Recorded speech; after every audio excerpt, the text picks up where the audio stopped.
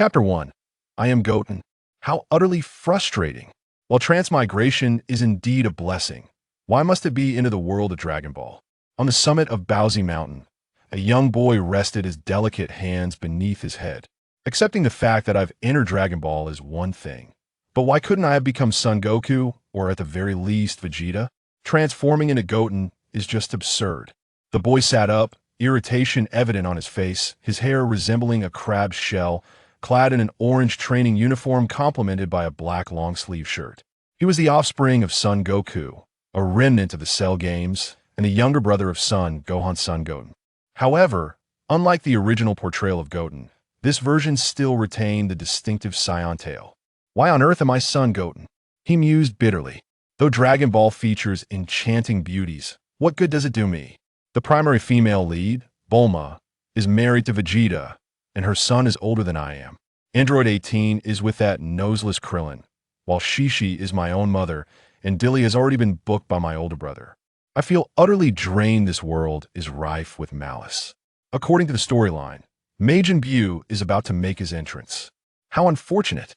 I am confronted with a formidable boss right after being born a novice, facing a max-level adversary upon leaving the beginner's village.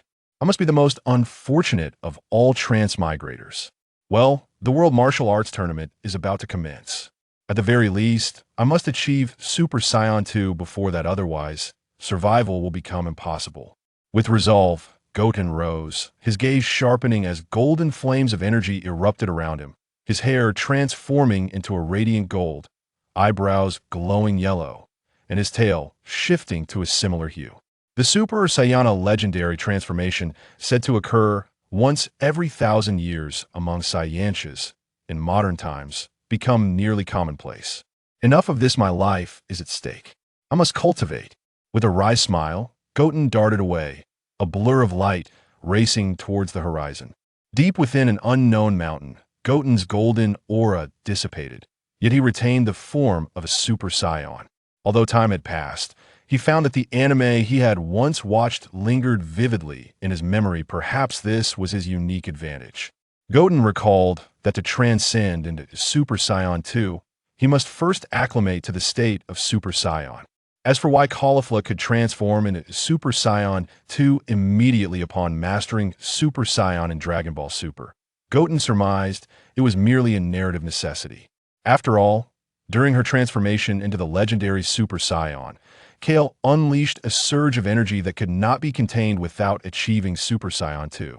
Those familiar with the movie Dragon Ball Super, Broly would know how powerful the transformation is, as Broly single-handedly defeated 4 Super Saiyans in addition to Piccolo, a warrior on par with Super Saiyan strength.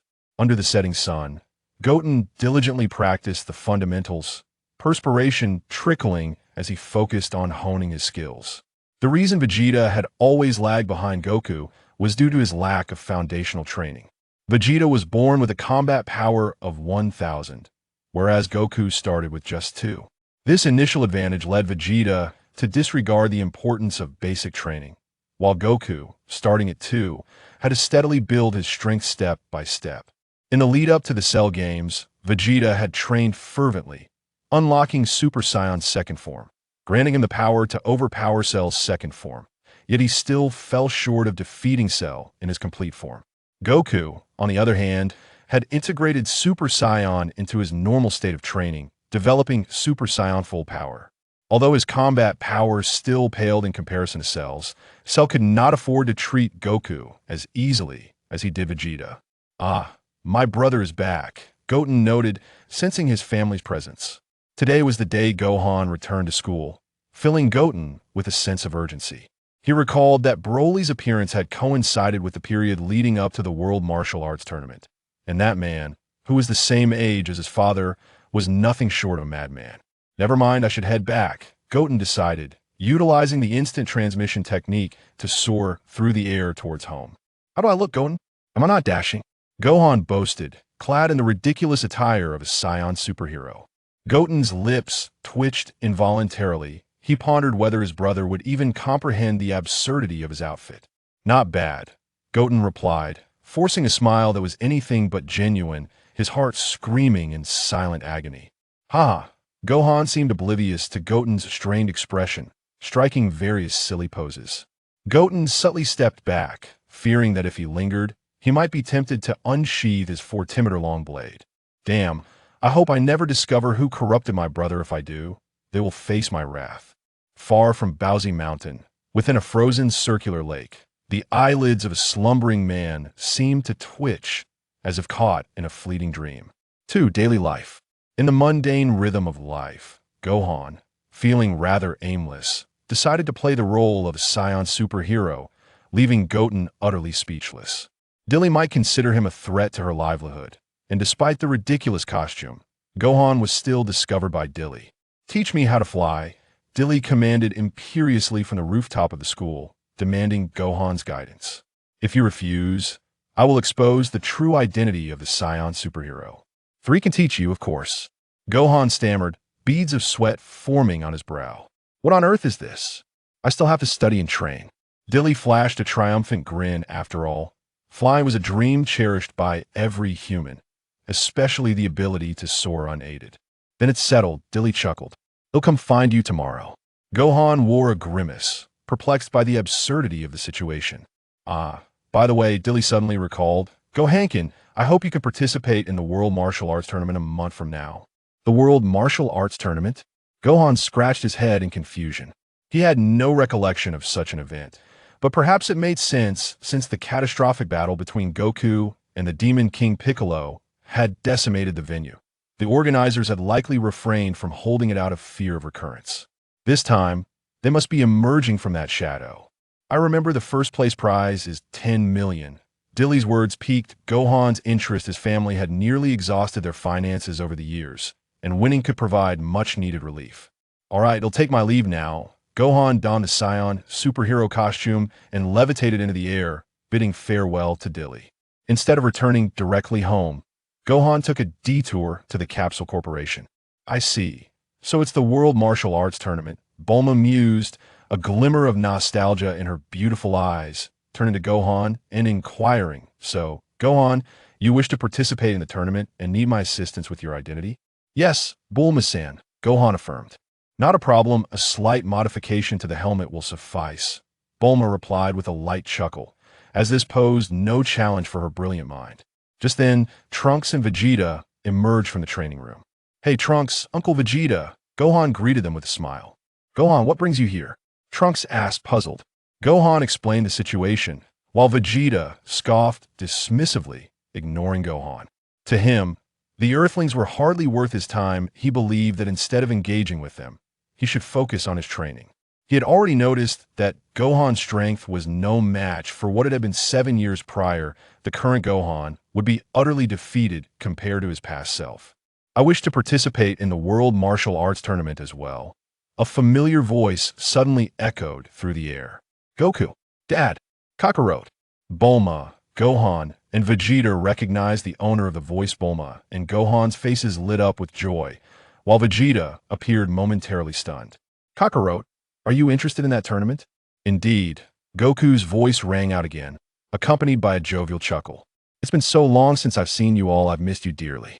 Plus, I can return to the mortal realm for a day, just in time to meet with everyone."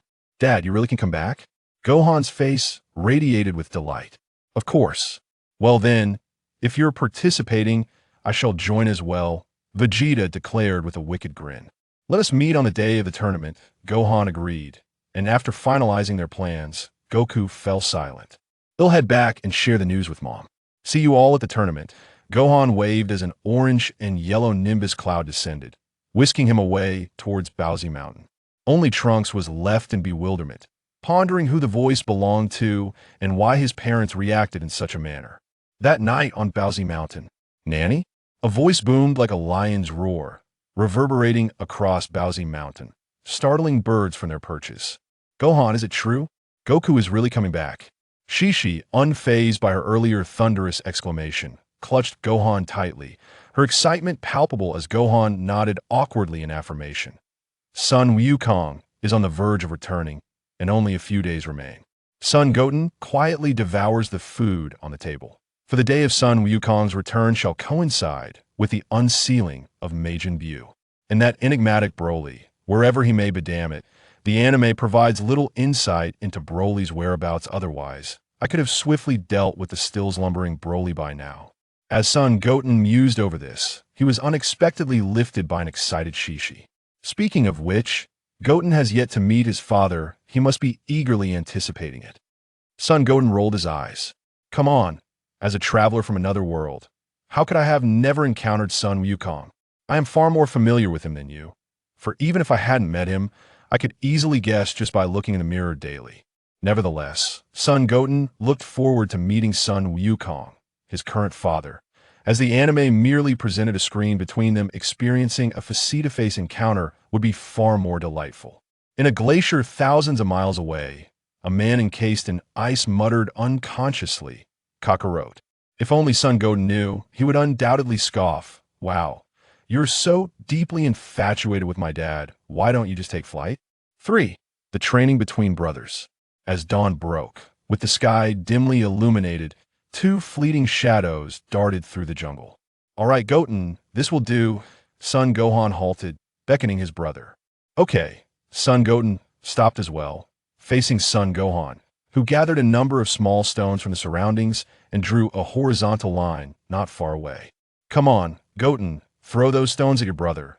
Son Gohan, now clad in a blue training uniform, raised his hand, transforming into a Super Saiyan with a swift twan. All right. Son Goten casually picked up several stones and tossed them gently, the stones hurtling towards Son Gohan like cannonballs. Startled, Son Gohan swiftly dodged, and the stones, infused with Son Goten's formidable strength, effortlessly pierced through a small mountain behind him, vanishing without a trace, leaving a hole the size of a stone. Son Gohan stared at Son Goten in astonishment. You've gone a bit too far. Had I not dodged in time, I would have been severely injured. Wait a moment, Goten, Son Gohan quickly interjected, noticing Son Goten's intent to continue. Son Goten chuckled inwardly, thinking, I merely replicated the strength exhibited by Goten in the original story. Son Gohan dashed to the other side and drew another horizontal line. Come on, Goten. Here I come. Son Goten tentatively threw another stone, and Son Gohan effortlessly evaded it with a swift motion. Son Goten chuckled, his hands becoming a blur as countless stones, with even greater force than before, surged towards Son Gohan. Yet, Son Gohan managed to dodge each one. Unfazed, Son Goten transformed into a Super Saiyan, significantly increasing the speed of the stones. Nanny? Son Gohan gasped in surprise, momentarily frozen, and was struck by several stones. Goten, how did you manage to transform into a Super Saiyan? I learned it while playing with Trunks. Son Goten scratched his head, eliciting a pang of envy in Son Gohan, who recalled the arduous effort he had invested to attain the Super Saiyan form, while Son Goten seemed to master it with ease. It was profoundly disheartening. However, Son Goten too was puzzled as to why the Super Saiyan transformation became so commonplace during the Majin Buu saga. It seemed effortless for Trunks and Son Goten, two children unacquainted with battle, to transform, whereas Sun Wukong and the others had to endure immense hardship to achieve the same. Even future Trunks had awakened his transformation through the tragic demise of Son Gohan. Could it be that the Super Saiyan ability is hereditary?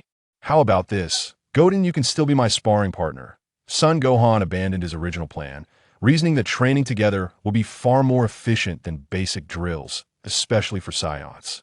Then here I come, big brother. Son Goten grinned, his form darting forth like a nimble monkey, sweeping a leg towards Son Gohan. Alarm bells rang in Son Gohan's mind as he raised his hand to block the kick. Ugh! The sheer force of Son Goten's kick caused Son Gohan to cry out in pain, his body involuntarily sent flying. He quickly utilized the instant transmission technique to stabilize himself, realizing that he had underestimated Son Goten while overestimating his own abilities. Goten is surprisingly strong, Son Gohan thought, offering a mental commendation as he propelled himself towards Son Goten, using the air for leverage, with Son Goten hot on his heels. Son Goten swung his arms, his fists descending like meteors upon Son Gohan, who retaliated with his own strikes. Boom, boom, boom, bang. The two transformed into mere phantoms, the air reverberating with the sounds of their clashes. Each collision produced a sonic boom, and they battled from dawn until the sun climbed high in the sky, only halting when their stomachs protested in hunger. Goten, shall we return home for a meal? Son Gohan suggested. Son Goten nodded in agreement, and the two utilized their instant transmission to fly home. However, upon arriving, Son Gohan's gaze fell upon the unexpected items that had accumulated, triggering a recollection of his forgotten matters. Alas, I have forgotten that Bidi Li is coming over. Sun Wukong covers his face, seemingly overwhelmed by the realization that he neglected this due to the impending return of his father. Sun Wukong glances at the aircraft parked in front of their home. Then at his elder brother, comprehending the situation with a sigh. I had hoped to engage in some serious training these past few days. Sun Wukong cannot help but look at his older brother and exclaims, I mean, you are a Super Saiyan. What is there to fear? Just a few foolish earthlings, why be afraid? You, who defeated Cell, allowed a fool to pick up the pieces. When was the pinnacle of martial arts on Earth?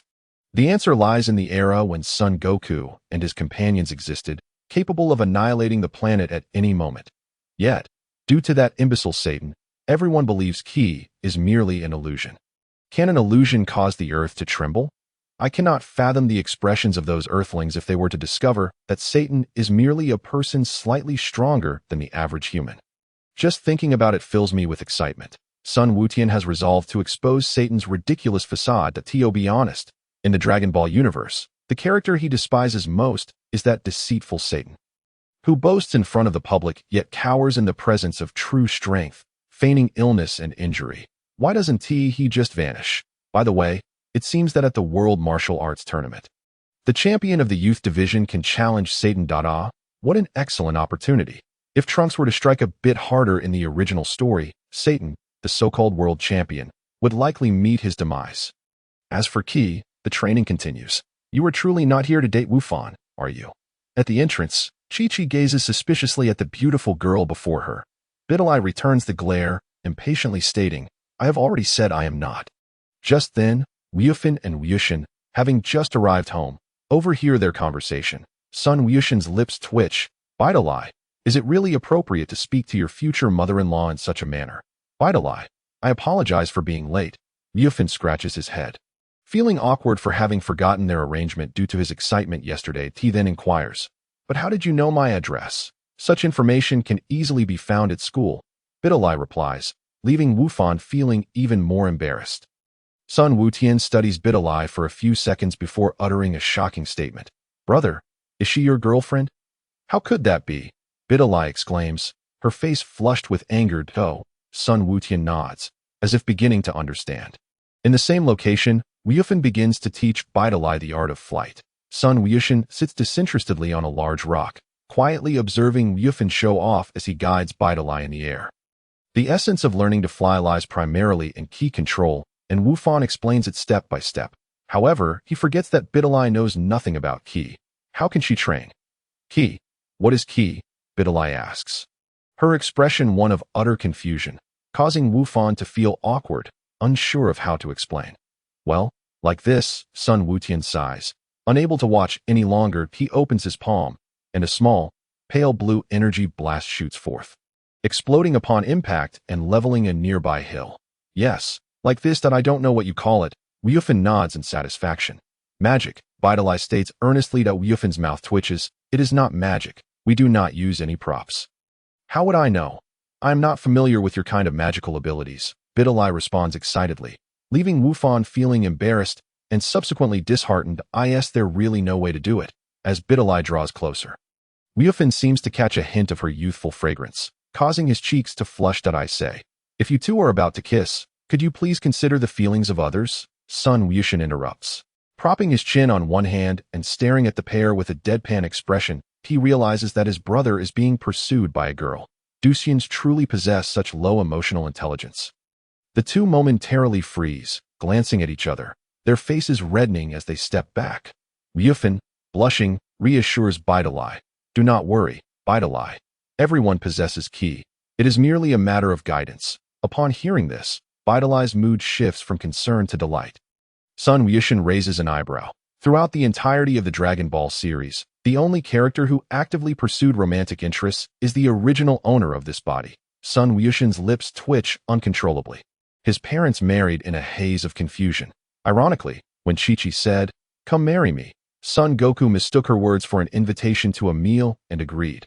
Vegeta and Bulma fell into the category of unplanned pregnancies. Before they knew it, their son was already capable of fighting. Sighing, Sun Wukong reflects on the emotional intelligence of Saiyans. It is truly painful to behold. However, on another note, he wonders whether the Dragon Ball world he currently inhabits belongs to Dragon Ball Super or Dragon Ball GT. If it is GT, that would allow for several years of gradual development. If it is Super, then he might as well wash up and go to sleep. Gods of destruction and whatnot. Watching Wufan instruct Bidi Li on how to harness her ki. Sun Wukong muses. Never mind. I shall focus on my own training. Sun Wukong rises and tells Wufan, "Well, brother, I will train on my own for now." Alright, Wufan glances at Sun Wukong before shifting his attention back to Bidi Li. With a swift movement, Sun Wukong departs, finding a more secluded spot where he transforms into a Super Saiyan with a Tuan sound, continuing his daily regimen of training, performing one-finger push-ups, and even inverting his entire body. Sweat pouring down his face, he manages to complete 40,000 push-ups before switching to his other finger. The grueling training persists, and as Bidi Li becomes adept at utilizing ki, she also immerses herself in the art of flight. Meanwhile, Sun Wukong continues his solitary training, gradually showing signs of breaking through the bottleneck of Super Saiyan 2.1 day. Bidi Li finally masters the art of flight, soaring freely through the skies. Only then does Wufan dedicate himself to serious training. But by this point, he has fallen significantly behind Sun Wukong, whose power is now alarmingly close to what Wufan was 7 years ago. Sun Wukong stands on the verge of breaking through Super Saiyan 2, needing only a catalyst of rage. Boom, boom, boom. After Bidi Li departs, the training of Sun Wukong and Wufan continues. Meanwhile, the Z fighters of Vegeta, Krillin, Trunks, Wufan, Sun Wukong, and even the late Son Goku are all diligently preparing for the upcoming World Martial Arts Tournament. That foolish Satan lounges on a couch, reclining with his legs crossed, puffing on a cigar. As if he believes victory is assured, he enjoys the accolades that do not rightfully belong to him, dismissing Bidi Li's concerns with arrogance, declaring, "Do not worry, Bidi Li. There is no one in this world who can defeat your father." Satan's haughty demeanor fails to consider the consequences should the one who defeated Cell take issue with him. Fortunately, the one who vanquished Cell was Wufan. Had it been Vegeta, one must wonder if Satan would still be alive today. Bidi Li storms off in frustration, feeling quite helpless regarding such a father. 5 That Broly, by the way. Why are we idly collecting Dragon Balls? Sun Wukong rolls his eyes, glancing at the 5-star Dragon Ball in his hand, facing Trunks. Trunks excitedly snatches the Dragon Ball from Sun Wukong and places it into his already bulging backpack, which contains 5 identical Dragon Balls. Oh, you not think this is fun? You, too, must be curious about what the dragon looks like, right? Trunks presents a compelling reason that Sun Wukong cannot refuse. It is clear that Sun Wukong is also intrigued by the true appearance of the dragon. We only need one more. Let's go. Wu Tian. Trunks presses a button on the dragon radar, locating the final Dragon Ball's position before soaring into the air, with Bidi Li trailing behind. Drawn by curiosity, Sun Wukong shakes his head lightly, following behind the two, feeling a sense of familiarity. Could this be from a certain movie, Dragon Fist Explosion? No, that movie should have occurred after the events of Majin Buu, after Goku's resurrection. Wait a minute. Isn't that Broly? Sun Wukong's brow furrows in sudden terror. Damn it, this is their battle. Isn't it? I cannot escape after all. Scratching his head, Sun Wukong could only accept this reality. However, in the original story, Broly was provoked into a rage by Sun Wukong's cries, which reminded him of his father. It was fine. As long as he didn't cry, everything would be alright. Comforting himself, Sun Wukong followed Trunks and Bidi Li to the location of the last Dragon Ball. Is this how we summon the dragon? Bidi Li said, looking at Trunks with a hint of skepticism as she gazed at his shoulder bag. If there's no mistake. My mother told me so. Trunks confidently patted his chest and then turned to Sun Wukong with a spirited expression. Wukong, if it were you, what wish would you make? Sun Wukong scratched his head in confusion. As for wishes, he truly didn't know which one to choose. The former Sun Wukong would have certainly wished for some toy, but the current version of himself possessed an adult's mindset and was at a loss for what to wish for. If it were me, I would wish for a castle made of cake. Trunks declared with a hopeful expression, as if he could already envision a cake castle. Sun Wukong's lips twitched in exasperation. You should go ask the four emperors. They surely have one. Well, let's get the Dragon Balls first. Sun Wukong said, gesturing towards the Dragon Ball still nestled in the nest, feeling a bit speechless. Right. Bidi Li and Trunks darted toward the nest housing the Dragon Ball, and Sun Wukong couldn't help but smile lightly as he joined them. After a chaotic scuffle, the Dragon Ball, which was almost in Trunks' grasp, was sent flying when Bidi Li and Trunks collided. Hey, why did you suddenly run into me? Trunks exclaimed that it was you who blocked my path. Sun Wukong sighed, rubbing his forehead as he watched Trunks and Bidi Li continue to blame each other. This was probably what one would refer to as a legendary duo of clumsy teammates. Kakarot. Suddenly, a dark voice echoed behind Sun Wukong, causing his pupils to constrict sharply. His head mechanically turned to look behind him. What he saw was a golden-haired, muscular young man with yellow eyebrows and pale green eyes, a rather handsome figure. Oh no, how did Broly get out? I clearly didn't cry. How did he come out without a word? Sun Wukong's eyes widened in terror, his body trembling as he felt the overwhelming pressure emanating from Broly. A pressure rooted in his very bloodline.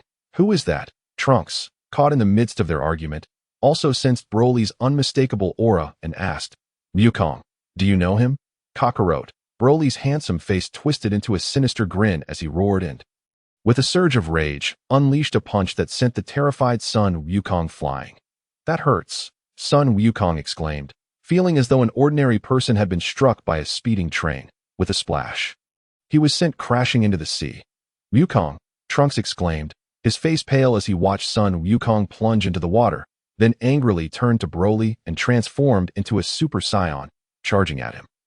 Wukong, Trunks, Bidi Li clenched her fists, releasing a barrage of energy blasts at Broly. However, given Bidi Li's strength, these blasts were little more than an itch to Broly. Emerging from the water, Sun Wukong ignited with golden energy, joining the fray alongside Trunks to confront Broly. Boom! Bang! Clash! In the void, Trunks and Sun Wukong attacked Broly, their fierce battle leaving them somewhat disheveled. Seizing the opportunity, Broly forcefully repelled the two. Kakarot. He roared, his energy suddenly surging, releasing a terrifying force that made the very earth tremble. What is this energy? Sun Wukong's brother, Son Gohan, who was in the midst of training, abruptly sensed Broly's familiar aura. His eyes widened in fear. It was evident that Broly was the most despairing adversary he had ever encountered. He, along with Goku, Vegeta, the future Trunks, and Piccolo, all 5 Super Saiyans, had been utterly powerless against Broly. Had they not transferred their energy to Goku at the last moment, they would likely have long since met their demise. Damn it, Son Gohan cursed under his breath, activating his instant transmission technique to rush to the battlefield. He had believed that Broly had been defeated by his father 7 years ago. Yet here he was, alive and on Earth. Wukong, Trunks, Bidi Li, you must not come to harm. Son Gohan gritted his teeth as he prayed fervently in his heart. 6. The invincible Broly roaring. Broly frantically amplified his power, the energy within him seemingly boundless. With a thunderous explosion, he was enveloped in a green light. Ripples spread through the air, each wave altering the very fabric of reality. As the light dissipated, Broly's form emerged before everyone. His muscles had grown to monstrous proportions, resembling the third transformation of a Super Saiyan. His golden spikes transformed into a luminous green mane, and his pale yellow eyebrows turned completely white. His pupils had vanished, and with his menacing visage, he appeared as though a demon had clawed its way from the depths of hell. Kakarot. Broly locked his gaze on his son Wukong, unleashing a flurry of green energy blasts from his hands. Run, Trunks, Son Wukong shouted, his eyes wide with fear as he focused on the incoming energy blasts, skillfully dodging them. Standing beside him, Trunks had no choice but to evade as well, unable to utter a word. I'll help you. Bidi Li, seeing Son Wukong and Trunks surrounded by the energy blasts, dashed forth to rescue them. Don't, stay back, Son Wukong urgently warned, sensing the lethal energy contained within each blast was enough to obliterate Bidi Li. Bang! Just as Bidi Li was about to reach them, a stray blast struck her eye. In that moment, a tall figure caught her, and as she opened her eyes in a struggle, she found herself gazing into Son Gohan's handsome face. Gohan. Bidi Li uttered his name before slipping into unconsciousness. Broly paused, turning his gaze towards Son Gohan, who had gently set Bidi Li down before stepping into the void. Upon recognizing Son Gohan's face, Broly let out a furious roar. Kakarot. Broly, Son Gohan murmured, astonished that the foe his father had defeated so long ago was still alive. As he beheld Broly's form, he transformed into a Super Saiyan with a determined whisper. Kakarot. Broly's mind recalled the image of Goku from planet Vegeta during their training, and he could almost hear Goku's cries from that time. Memories flashed back to 7 years ago, when Goku had momentarily gained strength from Vegeta and others. Delivering a punch that had felled Broly, rage consumed him once more. Kakarot. Broly bellowed, lunging at Son Gohan like a cannonball. Son Gohan furrowed his brow, desperately blocking Broly's onslaught with his hands. Bang, bang, bang. Each collision sent ripples through the air. And Broly seized the opportunity to appear behind Son Gohan, grasping his arms and pulling them back while his knee pressed against Son Gohan's back. Ah, Son Gohan cried out in agony, feeling a deep sense of helplessness. If only he still possessed the power he had 7 years ago, the strength that had vanquished Cell. Ha! Sun Wukong and Trunks, witnessing Son Gohan's plight, extended their arms, unleashing a twin barrage of energy blasts from their palms. Sensing their energy blasts, Broly merely grinned wickedly, standing his ground and taking the full brunt of their attack. Yes, we hit him. That monster, Trunks exclaimed triumphantly. Fool! Why did you take it head on? Now you're doomed. Sun Wukong warned, his expression darkening. No, it's not over yet. Keep your senses sharp. That guy's energy hasn't diminished at all. Nanny? Trunks gazed in astonishment as the wisps of smoke dissipated, revealing Broly standing there unscathed. His torment of Gohan abruptly ceasing, he was a veritable monster, leaving Trunks utterly horrified. Heh, Broly sneered, releasing Gohan, whose unconscious form lacked the strength to revert from his Super Saiyan state. That a monster? No, I am a demon. He laughed maniacally. The world fell into a profound silence, only Broly's maniacal laughter echoing through the sky. This guy is nothing short of a lunatic, Trunks remarked with a grimace. Suddenly, Broly lunged forward, gripping both their throats. Propelled by sheer force, crashing through stone pillars. Give me your life, Kakarot. Broly bellowed, flinging Trunks and Goten into the rocky terrain. Cough, cough. Goten struggled to emerge from the rubble, having reverted from Super Saiyan to his normal state.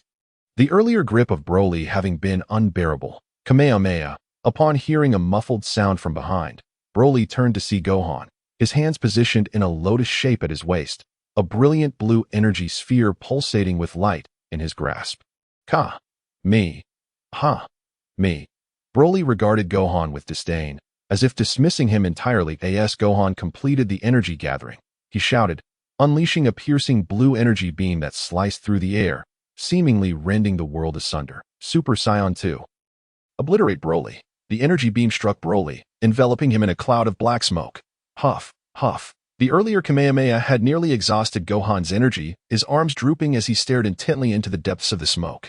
Gohan's expression did not brighten from the impact on Broly. Rather, it paled as he understood that his power was insufficient to inflict any real damage. Otherwise, their previous struggle 7 years ago would not have been so arduous. Indeed, as the smoke cleared, a shimmering green energy shield encased Broly, who maintained a defiant grin, as if mocking Gohan's futile efforts. This is it. It's truly over. Dad, what should I do? Gohan shouted in despair, transforming into a Super Saiyan once more to launch a renewed assault on Broly. Brother, Goten clenched his fists, watching Gohan struggle with a sense of helplessness, glancing at Trunks, who lay incapacitated. I need power. Gohan was struck in the abdomen by Broly's fist, the force causing him to spit bile. I need power. Broly then stomped on Gohan's chest, eliciting a pained scream as blood poured from his mouth. I crave power. Broly continued to trample Gohan, forcing him to cough up more blood, the relentless assault cracking the ground beneath them. Spiderweb-like fissures spreading as the earth began to cave in. Witnessing Gohan's torment, Goten felt a surge of self-loathing for his own weakness, all his frustration and rage coalescing into a desperate need for strength. I want power. Goten roared to the heavens, as if something within him shattered, an overwhelming force coursing through him. Broly sensed Goten's transformation and withdrew his foot from Gohan's chest. Ah! Goten's roar echoed like thunder. The flames of his Super Saiyan aura surging around him, arcs of electricity crackling wildly. His bangs were the only strands left untouched, while the rest of his golden hair stood on end. His eyes narrowing sharply at Broly. Fueled by anger over his previous impotence, Goten shattered the barrier that had held him back, achieving a transformation beyond Super Saiyan. Super Saiyan 2. Broly's amusement at Goten's sudden surge of power was palpable. As if he were a child who had just found a new toy, an impulse to obliterate Goten igniting within him. Kakarot, Broly roared, his green aura boiling with intensity as he rocketed towards Goten. Broly, you shall not leave here alive today, Goten retorted coldly, propelling himself forward to meet Broly head-on. The collision of their elbows produced a thunderous boom that resonated throughout the land, crackling sparks dancing at the point of impact. Goten managed to block Broly's sweeping kick, the force even stronger than before. Ha! Goten launched a kick at Broly, executing a spin to deliver another blow that sent him flying. Ha! Broly quickly regained his footing, his eyes now glinting with fervor. The legendary Super Saiyan's combative nature began to manifest as he unleashed a flurry of punches at Goten, who refused to back down, returning each strike with equal fervor. The air was filled with the sounds of their fierce exchanges, even the clouds above scattering from the sheer force of their combat. As their powers intensified, Goten's fatigue began to show, while Broly seemed to grow stronger with each passing moment. After all, Goten was merely 7 years old, his stamina naturally inferior to that of an adult, compounded by the fact that he was not in peak condition when he transformed into Super Saiyan 2. Damn it, I can't match his stamina, Goten cursed inwardly, lamenting that if he were not just a child, he would undoubtedly have Broly calling him Grandpa by now. Broly compressed an energy sphere in his hand, launching it with a flick, the small ball rapidly expanding into a massive orb of energy. No way, Goten exclaimed internally, forming his hands into a lotus shape to unleash a Kamehameha wave. The colossal green energy sphere clashed with the blue energy beam in the void, the energy sphere gradually consuming the blue light, pushing it back. No. Goten increased his energy output, but it proved futile as the energy continued to be forced back. Boom! Behind Goten, another blue beam shot forth, prompting him to turn around. Brother, Goten, do not waver.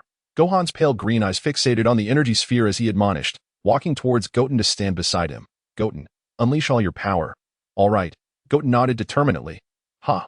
The two brothers shouted in unison, their blue beams surging massively, pushing the energy sphere back. Broly was overwhelmed by the combined force of the energy sphere and the Kamehameha wave, engulfed in a torrent of energy, utterly vanishing from sight. World Martial Arts Tournament, Goten exclaimed, observing the throngs of people in the square with a disinterested expression. The World Martial Arts Tournament, a gathering of the world's mightiest combatants, filled Goten with a sense of melancholy as he watched the competitors preparing to participate.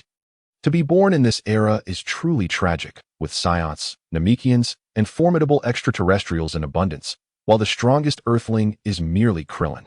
Where is Goku? If he doesn't show up soon, registration will close, Bulma complained, glancing at her watch. Just then, as everyone searched for Goku, a sound of rushing air filled the space, drawing their attention to a familiar towering figure appearing seemingly out of nowhere. Yeah, Goku materialized as if by instant transmission, greeting the crowd with a cheerful demeanor. It's been a while, everyone, Goku beamed. The exuberant Gohan and Chi-Chi rushed into Goku's embrace, while Goten scrutinized the man before him, who bore an uncanny resemblance to himself. Finally, I meet you, the protagonist of this world, Goku, Sun Wukong mumbled, but his voice was too faint, and with all eyes on Sun Wukong, no one noticed the unusual brilliance in Sun Wukong's gaze. Standing at over 1.8 meters tall, he sported the same crab-like hairstyle as Sun Wukong, clad in an orange martial arts uniform over a blue short-sleeve shirt. His handsome visage maintained a smile reminiscent of a gentle breeze, making him appear utterly unrepugnant at first glance. The sole distinction lay in the golden halo adorning Sun Wukong's head, a symbol of his demise, a celestial ring of light. Wukong, come meet your father, Chi-Chi urged as she noticed Sun Wukong lost in thought, giving him a gentle pat on the back. That I'm curious how this child resembles me so closely. It seems he truly is my son. Ha ha ha. When Sun Wukong suddenly made a jest, laughter erupted from the crowd, excluding the typically stoic Vegeta and Piccolo. Dad, Sun Wukong stepped forward to face Sun Wukong, gazing at him for a moment before a smile graced his youthful face. Wow, it's the world champion, Mr. Satan. Just as Sun Wukong was about to speak, a startled cry pierced the air, causing the crowd to surge toward the entrance of the martial arts tournament, parting ways around Sun Wukong and his companions. A middle-aged man, disheveled and clad in a white cape with a golden belt around his waist, was encircled by the masses. The savior of the world, Mr. Satan. He, the savior of the world? Sun Wukong observed the self-satisfied Mr. Satan, a glint of coldness flickering in his eyes, though no one seemed to notice. Let us proceed to the venue, Piccolo suggested. All right. The participants heading to the tournament venue included Sun Wukong, Sun Wutian, Saiyan Superman, Sun Wufan, Vegeta, Piccolo, Krillin, Android 18, and Trunks, collectively making up half of the 16 contenders. The most vexing aspect for the two youngsters, Sun Wutian and Trunks, was the presence of a junior division. It was utterly infuriating. But Krillin, I never expected you to still have hair, Sun Wukong exclaimed, noticing that Krillin, who had once been bald, now sported hair. I told you I had hair. The reason I kept it short is different. Krillin retorted. Oh, is that so? Sun Wukong replied, astonished. A striking figure passed by, prompting Sun Wukong to glance over, exclaiming, Android 18, is that really you? Only just noticing. Huh, baka fool, Android 18 scoffed, turning her head in disdain. What is Android 18 doing here? Baka. She scoffed again at Sun Wukong before continuing on. I'm married to Android 18 and now live at Master Roshi's place. And we have a daughter, Krillin said, his cheeks tinged with pink. Isn't she a robot? How can she have children? Sun Wukong replied, adopting a tone that suggested he might not be the most educated person, yet refused to be deceived. Android 18 was human once. She was just modified by Dr. Gero, Krillin countered. The punching machine tests a person's strength, of course, limited to ordinary people though. 137. Mr. Satan just scored 137. That's the highest score recorded so far, the chubby host exclaimed, his face brimming with excitement as he gazed at the punching machine's display. Mr. Satan struck a few poses flamboyantly, evoking a sense of déjà vu in Sun Wukong. Wow, I was wondering why this guy was so flashy. Turns out it's all thanks to you. Satan. Sun Wukong's eyes turned increasingly displeased. I must completely overpower him, mercilessly. Amidst the chaos, Sun Wukong and the others scored around 200 points, leading the host to suspect a malfunction with the machine. In a fit of rage, Vegeta smashed the punching machine, leaving the astonished Videl, who had come to see what was happening, in shock. Well done, Uncle Vegeta, Sun Wutian thought, mentally applauding Vegeta. This is how it should be. Let these foolish earthlings know what true strength looks like. I'm so miserable. Uncle Vegeta, couldn't you have waited for me to finish before destroying it? Sun Wufan lamented inwardly, realizing he would now have to spend extra time to complete his predictions. In the junior division matches, Sun Wutian felt exasperated, as did Trunks. Damn, why must we fight adults? Isn't it just bullying a bunch of kids? After effortlessly dispatching a seemingly impressive, yet ultimately weak, blonde child. It was Sun Wukong's turn. Ixi, be serious. Don't be careless like your brother, shouted a plump lady beside Yulong, her voice reminiscent of a duck's quack. Wukong, take it easy. Chi-Chi also encouraged from a distance, though her concern stemmed from fear that Sun Wukong might go too hard. The plump lady glanced at Chi-Chi, expressing discontent. How unfortunate that my noble son has to compete against such uncouth children. Beside her, Bulma smirked. Oh, I see. This foolish kid is actually the brother of that simpleton. No wonder he is just as dim-wit. Don't expect miracles. Once he is dealt with, you'll see how formidable he really is, the plump lady retorted loudly. Sun Wukong yawned, utterly uninterested in such a lackluster opponent. Humph, this little brat. With so many spectators, let us show him what he is made of, Ixes sneered, looking down at Sun Wutian's diminutive stature with disdain. This child, the blonde host mused, recognizing Sun Wutian's familiar face and hairstyle. Sun Wutian, oh, he must be Sun Wukong's son. They look just alike. The match commenced. With the host's announcement, Ixes struck a pose, grinning triumphantly. A little brat like you dares to stand on this stage. Bring it on. Killer punch, Ixi shouted, launching a fierce punch aimed at Sun Wukong's face. So slow, was Sun Wukong's only thought as he effortlessly deflected the punch. Oh no, Ixi exclaimed, feeling embarrassed as he attempted to sweep Sun Wukong's legs. Only to have that blocked as well. Looks like he has some skills, the plump lady declared confidently. Ixi is about to get serious. Huh? Ixi shouted, unleashing a flurry of punches at Sun Wukong, who sighed. What aboard in a sudden burst, Sun Wukong landed a punch squarely on Ixiai's left eye, instantly giving him a black eye. Ixiai staggered, swaying unsteadily. Something feels off, Sun Wukong remarked, furrowing his brow as he aimed another punch at Ixiai's right eye, creating another matching black eye. Now that's more like it. Sun Wukong observed Ixiai, who lay on the ground, his eyes now symmetrically bruised, before nonchalantly exiting the stage. The announcer assessed Ixiai, confirming he had merely fainted, and promptly declared Sun Wukong the victor. The plump lady wore an expression of disbelief, while Bulma stuck out her tongue and made faces at her. Enraged, the lady lunged at Bulma. I can't take this anymore. Just as it seemed a confrontation was imminent, Chi-Chi knocked her out with a punch, declaring, let us have some peace for a moment. The matches were exceedingly dull, primarily featuring children fighting, with Trunks and Sun Wukong effortlessly defeating their opponents in a single move. Finally, they reached the most crucial and final championship bout. Trunks versus Sun Wukong. Ladies and gentlemen, the championship final for the junior division is about to commence. Who will emerge victorious, Trunks or Sun Wukong? The blonde host announced, introducing the two young contenders who had both advanced to the finals with overwhelming advantages and who were, notably, good friends. In the waiting area, Mr. Satan lounged on a sofa, smoking a cigar with his legs crossed, glancing at the tournament's inner proceedings with indifference. Oh, those two little brats are quite impressive. This match promises to be quite the spectacle. Mr. Satan, you should consider watching, suggested a bespectacled staff member. Very well. I shall go take a look. After all, I will soon be facing the champion, Mr. Satan replied, exhaling a puff of smoke. Finally, a thrilling match, Krillin remarked, resting his hands on the railing as he observed the two boys on stage. Indeed, as Sun Wukong's son. Son Gohan hurriedly made his way. He swiftly joined the others, exclaiming, you've been waiting for quite some time, haven't you? The preliminary round has just concluded. Switching to a new machine takes so long, Krillin grumbled. Just in time. As their match is about to commence, Sun Wukong responded with a smile. The finals of the youth division of the World Martial Arts Tournament shall now begin. The two exchanged respectful bows before assuming their stances. Their eyes locked in fierce determination. This child looks so familiar, Mr. Satan mused, observing Son Goten's face while stroking his chin in contemplation. Tuan. Son Goten's gaze sharpened as he instantly transformed into a Super Saiyan, astonishing those around him. A Super Saiyan. Goten, didn't we agree not to transform? Son Gohan remarked with a hint of indignation at his brother's transformation. Wow.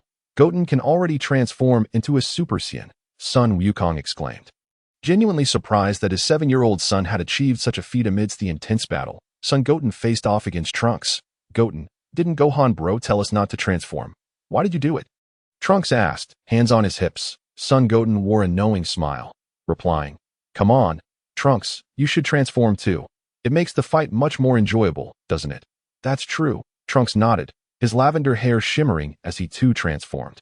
Wow, Trunks can also become a Super Saiyan, Sun Wukong thought, feeling slightly overwhelmed by the fact that these children had surpassed him. Just to be clear, I won't hold back, Goten, Trunks declared, a victorious grin adorning his face. Hee, neither will I, Son Goten said, lightly brushing his nose as he prepared for battle. Mr. Satan watched in terror as Son Goten, now in Super Saiyan form, trembled uncontrollably in a stammering whisper, audible only to himself. He thought, it can't be. This little rascal is the spitting image of that person. That guy actually has a son. Wait, it seems familiar. Those golden-haired warriors from 7 years ago, those troublemakers who disrupted my performance. He recalled. The murmurs of the audience did not escape Son Goten's ears, causing his expression to darken. Troublemakers, you say? On stage, Sun Wukong felt a wave of awkwardness wash over him, while Vegeta regarded Son Goten with a newfound admiration. Sensing a kindred spirit, the tension between Trunks and Son Goten was palpable, their silent stares sizzling with energy. Suddenly, two sharp sonic booms echoed as both fighters vanished from sight. Boom! In the space where they once stood. Trunks and Son Goten reappeared, colliding with a resounding crash that reverberated through the air. With a serious expression, Son Goten aimed a kick at Trunks, who swiftly blocked it with a raised foot. Both of them staggering back from the force of their clash. Trunks waved his hand, unleashing a yellow energy wave that shot towards Son Goten. Son Goten launched himself into the air, evading the blast with a deft maneuver. He retaliated by firing an energy sphere at Trunks, who expertly deflected it and lunged forward like a cannonball, his fist striking with the swiftness of a phantom. The two engaged in a dance of combat, their movements blurring as they exchanged blows with rapid precision, creating ripples in the air with each impact. The audience, captivated, held their breath, utterly transfixed by the spectacle before them. It was no mere children's brawl, but a fierce display of skill and power. "These little ones are quite formidable," Sun Wukong remarked, arms crossed, though a glimmer of battle spirit flickered in his eyes. "Indeed," came the agreement, with a few agile flips. The two landed, somewhat disheveled but still standing strong. Both had significantly improved since the Broly incident, their powers now nearly matching those of Sun Wukong and Vegeta from 7 years prior, though Goten had yet to tap into his Super Saiyan 2 form. "Amazing. I can't believe they're soaring through the air. Is this some sort of stunt?" A bespectacled director shouted at his crew, exasperated. "What do you mean? All the backup cameras are broken. This is unbelievable," the photographer lamented, watching the action unfold with regret. "Truly impressive. Sun Wukong and the others are extraordinary. Their presence is precisely why I've longed for this tournament. It embodies the essence of the World Martial Arts Tournament." The blonde referee thought, exhilarated by the unfolding drama. "Quite impressive, indeed." Trunks and Son Goten shared a knowing smile, their eyes locked in mutual respect. "Well, it's time for me to unleash my full power," Trunks declared, fixing his gaze on Son Goten with a confident grin. "Wait a minute," Son Goten pondered, his brow furrowed as he scrutinized Trunks. "Can Trunks also transform into Super Saiyan 2? That confident smile raises alarms in my mind." "Huh." Trunks' expression twisted into a fierce grimace as he roared softly, his energy surging. Son Goten braced himself, focusing intently on Trunks, sensing the latter's power magnifying exponentially. The ground beneath Trunks cracked as his aura flared like boiling water, winds howling around him, creating fissures in the arena. Crack, crack. The ground trembled, and Trunks' muscles expanded, towering over Son Goten like a diminutive giant. "How about it, Goten?" Trunks boasted with a triumphant smile, oblivious to the peculiar glances from those around him. He had fallen into the same trap as the previous Trunks that Goten's bound to win. This fool has forgotten not to use such a flawed transformation. The Z warriors, observing from their elevated position, shared their thoughts. Vegeta's face contorted with displeasure. He was nearly driven to madness by Trunks' antics, ready to intervene at any moment. "Wow, look at those muscles," the audience gasped in astonishment, witnessing the remarkable transformation of the young Trunks.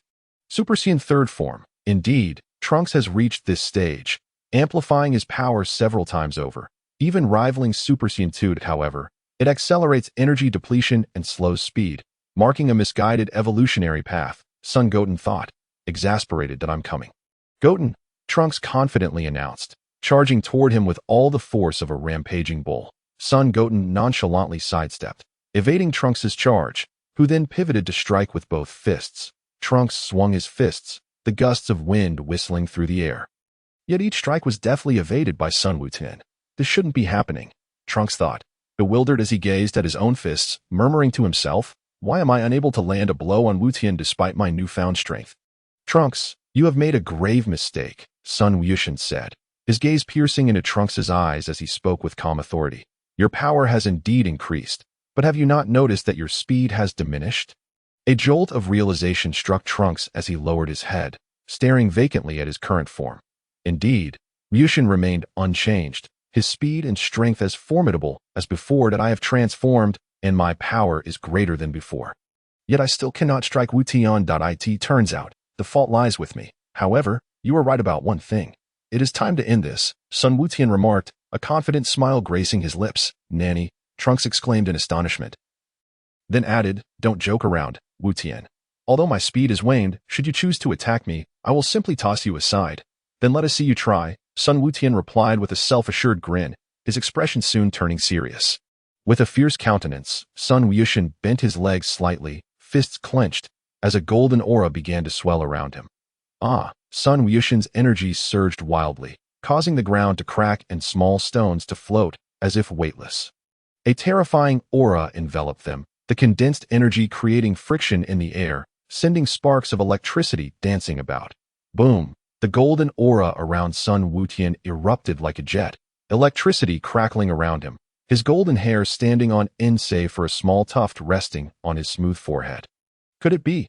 He resembles Gohan from 7 years ago, Krillin exclaimed, his mouth agape in shock. Impressive, Wu Tian, Sun Wukong remarked, his eyes gleaming with unmasked fighting spirit.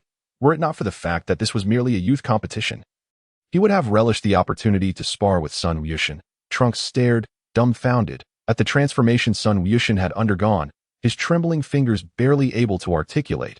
Wukong, what transformation is this? You mean this? Sun Wukong gestured to himself. This is the true form of Super Saiyan 2, beyond Super Saiyan. Trunks managed a wry smile, raising his hand in surrender. I concede. 12. The champion is born. Oh, young Trunks has surrendered.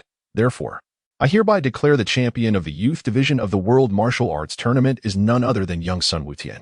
The blonde referee maintained a commendable composure, quickly regaining his poise after the initial surprise and announcing Sun Wukong's victory as soon as Trunks conceded. Wonderful. Wukong has won. Chi-Chi exclaimed joyously, her excitement palpable. Bulma appeared somewhat disheartened, as a mother naturally feels sorrowful when her son faces defeat. Sun Wukong reverted to his normal state, casting a dubious glance towards the backstage area, where Satan was positioned. Now, ladies and gentlemen, following that intense match, we have a special exhibition, announced the blonde referee. Please welcome the champion of the youth division, Sun Wukong, and the world champion, Satan, for an exhibition match. Satan was instantly struck with fear, realizing he had overlooked this aspect when he noted Wukong's peculiar gaze earlier. What should I do? I'm panicking, Satan fretted, his face a mask of terror, contemplating the grim possibility of facing Wukong. Satan, Satan, Satan. The audience erupted in chants of Satan's name, their excitement palpable. Little did they know, the man they idolized was retreating step by step backstage, trembling with trepidation. Wow, that little fellow is quite formidable, remarked a bespectacled staff member backstage, teasingly. Satan, winning won't be a walk in the park for you. I'll just take it a bit more seriously, Satan retorted, trying to appear nonchalant, yet the cold sweat on his brow betrayed his true feelings. Ha ha ha. Is that really necessary? The staff member continued to jest, seemingly oblivious to Satan's distress. What do I do? I'm surely doomed. Satan panicked internally, contemplating if it was too late to back out. Oh, you need a moment to gather yourself, the referee inquired of Sun Wukong, who simply shook his head, indicating he was ready. The referee then raised the microphone and announced loudly, "Now, let us welcome Mr. Satan to the stage." Satan took a deep breath and stepped onto the platform, momentarily bolstered by the sight of the audience, his vanity overcoming his fear as he raised his fists and laughed triumphantly. Let me see which little rascal dares to challenge the world champion. Satan, he declared, pointing at Sun Wukong with bravado. Hee, is it you? Are you already trembling in fear? Am I afraid? Indeed, I am quite terrified, Sun Wukong replied with a slight smirk, though his downward gaze concealed his expression from view. Satan, sensing the chilling demeanor of Sun Wukong, panicked even further, thinking, what should I do? If this is a dream, I wish to wake up now. Let us go home. The preliminaries are likely over, Krillin suggested to Sun Wukong, who agreed, stating there was little left to see, as the outcome was already clear. Wait, isn't Wu Tian with you? Aren't you going to watch his match against the world champion? Bidi Li interjected, halting the departure of Sun Wukong and the others. Oh right, that IT might be quite exciting, Gohan added, eager to please the girl. Then we shall stay. However, Sun Wukong continued onward, leaving Gohan and Bidi Li feeling awkward. Satan loosened his cape, dramatically tossing it aside, then replaced his championship belt with a simple satin ribbon. Gathering his energy, he let out a peculiar cry, executing a sweeping kick followed by a series of rapid punches into the air, all while striking an exaggerated pose for the audience. Satan, Satan, Satan. If several individuals from Huaxia were present, they would likely be bewildered, thinking, are these people all fools? They cheer louder than anyone, as if they were in a frenzy, Sun Wukong observed with indifference, akin to watching a jester, for indeed, to him, Satan had become nothing more than a clown. With a swift transformation, Sun Wukong became a Super Saiyan, causing Satan's bravado to falter instantly. Hey, you don't need to be so serious. This is just an exhibition, a game. Don't take it to heart. Just relax. He urged. No, I must give it my all, Sun Wukong declared with solemnity. Satan was on the verge of tears, shouting, this is merely a performance. Don't act like a child. Sun Wukong regarded his current form with earnestness, replying, "I am indeed just a child. Such an obstinate fellow. Stop playing around." "You're just a little brat," Satan exclaimed, exasperation causing him to lose composure. "I am a little brat," Sun Wukong countered defiantly, pushing Satan to the brink of madness. If Sun Wukong possessed the power of telepathy, he would surely scoff, thinking, "Who do you think you are, Shanks?" 13. Teaching Satan a lesson. "Are both of you ready?" the referee inquired. "Then, let the match begin," with the referee's words igniting the crowd's fervor once more. The excitement surged. "That little one is extraordinary, but Mr. Satan is even more impressive," some spectators whispered, convinced of Satan's prowess based on his defeat of Cell. Thump, thump. Satan's heart raced uncontrollably, cold sweat trickling down his forehead as he met Sun Wukong's fierce gaze. Feeling a sense of impending doom. What was the number for the crematory again? Can I make a reservation? In a moment of desperation, Satan resorted to his usual tactic, feigning illness. Mr. Satan, what seems to be the matter?" the referee called out, halting the match to check on him. "Are you all right?" Satan, racked with unbearable pain, clutched his knees tightly, his face contorted in distress as he lamented, "I sustained an injury to my knee during the battle with Cell." At that moment, a sudden whimper escaped him. "Cell? What the hell? When did I ever injure your knee? I distinctly remember throwing you out." The denizen of hell, Cell, indignantly asserted that he bore no responsibility for this predicament, and that the lid of his coffin was nearing its breaking point. Son Goten, watching Satan's performance with a bemused expression, remarked, "With such remarkable acting skills, why do you even bother with martial arts? Surely, a career in acting would be more fitting, as the Oscar Golden statuette would be within your grasp." "Did you truly injure your knee during the fight with Cell?" the referee inquired, his brow furrowed in confusion. "Well, I've kept it under wraps, but indeed, it is so," Satan replied, still clutching his knee in agony. "That I had intended to stage a performance match, but alas, my knee is quite a pity. There's no need for that." "You've already won this performance," Sun Goten conceded, acknowledging his defeat. "There are doctors here. I will fetch one for you at once," the referee exclaimed, eager to rush backstage to summon medical assistance. Satan, momentarily taken aback, thought to himself, "How oblivious can you be? I'm just pretending." There's no need to trouble yourself," Satan said awkwardly, rising from the ground and wiping the sweat from his brow. "That I can persevere, after all, as a world champion. This minor injury is nothing.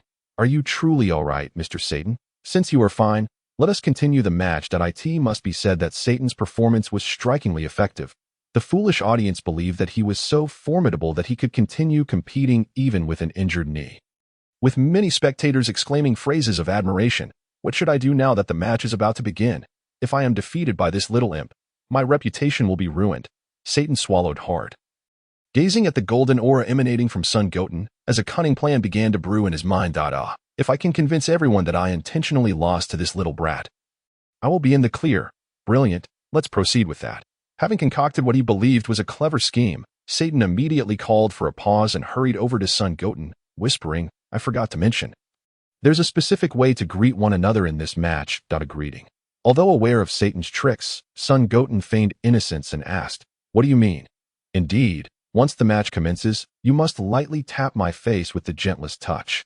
"As per the rules," Satan stated, lightly tapping Sun Goten's face to emphasize the point, stressing that it was indeed a regulation of the match. "It must be done like this. You absolutely cannot use force. Understand?" "All right, I will," Sun Goten replied with a slight smile, though a glint of menace flickered in his eyes. "Good, let us begin." Oblivious to the danger lurking in Sun Goten's gaze, Satan foolishly added, "You little rascal. You want my autograph?" I see," the referee proclaimed through the microphone. "It appears this will be quite an entertaining match. Now, let us commence the battle between the youth champion Sun Goten and Mr. Satan." "All right, come forth," Satan shouted, wearing a provocative grin as he presented his face before Sun Goten. "Oh dear, Mr. Satan is presenting his face to his opponent, inviting a strike. It seems he is quite at ease." The referee explained, "Go for it, little guy." "Ha! Good." The audience cheered, seemingly underestimating the child's strength, having forgotten the recent battle between Sun Goten and Trunks. Sun Goten's eyes narrowed with derision. He had never encountered such a foolish individual who would present their face for him to strike. In an instant, he unleashed a punch that landed squarely on Satan's lecherous cheek, visibly distorting it in an instant. Boom! Satan's form was sent flying out of the ring, crashing against the wall before collapsing to the ground. His eyes swirling in disorientation. Outside the ring, the referee announced, Mr. Satan has been knocked out of the ring by competitor Son Goten, thus declaring Son Goten the victor. Unlike the original narrative, Trunks had not used excessive force to send Satan tumbling out of the ring. Allowing Satan to stand up and maintain his facade, Son Goten's punch, while not fatal, ensured that Satan would be rendered unconscious. That fool Goten hit too hard, Gohan thought to himself, barely restraining a curse. Mr. Satan truly plays his role well, someone remarked. Indeed, to accommodate the little rascal, Mr. Satan has truly gone to great lengths, another added. Upon hearing these comments, the audience instinctively believed that Satan had intentionally allowed himself to be defeated by Son Goten. That little guy is impressive. Even Mr. Satan couldn't prevail against you. Truly remarkable. Son Goten wore a bewildered expression, thinking, most would assume that Satan lost, yet here we are as he squinted. He noticed the two individuals who had spoken first. They bore the mark of Satan, and he realized they were merely doing so for Satan's sake. Forget it. After the Broly incident, my own strength is what matters most. I need not concern myself with these foolish spectators. After all, that guy Satan has learned his lesson, and he's the father-in-law of my brother. Meanwhile, a group of Satan supporters stealthily carried the unconscious Satan back to the resting area, but as they passed by Son Goten, they visibly shuddered, realizing just how dangerous elementary school students could be. Son Goten observed them carry Satan away, remaining motionless, merely walking back to the waiting area to find Trunks. The break will last 30 minutes. After which the adult division of the World Martial Arts Tournament will commence, the referee announced. Really, we have to wait, Goku complained upon hearing the referee's voice. Perfect timing for a meal, a plump. Bespectacled staff member interrupted Goku and his companions as they attempted to enter the tournament area. Please halt. Only competitors who passed the preliminary rounds are permitted entry. The results of the preliminaries are out. We all must have made it through, Krillin replied with a faint smile. Wait, please state your names. The portly individual requested, pulling out a list. Krillin, Son Goku. Android 18 Vegeta. Majin Buu. They each announced their names in turn, with Goku and Krillin appearing indifferent, Android 18 maintaining her stoic demeanor, and Vegeta scowling, still irked by Trunks' earlier defeat. Majin Buu, Goku asked, puzzled. Using the name Buu has a negative connotation, Piccolo explained. Congratulations, you all passed the preliminary rounds, the staff member confirmed, checking the list and promptly granting them access. That was rather simple. After all, Goku and his crew are among the strongest on Earth. If they couldn't even pass a mere martial arts tournament preliminary, they might as well find a tofu block to crash into. Not to mention Vegeta obliterating the punching machine. The draw ceremony will take place at 1:30 p.m. The staff member reminded them that in truth, we are the only real contenders here, along with Gohan. The prize money will definitely be ours, Krillin stated nonchalantly as he led the way. Heh, I want need money in the afterlife, Goku added with indifference. But Goku, it seems you've hardly ever used money. The one time you earned some, you ended up spending it all without a second thought. That you're fortunate. You can remain youthful in the afterlife, Krillin chuckled. Well, if you're envious, you can join me, Krillin, Goku replied. Don't be ridiculous. I am quite content now, Krillin said, grinning with pride, though a hint of lewdness lingered in his smile. In the backstage of the tournament, two small figures snuck in, Trunks peering around curiously while Son Goten followed behind. Looking exasperated. Trunks, I think I've found something, Trunks whispered excitedly, gesturing for Son Goten to come closer. Son Goten approached, his expression one of disinterest, as Trunks directed his gaze towards a hulking, masked figure in the backstage area. What do you think of that masked man? He seems to have potential, Trunks, with a hint of pride gracing his youthful countenance, remarked. Once we don such attire, others will fail to recognize us. Let us substitute for him in the adult category competition. Indeed, that is feasible, Goten replied, a subtle smile appearing on his lips. Trunks quickly jogged over to the masked figure and inquired, Hey, what's up? Do you want an autograph? The masked individual, exuding an air of arrogance, replied haughtily. Goten's mouth twitched in disbelief. Your self-importance knows no bounds. Who in their right mind would seek an autograph from someone whose face remains concealed? Trunks also grimaced slightly, yet he persisted with the ruse, stating, A very lovely young lady over there wishes to meet you, but she is too shy to approach, so she sent me to invite you. Frankly, at this point, not only Goten, but even Trunks felt a wave of nausea. Oh, really? Where is she? The masked figure's face, hidden beneath the veil, betrayed a lewd grin. This way, follow me, Trunks said, leading the masked man away, seemingly oblivious to the peril he was courting. Where is this young lady? My standards are quite high, he declared, glancing around, his expression still unsettling enough to scare away any potential admirers. There isn't a young lady. But there is a little boy's beloved Iron Fist. I wonder if the creepy uncle would be interested. Upon hearing the innocent voice from behind, the masked man instinctively turned, only to be met with a small fist barreling toward his face, after which all went dark, observing the unconscious masked figure. Goten and Trunks swiftly dragged him into a corner, peeling away his disguise. One must admit, this fellow was indeed quite repulsive. Successfully disguised, Goten and Trunks departed the scene of their antics, indifferent to the fate of the fallen man. In the martial arts tournament's dining area, the atmosphere transformed into an unconventional battlefield, dominated by the voracious appetites of Goku and Vegeta, the two Saiyans, as they devoured their meals with abandon, leaving behind a mountain of spotless dishes. Krillin and Android 18 had long finished their meals and were merely sipping tea, while Piccolo, the Namekian, remained largely untouched by the earthly fare.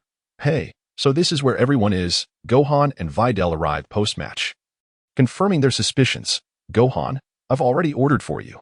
Let us eat together, Goku called out from the heap of food, resuming his feast. Oh, all right. With the addition of Gohan, the trio's consumption escalated, leaving the beleaguered chefs of the tournament in a state of disarray. Is a Saiyan's stomach an endless void? Krillin remarked, observing their gluttonous display. Having grown up alongside Goku, what do you think? But Krillin couldn't help but wonder how Goku's family managed their meals, given that the meager prize money from the tournament hardly seemed sufficient. After satisfying their appetites, Goku patted his slightly distended belly and exclaimed, I'm stuffed. As a deceased individual, do you truly experience hunger? Gohan innocently questioned Videl. Videl replied, no thanks. Witnessing your eating habits is more than enough to satiate me. Leading the group, Piccolo raised an eyebrow, halting his steps as they encountered two oddly dressed figures blocking their path. The taller one, with a crimson visage and serious expression, stood like a bodyguard, while the shorter one, with grayish-blue skin, bore a friendlier demeanor, his arms hanging loosely at his sides. Goku, Piccolo muttered. Videl, that individual possesses the ability to manipulate air. Greetings, I presume you are Goku, the shorter one said, addressing him casually. You know me? Goku asked, perplexed. I have heard tales of your prowess and wish to spar with you. That I've also passed the preliminaries, and I hope to engage you in combat. Though I can't guarantee victory, I am curious about your true strength. Let us shake hands. That the shorter one extended his hand in goodwill. Goku reciprocated, saying, pleased to meet you. However, upon grasping the stranger's hand, Goku's jovial expression shifted. The shorter individual wore a peculiar smile and released Goku's hand, remarking, indeed, as rumored, you possess unfathomable power. Farewell. With that, he departed alongside the silent taller figure. Who were they, old man? Piccolo inquired, gazing after them. Uncertain, Goku replied, equally intrigued, but it was clear that winning this tournament would not be an easy feat. Surely it's nothing to worry about. They are merely oddities, Krillin commented, unimpressed. They do not appear to be from Earth, Piccolo stated gravely. Well, when have you ever seen Earthlings who look like that? Just as you were unaware of being a Namekian. Krillin retorted. Let us move on. The draw is about to begin, he added, hands tucked into his pockets. In the backstage area of the martial arts tournament, the golden-haired referee announced, ladies and gentlemen, all competitors are present. We shall now draw lots to determine the order of appearance. Please step forward when your name is called. Oh, heavenly deity, please spare me from facing those individuals in the first round, Krillin implored. Hands clasped and eyes closed in earnest prayer. Isn't Dandy a deity? Piccolo remarked seriously. It seems there are no other formidable opponents aside from those two. Goku mused, surveying the surroundings. However, as his gaze fell upon two bald figures, adorned with a distinctive black hem, he raised an eyebrow, noting their menacing expressions. Spotting a masked individual, Goku was taken aback. Is that person also a contender? Their height is clearly disproportionate. This masked figure was, of course, a disguise worn by Goten and Trunks, though unlike the original tale. This time Goten led the charade while Trunks contributed an awkward lower half. However, the pair's short stature was unmistakable, making their deception glaringly apparent to any observant onlooker. Now, we shall commence the drawing in order, the referee declared. Glancing at the list in hand, as the results of the draw were revealed, they were as follows. Krillin versus Panda, Sean, King Kai, versus Magic Boy, Piccolo. Videl versus Spabovich, Jebit versus Saiyan Superman, Gohan. Android 18 vs. Mr. Satan, Goku vs. Vegeta, Masked Man, Goten, Trunks vs. Jera, a dark-skinned competitor, Yamcha vs. Chiu Lu, a flamboyant character. Upon seeing his opponent, Krillin was elated, exclaiming, "Oh, this first match poses no challenge at all." Piccolo, surveying his own opponent, felt a twinge of unease. Satan is in trouble. Goten hit him a bit too hard, and he has yet to wake up. The most delighted of all was undoubtedly Prince Vegeta, who had waited so many years for an opportunity to duel Goku. Goten assessed his opponent with confidence, feeling certain he could finish him with a single blow. The initial match unfolded effortlessly, with the overweight panda foolishly allowing Krillin to take the lead, leading to a swift exit for him. Wow! Incredible! Such strength! Instant defeat. Krillin effortlessly raised his fist, retreating amidst the cheers of the audience. The referee, seeing that Krillin had left the stage, promptly announced the next match between Sean and the Magic Boy. The Kaioshin, wearing a faint smile, approached the arena step by step, while Bik's expression grew serious. "Please refrain from damaging the arena further," the referee said with a look of trepidation as Bik passed by, recalling the devastation wrought during the battle between Sun Wukong and Bik years ago that had nearly obliterated the entire venue. Bik walked past in silence, as Sun Wukong and his companions focused their attention on the upcoming match, or rather, on the Kaioshin himself. The second match begins now at last. We shall witness the true strength of this enigmatic being. Vegeta thought to himself, his gaze fixed on the Kaioshin. "You will find out shortly. Come, let us play a game," the Kaioshin remarked nonchalantly, as if unaware that they were in the midst of a competition. Speaking to Bik as if they were old friends, Bik's expression shifted, and he promptly declared, "I forfeit. The Magic Boy. Sean wins by default." The Kaioshin mused inwardly. After all, he was once the god of this planet. He may have already sensed my identity. The unique aura of a deity can only be perceived by another deity. Even though Bik's power might surpass that of the Kaioshin, the disparity in their realms is still palpable. This was the reason for Bik's concession. One was merely the god of a small planet, while the other was the exalted Kaioshin, a vast chasm in their ranks. Is he truly that formidable? Sun Wukong inquired as Bik returned to the waiting room. "Their strengths are worlds apart," Bik replied before departing. "No way. Then I must face him next," Krillin exclaimed, his eyes wide. "No, you won't. There won't be another match. Now, let us proceed to the third match. Bidi Li vs. Spobobik. Bidi Li, Bidi Li, Bidi Li." The referee's words were drowned out by the audience's sudden uproar in favor of Bidi Li, while Spobobik drew in different murmurs from the crowd. Who would you choose, the girl or the big guy? Does it even matter? Besides, Bidi Li is the daughter of Satan. You're quite popular, Bidi Li. Go for it. Son Gohan encouraged the soon-to-enter Bidi Li. She nodded, exuding confidence as she followed Spobobik onto the stage. It is well known that Bidi Li is the daughter of Mr. Satan and a champion of justice. 7 years ago, as a little girl, she had already claimed victory in the junior division of the martial arts tournament. The referee introduced the competitors, hinting at possible favoritism. Spobobik, who had been defeated in the first round of the previous tournament, re-emerged with a fresh persona. "Strange, Spobobik has undergone such a transformation," mused Chiu Lu. Recalling Spobobik's past appearance, I didn't even recognize him at first, Black-skinned Jella added, astonished.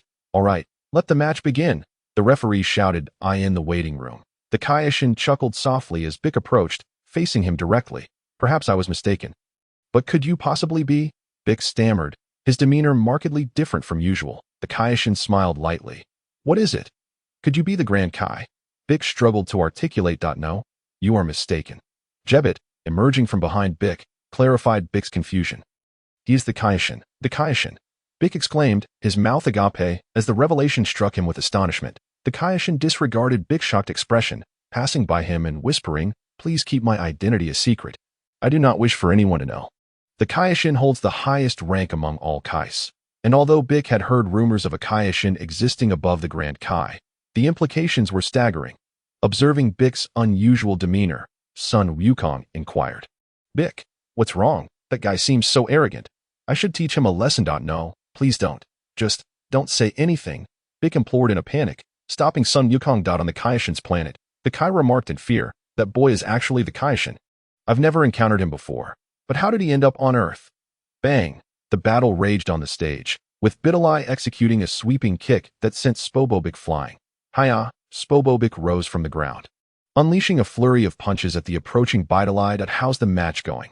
That girl is performing admirably. Indeed, she has maintained the upper hand. Winning each exchange, a few spectators commented, acknowledging Bidi Li's impressive combat skills. With precision, Bidi Li seized the moment and delivered a knee strike to Spobobic's chin, following up with a kick that sent him sprawling. Spobobic, blood trickling from the corner of his mouth, charged at Bidi Li as if untouched by injury. Sun Wukong sensed Spobobic's abnormality, his expression turning grave. Just as Bidi Li believed she had secured victory by knocking Spobobic down, he surprisingly stood again, a sinister smile on his face. Bidi Li gasped for breath. Perspiration glistening on her brow, hands resting on her thighs, astonished to see Spobobic rise once more, by her calculations. The force of her previous strike should have incapacitated him. How is that possible? Sun Gohan exclaimed in disbelief. It would be best to forfeit. That guy seems off, Sun Wukong stated gravely. Bang. Spobobic coldly slapped the exhausted Bidi Li, sending her flying. He followed up with a kick that propelled her out of the arena. She's about to be thrown out of the ring. In a critical moment, Bidi Li employed her flight technique, levitating above the ground, much to the astonishment of the audience as she soared back onto the stage. Incredible. Thank goodness I taught her that technique. Sun Gohan rejoiced. Perhaps it would have been better if she had been thrown out, Sun Wukong murmured. That Spobobic is too strange, despite taking such heavy damage. He remains unfazed. Indeed, Sun Wukong's intuition proved correct, as Bidi Li was mercilessly beaten by Spobobic in the following exchanges. Sun Gohan's anger flared to the point of transformation, and even Sun Goten nearly disregarded the rules to confront Spobobic. Having developed a bond with this future sister-in-law, enough playing, Spobobic. Yama bellowed, halting Spobobic. We have a mission. Let us finish this match swiftly. Oh, how intriguing.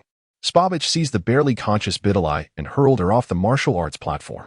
18. Sun Gohan is ambushed. Outside the ring, Spobobic emerged victorious. The referee, witnessing Spobobic finally cease his brutal assault on Bidi Li, hastily declared the match over, unable to bear the sight of her plight. In his decades-long career as a referee, he had never witnessed such maltreatment of an opponent. Sun Gohan reverted to his normal state and rushed over to scoop up the barely breathing Bidi Li, dashing toward the medical room of the tournament. Whoosh! Sun Wukong, aware of Bidi Li's precarious condition, pressed his index and middle fingers to his forehead, utilizing instant transmission to leave the venue. Could you wait a minute? Sun Gohan, deeply concerned for Bidi Li, had little inclination to compete. Informing the referee, I'm awaiting the healing medicine. The referee glanced at Sun Gohan's opponent, the formidable Jebbit, who, seeing no objection, consented to Sun Gohan's request. In a secluded corner of the martial arts arena, Trunks, why are you dragging me? If it weren't for you, I would have surely dealt with Spobobic just now. Sun Goten seethed, veins bulging on his forehead, radiating an aura of fury. Trunks swallowed nervously. The current demeanor of Sun Goten was truly frightening. If he misstepped, he might find himself in the underworld, having a heart-to-heart with the King of Hell. Well, Goten, Sister Bidi Li is not in grave danger, and if Gohan wins this round, he will certainly seek revenge for her in the next match. Trunks explained, perspiring profusely. Damn, let me not encounter him. Sun Goten growled, his anger subsiding somewhat as he slammed his fist against the wall. In the medical room, Sun Gohan gazed at Bidi Li's grievous state, his brow furrowed, and his tightly clenched fists betraying his inner turmoil. As for Satan, well, he was still unconscious beside Bidi Li. Whoosh! Sun Wukong returned, clutching a small pouch. Dad, did you get the Senzu beans? Sun Gohan exclaimed joyfully, rushing over. Yes, Sun Wukong replied, extracting a green bean from the pouch. I've not planted any recently, but fortunately, 3 remain. Sun Gohan eagerly accepted the Senzu bean and dashed toward the medical room, disregarding the doctor's protests as he fed the bean to Bidi Li before leaving. Now, the match between Jebbit and the Saiyan Superman begins. The referee announced loudly, seeing Sun Gohan return alongside Jebbit to the stage. Saiyan Superman. Saiyan Superman. Indeed, he was the valiant warrior who had appeared in Satan City. The handsome blonde and his female classmate gaped at Sun Gohan's Saiyan Superman guise, while a freckled-faced individual peered through binoculars, muttering, That lad? Seems to be Sun Gohan. What? The handsome blonde snatched the binoculars from the freckled boy. It really is Sun Gohan. Identical hairstyle. However, why was Sun Gohan here? The blonde pondered suspiciously. Perhaps he's just shy. Let's cheer him on, the blonde girl suggested. Gohan, go for it. Suddenly, the crowd erupted with Sun Gohan's name, startling him. Following the sound, he spotted his classmates. Damn, how was I exposed? I lost my headband when I transformed into a Super Saiyan. He awkwardly greeted his classmates with a forced smile. Ready? Let the match commence. A headache loomed over Son Gohan. He had painstakingly modified his disguise, only for it to be completely unveiled. Moreover, his upcoming opponent was not the kind he could easily defeat, transform into a Super Saiyan. I wish to see if it will aid you in the end, Jebet suddenly interjected. Son Gohan gasped. How do you know about Super Saiyans? Never mind that, transform now, Jebet coldly commanded. Gohan. Hearing his name, Son Gohan turned to see Piccolo nodding at him in affirmation. Is it him? Yamcha asked Spabich, who was equipped with a detector. No, the energy is too low, Spabich replied, shaking his head. With Piccolo's approval, Son Gohan began to gather energy, though I am uncertain of your intentions. I shall transform into a Super Saiyan, surpassing my limits. How about that? Son Gohan declared coldly. Surpassing limits, Jebet was taken aback. A tempest of energy erupted from Son Gohan's roar, sweeping through the arena like a hurricane. Electrical currents dancing around his body. Super Saiyan 2, though not as formidable as before, it was still stronger than a regular Super Saiyan. The audience gaped in astonishment at Son Gohan's transformation to a golden-haired warrior. Just like those two kids, one spectator exclaimed. Look, Spabich stared in shock at his detector, where the needle spun wildly. Such immense energy, it must be him. Yamcha exclaimed decisively. What now? Do you have any further demands? Let us engage in battle. Son Gohan grinned confidently. Incredible energy. I can't believe he's a human from Earth, Jebet mused internally. Humph, that brat was even stronger when he defeated Cell, Vegeta scoffed.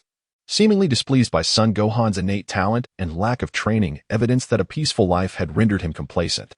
The Kaioshin, having revealed his identity to the crowd, wore a grave expression. This power exceeded his expectations. Could it be contained? As Spabich and Yamcha moved to act, the Kaioshin swiftly immobilized Son Gohan, who was about to resist. Spabich restrained Son Gohan's movements, while Yamcha inserted a peculiar device into Son Gohan's abdomen to siphon his energy before fleeing. You think you can run after showing off? Son Goten discarded his disguise and shouted, employing the instant transmission technique to pursue them. Goten, wait for me. Trunks also shed his mask, following closely behind Son Goten. 19. Pursuing the two, I must track down Spabich and Yamcha. If you wish, come with me. I believe you can be of assistance, the Kaioshin stated, observing Spabich and Yamcha escape the martial arts tournament using instant transmission, his tone revealing a hint of desperation as he followed closely behind them. In the break room, several individuals glanced at Son Gohan, who lay on the platform, suddenly hearing two rushing sounds from both the front and back, drawing their attention. That's Goten, they exclaimed upon seeing Son Goten leading the way. Followed closely by a dark green figure, Trunks. I shall join as well.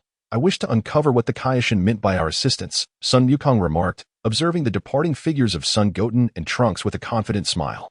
At sea, two figures enveloped in white auras soared swiftly ahead.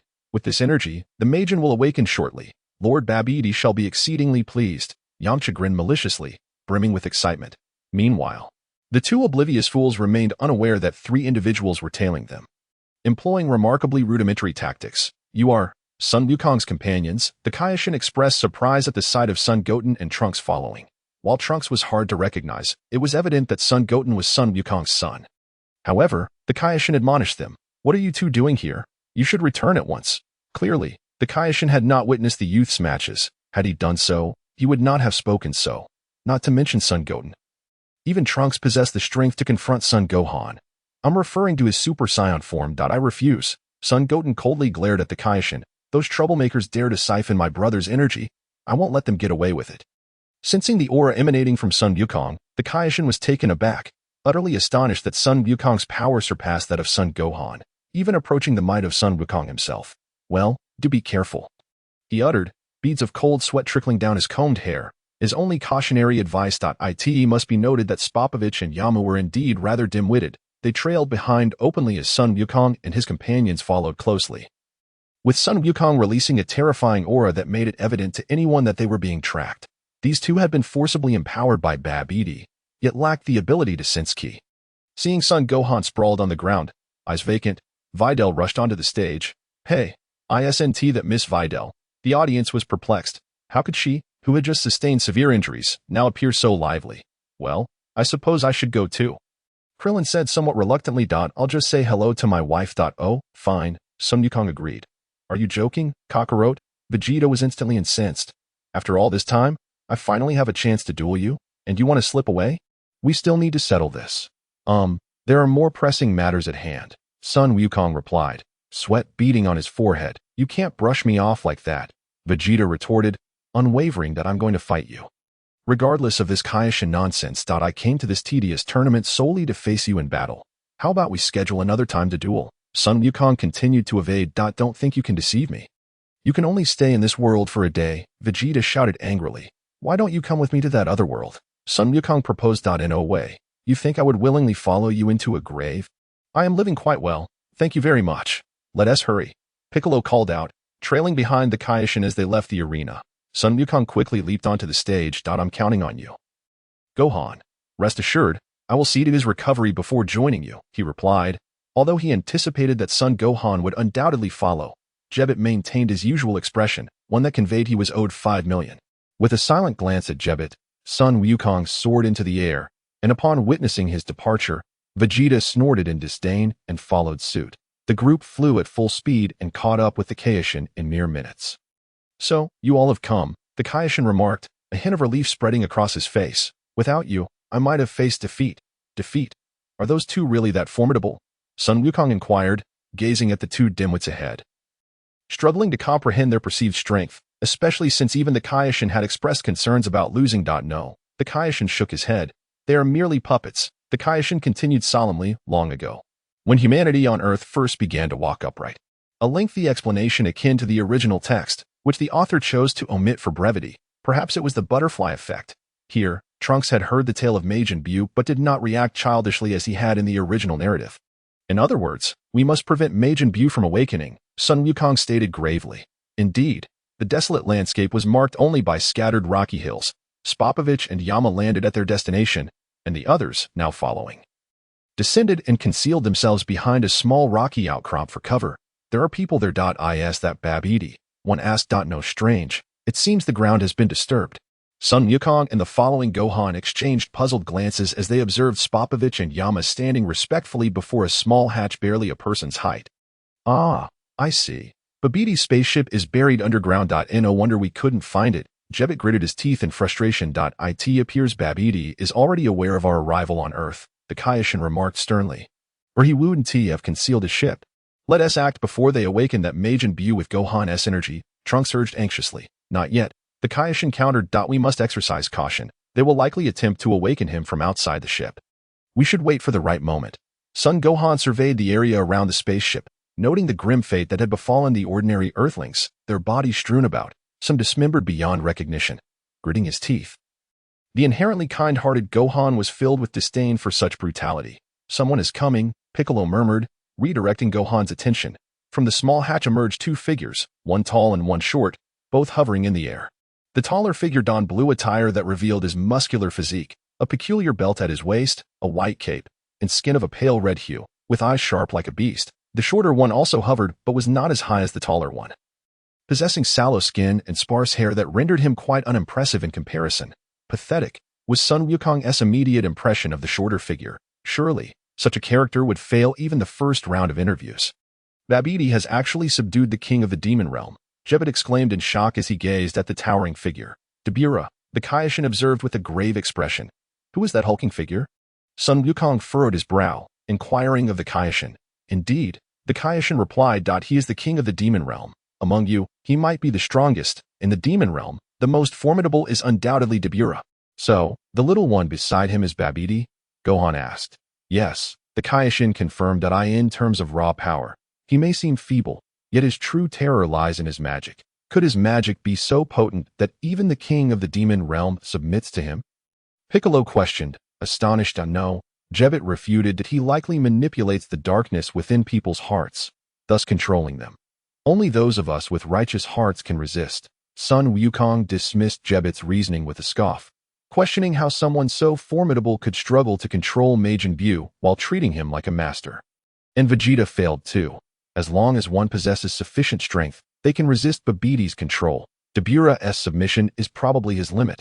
However, I truly did not expect Dabura to be here if Dabura and Babidi join forces. You mean to say we're doomed? Before the Kaioshin could finish, Vegeta sneered dismissively. That kind of guy? I will absolutely crush him. Outside the spaceship, Babidi chuckled with satisfaction, surveying the energy within. Indeed, This is all energy, he remarked, laughter tinged with malicious glee. With our strength, this task is exceedingly simple, Spopovich boasted arrogantly. Had Gohan not been restrained by the Kaioshin back then, he would likely be dead by now. Well then, you both are no longer of any use.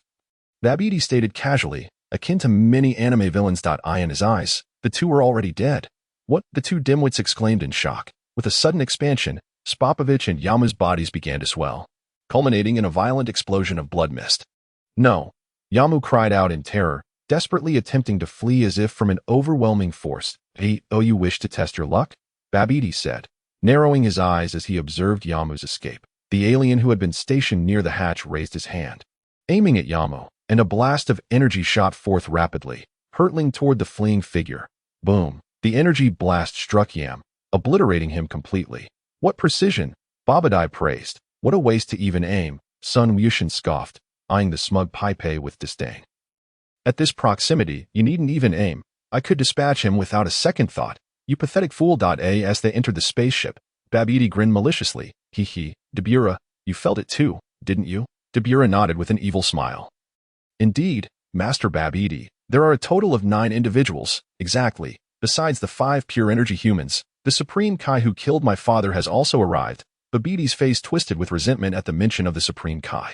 Ha ha, once we absorb the energy of those 5, Bu will surely awaken swiftly, Dabura chuckled. Well, Dabura, aside from those 5 and the Supreme Kai, take care of the rest, Babidi said, walking back to the spaceship with his hands clasped behind him. He added, and leave the Supreme Kai for now. Lure them to the ship to absorb their energy. Master Babidi, what about me? Pai Pei, feeling overlooked after dispatching Yam, quickly interjected. Babidi chuckled lightly. Ah, Pai Pei, the first level is yours. Yes, Master Babidi, Pai Pei exclaimed, eagerly following behind Babidi, unaware that his demise was imminent. At the rocky outcrop, Sun Wukong watched in bewilderment as Babidi and Pai Pei returned to the spaceship, leaving only Dabura behind. Dabura slowly turned, revealing a sinister grin to Sun Wukong and the others hidden behind the rocks, and suddenly shot forward like a rocket. Not good. We've been discovered, Vegeta exclaimed in alarm.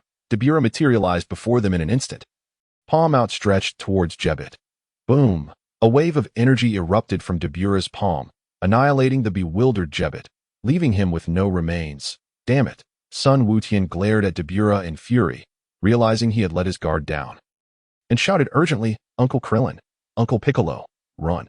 Startled by Sun Wukong's shout, Krillin and Piccolo were momentarily confused, only to be met with a faceful of spit from Dabura.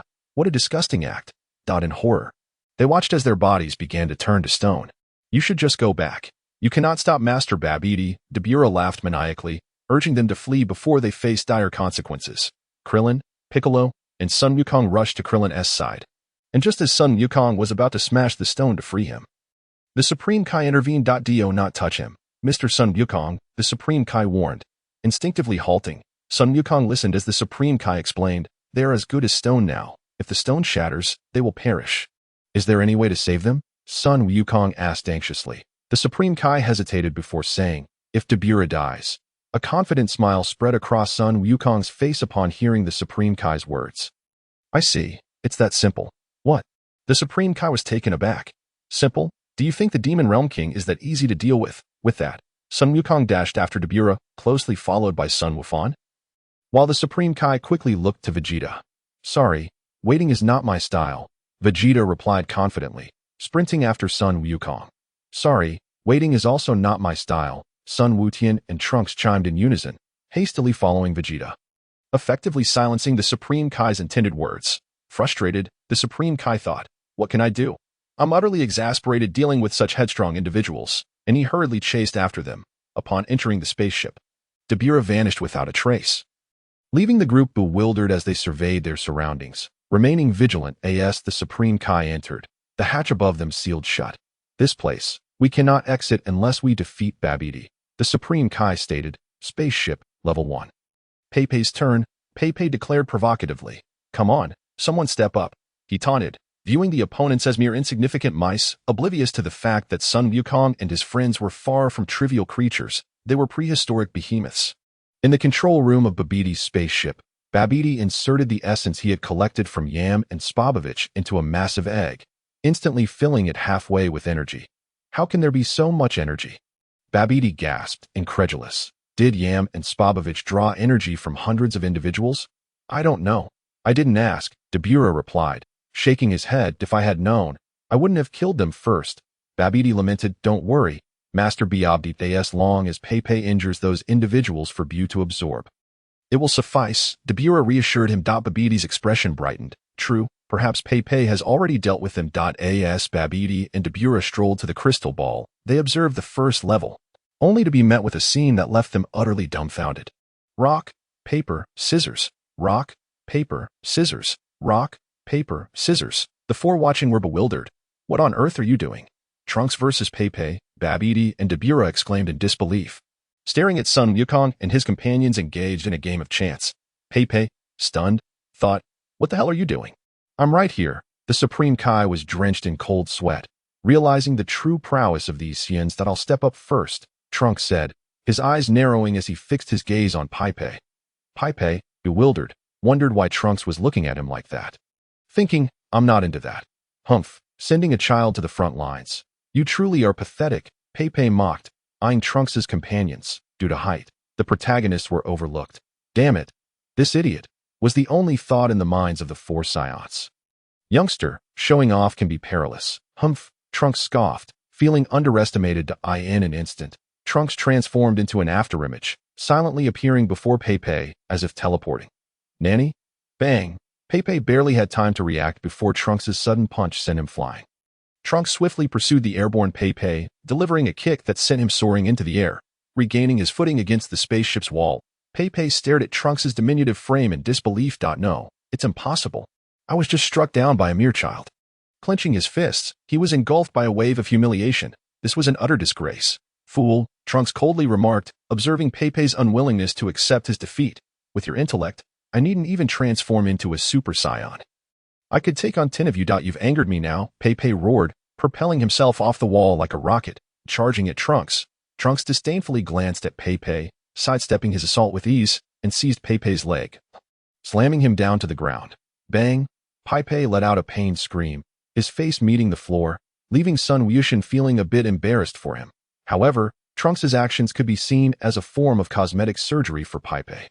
In the control room, Babidi was aghast, watching as Trunks mercilessly pummeled Pepe. Particularly the sight of Pepe's face meeting the ground left him feeling a pang of embarrassment. What is happening? How can Pepe be utterly powerless against that child? Babidi struggled to contain his inner turmoil. Perhaps it's because the spaceship's confined space is hindering Pepe's abilities. The child's size gives him an advantage here, Dabura weakly suggested. Babidi, unwilling to lose face, accepted Dabura's explanation and queried, in what environment can Pepe maximize his potential? Dabura pondered for a moment before responding, on the high-gravity planet Sin. Very well, Babidi gestured toward the crystal ball. Let's proceed. Suddenly, the abrupt change in environment caused Trunks, who was thoroughly enjoying tormenting Pepe, to halt his actions. Seizing the opportunity afforded by Trunks' momentary distraction, Pepe managed to escape a short distance away. What on earth is happening? Son Gohan inquired, astonished by the sudden transformation of their surroundings. It must be Babidi's magic, creating an environment advantageous to that individual, remarked the Kaioshin, beads of cold sweat adorning his pale lavender visage. Pepe, bloodied yet unbothered, broke into a triumphant laugh, exclaiming, ha ha ha, this is my home planet. TSN, where the gravity is 10 times that of Earth. Several Saiyans cast him pitying glances, their expressions conveying disbelief at his bravado. 10 times, you say? That's nothing. The gravity on planet Vegeta is just as harsh. Scoffed Vegeta. Fool, Trunks retorted coldly, my father trains under gravity exceeding 100 times that of Earth. This level of gravity is utterly inconsequential. Infuriated by Trunks' dismissive tone and contemptuous gaze, Pepe erupted, bellowing as he charged recklessly toward Trunks. Trunks merely glanced at Pepe before effortlessly delivering a punch that sent him sprawling. That you're so weak. Just surrender, Trunks stated as he approached Pepe. Clutching his abdomen, Pepe had not anticipated Trunks would approach without any defenses.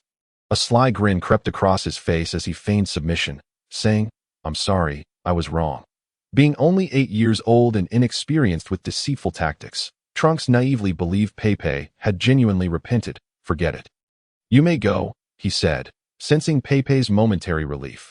Overjoyed at Trunks' apparent lapse in vigilance, Pei shouted, "You little brat, die." With a sudden impact, Pei landed a punch to Trunks' abdomen, causing him to vomit. Trunks, X5 at the unexpected turn of events sent shockwaves through the group, as that blow had granted Majin Buu an additional tenth of his energy. "You bastard!" Trunks glared at Pei, who charged forward to deliver a follow-up kick. "Die!" he shouted. With a swift motion, Trunks unleashed a merciless energy wave that obliterated Pei in an instant. Ha ha ha! Pei's demise opened a passageway in the ground. "You were too careless, Trunks, against such an opponent. You should have eliminated him swiftly," Vegeta reprimanded, his expression one of frustration, but Trunks' actions disappointed him. Had he taken the lead, he would have never allowed Pei a moment's respite. "I'm sorry, Dad," Trunks admitted, lowering his head. Goku waved his hand dismissively. "Oh, come on, Vegeta. Trunks is still young, and he hasn't faced foes like this before." "Humph," Vegeta scoffed, leading the charge into the newly opened passage. First round cleared, and as they ventured through the passage, Gohan expressed his excitement. "This feels just like a video game." "Humph, a tedious game," Vegeta retorted, maintaining his customary aloof demeanor. The Kaioshin remained in shock from Trunks' earlier display of power, realizing that it had indeed startled him, provoking the unsettling sensation of being the weakest link in the team. In the control room, Babidi seethed with irritation. How could this be? There were no individuals of such strength when we investigated Earth 300 years ago. Please, look at their ages. The oldest, Vegeta, is barely over 40. 300 years ago, his grandfather was still a mere liquid. Babidi's companion, Dabura, attempted to assuage his anger. "Do not worry. This is merely the beginning. There are still 3 rounds remaining." "And I am here as well," Dabura assured confidently. "But, Babidi, who shall we send for the second round?" he inquired. "Let it be Yakin," Babidi replied gravely. Dabura was taken aback, surprised that Yakin would be dispatched so soon. "Perhaps we ought not to underestimate these Earthlings, and our primary goal remains to have Majin Buu absorb their energy," Babidi remarked, his expression serious as he regarded the participants of the second round. "You witnessed how that little brat nearly let Pei slip away without a trace. Had it not been for Pei's cunning, he wouldn't have absorbed a shred of energy." "Indeed, Lord Babidi," Dabura replied respectfully, then turned to issue orders to a subordinate. "Inform Yakin that he is to guard the second level." "Yes, sir," the alien soldier responded before departing. Meanwhile, at the entrance to a small hatch, Vegeta stood impatiently, exclaiming, "I've been standing here posing for ages. Someone come out already. This is so dull. Perhaps I should just break through the floor and plunge down," he fumed, raising his palm toward the ground to gather energy. "You can't do that, Mr. Vegeta. If you damage the floor, it could awaken Majin Buu prematurely." The Kaioshin frantically protested that in truth, Goten wished to suggest that awakening Buu early might be beneficial. His power would not be as formidable, and Super Saiyan 2 might suffice to defeat him. However, uttering such thoughts would undoubtedly earn him the Kaioshin's disdain, and if that were the case, Majin Buu wouldn't be much of a concern. Vegeta dismissed. "Just like Dabura." "Dabura? What do you mean?" the Kaioshin asked, bewildered. "That Dabura is hardly a threat. Merely avoid his saliva, and you'll be fine. Jebet was simply too weak," Vegeta stated bluntly. The Kaioshin gazed at Goku in shock. "Mr. Goku, is that true?" "Yes. Even if he were to unleash his full power, it would still be the case that I expected him to be much stronger. His level is comparable to that of Cell from 7 years ago," Goku affirmed. The Kaioshin's mind reeled at Goku's words. It dawned on him that it had taken immense effort to thwart Gohan earlier. Could it be that he wasn't even utilizing his full strength at that time? Suddenly, the hatch before Vegeta swung open, revealing a green-skinned monster. "Daiti is the beast Yakin," the Kaioshin recognized. "Humph, nothing particularly impressive," Vegeta mused, observing that Yakin appeared slightly stronger than Pei. Yakin chuckled sinisterly, lunging at Vegeta with surprising speed. Vegeta smirked, effortlessly evading Yakin's claw. Swish, a spike on Yakin's back elongated abruptly, tearing through Vegeta's battle attire. Vegeta mused, glancing down at the gash on his abdomen before chuckling softly. "So, he employs hidden weapons. Hehehe. Good job, Yakin. Kill the Kaioshin, then injure those 5 and absorb their energy to revive Majin Buu." Babidi's lecherous laughter echoed through the void, sending chills down the spines of those present. "I shall send you to your favorite planet." "Dark Star," Babidi declared, casting another spell. The scene shifted once more, engulfing them in darkness. "You cannot see me, but I can see you quite clearly," Yakin cackled, lunging at Vegeta once more, brandishing the elongated blades on his back. Vegeta, moving with an air of nonchalance, dodged Yakin's attack effortlessly. Shocked, Yakin exclaimed, "How did you evade my strike?" "Tsh, it's simple. Just sense the flow of air," Vegeta replied, eyes closed. "But I can do even more," with a casual demeanor. Vegeta transformed into a Super Saiyan, confidently stating, "Look, you have nowhere to hide now." Babidi's eyes widened in astonishment at Vegeta's transformation. He quickly commanded one of his subordinates, "Fetch me an energy detector. The one with the highest reading." "Yes, sir." The detector indicated a reading of 2,800, and Babidi stared in disbelief, turning anxiously toward Yakin. "This is problematic. Yakin only measures at 800. Watching Vegeta's transformation, Yakin's initial shock gave way to a sinister grin as he opened his mouth toward Vegeta.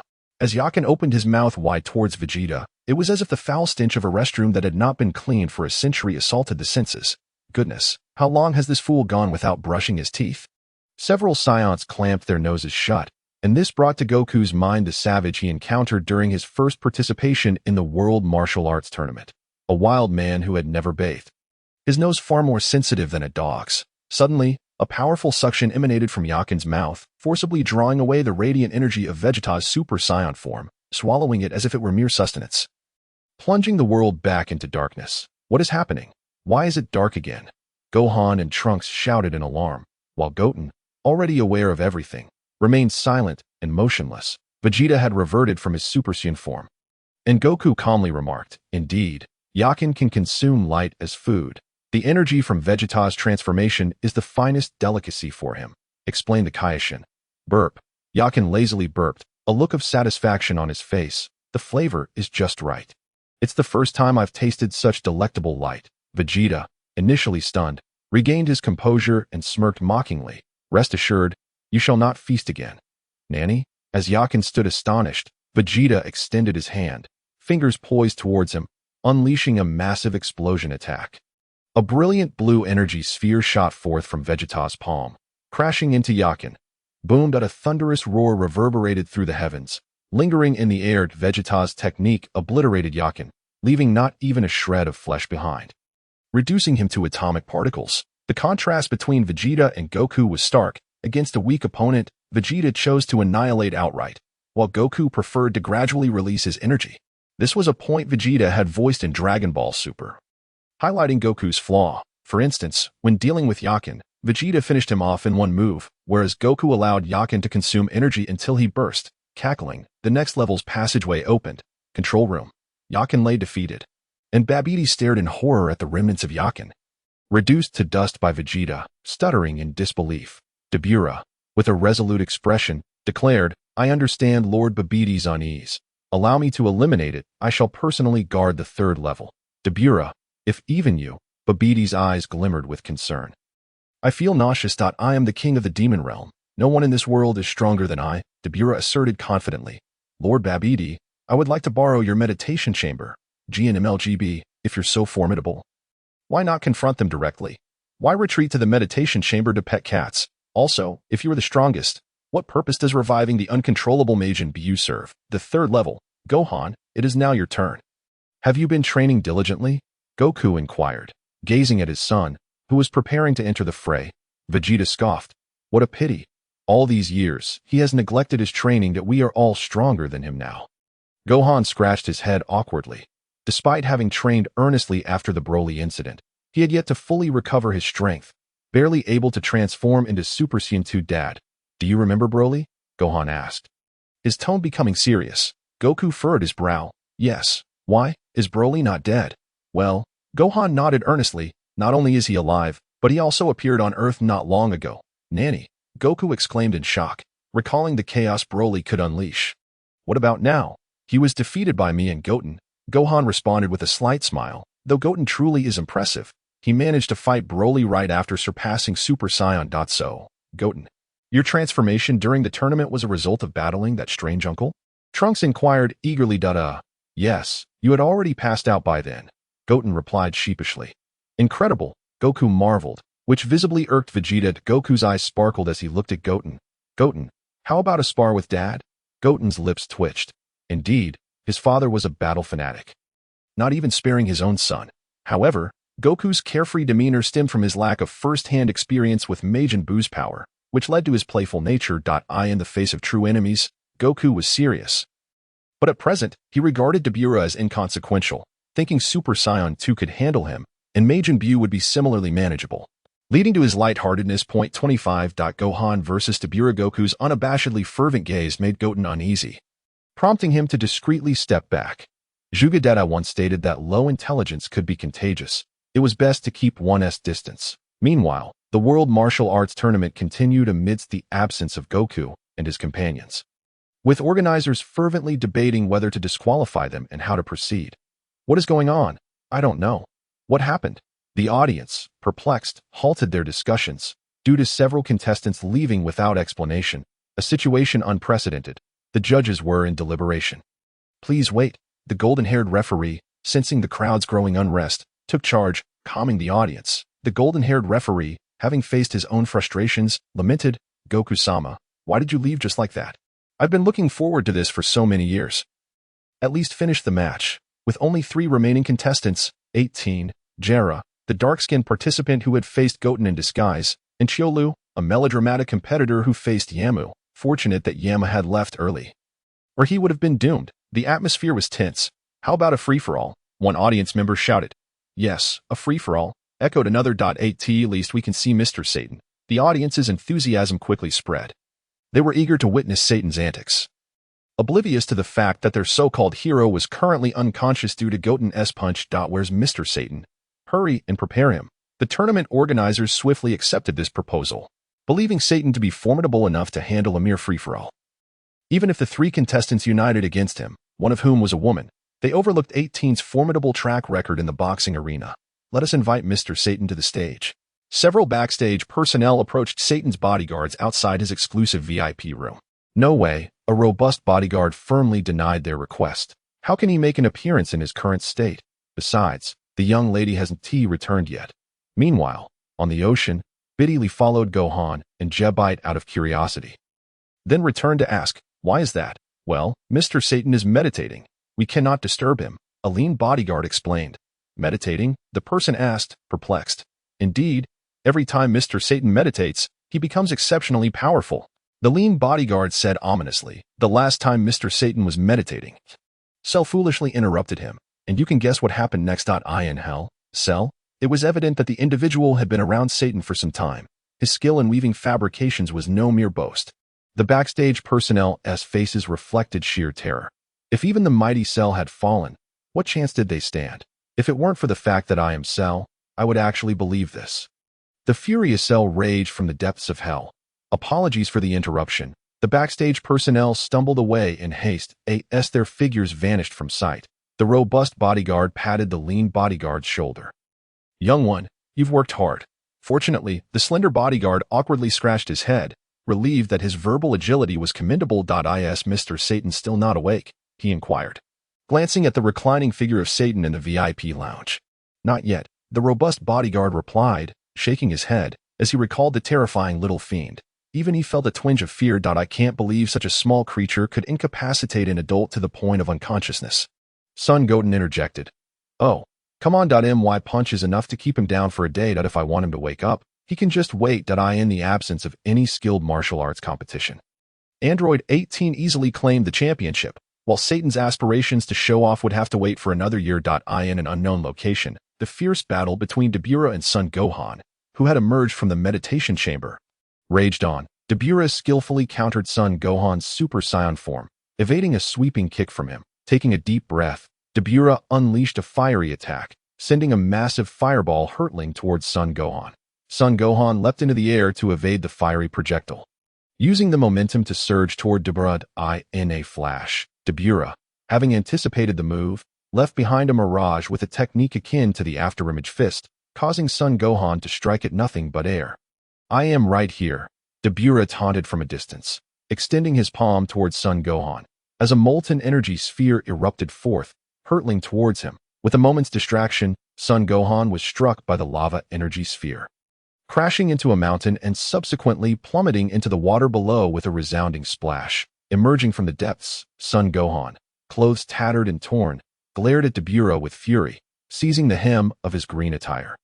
He tore it apart with a swift motion. Dabura stood with a confident smirk, relishing Son Gohan's rage as if he held all the cards in this game. This fellow is considerably stronger than I anticipated, Sun Wukong remarked, observing Dabura with a critical eye. Vegeta's expression darkened slightly, though he felt it was still within the realm of defeat. He becoming increasingly pathetic. He was much stronger in his youth. Dabura, seemingly aware of Vegeta's presence, cast a glance in his direction, which did not go unnoticed by Sun Goten. However, he refrained from intervening, as he hoped the plot would remain unchanged, albeit with a nagging sense of foreboding in his heart. Seizing the moment when Dabura was distracted, Sun Gohan roared and charged at him. Dabura, with a contemptuous spit aimed at Sun Gohan, unleashed a stream of saliva that flew towards him like a bullet. Knowing the potency of Dabura's spit, Sun Gohan hastily shielded himself with his hands, quickly discarding the gloves he wore. With a crack, the petrified gloves shattered upon hitting the ground, taking advantage of Sun Gohan's moment of distraction. Dabura leaped forward, conjuring a massive blade that appeared as if by magic, and swung it down fiercely at Sun Gohan. In a desperate moment, Sun Gohan clasped his hands together and managed to block Dabura's strike just in time. Utilizing the long-lost technique of mastering the art of catching blades with bare hands, he successfully executed this maneuver, albeit with a humorous twist on words. With a powerful twist, Sun Gohan shattered the blade. While Dabura, with a faint smile, discarded the broken weapon, Sun Gohan, panting heavily, tossed aside the remnants of the blade in the control room. Babidi's expression darkened as he observed the minimal energy output. Damn it, Dabura, what are you doing? You need to inflict serious harm on that boy so we can awaken Majin Buu. As Sun Gohan erupted with energy, preparing for another round with Dabura, Vegeta stepped forward in a fit of rage.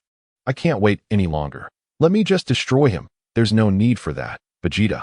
Gohan hasn't lost yet, Sun Wukong urged. This kind of battle feels like a mere game. It's utterly pointless, Vegeta exclaimed angrily, causing the two combatants to halt. Pointing an accusatory finger at Sun Wukong, Vegeta declared, I want to end this dull game quickly and face you in a duel. That's why I entered that tournament in the first place. Dabura's sharp eyes glinted with mischief as he observed Vegeta, while Sun Gohan regarded him with suspicion. Babidi, teleport us to the spaceship. Dabura communicated telepathically. I have made a rather intriguing discovery. Despite Babidi's initial confusion, he ultimately trusted his subordinate and cast a spell to transport Dabura and Sun Gohan back. A fleeting smile of triumph crossed Vegeta's lips, only to be quickly concealed. Dabura descended from the void and dashed toward the hatch. Gohan, do you think I intend to continue this fight? With a light chuckle, he added, there are warriors far more suited for you than I. After casting one last glance at Vegeta, the hatch closed behind him. What did you say? Sun Gohan pressed, but Dabura had already vanished. Sun Goten facepalmed. Can't you see? It's painfully obvious. In the control room, Babidi eagerly questioned Dabura upon his arrival. What have you discovered, Master Babidi? Among them, I found a warrior with a heart filled with malice. Dabura grinned wickedly. Babidi rejoiced. Really? This could lead them to self-destruct, allowing Majin Buu to awaken swiftly. Indeed, Master Babidi. On the third level, Sun Gohan was perplexed. What does that mean? Sun Wukong looked equally bewildered. I'm not quite sure. He mentioned finding a more suitable warrior. A flash of insight crossed the Kai's mind. Babidi's crystal ball illuminated with an image of Vegeta. Babidi's excitement was palpable as he observed Vegeta's image. Incredible. This one is truly extraordinary. He possesses a formidable evil heart. He is not here for justice. Allow me to control you, Babidi intoned, placing his soiled hands upon the crystal ball, channeling his magic. As the magic was unleashed, Vegeta sensed the disturbance and cried out in agony, clutching his head. Indeed, it is as I suspected, the Kais remarked with a knowing expression. In the throes of pain. Vegeta involuntarily transformed into a Super Saiyan. Daddy. Trunks rushed to Vegeta's side, worry etched across his face. Vegeta, Babidi is using your malevolent heart to manipulate you. Do not think of anything. Just don't.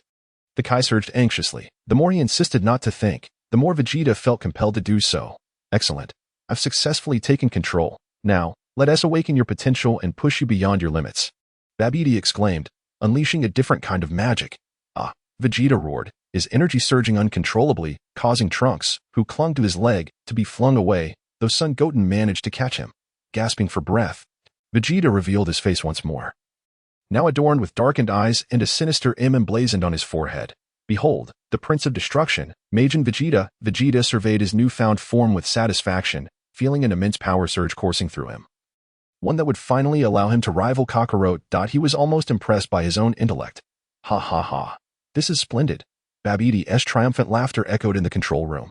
Let me find you a fitting arena for your duel. With a flourish, Babidi once again cast his magic, transporting everyone from the third level to the martial arts tournament. The tournament. Android 18 had just received her prize. What? Where did those guys suddenly appear from? The audience was taken aback by the sudden appearance of Sun Wukong and his companions. What on earth is going on? He exclaimed, his gaze lingering on the beautiful women before him. You all just show up out of nowhere. Well, Sun Wukong, the blonde host remarked, you were quite late. The match has already concluded. Babidi, with a malicious grin, gazed into the crystal ball at Vegeta. Vegeta, go forth and unleash your fury in battle. Seize their energy. And if you must, kill them. Upon hearing Babidi's lecherous laughter in his mind, Vegeta's expression darkened. Get lost. I only wish to fight Kakarot. The rest of you are of no concern to me. This was unprecedented. He was not under control. Babidi thought to himself, what the hell? You should be here groveling at my feet. Vegeta, with a sinister smile, pointed a finger at Sun Wukong. Just as the crowd was puzzled, he brought his fingers together. Aiming at Sun Wukong, whoosh, a yellow energy wave erupted from Vegeta's palm, shooting towards Sun Wukong like a cannonball. In a state of panic, Sun Wukong crossed his arms to block the energy wave. However, it was futile. Even the weakest of Vegeta's Super Saiyan energy waves was beyond Sun Wukong's capacity to withstand in his current state. The energy wave gradually pushed Sun Wukong back, and ultimately unable to endure it any longer. He instinctively dodged, sending the energy wave soaring towards the audience. In a moment of desperation, Goten, having completed his transformation, appeared as if by instant transmission in the path of the energy wave. He raised his small leg and forcefully kicked the energy wave down to the sea surface. Boom! A thunderous roar echoed from the distant ocean, and a massive mushroom cloud formed before everyone's eyes, with the fierce winds whipping through their hair. Vegeta, unfazed, calmly lowered his hand as if the earlier incident had nothing to do with him. Run! The audience, unaccustomed to such chaos in peaceful times, screamed in terror as they scrambled to escape. Vegeta and Sun Wukong exchanged furious glares. Had it not been for Goten's timely intervention, many would have surely perished. And in a gruesome manner at that. Dad! Trunks exclaimed, his face pale with fear. Vegeta appeared far more menacing than usual. Previously, he had seemed merely a strict father to Trunks, but now he resembled a true harbinger of death. What a pity, Babidi lamented. If only that attack had claimed at least 200 lives. Less talk. Kakarot, let us duel. Vegeta grinned wickedly. If you wish to avoid a mountain of corpses here, you had better act quickly. You won't have such luck next time. Seemingly coming to a realization, Sun Wukong spoke solemnly. Vegeta, could it be that you were intentionally allowing Babidi to control you, having achieved his objective and outsmarted his opponent? Vegeta retorted, I do not wish to converse. Let me relish this moment of intellectual superiority. He directed his hand towards the audience, firing an energy blast. Bang! Boom! In a hasty response, Trunks transformed into his Super Saiyan and caught Vegeta's energy sphere. But his rush transformation only slightly altered its trajectory, resulting in the deaths of numerous spectators. Sun Wukong's pupils constricted as he met Vegeta's gaze, which seemed to challenge him to act. Sun Wukong too transformed. No, the Supreme Kai exclaimed urgently that if you engage in battle here, it will play right into Babidi's hands. Your energy will be absorbed by Majin Buu, awakening him. Yet no one paid him heed, leaving the Supreme Kai heartbroken. Am I not the Supreme Kai? Do you not even listen to me? Vegeta, you were seeking a serious battle with me, so you deliberately allowed Babidi to manipulate you, correct? Sun Wukong scrutinized Vegeta earnestly.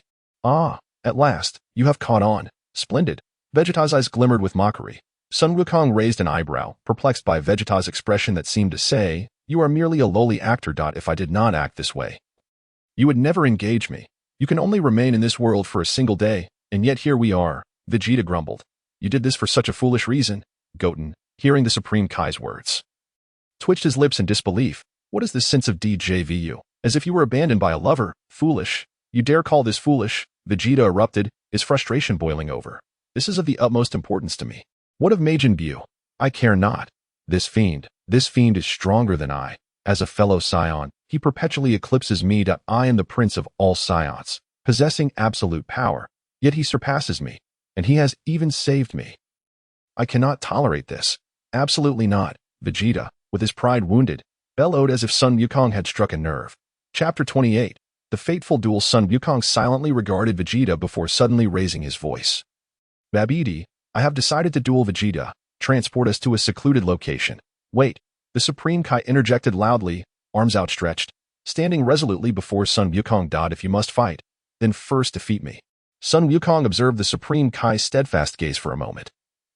Then, under the incredulous stares of the onlookers, raised a hand towards the Supreme Kai, gathering energy and releasing a cerulean energy sphere from his palm. Tears streamed down the Supreme Kai's face and sighed. Lamenting, am I not the Supreme Kai? Have me some dignity, will you? Seeing Sun Wukong's serious expression, the Supreme Kai relented, lowering his hands in resignation. Very well, do as you please. My apologies, Supreme Kai. Sun Wukong replied, a hint of regret crossing his features. With the prospect of entertainment diminished, Babidi utilized his magic to teleport Sun Wukong and the others to an isolated battleground. You may duel. Gohan, Goten, and Trunks will disrupt the portal to pursue Babidi. The Supreme Kai conceded, realizing that even if Majin Buu were to awaken prematurely, it would be better than allowing him to absorb energy to revive fully. If fortune favored them, they might even prevent Majin Buu's resurrection altogether. Clenching his fist, the Supreme Kai prepared to shatter the portal's entrance. Do you think I will allow you to succeed? Babidi, ever vigilant, overheard the Supreme Kai's intentions and swiftly commanded Vegeta in his mind. Vegeta, eliminate this nuisance. Vegeta, hearing Babidi's voice echo in his head, clutched his head, resisting Babidi's control as the M-shaped mark on his forehead glowed crimson. I refuse, Vegeta declared. What they intend to do is of no concern to me. I only wish to battle Kakarot. Nanny, Babidi gazed at Vegeta in shock. I will repeat myself. Kill the Supreme Kai at once. Damn it, how dare you not come and grovel at my feet? Vegeta struggled even more, his expression growing increasingly fierce. I have stated. My sole objective is Kakarot. I am a proud Saiyan prince. Even if my body and mind are under your control, my pride will not submit to your commands. Vegeta unleashed his energy, roaring in fury towards the heavens. Why does it feel like Vegeta is about to be forcefully subdued? And why does every one of them harbor such profound love for their father? And they are all males, Goten thought to himself, overwhelmed with confusion. Unbelievable, this is the first time such an occurrence has transpired. Babidi exclaimed, astonished. You are not under control, yet you speak as if I intend to subdue you. Incredible, to think someone could resist Babidi's control. The Supreme Kai was astounded. The ground opened up, and Babidi, heeding Dabura's advice and fearing the Supreme Kai's desperation might lead to an early awakening of Majin Buu, sought to avoid such an outcome. By the way, Gohan, Sun Wukong said, retrieving a senzu bean from his clothing, you expended a considerable amount of energy during the earlier battle. You should eat this to recover. Very well, father, Sun Wukong said as he took the senzu bean and tossed it into his mouth. Reflect on your battle with Cell, Wukong. As long as you harness your anger and unleash your full power, there will be no opponent in this world who can rival you, Son Goku advised. All right, but Dad, it's such a precious day to be wasted like this, Wukong lamented. Son Goku turned to Sun Wutian with a gentle smile. Come here, Wutian, let your father embrace you. Sun Wutian hesitated for a moment, but once in Son Goku's arms, he felt as though his heart was being tugged, struggling to hold back tears. After all, this was his first experience of paternal love, something he had never known even in his previous life. We must take our leave, Sun Wukong said as he led Sun Wutian, Trunks, and the Supreme Kai into the portal. Son Goku watched them enter with a warm gaze before shifting back to his serious demeanor as he focused on Vegeta. I have no intention of allowing you to injure me and gift energy to Majin Buu, so I will finish this battle swiftly, Son Goku stated calmly. Ha! Youngsters boast. Who can't do that? Vegeta replied with a light chuckle. Very well, let me witness the fruits of your training in that other world. With that, Son Goku transformed once more, his hair standing upright except for a lock at the front, electricity crackling around him. Mirroring Sun Wutian's earlier appearance, Vegeta feigned indifference, but internally he thought, Kakarot almost caught me off guard. Had it not been for Babidi enhancing my strength, I might have been defeated. Truly, Kakarot's power surpassed even Wukong's at that time. Despite his inner exclamations, Vegeta maintained his aloof demeanor. Ha! Vegeta shouted, also transforming into Super Saiyan 2. Son Goku raised an eyebrow, taken aback. Wow, you can do that too? How am I supposed to act cool now? Vegeta admired the astonishment in Son Goku's eyes, relieved that he had allowed Babidi to enhance his energy. This performance was indeed flawless. Where are the flowers and applause? He mused. It seems a quick resolution is no longer possible. Son Goku remarked coldly. Come on, I'm going to kill you, Kakarot. Vegeta laughed maniacally, launching himself at Son Goku like an arrow released from a bow. Vegeta executed a sweeping kick towards Son Goku, who raised an arm to block the strike. Vegeta then delivered a straight punch at Son Goku. Son Goku caught Vegeta's fist and retaliated with a punch of his own, which Vegeta successfully parried.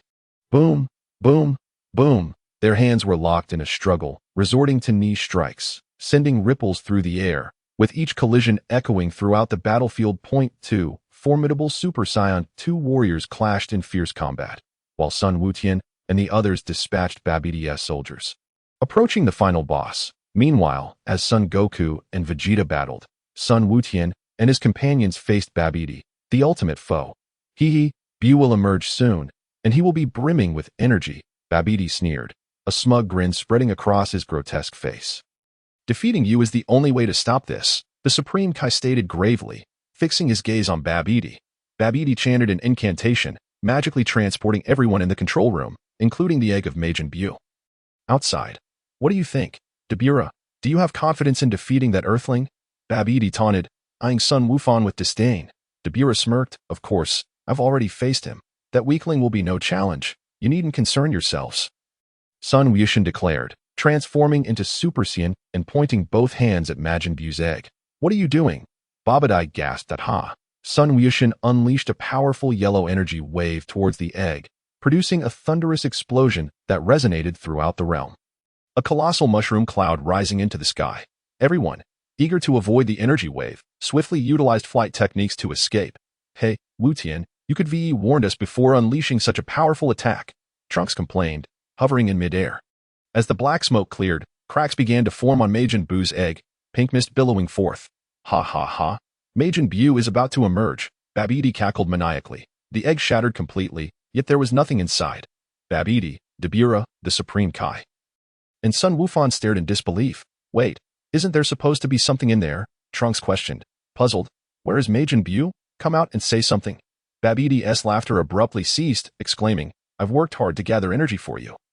Where have you gone? Perhaps Majin Buu has been sealed for so long that he has perished. The Supreme Kai gloated, seeing Babidi's panic. Isn't that right, Wukong? He turned to Sun Wukong, only to find him and his companions gazing intently at the egg above. Meanwhile, Son Goku and Vegeta continued their battle. Wait, Vegeta, Son Goku sensed something, halting his movements with a serious expression directed towards Sun Wukong and the others, feeling a powerful energy. What is it? Vegeta furrowed his brow. Sensing the same energy, Supreme Kai, it seems Majin Buu has not vanished, Sun Wukong stated earnestly. Babidi and the Supreme Kai gasped in surprise, following Sun Wukong's gaze towards the egg, the pink mist escaping the egg remained. Swirling and bubbling ominously, the mist coalesced into a thick, clay-like substance, eventually taking on a humanoid form. The figure was a rotund individual, a tiny black shoulder cape failing to conceal his ample physique. Adorned in white pants with an emblazoned belt, a flowing lavender cape fluttering in the wind, and yellow gloves covering his hands. His head, topped with a peculiar antenna, sported a row of small holes. And he squinted his eyes with a broad smile. Buu, is that really you? Babidi inquired joyfully. Who are you? Do you have food? I want chocolate, Buu replied, tilting his head like a child asking for candy. I have chocolate. Do you want some? Sun Wukong pulled out a few unwrapped chocolates from his pocket. Great.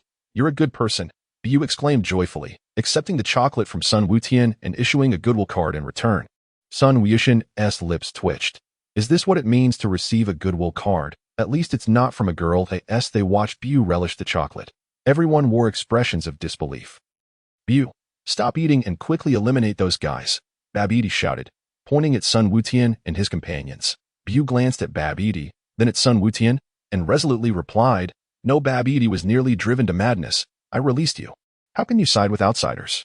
A few pieces of chocolate have won you over. Sun Wukong wiped his brow secretly, relieved that he remembered the story. This chubby Buu possessed the kindness absorbed from the Supreme Kai, making it easy to coax him like a child. Come on, Buu. If you don't hurry, I'll seal you again, Babidi threatened in exasperation. Boom. In a state of serene silence, Sun Wukong cast a cold gaze upon Babidi, as a massive pit before Babidi continued to exude dark smoke. Babidi was drenched in cold sweat, yet he dared not seal away Majin Buu. No matter how formidable Dabura might be, the combined might of Sun Wukong and Sun Wukong could undoubtedly send Dabura flying. As for Babidi himself, Even a single blow from the Kaioshin could obliterate him. He was merely a practitioner of powerful magic, lacking in true combat prowess, likely weaker than an ordinary earthling. "Bu, would you care for some candy?" "Let us ignore those two fools," Sun Wukong tempted, pulling a few candies from his pocket. Everyone was taken aback. "What the hell? Bu, you actually went for it." Babidi's heart wept internally. "Oh no, my Bu, come back quickly. Don't go off with that strange man.in hell." At the soul cleansing machine, the sound of clanking echoed. A small demon with red skin and clad in a green hoodie danced exuberantly. Headphones blasting music at maximum volume, while the background showed the cleansing machine filled to the brim with evil liquid. "Hey," called a blue-skinned demon resembling a manager. The red demon continued his wild dance. Ignoring the call, "Hey," the manager shouted louder. Still, the red demon remained unfazed. The blue demon's face flushed with anger. "You little brat.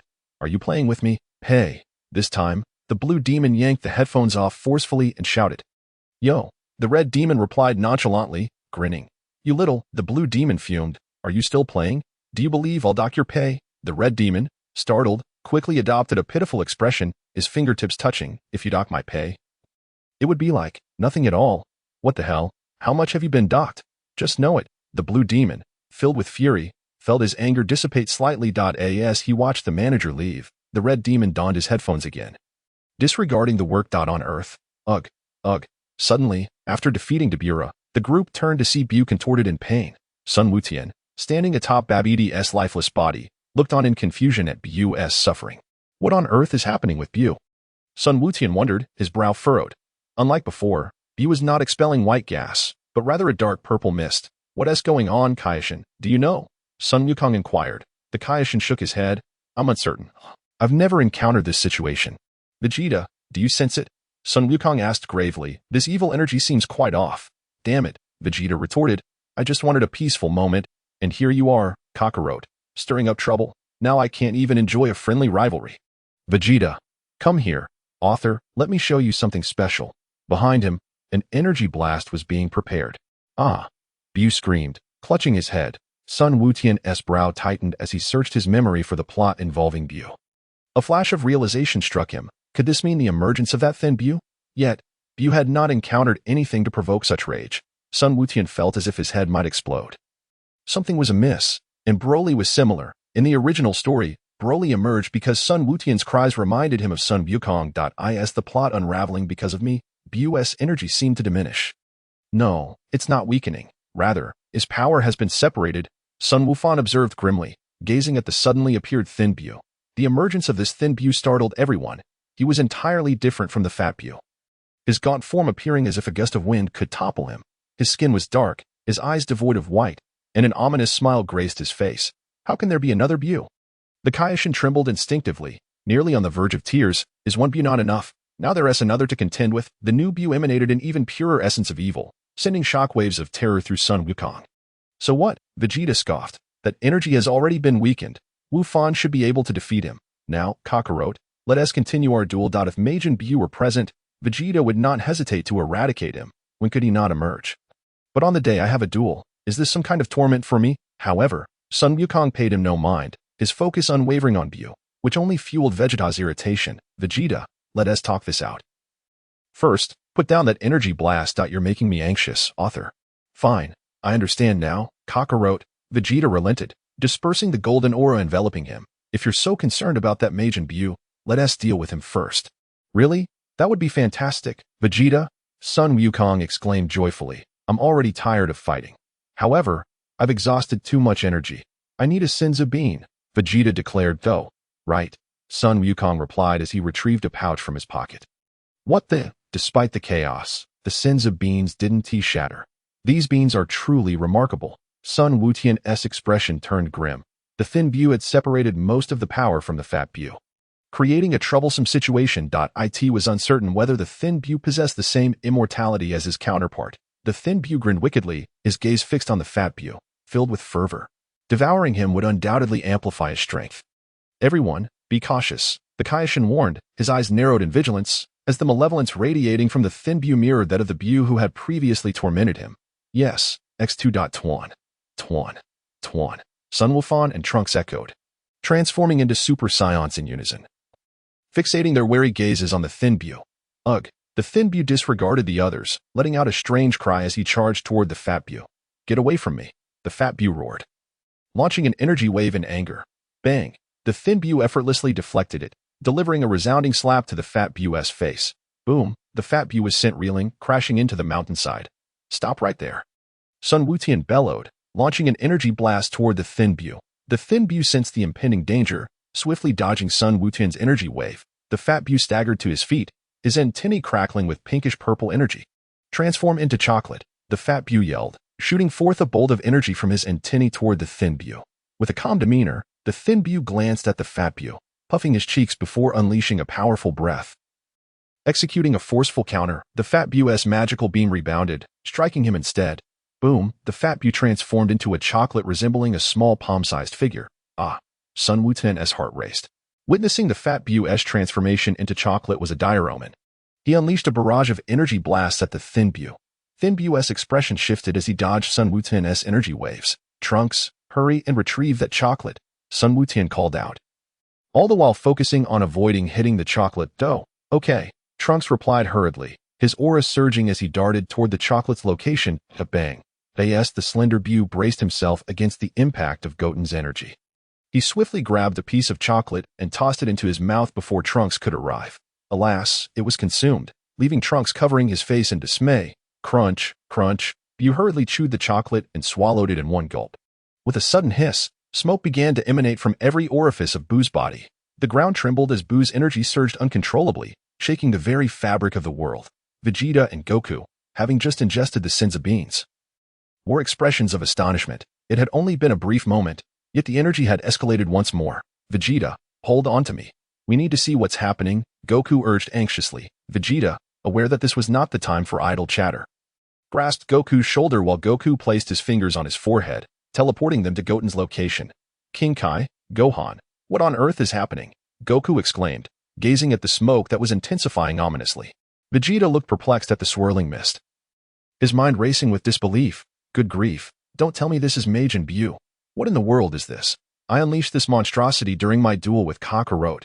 After grasping the situation, Goku's expression turned serious as he observed the mist-enshrouded Majin Buu.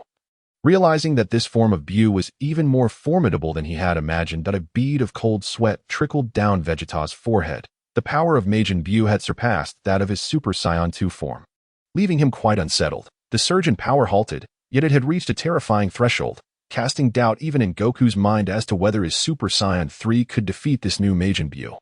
As the mist dissipated, a completely transformed Majin Buu materialized before them. Unlike the previous two forms, this version of Majin Buu possessed a more perfect physique, almost indistinguishable from that of an ordinary human. His gloves had vanished, revealing hands with 4 fingers fused together. He bore no nose, no cape, and was entirely unclothed above the waist, embodying the form known as Super Buu, having absorbed Gotenks and the mysterious Gohan in his ultimate state. You might argue that Kid Buu is the strongest, but you are mistaken. This Buu not only wields immense power but also possesses intellect. Otherwise, how could he have absorbed Gotenks and the enigmatic Gohan? Hee. Buu cackled wickedly, sensing the boundless power coursing within him. What a terrifying aura. He hasn't even made a move, yet his energy is already this formidable. Gohan thought with trepidation. How are we supposed to fight this? Even if everyone here were a Super Saiyan 2, it wouldn't be enough to withstand Buu's onslaught. Goten's face grew serious as he fixated on Buu, discreetly clutching his tail, contemplating the possibility of transforming into a Super Saiyan 4. It's a team battle. No, we must engage in a one-on-one duel. With the transformed Majin Buu now present, the group's vigilance peaked. Meanwhile, Krillin and Piccolo, having recovered from Dabura's demise, recognized their presence as a liability and had already departed. Hee. Buu grinned wickedly as he surveyed the Saiyans, dismissing the Kaioshin as weak and inconsequential. Dare to look at me with that expression. You seek death, don't you? Buu's gaze, imbued with a certain menace, incited Vegeta's wrath. In an instant, the power of Super Saiyan 2 erupted from him as he launched himself toward Buu like a released arrow. Buu merely smirked, exerting a slight force with his legs to evade Vegeta's feline-like assault. Vegeta, be careful, Goku shouted. Bang! Before Vegeta could react, Buu delivered a powerful kick, sending him hurtling through the air like a kite severed from its string. Dad, Trunks yelled, his face contorted with rage as he charged at Buu. Buu, die, Trunks roared, unleashing a barrage of energy blasts that fell like meteors. Humph. Buu laughed derisively, his hands becoming mere afterimages as he deflected Trunks' energy blasts. Hiya! Goku propelled himself toward Buu amidst Trunks' attacks, with Gohan closely following. Hiya! Buu spread his arms wide, summoning energy like a tempest that repelled Trunks' blasts and sent Gohan and Goku reeling backward. Vegeta, having recovered from being kicked, returned to join the others, forming a line as they solemnly regarded Buu.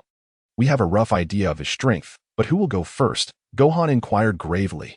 Indeed, these fellows have fallen into their old habits. They prefer to face their opponents one-on-one rather than engage in a free-for-all.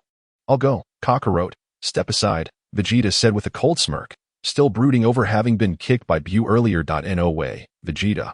I shall go first, Goku insisted, placing a hand in front of Vegeta. I will go, Vegeta countered, raising his hand to block Goku's path. No, I must go first, Goku reiterated, reasserting his hand in front of Vegeta. No, it has to be me.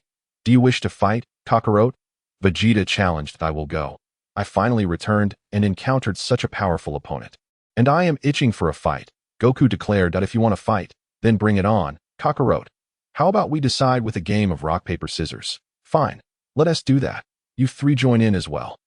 Oh, all right. X3. Buu, initially dismissive, was left bewildered as he watched the five of them sit down to play rock, paper, scissors, his mouth twitching in disbelief. The Kaioshin, having grown accustomed to such antics, merely observed. I must say, Buu weakly interjected, attempting to remind them of his presence, you can send anyone out for the duel. I want to choose. Shut up. Just as Buu spoke, 5 fierce glares turned toward him, causing him to feel a tightening sensation. What the hell is this? I am a major boss. Could you at least show me some respect?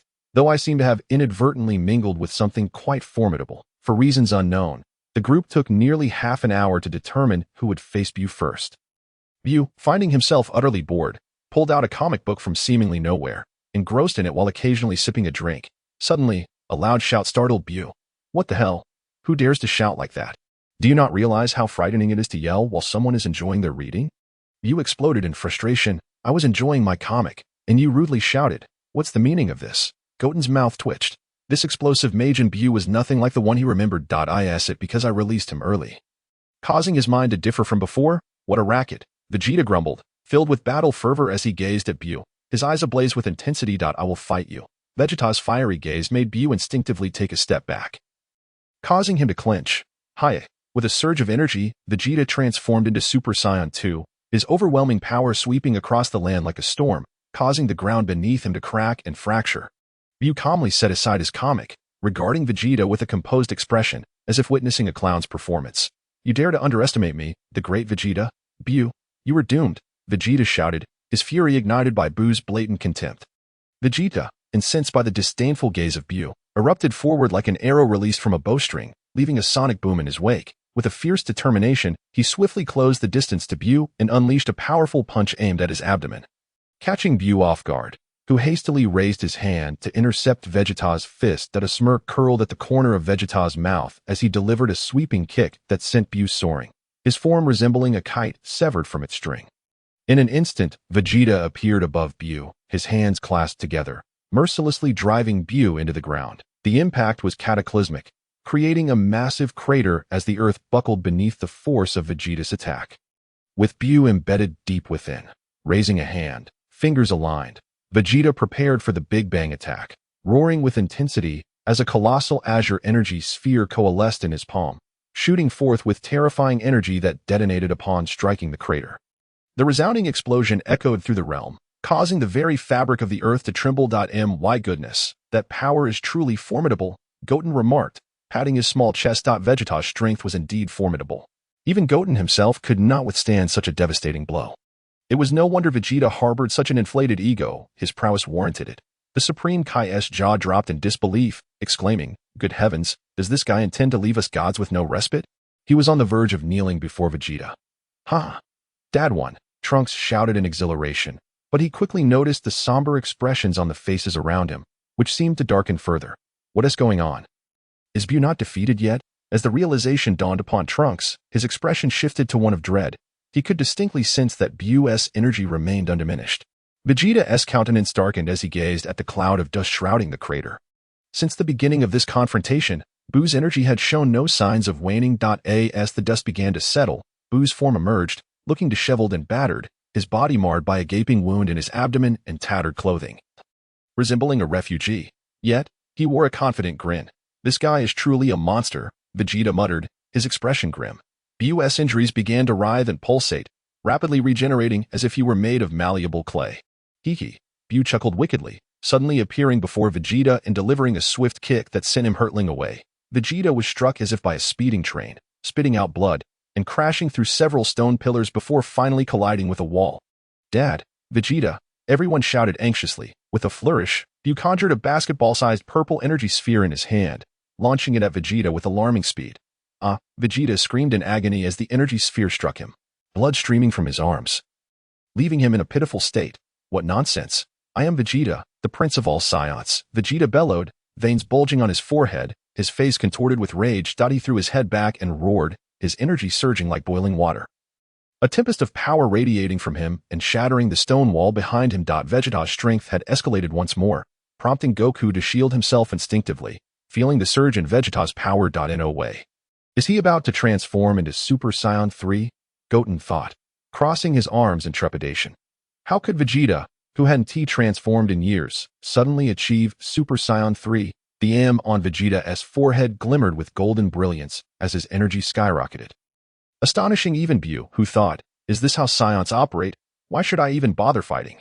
Although Vegeta had not undergone a further transformation, his power rivaled that of Super Saiyan 3. Goku couldn't help but think that had Vegeta fought him in this state, he would have been utterly overwhelmed. This power? Vegeta mused, staring in astonishment at his own hands, feeling an unprecedented strength that reminded him of the power he had accessed while under Babidi's control. Yet now it felt even greater. He incredulously touched the M on his forehead. "Ha ha, ha ha ha." Vegeta's laughter escalated from a light chuckle to a maniacal cackle, this newfound power rekindling his confidence. Surpassing the limits of Super Saiyan 2 and his former self, "Buu, you shall learn the consequences of underestimating me," Vegeta declared, pointing at Buu with an air of invincibility. He now felt unbeatable, convinced that even Kakarot would not stand a chance against him. Unbeknownst to Vegeta, Goku possessed a transformation that surpassed Super Saiyan 2, Super Saiyan 3. Meanwhile, Buu pondered his strategy, realizing Vegeta's power had indeed escalated to alarming levels. Yet he remained uncertain whether Vegeta had any hidden trump cards and contemplated whether to absorb him. In a sudden turn of events, Vegeta lunged at Buu like a blade unsheathed, his speed transcending the confines of space, catching Buu off guard. With a ferocious punch, Vegeta struck Buu, who hastily defended himself, yet the force propelled Buu once more into the air. Such incredible speed!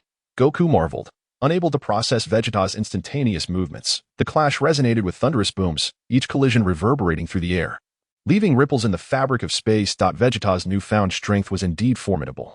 Momentarily overpowering Buu, seizing an opening, Vegeta delivered a powerful kick that sent Buu flying, energy coalescing rapidly within him. He spread his arms wide, fingers claw-like, as golden energy compressed violently, arcs of electricity crackling around him.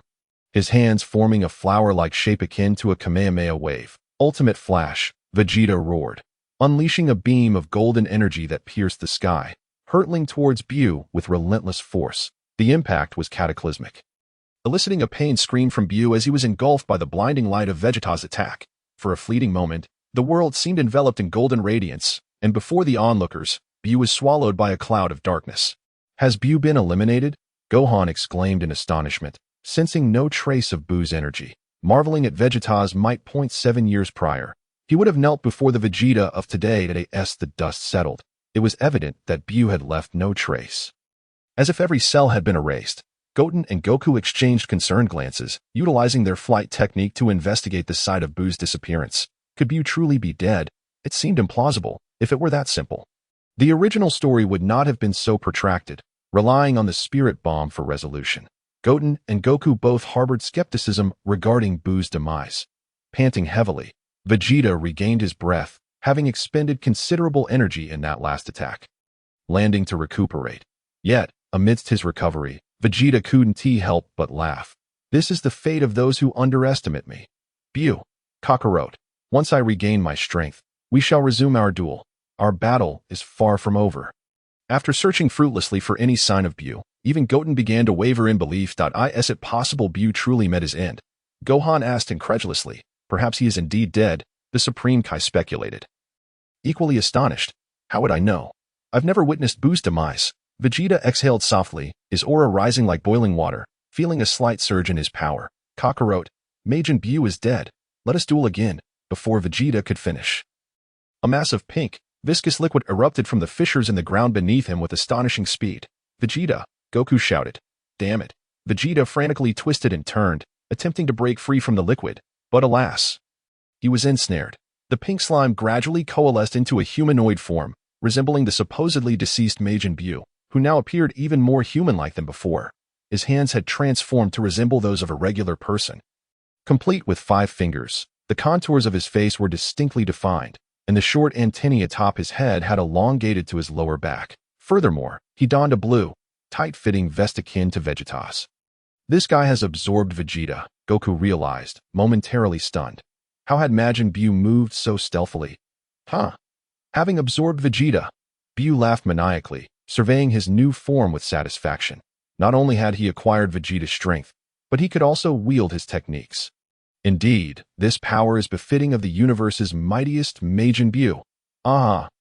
Buu's laughter reverberated, releasing energy recklessly, causing the very world to tremble as if caught in an earthquake. This guy's power has increased tremendously. This is bad. Goku gritted his teeth in frustration. Damn, he has become so strong. This is troubling. Sweat trickled down Goten's forehead. With Vegeta absorbed, the flamboyant and formidable Vegeta would no longer have the chance to appear. This is just absurd, Goten thought resolutely, turning to Goku. Dad, can you create an artificial moon? Nanny? Goku stumbled, his gaze falling upon Goten's brown tail wrapped around his waist, instantly comprehending Goten's intention. No, Goten, if you transform into a great ape, you will lose your sanity. Yet, with Buu now this powerful, Goten argued, unless I become a great ape, at least I would still have a fighting chance. He understood that transforming into a great ape, especially evolving into a golden great ape, would indeed grant him the strength to contend with Vegeta and Buu, but he questioned whether he could retain his humanity like Goku did in GT. Otherwise, he would have already transformed into Super Saiyan for using his tail. Bring Dad back. As Goku and Goten debated the merits of transforming into a great ape, Trunks, witnessing his father being absorbed, could no longer contain his rage and charged at Buu. Trunks, Gohan cried, seeing Trunks recklessly rush toward Buu, and he too followed suit. Hold on, whether you want to transform into a great ape or not. Let's not get ahead of ourselves, Goku warned as he glared at Goten, instantly transforming into Super Saiyan 2 to engage Buu in battle. Fools, Buu sneered, nonchalantly raising his hands to absorb the furious blows from Trunks and Gohan. With a thunderous boom, the air crackled, yet Buu remained utterly unaffected. Nanny, Trunks gasped in disbelief, realizing his full-force strike had failed to even budge Buu. Grasping Trunks and Gohan's fists, Buu forcefully flung them away, sending them crashing to the ground. Goku's expression twisted in rage as he compressed and concentrated the energy within him, feeling it surge to terrifying levels, causing the very earth to quiver and shift. The atmosphere darkened as Goku was enveloped in a golden aura, drawing the clouds around him, which gathered in response to his overwhelming power. Buu looked on in astonishment, from the memories he had absorbed from Vegeta. He had never encountered this transformation. If only Vegeta were here, he would undoubtedly unleash a torrent of curses. Why do you possess such formidable power and choose not to reveal it during our battles? Do you look down on me? Alas, it was too late. Vegeta had already been absorbed, a stark contrast to his original fate of self-destruction. Yet, there remained a glimmer of hope for rescue, a chance for him to reunite with Goku. Buu, within whom Vegeta resided, thought, Buu, just let me out for a moment. I will slay that damned author. Gohan and the others looked on in terror. The sheer magnitude of Goku's power during his transformation was enough to intimidate them. Goten furrowed his brow, realizing that while his father's Super Saiyan 3 form was indeed formidable, it paled in comparison to the absorbed Buu. Damn it, if only I could transform into Super Saiyan 4. Even if Buu absorbed everyone, I could still pin him to the ground and make him call me Dad, Goten thought, gripping his tail tighter. Damn. Goten turned to the Kaioshin. Kaioshin, can you create an artificial moon? The Kaioshin was taken aback. What do you mean, I'm asking if you can perform a technique like creating an artificial moon, or some kind of magic. I can, the Kaioshin finally confirmed after a moment of contemplation. Then do it, Goten exclaimed, his frustration boiling over. He truly wished he could strangle the foolish Kaioshin. Couldn't he see the urgency of the situation? Oh, the Kaioshin was left somewhat bewildered by the scolding from Son Goten. Yet he still complied with Goten's request, feeling as though he had no rights, or rather, that he was devoid of divine authority. The Kaioshin extended his arms forward, his immense divine power surging forth. Outside of Earth, a spherical body, a quarter the size of the planet, gradually took shape. However, the Kaioshin was not without his own struggles. The creation of a planet was a monumental task, even for him. The weakest of the Kaioshin, while the fierce battle raged on between Son Goku and Majin Buu, Gohan and Trunks gazed up in awe at the creation of the planet, recognizing it as a divine act. Albeit from a rather feeble deity. Boom, boom, boom. The intensity of the fight between Goku and Majin Buu escalated, leaving no room for concern regarding the Kaioshin's actions. As Goku unleashed more power, Buu matched him blow for blow, causing the very fabric of the universe to tremble. Every burst of energy released was potent enough to obliterate an entire town. After half an hour of relentless exertion, a brand new moon was completed. Yet the Kaioshin felt utterly drained, his hands drooping limply, devoid of any strength to move. Thank you, Kaioshin, Goten expressed his gratitude, then loosened the tail that had been wrapped around his waist, swinging it behind him like a genuine monkey. Goten, are you serious? Gohan exclaimed in disbelief. Even the dimmest among them could discern Goten's intentions, prompting him to admonish, no, Goten, if you transform, you will lose your sanity. Gohan's face was etched with worry, recalling how Vegeta had warned him during their childhood battles that the bloodline of his father, a low-class warrior, would lead him to lose control and become a mindless beast upon transforming into a great ape.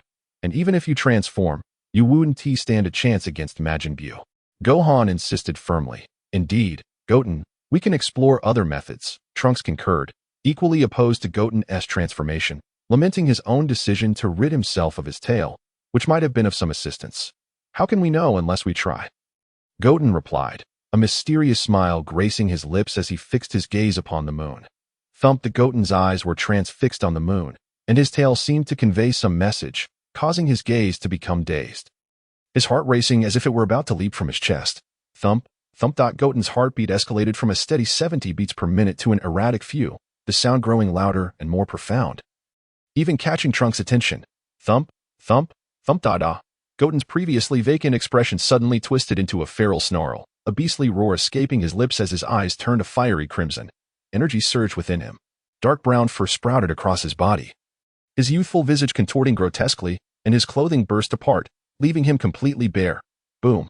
Both Goku and Majin Buu, engaged in combat, halted their actions, bewildered by Goten's transformation, which took them by surprise. Aya. Goten held towards the heavens, his form expanding as he became enveloped in dark brown fur, ultimately transforming into a colossal brown great ape. Damn it. Goten has transformed, Goku muttered, his expression darkening. Although he chastised Goten, the concern in his eyes was unmistakable. This is the great ape transformation, Majin Buu remarked in astonishment, recalling Vegeta's memories. It was a transformation long abandoned by Vegeta, yet here was Goten, undergoing it. Roar. The great ape erupted with a golden aura, reminiscent of a Super Saiyan transformation, turning from a brown beast into a golden-hued great ape, leaving everyone present in sheer shock. What in the world? How can the great ape become golden?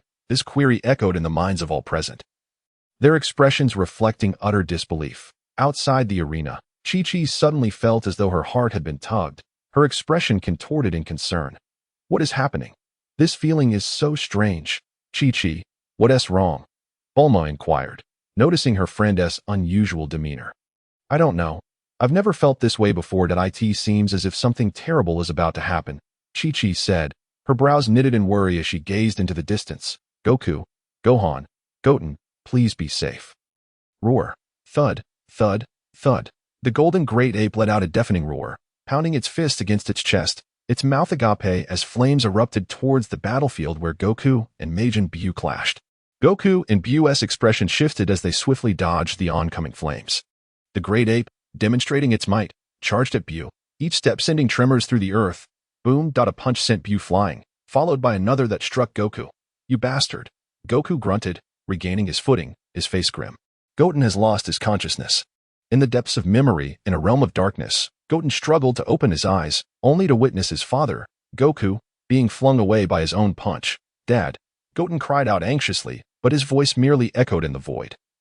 Powerless to affect the outcome, "Brother." This time, it was Gohan, desperate to prevent Goten's fist from striking the weakened Kaioshin. Goten felt an overwhelming panic. "Trunks," he called out, wishing to stop himself from unintentionally hurting his friend. But he remained helpless, watching as he attacked his loved ones, unaware of the danger posed by the mindless Majin Buu, who sought to absorb the transforming Goten. "Don't." Goten roared, as if trying to shout himself hoarse. But his eyelids grew heavier, darkness enveloped him, his consciousness fading, leaving behind a final, reluctant cry of "No, little Tian. It's time to wake up. The sun is shining."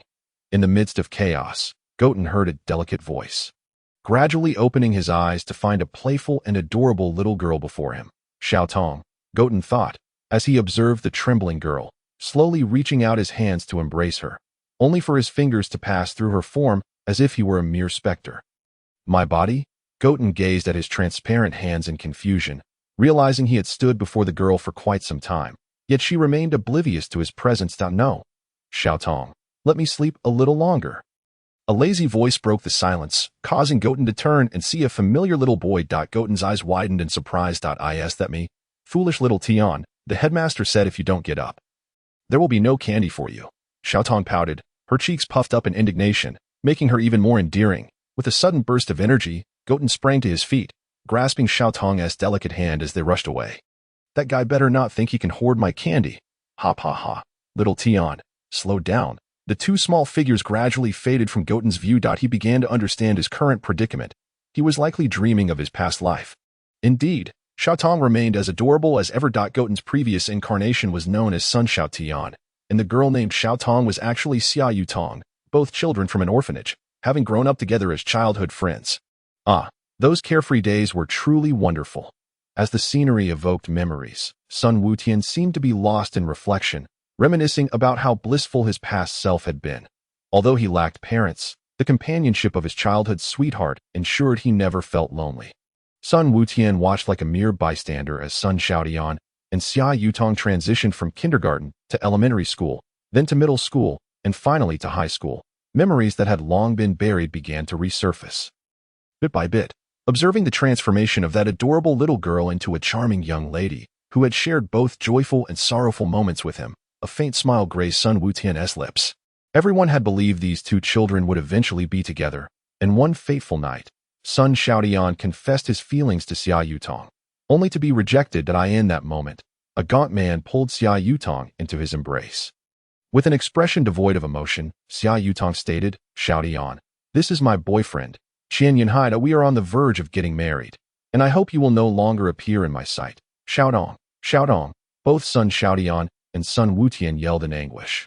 "Get away from Xiaodong, you scoundrel!" Sun Xiaotian charged at Qian Yunhai, aiming a punch at his smug face, only to be thwarted by the swift kick of Qian Yunhai's bodyguard. Sun Wukong glared fiercely at Qian Yunhai, his penetrating gaze seemingly capable of piercing through him. A fleeting glance at Xia Yutong revealed her slight struggle, causing Sun Wukong to falter momentarily. In a past life, he had been beaten to a pulp, directing all his hatred towards Qian Yunhai without noticing Xia Yutong's distress.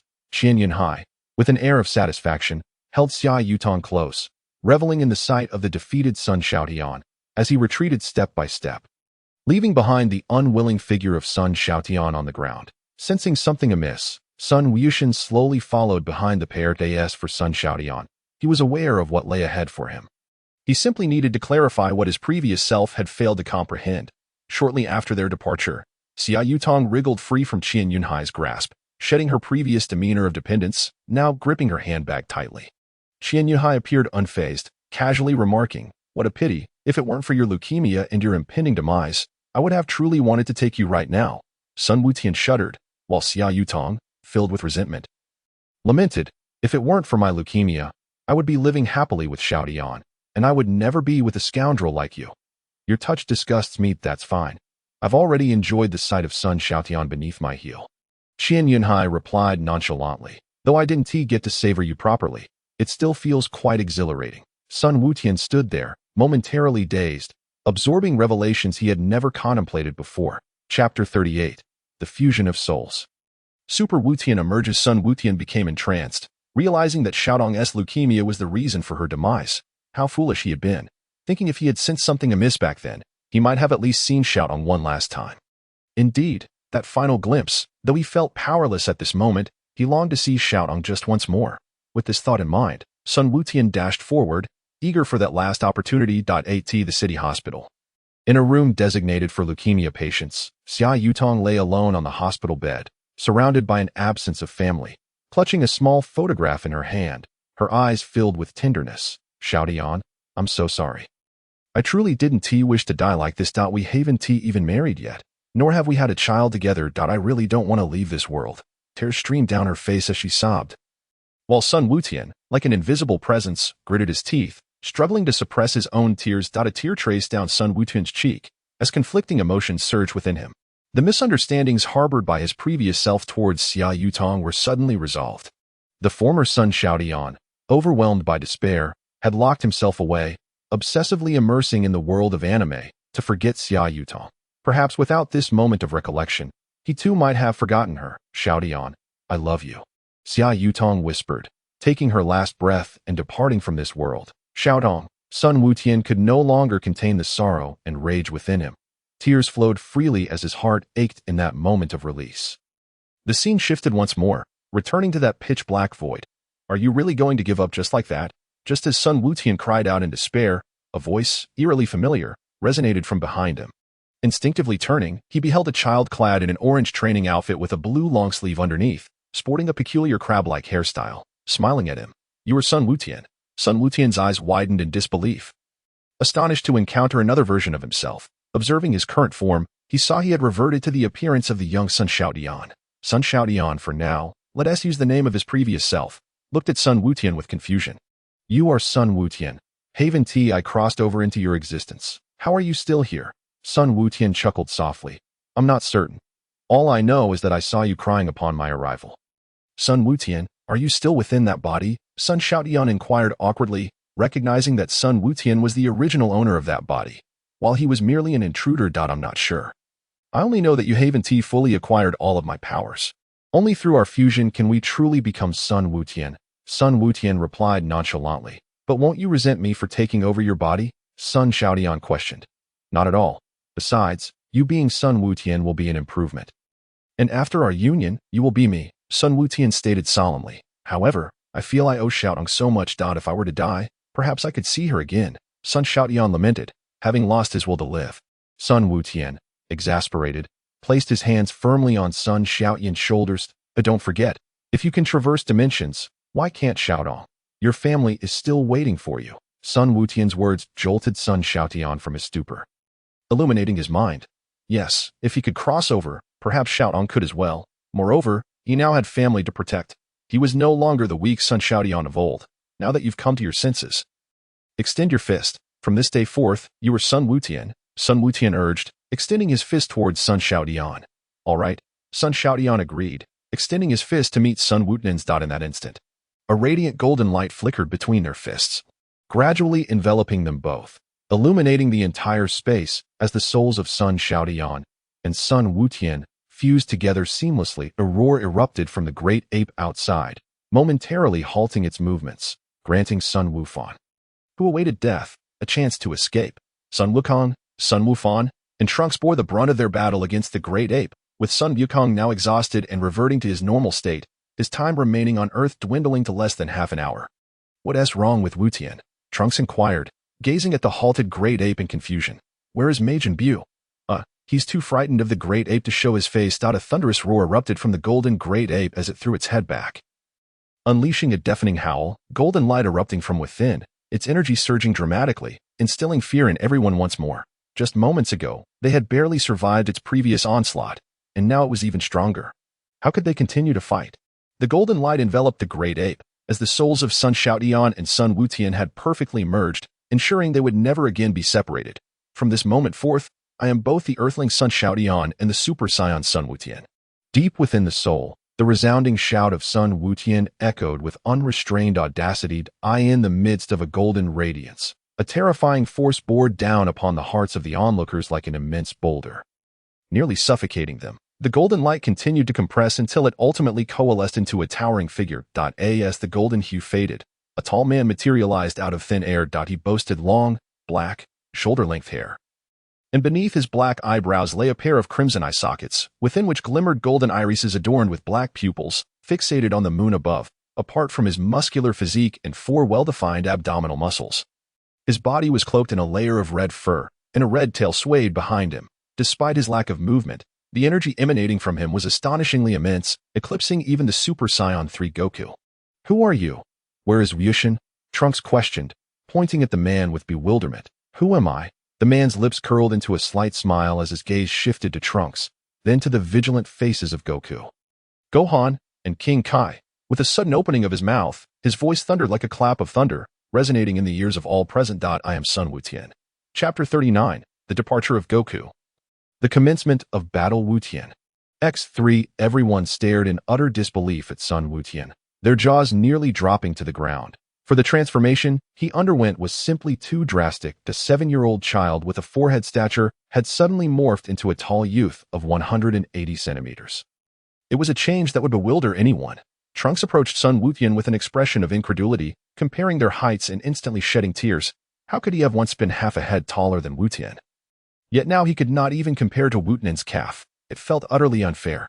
Goku, sensing Wutenen's aura with a mere flicker of his consciousness, was drenched in cold sweat, realizing he could not ascertain the true magnitude of Wutenen's power. "Wukong, just how strong are you now?" Gohan asked, his face a mask of shock, having sensed Wutenen's current strength moments earlier, nearly causing him to lose control. With an expression of icy indifference, Wukong casually placed his hand upon a rocky mountain. "How strong? I am uncertain." Crack, crack, boom. Before he could finish, the mountain crumbled without warning beneath his touch, bursting apart and once again shocking the onlookers. How could he obliterate a mountain without even lifting a finger? Gohan measured the height of the mountain, realizing it was even taller than the famed Turtle Hermit. Gohan, puzzled, thought to himself, what on earth is Turtle Hermit? Goku, sitting on the ground. Goku suddenly heard someone call his name. Turning to the sound, he spotted the fortune teller, trembling as she peeked out from a corner. Upon noticing Goku's gaze, she immediately exclaimed, "Goku, your time has come. It is time for you to return." Understanding the gravity of her quivering tone, Goku felt a wave of concern wash over him as he looked towards Wukong, fearing he had not yet regained his senses. Sensing Goku's worried gaze, Wukong offered him a reassuring smile. "Do not worry.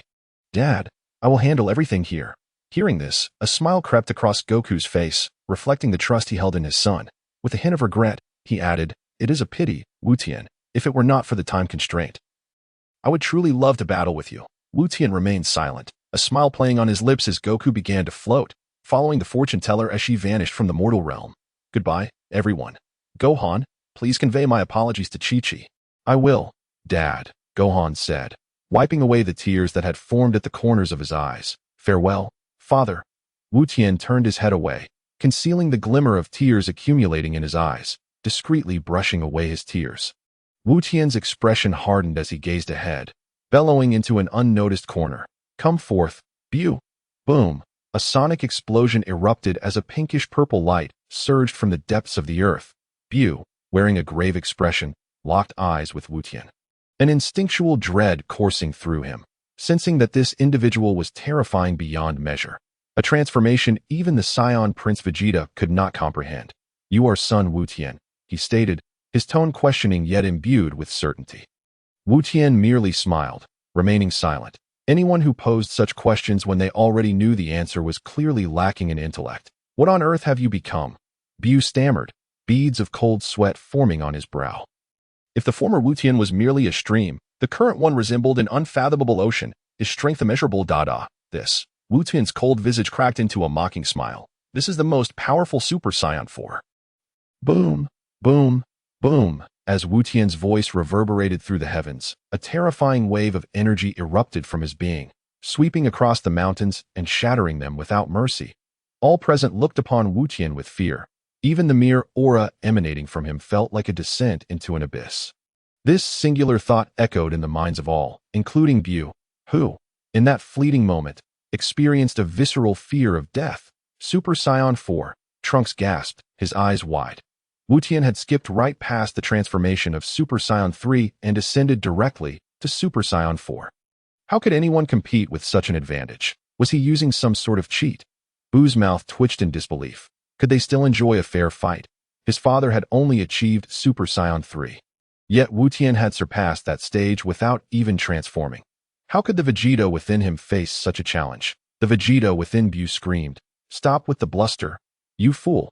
He attempted to reassure himself that they were all mere paper tigers. And he was the ultimate champion. With a roar, Bu propelled himself forward like a cannonball, hurtling towards Tian. Tian's lips curled into a contemptuous smirk. In the split second Bu drew near. A thunderous crash echoed as Bu was sent flying backward. His head twisted from the impact. He was launched away. WTF. What just happened? Why am I flying? Buu's mind blanked. Wait, let me think this through. I approached him, and then I was sent flying. Bu desperately attempted to halt his backward trajectory, eyes wide with terror as he stared at Tian, who merely beckoned him with a taunting finger. Come here. Can't you see? If not, I shall slow down for you. Gohan and Trunks exchanged glances, bewildered by the events that had just unfolded. What should one do when provoked? Clearly, one must retaliate. Chapter 40. The unmatched and invincible rebirth of Sun Wukong. With a furious expression ignited by Tian's mocking gaze, Bu became enraged. Steam billowing from the holes atop his head and arms. Transforming into a violet streak, he surged towards Tian, now resolved not to hold back. He would eliminate this detestable little brat. Boom, boom, boom. Tian maintained his derisive demeanor, and as Bu approached, a series of explosive sounds erupted. The ripples in the air failed to match the speed at which Tian struck, sending Bu careening outward once again. This time, all spectators witnessed Tian deliver a single punch, yet Buu's body bore the marks of countless impacts. Boom! Yushin's fist struck Bu with such force that he had no chance to resist, driving him deep into the earth and creating a massive crater. Everyone looked on in disbelief. They had only seen Yushin throw one punch. Yet Bu was now covered in at least 100 bruises. Surely, Bu was on the verge of tears. Hey, Bu, how can you be this weak after absorbing Vegeta? Uncle Vegeta would be heartbroken to see this. Tian taunted, addressing the pit where Bu lay. From the crevices of the earth, beams of purple light emerged, followed by a towering column of purple energy that obliterated the stones as Bu clawed his way back to the surface. Looking utterly disheveled, puffed, seeing Buu's current state, Tian struggled to suppress his laughter, the sight only fueling Buu's fury further. Awe. Enraged, Bu unleashed a surge of power, causing the very heavens to tremble. Gohan and Trunks leaped away to avoid collateral damage, hastily dragging the bewildered King Kai with them. Tian, however, wore a confident smile, his long hair billowing in the tempestuous energy, utterly unfazed by Buu's escalating power. Whoosh! A brilliant radiance emanated from Bu, compelling Son Goten and the others to instinctively shield their eyes. Once the light diminished, they opened their eyes to find Gohan and Trunks gazing up at the sky in sheer terror. Bu effortlessly cradled a colossal purple energy sphere, its power potent enough to obliterate the earth entirely. The sphere rippled through the air, and Gohan and Trunks' faces turned ashen at the thought of such a force descending upon their world. What do you mean by that? Son Goten smirked, a hint of mockery gracing his lips. Are you truly contemplating the destruction of the earth? Indeed, Bu proclaimed with pride, maintaining his grip on the energy sphere. This orb possesses the weight to annihilate a planet. So, what will you do now? If you fear for your life, perhaps you should flee, but know this, without you, the earth cannot be saved, and while scions cannot endure long in the cosmos, I shall remain unscathed. Ha ha ha. At this, Bu, brimming with excitement, attempted to rise from his wheelchair. No, he erupted into laughter, unaware of Son Goten's patronizing gaze. Young man, several years ago, there was one who held aspirations akin to yours, yet he now lies dead. His grave overgrown with 10 meters of grass. That individual was Frieza, the fool who believed he could survive in the universe and sought to annihilate Namek, only to be vanquished by my father. Son Goku. Very well.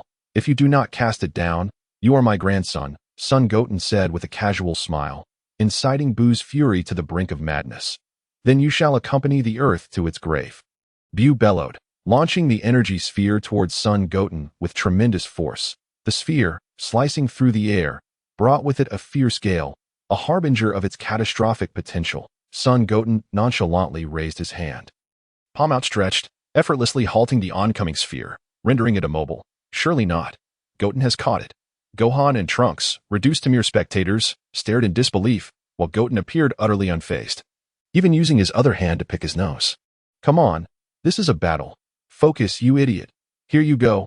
Buu, son, Goten said coolly, swinging his hand with force, sending the energy sphere hurtling back towards Buu at an even greater velocity. The sphere zipped past Buu, unstoppable, as it burst forth beyond the Earth's atmosphere, detonating in the cosmos. The shockwave returned to Earth, leaving its inhabitants bewildered. What in the world was that? Is this some kind of aurora? We're not in the Arctic. In a flash, Son Goten appeared before Buu, his serene expression unwavering. You, scoundrel, he declared, disdain and contempt evident in his gaze. If Uncle Vegeta knew you were misusing his power, he would undoubtedly come to eliminate you. Curse you. Die, Buu roared, infuriated, lunging towards Son Goten. Son Goten merely regarded Buu with a disinterested glance, casually swatting him into the ground as one might swat afly.do not move. Father is speaking. Dare to stir again. And you shall see. Buu, now embedded in the earth, was taken aback. Father? How terrifying. Where did this father come from? He pondered, attempting to rise and confront Son Goten, only to be met with another merciless slap. Alas, I did not expect you to be this foolish. Fear not, for despite your dullness, I still harbor love for you. Son Goten remarked with a hint of pity. Buu's composure faltered, and he fled in haste, eyeing Son Goten warily, as though he were confronted by a horror. Nonsense. I do not feel any love. True, for a father's love is often silent, Son Goten quipped, pressing Buu deeper into the ground. How does it feel? Heavy. The weight of Son Goten's jest felt like a 1,000-pound burden upon Buu, rendering him immobile. Oh heavy. Indeed, for a father's love is akin to a mountain, Son Goten added, provoking further ire. Buu's face flushed crimson, nearly succumbing to Son Goten's relentless teasing. In the realm of the underworld, the machinery of soul purification whirred ominously. The red demon, lost in his own amusement, donned headphones, blissfully unaware that the gauge of the soul purifier had reached a critical point, emitting urgent alarms. Boom. No one intervened, and the soul purifier erupted with a dark purple energy, triggering a chain reaction among the jars filled with malevolent intent. In an instant, the chamber was enveloped in a thick haze of dark purple mist, leaving the red demon bewildered. What now? How did this happen? Thud. Another jar exploded, and the noxious gas enveloped the red demon, causing a grotesque transformation as his body began to swell and shift toward a yellowish hue. My goodness, how could this be? The green demon rushed down the stairs in a panic, witnessing the mutated red demon. I must report this to King Enma. What has transpired? The tremors from the explosion reached King Enma's palace, leaving him perplexed. I was merely taking a nap. How could this happen? If I catch you, you shall experience the full wrath of the 18 levels of hell. Your Majesty, the soul purifier has malfunctioned, and one red demon has mutated, the green demon exclaimed, but as he approached, crystalline barriers swiftly encased him, freezing him in place. King Enma observed the chaos around him, noting through the crystal's feedback a comically rotund yellow figure seated upon the crystallized throne, chanting evil thought wave, evil thought wave. This is intolerable. It seems this fellow has taken control here, King Enma said, beads of cold sweat trickling down his brow. With the palace sealed, we cannot wield the righteous power to correct this world. The living will descend into chaos, and the dead shall rise. In the realm of the afterlife martial arts tournament, the king of the North Galaxy and the foremost fighter from the East Galaxy, Robocofan, faced off in fierce combat, trading blows without restraint, knowing that neither could perish. Suddenly, a crystalline structure burst forth from the ground, startling both fighters. What in the world is this? Goku, Robocofan, cease your battle. Something urgent has arisen with King Enma. You must investigate, the Grand Kai commanded from the highest platform. All right, Goku responded, turning to Robocofan. Hold on to me. Robocofan grimaced but begrudgingly grasped Goku's shoulder as Goku concentrated his energy. Strange, King Enma's energy feels weak, Goku mused, sensing the urgency to no matter. Let's see what's happening. With a flash, Goku transported himself and Robocofan to King Enma's palace, their eyes widening in astonishment at the sight before them. Where has King Enma gone? And why was the energy I sensed outside? Is that you, Goku? King Enma's anxious face appeared in the crystal. It is I, Uncle, Goku greeted. Goku, the main culprit is above us. You must drive him away to free us, King Enma urged, his voice tinged with desperation. Above, both Goku and Robocofan echoed. Confusion etched on their faces as they ascended towards the palace's upper levels. They both cried out as a grotesquely plump face appeared before them. What in the world is this? I'm terrified. I demand compensation. Evil thought wave, evil thought wave. The rotund figure of Huang, with a naive expression adorning his face, mumbles the words evil thought wave. Hey, are you the principal culprit behind all of this? Rib Rice questioned, pointing accusingly at evil thought wave. Yet, evil thought wave merely continued his repetitive chant, ignoring him entirely. Rib Rice, momentarily taken aback, adopted a rather dubious expression and implored, "Good child, could you please open the barrier? Goodness, there's a suspicious figure attempting to lure me away." The clever evil thought wave remained motionless, persistently reciting evil thought wave. Damn it, are you forcing me to take action? Rib Rice, feeling humiliated, seethed with anger. Evil thought wave pointed at Sun Wukong, declaring, "I want to fight him." A glimmer of excitement flickered in Sun Wukong's eyes. It appeared that he was eager for a confrontation. Hey, Rib Rice, go rescue Uncle Yinma. I shall engage him in battle. Clearly, evil thought wave had ignited Sun Wukong's fighting spirit, who was seeking a reason to fight, and had chosen me. How astutely clever. Chapter 42. The Resurrection of Villains in the Mortal Realm. Sun Wukong and Bu found themselves in a one-sided battle, perfectly illustrating the essence of overwhelming dominance, akin to a father chastising his son. Bang! With another resounding slap, Bu was driven into the ground. Prompting a resigned sigh from Sun Wukong, "Isn't living a good life enough? Why must one court death?" Pfft. Bu spat out a mouthful of blood, tears streaming down his face as he lamented, "I, Majin Buu, once roamed the universe with unparalleled might. I have vanquished 4 of the most formidable Kaioshins, and even Babidi dared not raise his voice before me. Now, I am reduced to this, being beaten like a child by someone who is merely 7 years old. Oh, heavens, save me." Observing Buu's pitiful expression, Sun Wukong instinctively distanced himself, declaring, "Just to clarify, I am a male who is fond of females, so please do not gaze at me in such a manner." Crack, crack. Bu ground his teeth in fury and charged at Sun Wukong. Furious at being mocked by this brat. Bang! Sun Wukong's slap sent Bu crashing into the earth once more. "Father is showing off. Do not interrupt me. Do not stand in my way. I shall battle you for 300 rounds. Bu exclaimed, eager to rise and confront Sun Wukong in a decisive duel. Bang! Get lost. Boom! Sun Wukong, noticing Buu's struggle to rise, effortlessly kicked him away, sending the powerless Bu crashing into a rocky outcrop, shattering it into fragments. The trio of Son Gohan, now reduced to a mere bystander, transitioned from shock to numbness, eventually gathering together to play cards, with no other option, given Sun Wukong's unmatched strength and Buu's diminished threat. They found solace in a game of cards. 3 to 7, Trunks expressionlessly discarded 5 cards. 6 to 10, Son Gohan followed suit. No. Pass. The Supreme Kai glanced at his hand, helplessly declaring, his gaze shifting to Bu.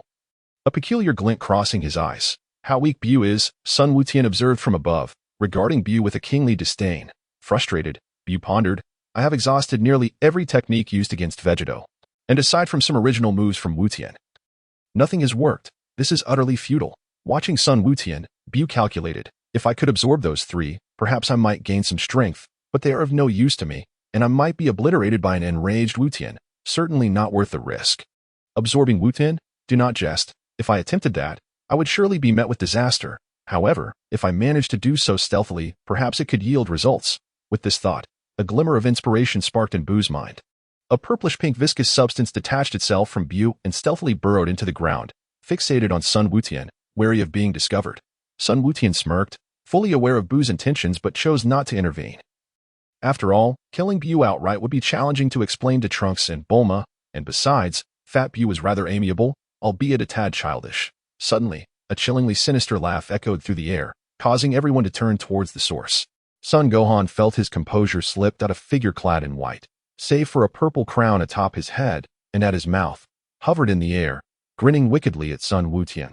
Well, Sun Wukong, you've undergone quite the transformation in these years. Frieza, Son Gohan exclaimed in astonishment, recognizing the first formidable foe he encountered in his childhood. It is quite the honor to be recognized on Earth. Frieza reveled in his self-importance, performing a gentlemanly bow towards Son Gohan, only to be perplexed upon recognizing his face. You seem familiar, Sun Wukong. Where might I have seen you before? Frieza's surprise oscillated between Sun Wukong and Son Gohan. What a perplexity. Who is who? Haha, Son Gohan. I cannot believe how much you've grown. Another familiar voice chimed in, prompting Son Gohan to glance at the newcomer, his composure fracturing once more. Cell? Indeed, it was Cell, the very adversary whom Son Gohan had vanquished 7 years prior. Cell maintained his composed smile. yet a glint of vengeful resentment flickered in his eyes as he regarded Sun Gohan. So, you are the son of Sun Wukong, Frieza mused, astonished by the revelation. Indeed, I am his offspring. Sun Gohan responded confidently, knowing he could easily defeat Frieza, should it come to that. Trunks, I thought I had killed you, Cell remarked, shifting his gaze towards the apprehensive Trunks. So you are the Trunks of this era. I must say, you were quite adorable as a child. Trunks, bewildered, followed Cell's gaze, only to discover Frieza's furious expression upon recognizing Trunks' face. Damn it, this is the face that thwarted my grand entrance. Chapter 43. Resurrection. Yet of no consequence, Frieza's gaze was fixed on Trunks, his eyes brimming with an irrepressible hatred, a sentiment not easily dismissed, for it was this very individual who had sent him to meet the King of Hell. Trunks, visibly perplexed, thought to himself, why is this stranger regarding me with such animosity? Does he have some sort of hidden agenda? Are you not the fool who, during the Namek saga, was utterly defeated by my father? Only to seek revenge on Earth, only to fall to Trunks. Frieza's brow twitched in agitation. What nonsense is this child spouting? And you must be the one who foolishly provoked my brother, only to be obliterated without a trace. Sun Wukong retorted nonchalantly, causing Cell's expression to contort with rage. Fool, I have never encountered you before. How dare you speak to me? Cell seethed, glaring at Sun Wukong. I am Sun Wukong, the posthumous child of Sun Wukong. And I was born after you were vanquished by my brother. The posthumous child? Cell's fury peaked, the latent power within him threatening to erupt. You jest, a 7-year-old over 6 feet tall? Even Saiyans cannot mature that quickly. Find a more plausible excuse. Gazing at the drooling Cell, everyone wore a perplexed expression, and Sun Gohan was even more bewildered. Goodness, is that really you, Cell? It can't be. You must be an imposter. Dazed, Sun Gohan approached Cell. And under the astonished gazes of the crowd, he made a move that left everyone dumbfounded. What are you doing, Gohan? For heaven's sake, stop. Let go. With both hands gripping Cell's face, Sun Gohan tugged fiercely, causing the Supreme Kai to nearly wet himself. Goodness, that's a deity. The genuine sensation on Cell's face caused Sun Gohan to falter. This isn't possible. Cell shouldn't exhibit such foolishness. Seeing Sun Gohan release him, Cell quickly leaped back, covering his swollen face with a look of wounded innocence. Casting a mournful gaze at Sun Gohan, fearful that he had developed a habit of being grabbed, everyone stifled their laughter, even Frieza, who suppressed a smirk, unable to resist the amusement. Clearing his throat, Cell's face flushed with embarrassment as he coughed awkwardly. Sun Goten chuckled, clenching his fist out. No worries, I was getting a bit tired of tormenting Buu. A little fun with you will suffice. Frieza was momentarily taken aback, then covered his mouth, chuckling lightly. Oh, how audacious these kids have become. Let me remind you, back when my father was being pretentious, Sun Goten scoffed, disdainfully glancing at Frieza, who was left buried in the ground by a single slap. That felt quite satisfying. Cell observed Sun Goten with a serious demeanor. Realizing he had failed to detect Sun Goten's speed earlier, while Frieza was utterly bewildered. What the hell? Why am I eating dirt? Sun Gohan and Trunks exchanged strange looks, sensing a significant change in Sun Goten. Frieza, agitated, attempted to rise and retaliate against Sun Goten, but Sun Goten merely cast a dispassionate glance at him and kicked him against the rock wall. That it's your turn. With a smile, Sun Goten turned his attention to Cell. But to Cell, it appeared as if a devil was smiling. Using the instant transmission technique, he prepared to flee into the distance. However, Sun Goten did not pursue, instead watching Cell's panicked escape with a calm demeanor. He raised his hand, aiming at Cell's back, and with a resounding boom, a yellow energy wave erupted from his palm, shooting forth like a cannonball towards Cell. Cell gazed in despair as the energy wave approached, mercilessly engulfing him, his screams echoing through the cosmos like the tolling of a bell. See, this is what happens when you try to act cool in front of me, Sun Goten admonished Frieza with a tone of reproach. Frieza, on the verge of erupting with expletives, was ready to hurl insults at Sun Goten. How dare you? Cell didn't even utter a word before you obliterated him. Have you no shame? Sun Goten continued, his eyes radiating a deadly intent that frightened Frieza into submission. Placing one hand on Frieza's shoulder, he waved his other hand with a smile, as if bidding farewell to an old friend. Goodbye. Boom. The energy wave surged forth, engulfing Frieza's form, leaving no trace behind. Chapter 44. Sun Goten is absorbed. Well, the stage is clear. Sun Goten exhaled, turning his gaze toward Buu, now a mere spectator. His previously gentle smile was swiftly replaced by a murderous intent. Next, it's your turn. Buu. In an instant, Sun Goten appeared before Buu, his icy gaze fixated on him. Bu panicked. What the hell is happening? Why does it feel like this guy wants to kill me? Damn Babidi. Why did you have to resurrect me on Earth? I could have just found a random planet to die on. Bu cursed Babidi in his mind. Meanwhile, in the depths of hell, Babidi protested, I'm not responsible for this. How was I to know such a formidable being existed on Earth? Had I known, I wouldn't he have perished. Wait. Bu waved his hands frantically, fear etched on his face. You can't kill me. If you do, Vegeta inside me will also perish, and you wouldn't he want that, would you? Plus, Trunks over there would hate you for it. Buu's threats only intensified Son Goten's murderous glare, a cold smile of condescension gracing his features. You fool, are you unaware that the Dragon Balls exist on Earth? The last time Trunks and I gathered them, we hadn't even made a wish yet. Buu's forehead dripped with cold sweat. Oh damn. I remember now. Vegeta's memories include the Dragon Balls. With his hands forming a lotus position at his waist, Son Goten conjured a brilliant blue energy sphere that radiated a cerulean glow, casting a blue hue around him. Slap. Bu closed his eyes in despair. Although he considered fleeing, Son Goten's overwhelming presence paralyzed him with fear. However, he noticed something peculiar, a light touch upon his body. Opening his eyes, he discovered colorful ribbons inexplicably wrapped around him, while Son Goten was doubled over in laughter, rolling on the ground with a boisterous, barbell-like guffaw. If Bu were still oblivious to the mockery, he would need to purchase some medication for his stupidity. Ha ha ha. I didn't expect you to be so easily frightened, Bu. You must be close to soiling yourself. Son Goten laughed until his stomach hurt, pounding the ground in amusement. The onlookers were equally bewildered. What on earth does that mean? Where did those ribbons come from?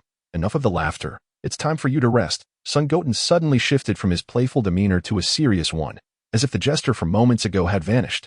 He looked at Bu coldly. Bu regarded Son Goten warily, as Son Goten crossed his arms, exuding an aura of control. Here's the deal. I'll give you 10 seconds. With confidence, Son Goten extended his palm. Continuing, I will count to 10, during which you may attempt to escape with all your might or attack me. After 10 seconds, I will strike, ensuring you disintegrate into nothingness. As he spoke the final words, a chilling gleam sparkled in Son Goten's eyes, indicating he was not jesting but rather serious. 1.2.3. What should I do? I'm so anxious, Bu thought frantically, observing Son Goten call out numbers while feeling utterly powerless. Attacking Son Goten? Please. The memory of being slammed into the ground was still fresh. Fleeing? Nonsense. He couldn't even perform instant transmission. 6.7.8. Buu's eyes darted around until he spotted an obscure corner housing a pinkish-purple object. That's the part of me I split earlier. He glanced at Son Goten, relieved that he was not paying attention. Utilizing his telekinesis, Bu maneuvered the pinkish-purple object to stealthily approach Son Goten. As the liquid crept closer, Son Goten's lips curled into a sly smile, only to be quickly concealed. 9. The pinkish-purple liquid began to expand around Son Goten, though no one noticed. 10. Now, just as Son Goten called out, Bu shouted as well, and the pinkish-purple liquid erupted, enveloping Son Goten. Oh no. Everyone froze in horror, realizing the gravity of the situation. In a split second before the pinkish-purple liquid could fully envelop him, Son Goten conjured a protective barrier around his body. Gurgle, gurgle, the pinkish-purple liquid surged into Bu, merging with him. Ha ha ha. You're just a kid. You couldn't see through such a simple trick? Bu cackled triumphantly, raising his middle finger at Son Goten in contempt. Now, that annoying little brat is absorbed, and I, Majin Buu, remain the strongest in the universe. How could it be? Goten was unexpectedly absorbed. Trunks stared blankly at the spot where Goten had vanished, his expression one of disbelief. Was it Goten's overconfidence that provided Bu with the opportunity? The Supreme Kai thought bitterly. Gohan observed Bu for a considerable time, yet found no sign of change. Buu's energy remained the same, and his appearance showed no alteration. Recalling Goten's earlier enigmatic smile, Gohan began to piece together the situation. That rascal Goten must be off to rescue Uncle Vegeta. Gohan murmured to himself. Chapter 45. The world in chaos. Ha ha. Baka baka. Bu continued to wear his smug expression, completely oblivious to the fact that he had not changed at all, showing no effort to conceal his disdain for Goten. A mere child is still a child. What use is strength if he is ultimately absorbed into my power?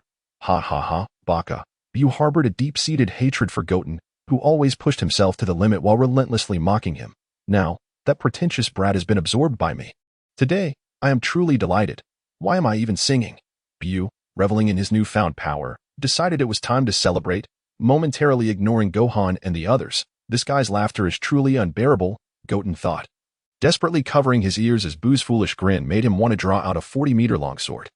However, he had finally infiltrated Buu's interior. Once he rescued Vegeta and the little pudgy one, that little Bu would no longer pose a threat. Goten, satisfied, retracted his protective barrier and began to sense Vegeta's energy. Goten's lips curled into a smile.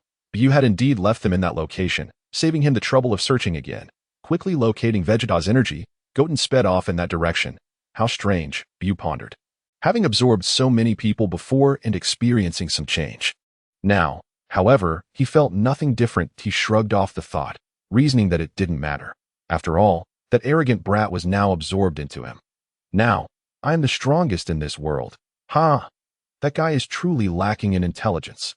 Goten, trapped within Bu, thought to himself, how could this fool not realize that he was the one being absorbed? Meanwhile, the world had descended into chaos, with countless long dead souls resurrected. The Supreme Kai, witnessing the upheaval, decided to return to the Kai realm to observe. As for Bu, Gohan had assured him that Goten was fine, so he felt at ease. Frieza and Cell had also been revived, and who knows what other powerful foes might return? Gohan and Trunks hurriedly made their way to other regions to investigate. In the city, countless tanks ruthlessly crushed everything in their path. Strangely, the leader of this army bore an uncanny resemblance to Hitler, which was utterly absurd. There were also horse-drawn carriages waving the Qing dynasty flag. What on earth was happening? In hell, a desperate Goku found his attacks against the evil energy wave ineffective at that moment. He had fully unleashed his power, transforming into Super Saiyan 3. You are the second person, after Majin Buu, to force me to this extent, Goku coldly remarked, fixing his gaze upon the evil energy wave. Clap, clap, clap. The evil energy wave clapped its hands, seemingly amused by Goku's transformations. Ha! Goku hurled an energy blast at the evil energy wave, sending it flying. Boom! Goku delivered a powerful punch, smashing the evil energy wave into the ground, then charged at it like an arrow. Ha! With all his might, Goku gathered energy into his fist and struck the evil energy wave down, burying its head deep into its body. Gasping, Goku released his aura. Kakarot. Suddenly, someone called his name from behind, causing Goku's expression to shift. Before he could turn around, a powerful punch sent him flying. Oh no, I was careless. I didn't expect anyone to be behind me. Goku thought, halting his backward momentum, wiping the blood from his lips, and looking at his attacker in shock. Broly. Indeed, the figure that appeared was the legendary Super Saiyan Broly, who had recently been defeated by Goten and Trunks. The turmoil in the afterlife had revived him, but instead of heading to the living world, he remained in hell, where he happened upon Goku, and couldn't resist landing a punch, much to his surprise. Oh no, I can't believe Broly is here, Goku thought, breaking into a cold sweat, his expression filled with alarm as he regarded Broly warily. Kakarot. Broly bellowed as he charged at Goku. Boom! Goku, unable to think further, met Broly's attack with a punch of his own. Kakarot. Broly, seeing that his attack had failed, launched another assault. Boom! Boom! Boom! Transforming into an evil energy wave resembling Cell. The evil energy wave sat back to watch the fight between Goku and Broly, clapping in appreciation like a bystander enjoying the spectacle. Aha! I found it! Goten exclaimed, finally locating Vegeta within Bu. With a sly smile, he pointed his finger, unleashing an energy beam that rescued the egg-like encapsulated Vegeta. Whoosh! As Bu lost his energy supply from Vegeta, he reverted to his original form. Confused, Bu looked at himself and exclaimed, what happened? Why have I returned to this state? Vegeta is still, what the hell? Realizing something, Bu felt his intelligence had been insulted by an elementary school student. I cannot tolerate this. Finding a random spot, Bu sank his consciousness into his own body. All right, Goten declared, setting Vegeta down. He shouldn't be able to act all high and mighty anymore. I am almost impressed with my own intelligence. Ha! Wait, I'm not Blackbeard. Why am I laughing like this? It's you, Goten. You truly haven't been absorbed. Bu erupted from the ground, his fury palpable. Well, surprised, unexpected, happy, Goten raised an eyebrow. Tauntingly, I'm going to explode. Bu fumed. Chapter 46. The emergence of primitive Bu. Bu glared furiously at Goten, his predatory gaze as if he wanted to devour him whole. Hey, Bu, may I ask you a question? Ignoring Bu's fiery glare, Goten smirked, turning his head to Fat Bu. What do you think will happen if I pull this out? Goten asked nonchalantly, his smirk widening. No. Don't. Bu frantically attempted to stop Goten. If you pull it out, I won't be me anymore. Oh, Goten replied dismissively, "What does that have to do with me?" With a swift tug, Goten tore away the connection to Fat Buu. Ugh! The external Buu's face twisted in rage as he let out a horrifying howl. The Buu inside, feeling as though acid had been poured on him, began to dissolve rapidly, his entire body starting to collapse. I need to get out of here, Goten chuckled, swiftly grabbing Vegeta and the little pudgy one. Propelling himself towards the exit. Buu howled in agony, smoke billowing from his head. Buu's energy became increasingly unstable. Sensing this abnormality, Gohan and Trunks exchanged grave looks in the direction of Buu. This must be Goten's doing. Trunks exclaimed with delight. Wonderful, Buu's energy is weakening. Goten has rescued Dad. Waited, Gohan began, but then realized something was off. No, Buu's energy is increasing again. What the hell? Trunks was taken aback, exclaiming in disbelief. How has it changed again? He stammered. How could this happen? The Supreme Kai looked on in horror at the image of Buu within the crystal ball. The current form of Buu boasted muscles of extraordinary girth, reminiscent of Trunks' previous transformation into his third form.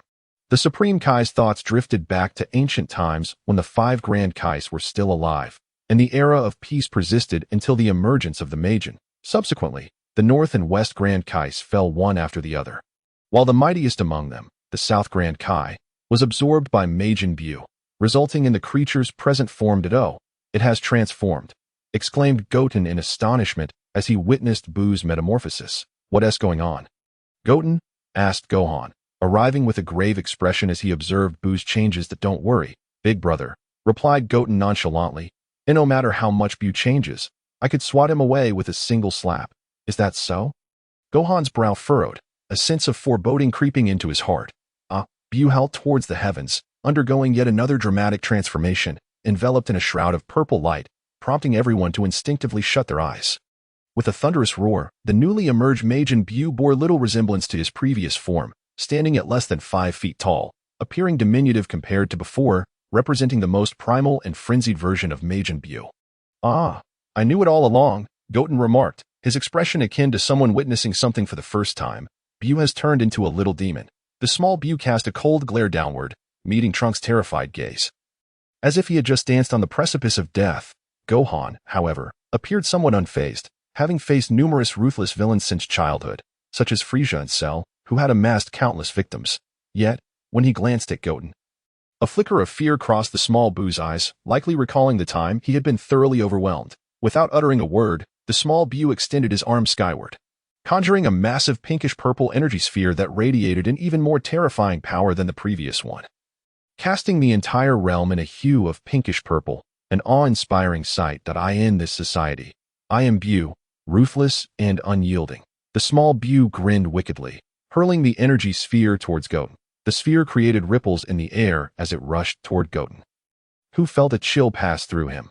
Buu, it seems you haven't learned your lesson, Goten exclaimed, suddenly springing into action, striking the incoming energy sphere back. The small Buu, taken aback, thought to himself, could you show a little respect? This is quite embarrassing for me. The energy sphere whizzed past Buu, striking the moon created by the Supreme Kai. With a resounding explosion, the moon shattered, painting the earth sky in shades of purple. You refuse to learn from your mistakes, do you? Goten scoffed, delivering a kick that sent the small Buu flying. Kamehameha, Goku, unable to contain himself after the chaotic battle with Broly, unleashed a powerful Kamehameha wave directed at Broly. The blue and green energy waves clashed, with the blue wave gradually overpowering its opponent, ultimately engulfing Broly. Never engage in a wave clash with a Saiyan, especially one named Sun. Goku gasped, feeling drained from the previous Kamehameha. Just then, an unexpected change occurred. Chapter 47, The Ultimate Evil Wave. The evil wave, which had been silently observing, suddenly roared in agony. Goku turned in surprise, witnessing the evil wave suffering as torrents of black energy surged towards it from the underworld. What is happening? Goku exclaimed, his eyes widening in terror as the dark energy flowed into the evil wave's form, causing its power to swell uncontrollably. Goku scrutinized the black energy, recognizing several familiar presences. Raditz, Jinyu, Door, Slug, he mumbled, recalling the figures formed by the familiar black mist. Frieza, Cooler, Cell, Rajek, and Broly. What is going on? Goku reverted to his normal state, his expression darkening as he sensed that the evil wave was absorbing the powers of these formidable foes. Its aura far surpassing that of the Majin Buu who had previously absorbed Vegeta. This is bad. If it escapes to the human realm, I wonder if Goten can handle it. Goku's expression turned grim as a sudden realization struck him.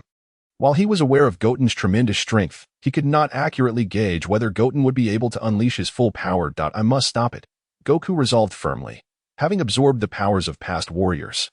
The evil wave's strength surged to unprecedented levels. Clad in dark purple armor and possessing crimson skin, its appearance became even more menacing. Its once yellow scare had turned blood red, and its physique expanded slightly. Goku instantly transformed into Super Saiyan 3, intently watching the evil wave. "Ha!" Goku bellowed, propelling himself towards the evil wave. But the evil wave grinned wickedly, effortlessly grasping Goku's incoming fist. With a sudden strike, the evil wave countered, producing a shockwave that sent Goku spiraling back. The force of the evil wave's punch overwhelmed Goku, sending him crashing into a mountain of needles. Hee. The evil wave chuckled, picking up a small bottle from the ground. With a casual squeeze, the bottle transformed into a crimson longsword, which it swung downward upon the needle mountain, cleaving a massive fissure into the structure. Caught off guard, Goku felt the sting as the sword sliced through his arm. Fortunately, being a Saiyan, he merely sustained an injury rather than losing his limb. This is bad, Goku thought, realizing the evil wave was preparing to unleash another wave of energy slashes with the red sword. Quickly, he dodged, evading the onslaught of the evil wave's attacks. Meanwhile, in the human realm, boom, Goten landed a merciless punch squarely on the small Buu's face, deforming it, then followed up with a kick that sent it sprawling. In short, the small Buu was being thoroughly dominated by Goten. The small Buu, regaining its composure, screeched in fury, smoke billowing from its head as it charged at Goten, determined to reclaim its dignity as Majin Buu. However, it was all in vain. With a casual punch, Goten sent the small Buu flying once more, feeling somewhat bored with the repetitive nature of the encounter. "Since I'm tired of playing with you, it's time for you to meet your end." Goten's eyes glinted with malice as he glared at the small Buu, causing it to gulp nervously. "This is it for me." The small Buu's heart raced, panic setting in as it thought, "What do I do? I'm in grave danger." Goten clasped his hands together at his waist, a brilliant blue energy sphere forming in his grasp. Kamehameha, the azure energy sphere illuminated the surroundings, casting a blue hue across the landscape, unnoticed by anyone as a crack appeared in the sky. The crack widened, expanding further. Boom! Goten's voice echoed through the realms, causing the small Buu to feel an overwhelming sense of dread. Knowing that invoking the wave would seal its fate, the fissure continued to grow, nearly engulfing half the sky. Wave. The small Buu, in despair, closed its eyes, resigning itself to say farewell to this beautiful world. Oh no! With a cataclysmic explosion, the scene unfolded. The sky suddenly erupted, causing Sun Wuqian's movements to falter, retracting the Kamehameha wave. "Damn it! Who is disturbing my moment of grandeur? Show yourself, and I promise not to kill you." Chapter 48. 48. A startling change. The evil spirit wave of Buu. The heavens were torn apart, revealing a vast, dark, gaping maw that seemed capable of devouring all living beings. From the rift, a towering figure materialized before everyone. Who is this? The aura emanating from him is astonishingly powerful. Sun Wukong and Trunks exchanged troubled glances at the figure stepping forth from the breach, treading on the void. What the hell? How is the evil spirit wave here? This is utterly unscientific. Sun Wuqian's mind was filled with chaos. This shouldn't be happening. The evil spirit wave was only a tyrant in hell, ultimately defeated by Gogeta. Is it possible that Vegeta's absorption by Buu has completely derailed the storyline? WTF? This energy, it's Frieza. Sensing the familiar auras within the evil spirit wave, Sun Wukong's astonishment deepened. Cell, Broly, Door, all their energies are present. Nanny. Sun Wuqian was taken aback. Indeed. He too felt those familiar presences. Frieza, Cell. I thought this guy looked a bit different from the one in the anime. It seems he has transformed after being absorbed by these malevolent powers. Damn it, this fellow is far more formidable than Buu. Sun Wuqian's mind raced with frustration. The evil spirit wave in the original story could read minds and predict opponents' next moves. Super Saiyan 3's father was brutally overwhelmed. Now, having absorbed so many boss-level characters' powers, Super Saiyan 3's father is likely in grave danger. Roaring, the evil spirit wave spotted Sun Wuqian and let out an ecstatic howl. Suddenly lunging towards him with a powerful punch, boom, the evil spirit wave's fist struck Sun Wuqian's right cheek, twisting his face to the side. Hey! Sun Wuqian seized the evil spirit wave's arm that had struck him, his eyes glinting with ferocity. You're quite cheeky, evil spirit wave. It seems you need a lesson in humility. Boom. Ugh. Sun Wukong delivered a rapid punch to the evil spirit wave's abdomen, the sheer force causing him to spit out bile. Seizing the moment while the evil spirit wave clutched his stomach in pain, Sun Wukong brought both hands together and struck down hard on his back. Boom! The evil spirit wave crashed heavily to the ground, creating a massive crater. Aru! The evil spirit wave, gathering his strength, obliterated the rocks and soil that buried him, a dark purple energy column shooting up from the ground, with a predatory gaze fixated on Sun Wukong. He raised his hand, unleashing a barrage of energy blasts like dazzling meteors hurtling towards him, each blast potent enough to reduce a city to ashes. Get lost. Boom, boom, boom. Sun Wukong snorted coldly as the meteor-like energy blast approached. An invisible force materialized, deflecting them away. Boom, boom, boom. The energy blast struck the ground, creating enormous craters, leaving the surface riddled with holes resembling lunar impact craters. Fortunately, this area was devoid of life, as any remnants had already been eliminated by Babidi's gang. Boom! Sun Wukong unleashed a powerful punch toward the evil spirit wave's face, instantly deforming it. As he prepared to follow up with another blow, the evil spirit wave's body disassembled into several smaller blocks. Relocating behind Sun Wukong. It's a disassembly move. Interesting. Boom! The evil spirit wave had just reappeared behind Sun Wukong without making a move when he was sent flying by a powerful kick. Having read the original story, Sun Wukong was well aware that this disassembly technique had once left Super Saiyan 3 Goku in disarray. Gurgle, gurgle. Meanwhile, the long-awaiting Majin Buu saw the evil spirit wave careening towards him and instantly transformed into a mass of pink adhesive substance, lunging at the evil spirit wave upon his approach. Gurgle, gurgle. Damn it, Sun Wukong thought, momentarily stunned.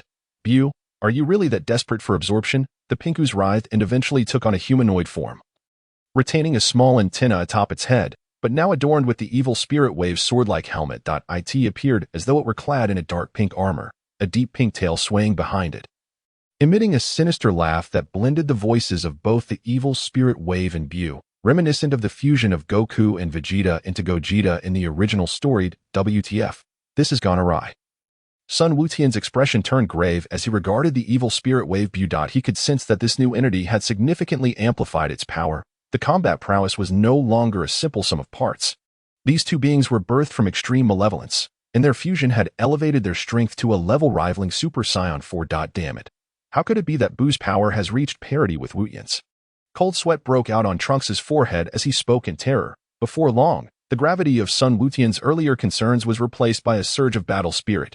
The Saiyan's innate combativeness was ignited by the presence of a worthy opponent. He was no longer the weakling he once was. He had become the mightiest Super Saiyan 4. Sun Wukong. Chapter 49. Intense battle. Evil Spirit Wave Buu versus Super Saiyan 4 Sun Wukong. Hee. Sun Wukong's lips curled into a fervent grin. The terrifying power of Evil Spirit Wave Buu, nearly equal to his own, stirred his inner warrior. The two locked eyes, an unspoken challenge igniting the battlefield around them. Gurgle, gurgle. Off to the side, Sun Wukong and Trunks, having long resigned to their fates, swallowed hard and retreated to a safe distance, sensing that the forthcoming battle would be nothing short of cataclysmic, as both combatants embodied the pinnacle of universal strength. Wukong, give it your all. Sun Wukong silently cheered for Sun Wukong, having successfully rescued King Enma and returned to the realm of the Supreme Kai. From the earlier skirmish, he felt his own impotence deeply. The only one capable of defeating Evil Spirit Wave Buu now was none other than Super Saiyan 4 Sun Wukong. Crack, crack. The already awakened Vegeta, having been rescued by Sun Wukong, listened to Sun Wukong recount the events with a contorted face of resentment. What a joke. Kakarot, I'll be damned. You have Super Saiyan 3, and yet you don't transform. Are you looking down on me, Vegeta? And that brat of Kakarot S, Super Saiyan 4? I'm flipping the table. Damn it. Vegeta was furious, wishing to strike the child. This is absurd. Super Saiyan 4. I'm not even Super Saiyan 3. Tell me, are you trying to humiliate me, Vegeta? Wukong, I'm counting on you. Sun Wukong's eyes flickered with worry, simultaneously resenting his own weakness. Had he not abandoned training in the past, he could at least share some of the burden with Wukong now. Whoosh, whoosh. Finally, the two sprang into action, vanishing from sight like flashes of light. Boom, ziz, ziz. When they reappeared, their elbows collided with a terrifying force, distorting space as energy surged, arcs of electricity crackling through the air. Hee. A smile unconsciously crept onto the faces of Sun Wukong and Evil Spirit Wave Buu. Whoosh! Boom! Boom! Boom! The two vanished once more, leaving ripples in the air from their clashes, the sheer power of each encounter causing the entire earth to tremble as if the apocalypse were upon them. Mr. Satan, save us! Witnessing the earth quaking with what seemed like cataclysmic disasters, some ignorant humans prayed for Mr. Satan to rescue them, as he had 7 years prior. However, they were unaware that their supposed savior was still unconscious from a single punch delivered by Sun Wukong. While Mr. Satan's seemingly formidable bodyguards trembled in fear, clinging to one another, Bidi Li gazed into the distance with concern. Wufan, is that Majin Buu really that strong? I hope he remains safe. Boom! The battle rages on. As Sun Wukong is sent flying by a knee strike from the malevolent Buu, an energy blast is unleashed, striking Buu squarely in the face. Buu, disregarding the blood trickling from his nose, transforms into a streak of light, darting towards Sun Wukong as he hurtles backward. Damn it! You dare to chase me? Sun Wukong curses, swinging his arm to deliver a powerful blow to the pursuing Buu. With a resounding crash, Buu is sent flying like a severed kite, crashing into a rocky mountain and creating an unfathomable chasm. A dark purple column of energy erupts from the abyss, and Buu surges forward like an arrow loosed from its bow, racing towards Sun Wukong. Sun Wukong, with a deft motion of his hand, hurls an energy blast at Buu, enveloping him in a cloud of black smoke. Ha ha ha. The sounds of explosive impacts fill the air as Sun Wukong unleashes a flurry of energy blasts, each resembling a brilliant meteor, raining down upon Buu. Panting heavily, Sun Wukong's expression remains grave. He knows that Buu is not easily vanquished. As the smoke begins to dissipate, Buu is revealed, arms outstretched in a T-pose. Encased within a purple energy shield, though he appears unscathed, beads of sweat glisten on his forehead, indicating that Sun Wukong's prior assault has taken its toll. Is this a technique derived from Cell? Or perhaps Android 17? Sun Wukong muses, recognizing the familiar maneuver as that of Perfect Cell. With a sinister grin, Buu disengages his protective shield, aware that maintaining it requires significant stamina. You bastard! Sun Wukong bellows, charging once more at Buu. Chapter 50. Buu is defeated, yet Wukong vanishes.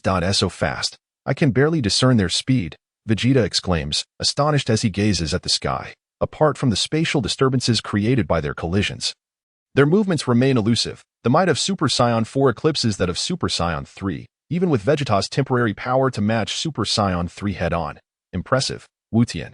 Goku exclaims joyfully while watching the battle unfold on a television. This is Super Saiyan 4, truly invincible. The Grand Kai, observing Wukong's prowess, cannot help but marvel, his eyes glinting beneath his sunglasses. Wukong's strength far surpasses that of Goku's Super Saiyan 3.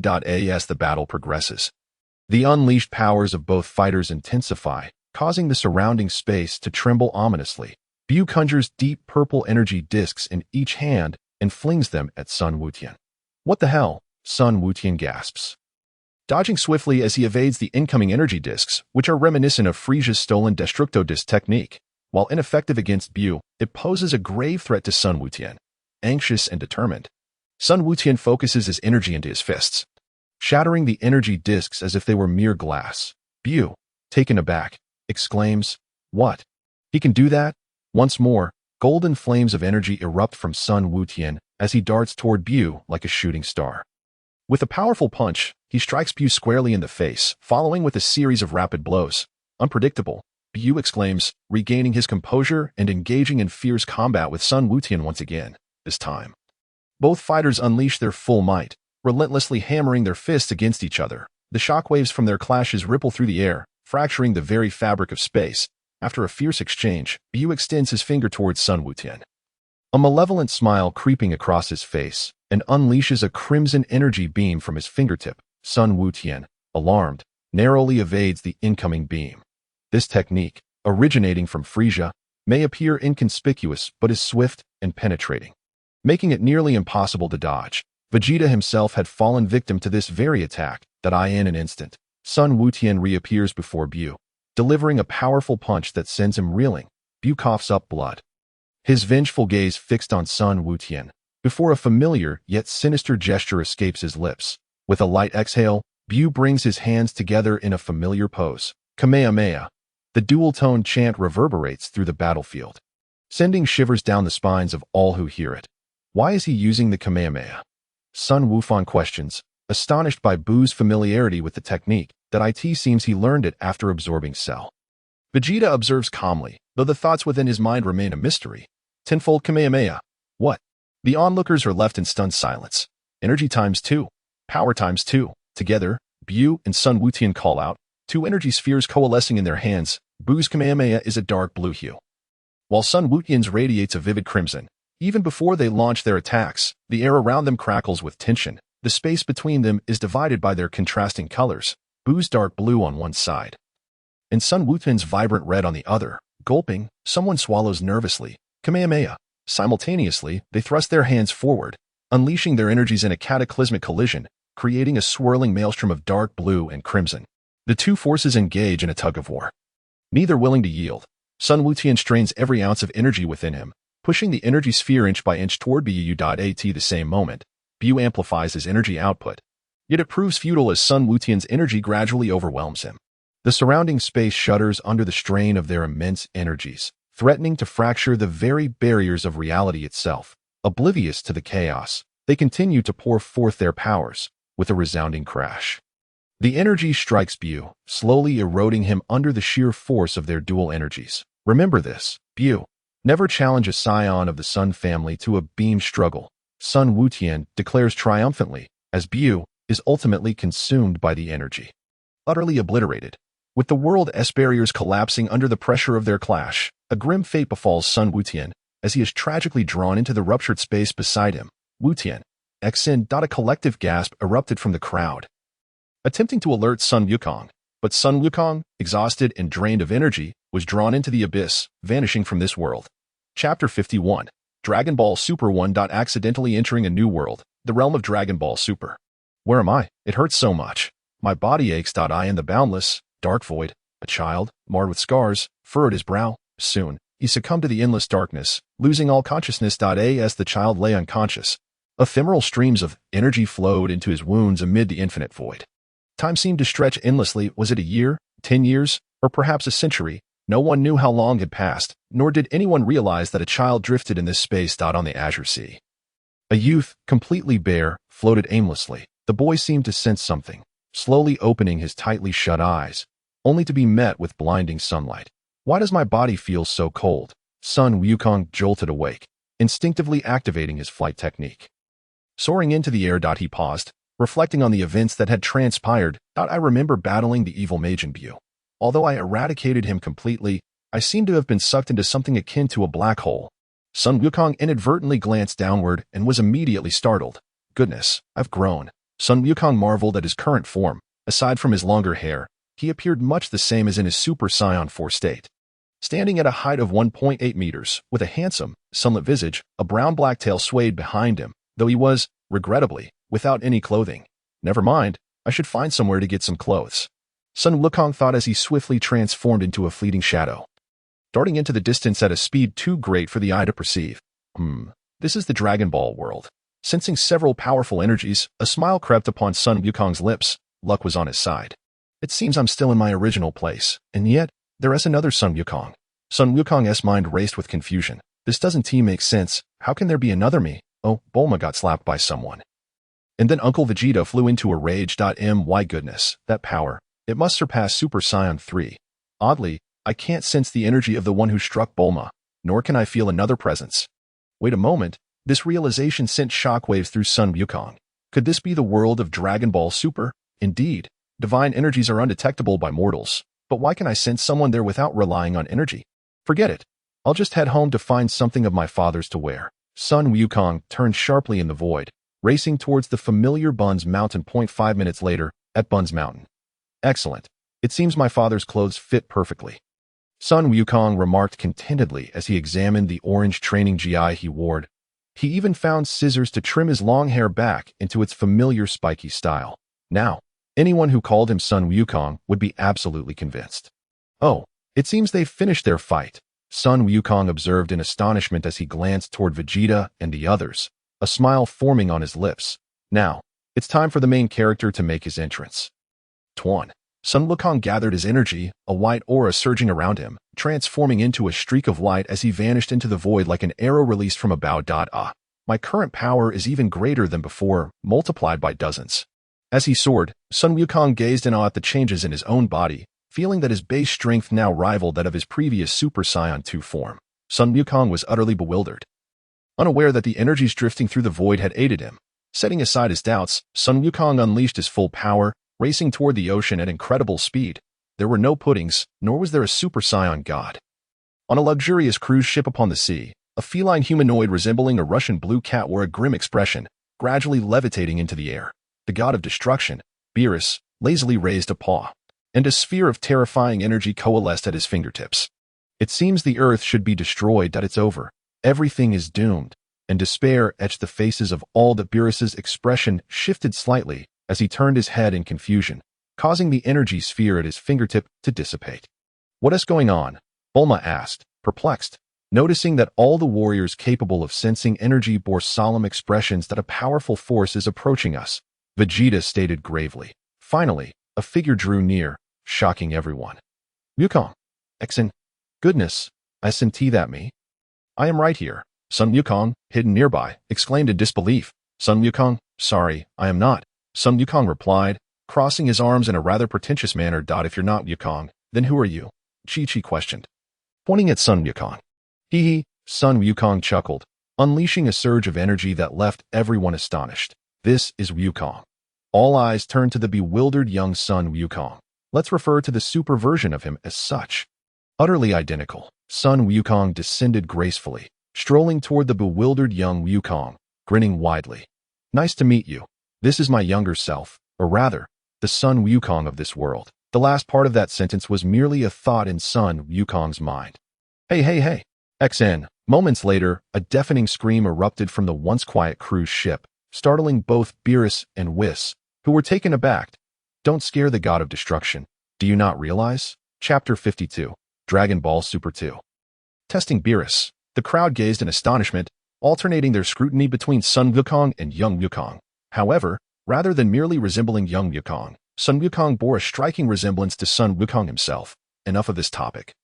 Sun Wukong cleared his throat to redirect their attention, casting a puzzled glance at Beerus. But who is this fellow? Instantly, the crowd broke into a cold sweat. Good grief, my brother, the one before you is an actual deity. That Wukong.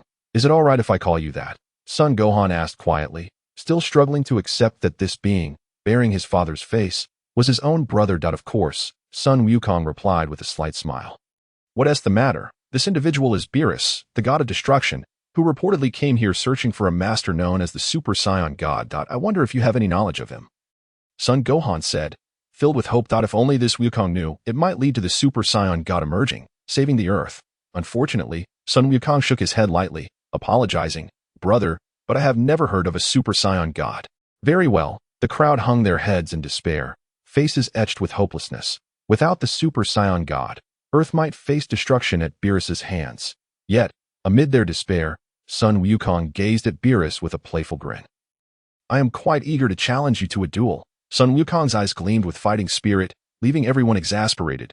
Good grief, this little rascal truly is Sun Wukong's offspring, even at such a time.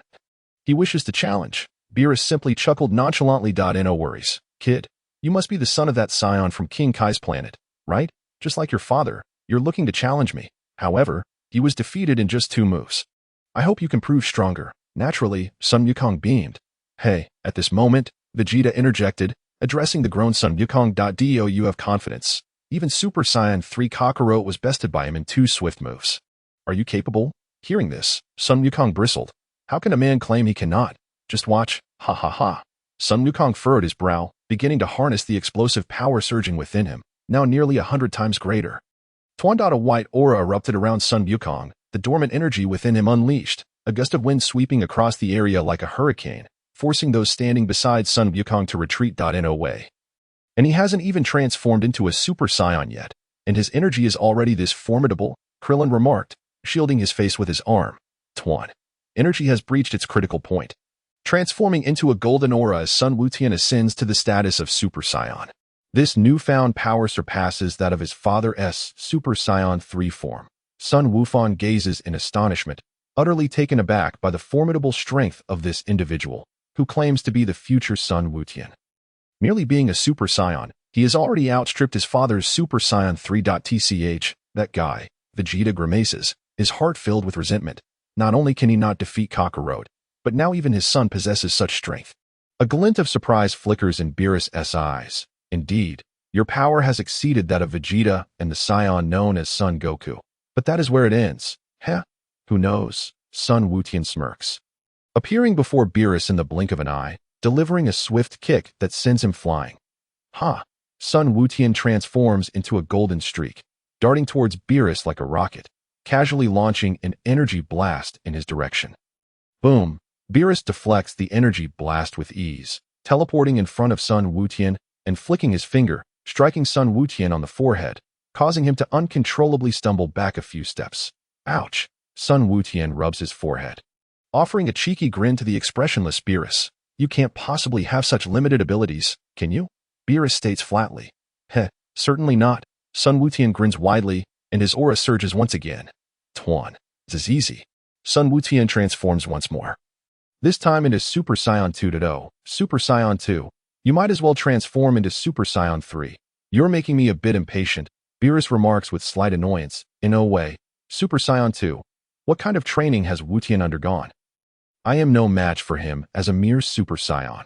If he transforms into Super Saiyan 3, he might just force Beerus to reveal some of his true power, Goku muses silently. Super Saiyan 3. I can't do that, Sun Wukong replies, reverting from his Super Saiyan 2 form, having gauged Beerus' strength that can't do it. Beerus' expression shifts slightly in surprise. Are you not concerned that I might destroy Earth? Heh, Sun Wukong is unfazed by Beerus' threat, merely chuckling softly. What is so amusing? Beerus inquires, astonished. Did my earlier strike daze you? I truly cannot transform into Super Saiyan 3. Sun Wukong raises his head, revealing a confident smile. And his next words resonate like thunder. But who told you that Super Saiyan 3 is the pinnacle of Super Saiyan transformations? Chapter 53. Super Saiyan 4 vs. God of Destruction Nanny. XN. Everyone stares in shock at Sun Wukong, especially Vegeta, whose jaw nearly drops. After years of training, he still hasn't achieved Super Saiyan 3, yet someone now informs him that there are transformations beyond it. Leaving him in a state of bewilderment, though, Beerus remarks nonchalantly, then I shall witness this so-called transformation that transcends Super Saiyan 3 in a way. There are transformations beyond Super Saiyan 3. Goku, having overheard Sun Wukong's previous words, is now brimming with excitement, nearly bursting to ask, Fear not, I shall not disappoint you. Sun Wukong asserts confidently. Immediately, Sun Wukong's confident demeanor shifts to one of ferocity, his aura boiling like water in a pot. As the energy within him begins to surge uncontrollably, boom, the power Sun Wukong gathers causes the very fabric of the universe to tremble, the ocean's surface roiling, instilling fear in the trio attempting to escape in their small boat. A golden light bursts forth from Sun Wukong, illuminating the entire world, enveloping the atmosphere in a sea of gold that renders it blinding, even prompting Beerus to instinctively shield his eyes, after a considerable time.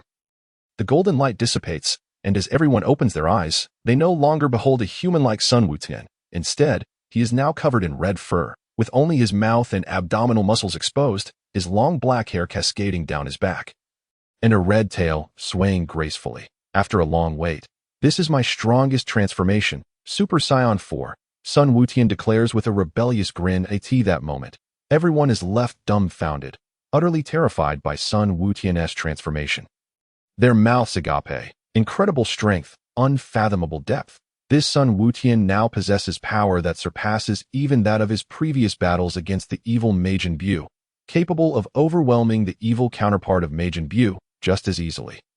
This is Super Saiyan 4. Vegeta stares at Sun Wukong in a daze, realizing that Wukong's power has reached a level beyond their dimension. Unbelievably powerful, Sun Wukong exclaims joyfully. Come, Beerus, Sun Wukong says with a wicked smile. Little brat, you've done well, Beerus compliments, acknowledging that in terms of raw power, you have surpassed me. However, I am still a god of destruction. We shall see. Sun Wukong smirks with a light-hearted laugh. Swish, boom, wow. Sun Wukong appears before Beerus as if teleporting, delivering a powerful punch to Beerus' abdomen. Beerus, in pain, doubles over, his form sent hurtling backward. How is this possible? I can't keep up with his movements, Vegeta exclaims in terror, his eyes wide. He completely missed Sun Wukong's attack. As if Sun Wukong had always been right in front of Beerus. Can't see it. I can't see Wukong's movements either, Goku thinks, a storm of shock brewing within him. That speed is reminiscent of his own overwhelming defeats at Beerus' hands. Quickly regaining his composure, Beerus glares furiously at Sun Wukong, roaring, "Little brat, you've angered me." Sun Wukong merely smiles in silence, mockingly waving at Beerus, his provocative expression only fueling Beerus' rage. With a powerful thrust of his legs against the air, Beerus propels himself towards Sun Wukong like a cannonball. Boom! Sun Wukong blocks Beerus' kick with one hand, but is met with a counterpunch that sends him flying. Damn! Bring it on! Sun Wukong laughs heartily, a fervent battle spirit igniting within him. Having just awakened, he encounters a worthy opponent to unleash his full strength against, the Saiyan blood within him boiling with excitement. Boom! The fists of Sun Wukong and Beerus collide, a terrifying energy compressing the space around them. Boom! Wow! Sun Wukong, caught off guard, is struck by Beerus' knee, sending him crashing into the sea, the immense force creating a massive whirlpool on the surface. Swish, swish, swish! Countless energy blasts erupt from the water, soaring towards Beerus like a rain of blossoms. Boom! The energy blasts surge forth with ferocity. Even Beerus can only withstand them for a moment before being engulfed and sent flying several seas away with a cry of despair. Oh dear, Lord Beerus is in quite a predicament. Whis, indulging in Earth's delicacies aboard a cruise ship, teases as he observes Beerus' somewhat disheveled state. In no way. Beerus roars angrily, his face contorted in frustration. Boom! Sun Wukong leaps from beneath the waves, a mischievous grin on his face. Well then, shall we conclude this warm-up? Hee hee. Indeed, Beerus replies, a hint of amusement gracing his features. Oh my, is this really just a warm-up? To the two esteemed figures, could you spare a thought for us mere mortals? We truly cannot withstand this. The spectators murmur among themselves, feeling utterly outclassed. Roar. Beerus' expression shifts dramatically, his purple energy aura igniting and rising. Although the humans present cannot perceive it, an immense pressure envelopes the atmosphere. This is the true power of a god of destruction. How formidable! Sun Wukong laughed maniacally, perplexed by a sensation he could not comprehend. He felt an overwhelming power emanating from Beerus, far more potent than anything he had encountered before. Wasn't it said that mortals couldn't perceive the aura of gods? Yet here he was, acutely aware of it. Beerus mused, a flicker of surprise crossing his face. Can you truly sense my power? I'm not sure, but I can feel it, Sun Wukong replied. Could you be the Super Saiyan God I've been seeking? No, you shouldn't be a god right now, Beerus remarked, furrowing his brow in confusion, unable to fathom why Sun Wukong could detect his aura. Who knows? Sun Wukong chuckled lightly. As long as I can defeat you. That's all that matters, he added with a carefree smile. To him, the concept of divinity was of little consequence. As long as his strength was sufficient, even a god could be vanquished. Suddenly, Sun Wukong's playful demeanor shifted as he let out a resounding roar, unleashing the tremendous energy surging within him that a tempest of power swept through the surroundings, causing the very fabric of the atmosphere to tremble. Lightning crackled ominously in the sky, and the sea surged violently in response to the explosive emergence of the true might of Super Saiyan 4. The ship's going to capsize, the dog-like member of the trio cried out in terror. Everyone aboard the cruise ship crossed their arms in front of themselves, bracing against the fierce winds conjured by Sun Wukong's unleashed energy, desperately trying to maintain their balance. Remarkable. This is the power of Super Saiyan 4, Vegeta thought, gritting his teeth with admiration. If only he could attain such a transformation, he could finally defeat Kakarot and even challenge Beerus himself. Quick, breathe. I can't catch my breath, Trunks exclaimed, struggling to shield Bulma behind him, glancing at Sun Wukong with newfound admiration. How terrifyingly strong, little Goten gasped, striving to protect Chi-Chi while gazing at Sun Wukong with longing. The disparity between Super Saiyan 4 and Super Saiyan 3 was unfathomable. Hidden in a corner, Goku watched Sun Wukong with fiery enthusiasm. What's happening? Sun Wukong suddenly noticed something amiss within his own body, though he could not quite articulate it. This is your full power? I never imagined a human could grow this formidable, Beerus remarked gravely, sensing that Sun Wukong's strength was now on par with his own, perhaps even surpassing it. Beerus found himself momentarily believing that Sun Wukong was indeed the Super Saiyan God he had been searching for. Vados, a glimmer of intrigue danced across her face. Lord Beerus, this Saiyan has surpassed you. What do you intend to do? Haha, I've kept you waiting, Beerus. With golden flames erupting like a geyser, arcs of electricity danced around him, as Sun Wutian's energy reached unprecedented heights. A confident smirk adorning his face. "Come, let us battle." In unison, Beerus and Sun Wutian exchanged knowing smiles before unleashing a thunderous roar, vanishing from sight like a flash of lightning. Boom! Their fists collided in the void, sending shockwaves rippling through the air. Again, they shouted, their lips curling into smirks as they disappeared once more. Boom! Boom! Boom! As the two warriors fought, they drifted further away from the onlookers, the frequency of the shockwaves increasing alarmingly. Each clash reverberated with such ferocity that even the likes of Goku and Vegeta struggled to fully comprehend the intensity of their battle, let alone the others they asked for Gohan. Years without training had transformed him from a powerhouse capable of effortlessly defeating Super Buu into a mere scholar who could scarcely muster the strength to transform into a Super Saiyan. "Ha!" Beerus bellowed, launching a purple energy sphere imbued with destructive energy towards Sun Wutian. "Watch out! Iron Fist!" Sun Wutian exclaimed in shock, raising his fist, channeling his energy into it, and striking the destructive sphere with tremendous force. The sphere initially surged forward due to inertia before rebounding back towards Beerus. "Impressive!" Beerus exclaimed in astonishment. "I had no idea such a maneuver was possible." "Huh!" Boom! Beerus deftly dodged the returning energy sphere, but was struck squarely by Sun Wutian's energy wave. "Damn it!" Beerus glared at Sun Wutian, transforming into a stream of purple light and hurtling toward him like a cannonball. "Ha. Come on, let us hurt each other." Sun Wutian laughed as he charged back at Beerus. Unafraid. Boom! The two engaged in a new round of combat, exchanging blows in a playful yet fierce manner. "Why are you tugging on my hair? You're the one. What's wrong with my ears? Let go of my nose if you dare." "Stop it. You're going to rip off my tail. Come on, focus on the fight. Do you realize how much you resemble street thugs brawling right now?" The onlookers thought in exasperation. As they continued their playful skirmish, they drifted farther away, even venturing beyond the atmosphere. "Sun Wutian, if you have the guts, try to take this," Beerus declared, clasping his hands together. When he opened them again, a massive destructive energy sphere formed, growing larger than some asteroids, and he hurled it towards Sun Wutian. "Let us see who fears whom." Tenfold Kamehameha. Sun Wutian grinned wildly, positioning his hands in a flower-like formation at his waist before unleashing a crimson energy wave from his palms to collide with the energy sphere. "Yeah." X2. Sun Wutian and Beerus unleashed their energies in a frenzy, their powers clashing fiercely. Although Sun Wutian had surpassed Beerus in sheer strength, he was still human, and his limits in mastery paled in comparison to Beerus, resulting in a stalemate. "Don't underestimate the Saiyans," Sun Wutian shouted, redoubling his energy output, gradually pushing the energy back. "Oh no." Beerus's expression shifted as he exerted all his strength to deflect the incoming energy slightly. But the combined force of their powers sent the energy sphere hurtling into the depths of space, vanishing from sight. "How is that?" Beerus. Sun Wutian exhaled deeply, a triumphant grin on his face. Beerus stared at Sun Wutian for a moment, then released a wry smile. "You've won, Saiyan. Congratulations, Sun Wutian." Breathing heavily, Sun Wutian gradually returned to his normal form and descended back down. "Impressive, Wutian." Indeed, that must be the power of Super Saiyan 4. As soon as Sun Wutian landed on the cruise ship, a throng of admirers surrounded him, bombarding him with questions and expressions of awe. Wait, it's a bit crowded. Can you all give me some space? I'm feeling a bit exhausted," Sun Wutian said awkwardly, glancing at the eager crowd. "What a pity.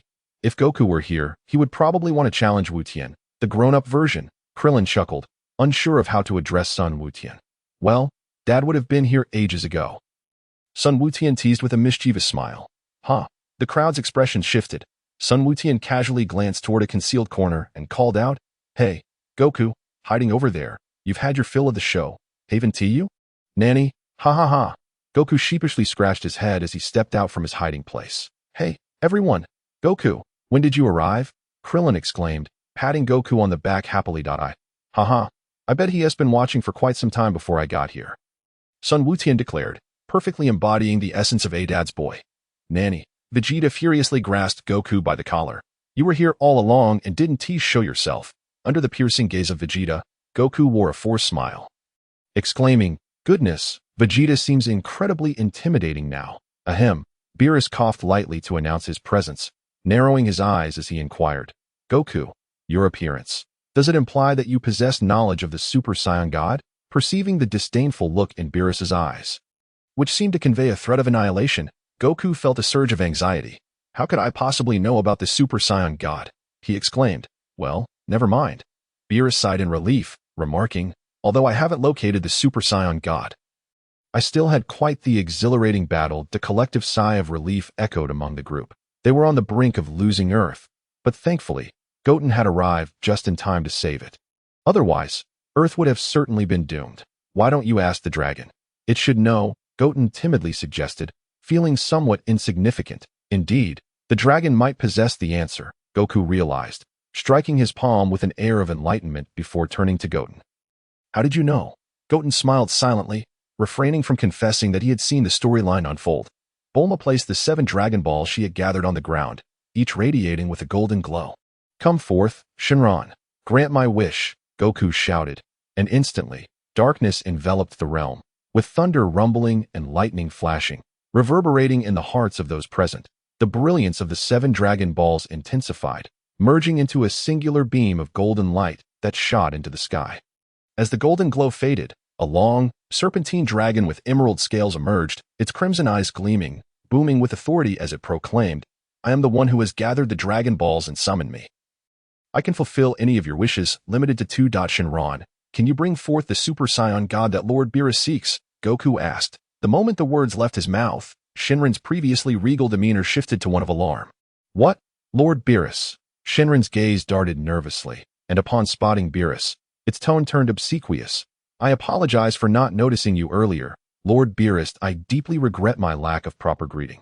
First, summon the Super Saiyan God. Beerus waved dismissively, though his tone grew ominous. Or I shall destroy you. I am sorry, Lord Beerus, but I cannot bring the Super Saiyan God.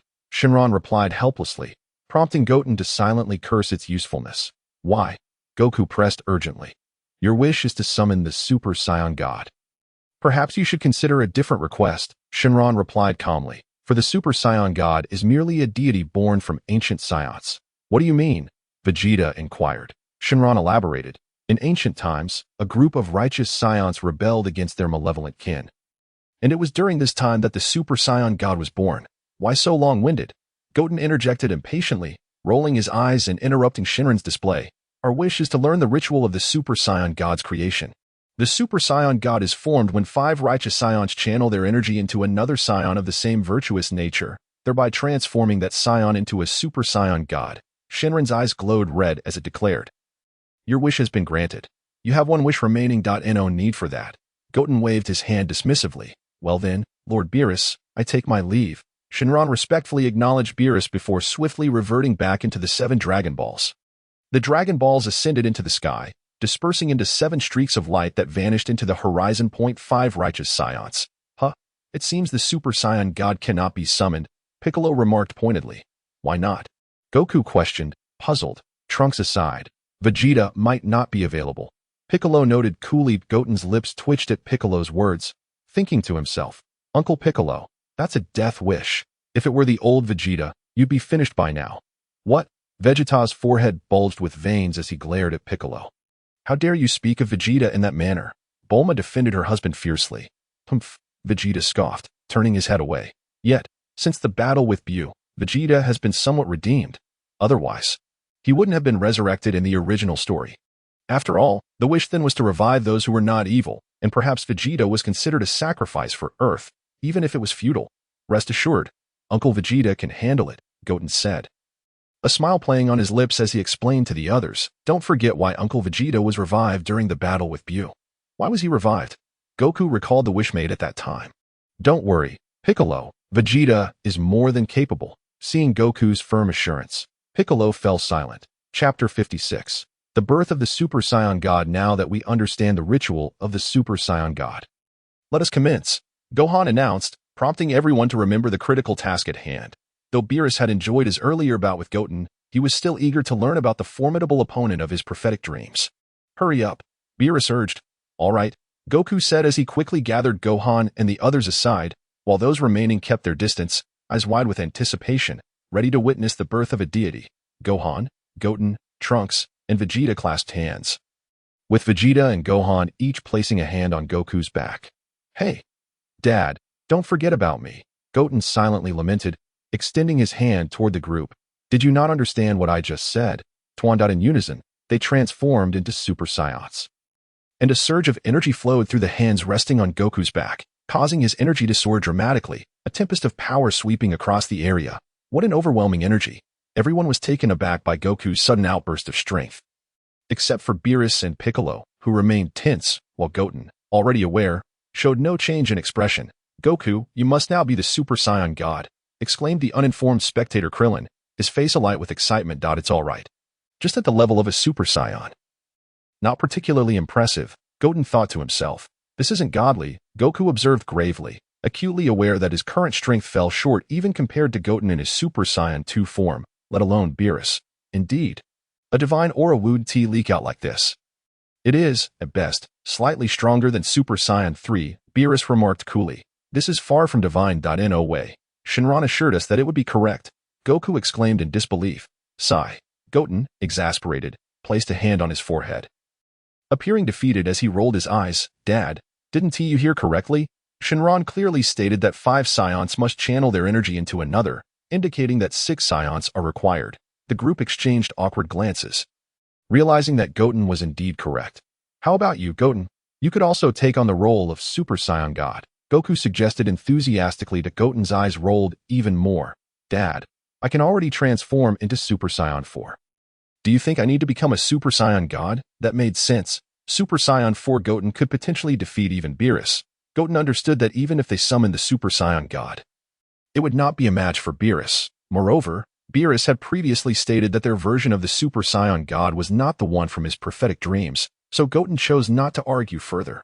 All right, Dad, get ready. Goten held on to little Goten with one hand and Trunks with the other, fixing a steely gaze on Goku.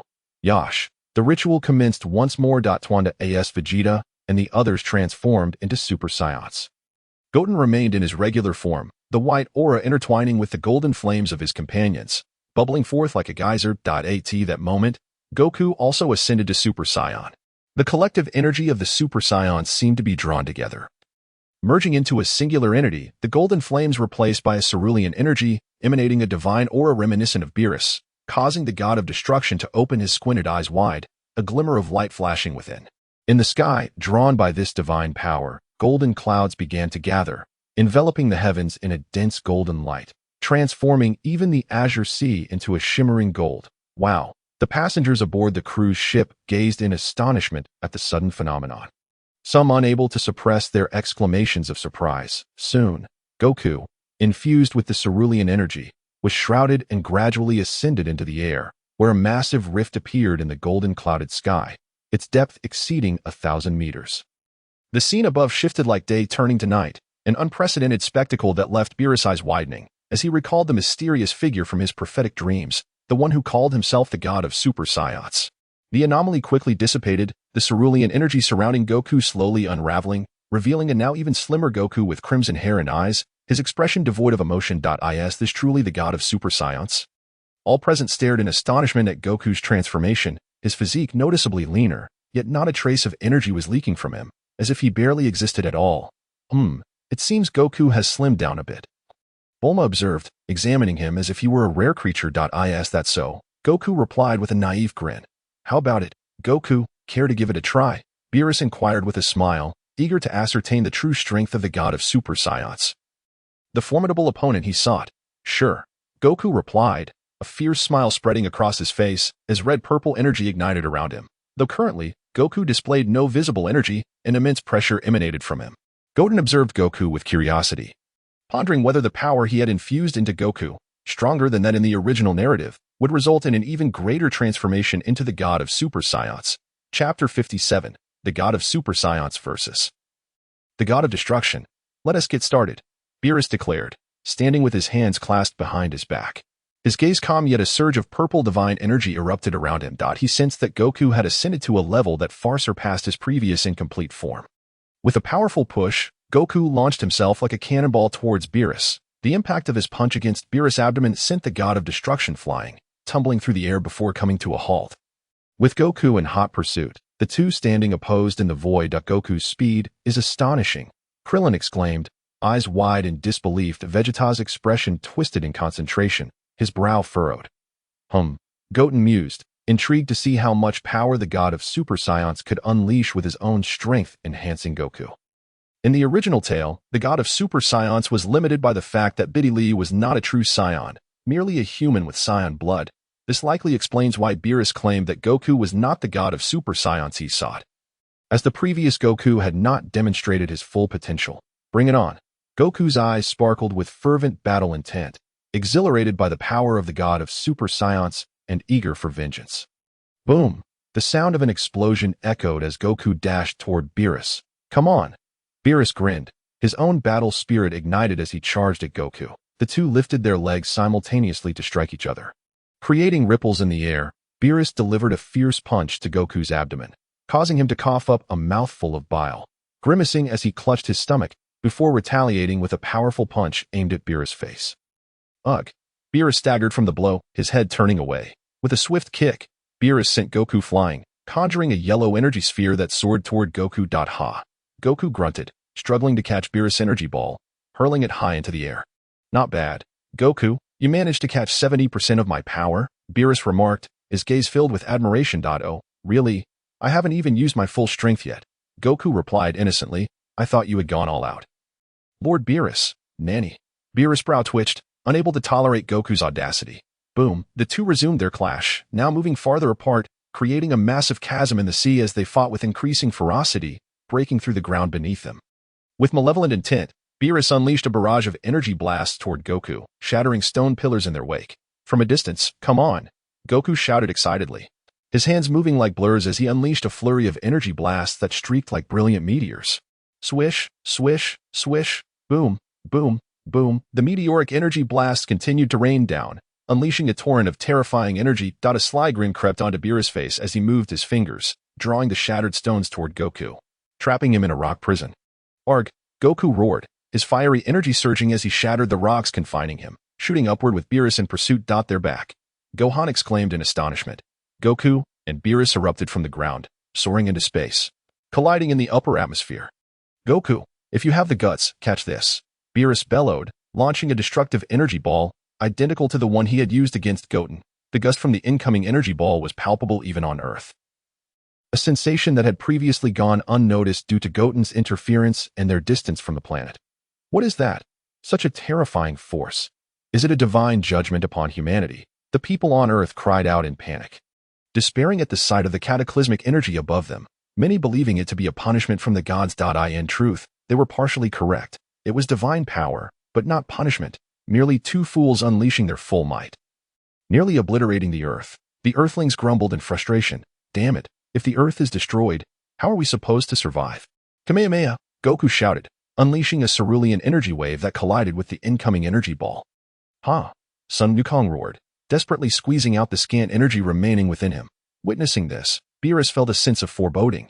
The two overwhelming forces were potent enough to obliterate anyone present, including himself, the god of destruction.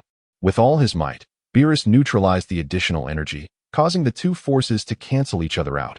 You are quite impressive. Although you do not rival Goten, you have compelled me to exert my full power. Indeed, a formidable opponent, Beerus remarked with a faint smile at Sun Wukong, who had already reverted from Super Saiyan God. Heh, what a pity, Sun Wukong sighed. I'm still no match for Goten in his Super Saiyan 4 form. He was acutely aware of the power of Super Saiyan God, which made him fully comprehend the sheer terror of Goten's Super Saiyan 4 transformation, had it not been for the disparity in their realms. Beerus would undoubtedly have been overwhelmed. The amplified strength of 100-fold was no trifling matter, especially considering the current state of Goten. Well, I didn't expect Super Saiyan God to endure for so long, Goten remarked, somewhat surprised. In the original tale, Sun Wukong had exited Super Saiyan God form during a battle beneath the sea, while this time he had persisted until the end, which was indeed commendable. Referencing the movie Battle of Gods, Chapter 58, Daily Life. A week had passed since the monumental battle between gods, on a bright and sunny morning. Honestly, it's absurd that I, a university student, have to return to high school, Goten lamented, boredom etched across his face. His eyes filled with bitterness. Sun Xiaotian, come up and answer this question. The elderly teacher wielding a pointer glared at Goten, who had dared to daydream in class. Ugh, Goten rolled his eyes in response to avoid confusion with the original Goten. He had to revert to his former name, Sun Xiaotian. which everyone adopted to differentiate between the two days for why Goten was back in school. Well, due to a certain individual's ostentatious behavior during Bulma's birthday cruise, Chi-Chi had branded him a delinquent, and then proceeded to blame his future self for not adequately educating Goten. Thus, Goten was compelled to attend school. Goten was somewhat fortunate. Sun Xiaodian had it much worse, with Chi-Chi enrolling him in every conceivable tutoring class, determined to prevent him from becoming a future delinquent. She relentlessly drilled him on his studies, leaving Sun Xiaoyan's gaze toward Goten filled with resentment. Alas, here I am, the mighty Super Saiyan who vanquished the god of destruction, now summoned to attend school. What a travesty! Goten complained as he wrote the answer on the blackboard. Sighing heavily, stealing a glance at the elderly teacher, Goten felt a wave of sorrow wash over him. Why can't I have a female teacher? If that were the case, I could easily impress her. Even as a postdoctoral student, Goten thought indignantly, overwhelmed by an impulse to rebel against society. Super Saiyan God, that wretched cockroach, I will achieve it, even if I must traverse the desolate mountains and forests. Vegeta growled, his face contorted in frustration. The memory of Sun Wukong's terrifying power lingered vividly in his mind, a force so formidable that it had compelled even Beerus to exert his full strength to barely triumph. Yet, Vegeta could hardly muster even a fraction of Beerus' prowess that Super Saiyan 4, the form Goten could assume, one that even Beerus could defeat. Recalling Goten's invincible Super Saiyan 4 form filled Vegeta with hope. If he could transform into Super Saiyan 4, he was confident that his lineage would enable him to utterly dominate Kakarot and his son. With this thought, Vegeta wasted no time, channeling his energy and soaring towards the Babidi mountain with the speed of a cannonball. Whoa, Vegeta, what brings you here? Sun Wukong exclaimed, astonished as he noticed Vegeta approaching while working in the fields. Kakarot, where's Goten? Tell me now, Vegeta demanded impatiently as he landed. Goten, over there, preparing to leave. Sun Wukong pointed towards the young Goten, who was ready to depart. That you're just in time. Chi-Chi is about to take him to tutoring. Are you looking for Goten to play with Trunks? Sun Wukong, bewildered, gestured toward the younger Goten, a puzzled expression on his face. It was unusual for Vegeta to seek out Goten. Idiot Kakarot, I mean that Goten, the grown-up one. Vegeta snapped, realizing he had been misled. Oh, Sun Wukong stammered in surprise, flustered. You mean Xiaodian? He's at Gohan's school and won't be back until this afternoon. Nanny? What Xiaodian? Vegeta queried, perplexed. Xiaodian is just the grown-up Goten. To avoid confusion, we started calling him that, and he suggested it himself, Sun Wukong explained. Fine, let's put that aside. Why is that Xiaodian going to school? Vegeta asked. His expression strange. Goten hardly seemed like a student. How could he be called to attend school? Sun Wukong elaborated on the circumstances, and Vegeta departed in a huff. Brother, let's make a deal. Just let me leave. School offers me little benefit. I'm wasting my time here. It would be better for me to help you keep an eye on Xiao Fang, Goten pleaded, his demeanor one of sycophancy in the office. Sun Wukong's expression was troubled. Xiaodian, it's not that I don't want to help you, but Mom calls every hour to check on you. I can't deceive her. Besides, there's Uncle Piccolo watching over Xiao Fang, so you needn't worry. At that moment, Goten's heart sank, feeling utterly despondent. Mom, I truly don't need this. If there were an award for the world's best mom, my mom would undoubtedly win it, or else I would be broadcasting my misfortunes. With his head hung low, Goten left, his countenance reflecting a profound loss of faith in the world, which caused Sun Wukong to worry for him. Finally, the school day came to an end. Goten, vigilant, hid at the school gate. Scanning his surroundings as if evading something, not spotting his pursuers, he emerged from his hiding place and exhaled a sigh of relief. Hee, Xiaodian, I've finally found you. Before Goten could fully relax, a playful yet excited voice called from behind. He immediately coughed in surprise. What the? You nearly scared the life out of me. Yo. Goten's head snapped around stiffly as he recognized the stunning figure behind him. What a coincidence. Ailian, you're still here. The charming girl named Ailian rushed forward, embracing Goten's robust frame. Xiaodian, I've been searching high and low for you. How will you make it up to me? Ailian's pitiful tone made Goten's lips twitch. Truthfully, had he been the previous version of himself, having forgotten about Xiaotong, he would have readily accepted such an adorable girl. There might have even been a time when he would have entertained the notion of discussing human procreation. However, his heart was now occupied by Xiaotong, leaving him utterly perplexed about how to respond to Ailian.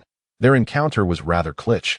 One day after school, while Goten was idly wandering home, he stumbled upon Ailian, cornered by a group of ruffians like a helpless lamb.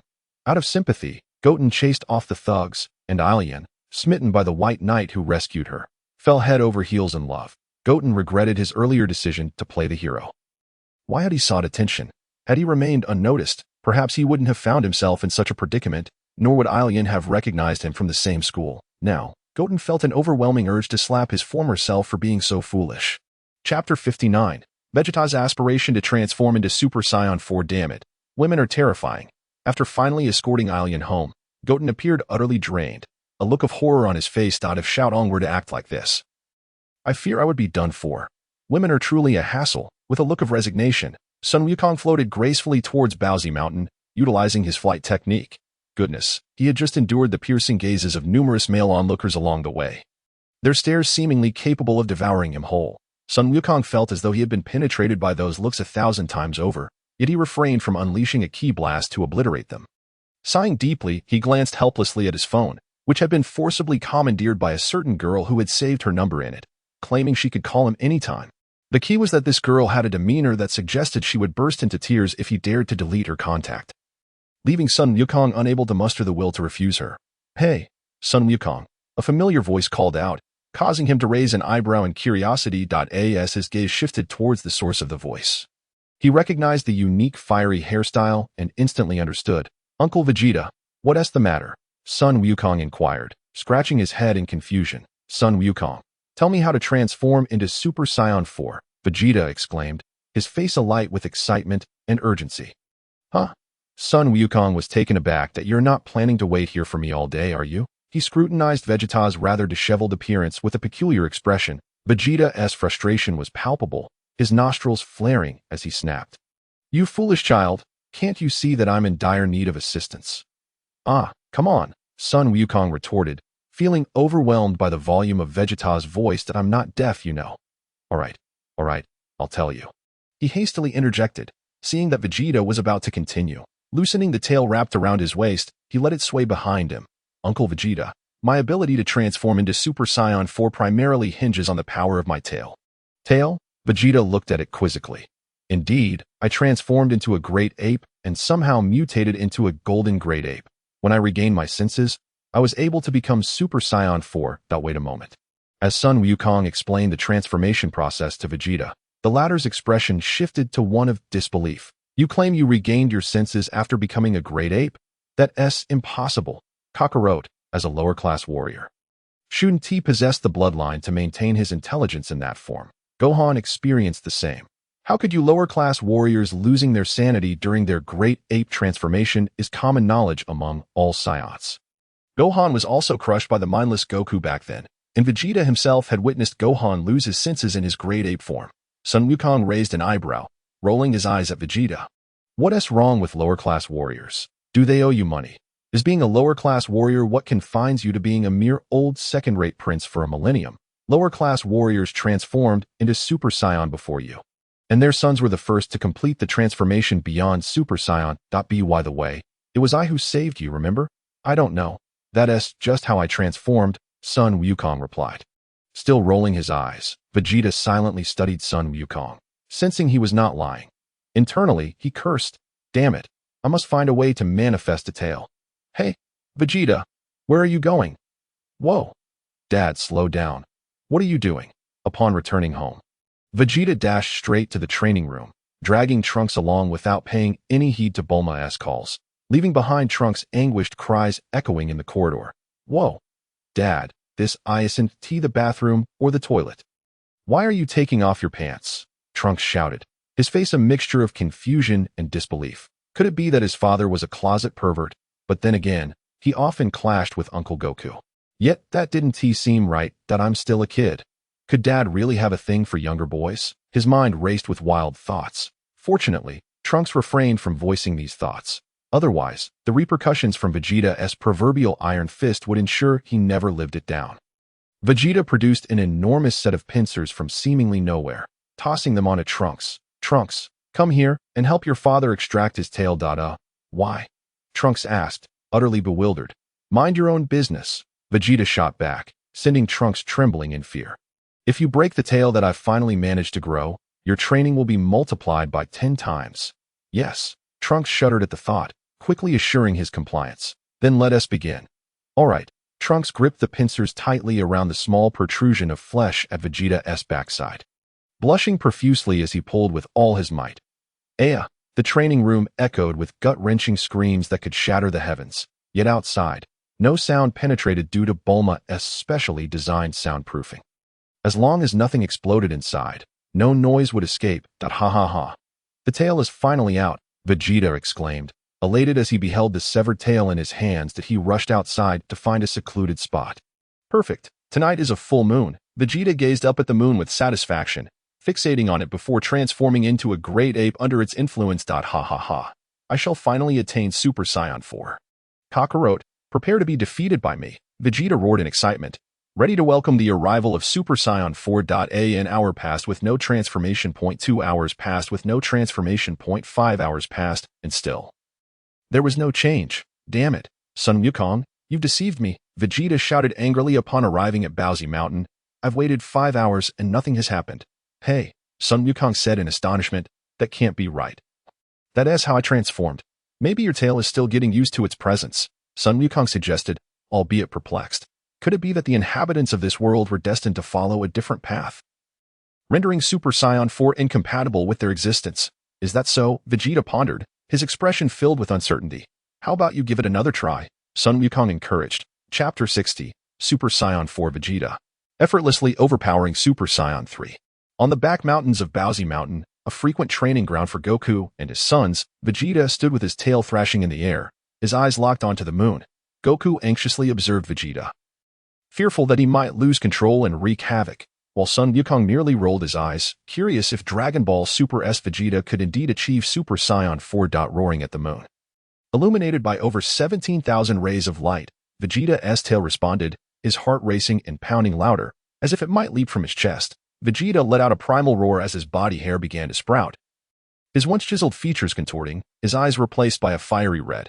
His physique expanded, and miraculously, his clothing remained intact, proving to be surprisingly resilient. Roar. Thud. Thud. Thud. Vegeta, now seemingly devoid of reason, pounded his fist against his chest like a wild beast. Goku realized the gravity of the situation and shouted urgently, "This is bad. Vegeta has lost control." The great ape locked onto Goku, swiping at him with a massive paw. Goku narrowly evaded, transforming into Super Saiyan 3 to confront Vegeta. Sun Wukong, unimpressed, picked his nose lazily. Hey, old man, have you forgotten? You faced Vegeta in battle over a decade ago. Have you ever seen a Saiyan prince lose control during a great ape transformation? Bam! The great ape swatted Goku aside effortlessly, unleashing a torrent of flames from his mouth, landing a brutal blow. Boom! Regrettably, Sun Wukong found himself struck by the flames of the great ape due to his carelessness. The great ape, utilizing all 4 limbs, swiftly charged towards Sun Wukong, seizing him mid-fall with both hands and squeezing him as one would an insect. Sun Wukong cried out in agony, catching a glimpse of Sun Wutian, who was watching from the sidelines, and shouted, "Xiao Tian, what are you doing over there? Hurry and come help to restrain Vegeta's rampage." Initially, Sun Wutian regarded Sun Wukong's plight with disdain, rolling his eyes in exasperation.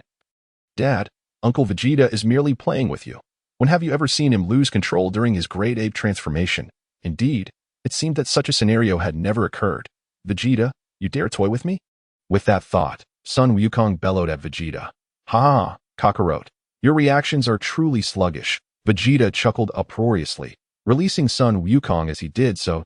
Do not interrupt my performance. Allow me to revel in this intellectual superiority for a moment. After a fit of laughter, Vegeta turned his gaze to Sun Wutian, asking with a serious demeanor, Wutian, why haven't I transformed into Super Saiyan 4 yet? Let me think. Sun Wutian pondered, stroking his chin and furrowing his brow in contemplation. Is it that you are lacking something? That's it. Uncle Vegeta, consider if there is something sorrowful in your past. Sorrowful? Both Sun Wukong and Vegeta echoed, bewildered. Why would there need to be sorrow? Indeed, it was my own sorrow that triggered my transformation. Sun Wutian stated earnestly, locking eyes with Vegeta. Sorrow? Vegeta began to reflect on the earlier chapters of his life. If there was indeed a sorrowful moment, it would undoubtedly be the scene where future Trunks was slain by Cell, which had profoundly affected Vegeta.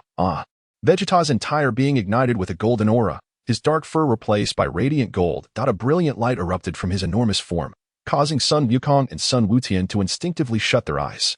As the blinding light faded, Vegeta's appearance had dramatically transformed. His fiery shoulder-length hair cascaded down his back, and his crimson eyes sparkled with a haughty gleam, revealing his pride.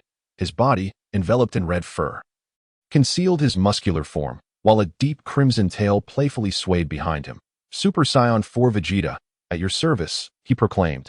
Ha ha ha, this power is astonishing, unimaginably potent. Vegeta reveled in the surging energy within him, throwing his head back in a raucous laugh. Sun Wukong gazed at Vegeta with fervent admiration. You are truly formidable. Vegeta, may I challenge you to a duel? Vegeta's lips curled into a mischievous smirk. With pleasure, in an instant, Sun Wukong materialized behind Vegeta, thrusting a punch towards the back of his head. Boom! Nanny? A look of disdain crossed Vegeta's face as he effortlessly caught Sun Wukong's fist mid-strike. Sun Wukong was taken aback. His attack had been dismissed with such ease. With a casual toss, Sun Wukong flew backward, crashing to the ground. Ouch! He grimaced, clutching his head. How does it feel, Kakarot? This is the extent of my power, Vegeta said with a hint of smugness, thoroughly pleased with his current strength. He felt confident that even against a Super Saiyan God, he would not falter, though this was merely an illusion. In reality, Vegeta was only slightly stronger than Super Saiyan 2 Sun Wukong. Xiao Tian. Can I too achieve Super Saiyan 4? Sun Wukong inquired, reverting to his normal state and gazing at Sun Wukong with hopeful anticipation. Sun Wukong's expression turned peculiar. He had not expected Vegeta to genuinely transform. Rolling his eyes at Sun Wukong's question, he couldn't help but dampen his father's spirits. Dad, it's not that I want to discourage you, but you should only ask when you can overcome your lack of self-control. Sun Wukong's lips twitched. Overcoming such a flaw was not as simple as it sounded. It was not merely a matter of shedding a tail. Observing Sun Wukong's crestfallen demeanor, Vegeta seized the opportunity to taunt him. Ha ha ha, Kakarot. It appears you cannot achieve Super Saiyan 4. Finally, having subdued Kakarot, Vegeta was in a state of sheer delight. He felt as though he had achieved a monumental victory.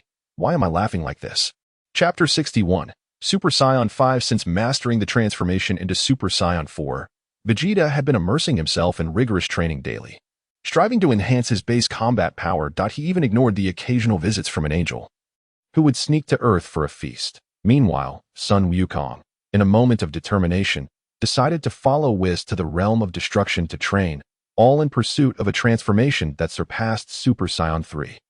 Sun Wukong found himself in despair. The path to transforming into Super Saiyan 4 seemed deceptively simple, yet it was obstructed by his inherently inferior lineage, while he could wish away the pain associated with his tale through the dragon. Eradicating the bloodline disparity was a different matter altogether. That a certain individual's overwhelming power rendered even the dragon powerless to assist him, leaving Sun Wukong to seek alternatives. For our protagonist Sun Wukong, he continued to lead a mundane student life, avoiding a certain girl while still dedicating time to training. He feared that if he were to transform like his older brother, he would surely be overwhelmed with emotion. Thus, he often retreated to the mountains for rigorous training. Sigh, Elena, could you please not cling to me so closely? It's quite warm, Sun Wukong complained, beads of sweat forming as he looked at Elena, who had tightly wrapped her arms around his. No way, Xiao Tian. Elena insisted playfully, tightening her embrace. With no other options, Sun Wukong resolved to plan ahead and decided to request a day off the next day. Dad, when you go to the realm of destruction, could you take me to the sacred world of the Kais for a visit?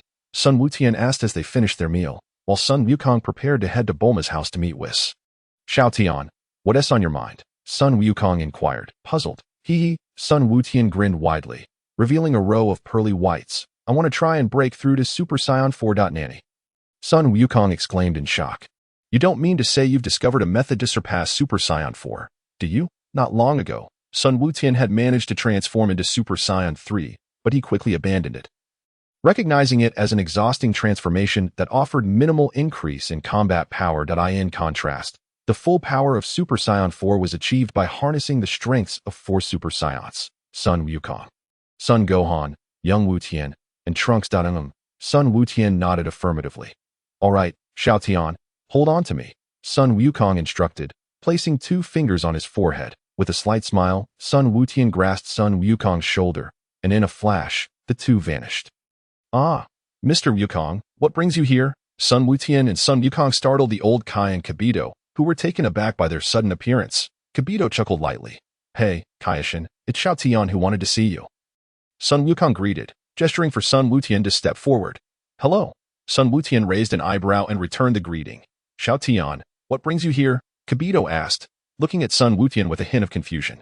He was aware of everything happening on Earth and knew that Sun Wutian had changed his name to Sun Xiaotian to avoid confusion with the original Wutian. Truth be told, he was nearly terrified during their previous battle on Earth. After all, even the god of destruction Beerus had proven no match. This left Kibito with a newfound respect for Sun Wutian. I would like to request the old Kai to assist me in surpassing Super Saiyan 4. Sun Wutian stated earnestly as he gazed at the old Kai. And how would you like me to assist you? The old Kai inquired slowly. At this, Sun Wukong's eyes sparkled with eagerness, although he could not transform into Super Saiyan 4 himself. He was still intrigued. Perhaps it could inspire him. I need your help to identify 4 distinct emotions, Sun Wutian began, sitting cross-legged and speaking confidently. The transformation into Super Saiyan is triggered by rage. While Super Saiyan 2 is an intensified form of that rage, Super Saiyan 3 is born from a sense of joy, and Super Saiyan 4 emerges from sorrow. I need to discover and merge these 4 emotions. Sun Wutian's expression grew serious as he spoke, and the old Kai nodded in agreement. Calm your mind. I will assist you. Then I must rely on you, Sun Wutian solemnly declared, subsequently closing his eyes. The old Kai, with his hands outstretched towards Sun Wutian, enveloped him in an invisible force. Sun Wukong did not depart but merely stood by, awaiting with curiosity to witness the extent of power that transcended Super Saiyan 4. The initial form of Super Saiyan was trivial. Sun Wutian had mastered it since childhood and thus bypassed it entirely. Upon opening his eyes, he beheld a vision from his youth, recalling the battle against Broly, where Trunks and Gohan had fallen in succession. Gohan lay at Broly's feet, who seemed to bounce on him like a spring, each stomp causing the ground to fissure further. Broly, you wretched fiend. Sun Wutian's eyes widened as he roared with thunderous rage. The scene shifted to reveal the happiest moments of his past with Xiao Tong. Xiao Tong, Sun Wutian gazed at the familiar figure from his dreams, overwhelmed by nostalgia. These were indeed the most joyful times of his life. Unparalleled even in Dragon Ball, the imagery transitioned again, this time to a hospital room, where Sun Wutian stared at the lifeless body, his eyes void of life, sorrow washing over him as he wept bitterly. Xiao Tong, no. Tears streamed down his face as he cried out to the heavens. Suddenly, a peculiar energy manifested in his abdomen, imbued with an aura of mystery and terrifying authority. It was the energy that had surged into him while drifting beyond the world. Merging with his consciousness, the scene shifted once more, placing Sun Wutian in his spiritual realm, where a constellation of light coalesced into the figure of a girl. He embraced her, Xiaotong. In a stunning city. A young girl opened her eyes gently, her beautiful gaze fixed on the horizon, her cherry-like lips parting slightly as she murmured, Xiaotian Go. Ah. In reality, Sun Wutian jolted awake, roaring thunderously as a torrent of terrifying energy erupted from within him. Get away from Xiaotian, Sun Wukong shouted urgently. Ah. Sun Wutian transformed into Super Saiyan 4, the energy surging violently, akin to boiling water, a formidable force that vastly surpassed his previous limits. Such a terrifying aura. Sun Wukong struggled against the tempestuous winds swirling around Sun Wutian. Sun Wutian, cloaked in alternating red and white, erupted in a tremendous explosion, enveloping the surroundings in a cloud of black dust. Xiaotian. Sun Wukong cried out in distress. As the dust settled, Sun Wutian's figure re-emerged before the three, and simultaneously, an unfathomable force swept across the universe, perceptible even to Vegeta on Earth and the god of destruction. Beerus. Vegeta's eyes widened in terror as he sensed the aura, trembling. Is this Sun Xiaotian's? How interesting. The power of a Saiyan has grown to such an extent, Beerus mused, a flicker of excitement crossing his gaze. The world had become far less mundane. It's that Saiyan who defeated Lord Beerus, was chuckled, savoring a delectable earth dish prepared by Bulma. Sun Wutian had undergone a remarkable transformation, his long, silver hair cascading down to his waist. Silver eyebrows framing eyes of chilling blue, surrounded by deep blue irises. This is the power that transcends Super Saiyan 4. Super Saiyan 115, Sun Wutian stated with a smirk amidst the astonished gazes of the others.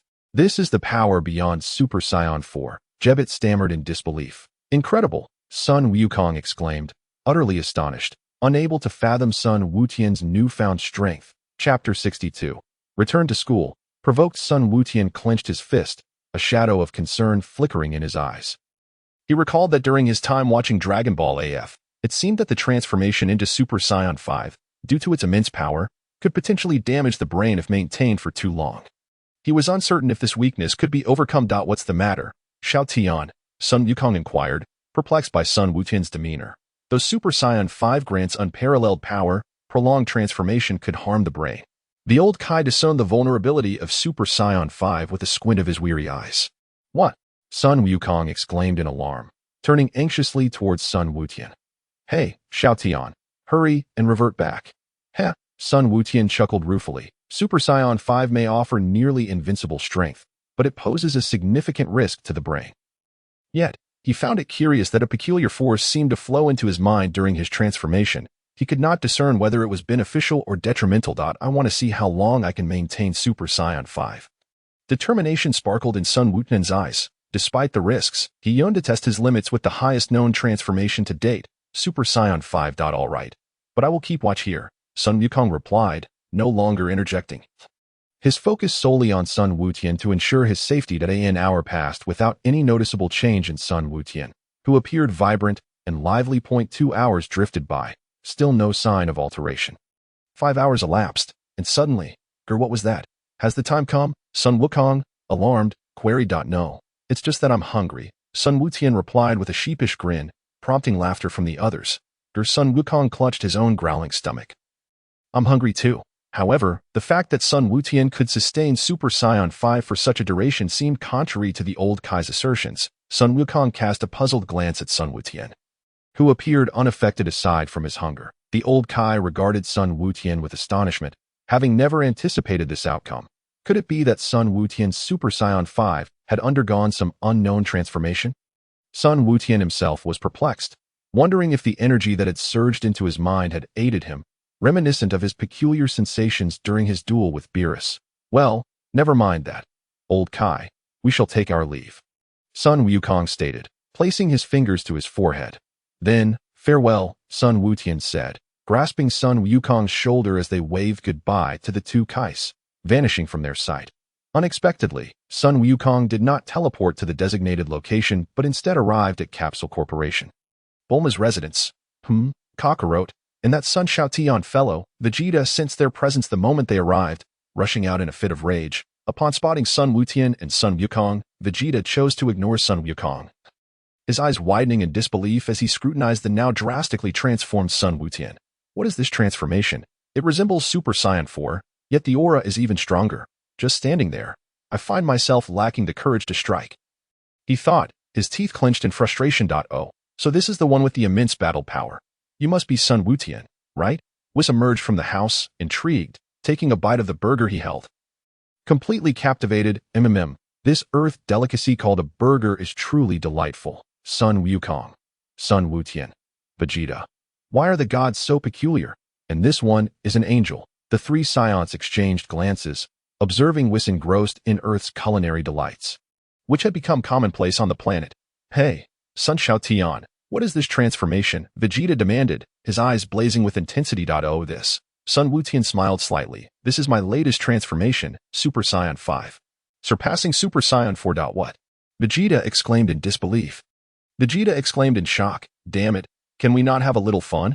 I haven't even fully adjusted to Super Saiyan 4, and you already bring out Super Saiyan 5. Are you deliberately trying to torment me? Vegeta, deep down, he felt a twinge of frustration, yet he chose to remain silent, simply wishing to quietly curse under his breath. Returning to his normal state, Son Goten bid farewell to everyone and headed back to school. Miss Elena, from the very first moment I laid eyes on you, I was utterly captivated. If you would accept my feelings, please accept this rose as a token of my love for you. Just as Son Goten approached the school entrance, he overheard the almost nauseating confession, which inexplicably stirred a hint of displeasure within him. On campus, a long luxury car was parked on the playground, and a handsome young man in white with golden hair knelt on one knee, gazing affectionately at the girl before him while holding a bouquet of roses. Elena, unable to conceal her disdain, inwardly thought, what the hell? I haven't even sought out Senior Xiaotian, and here you are. Wow, it's Prince Charming Barud, sighed one girl. Why doesn't Lord Barud confess to me? That girl is so fortunate. If it were me, I would surely faint from happiness. The surrounding girls gazed adoringly at Barud's heartfelt confession, as infatuated girls can be found in any world. Hey, Senior Xiaotian.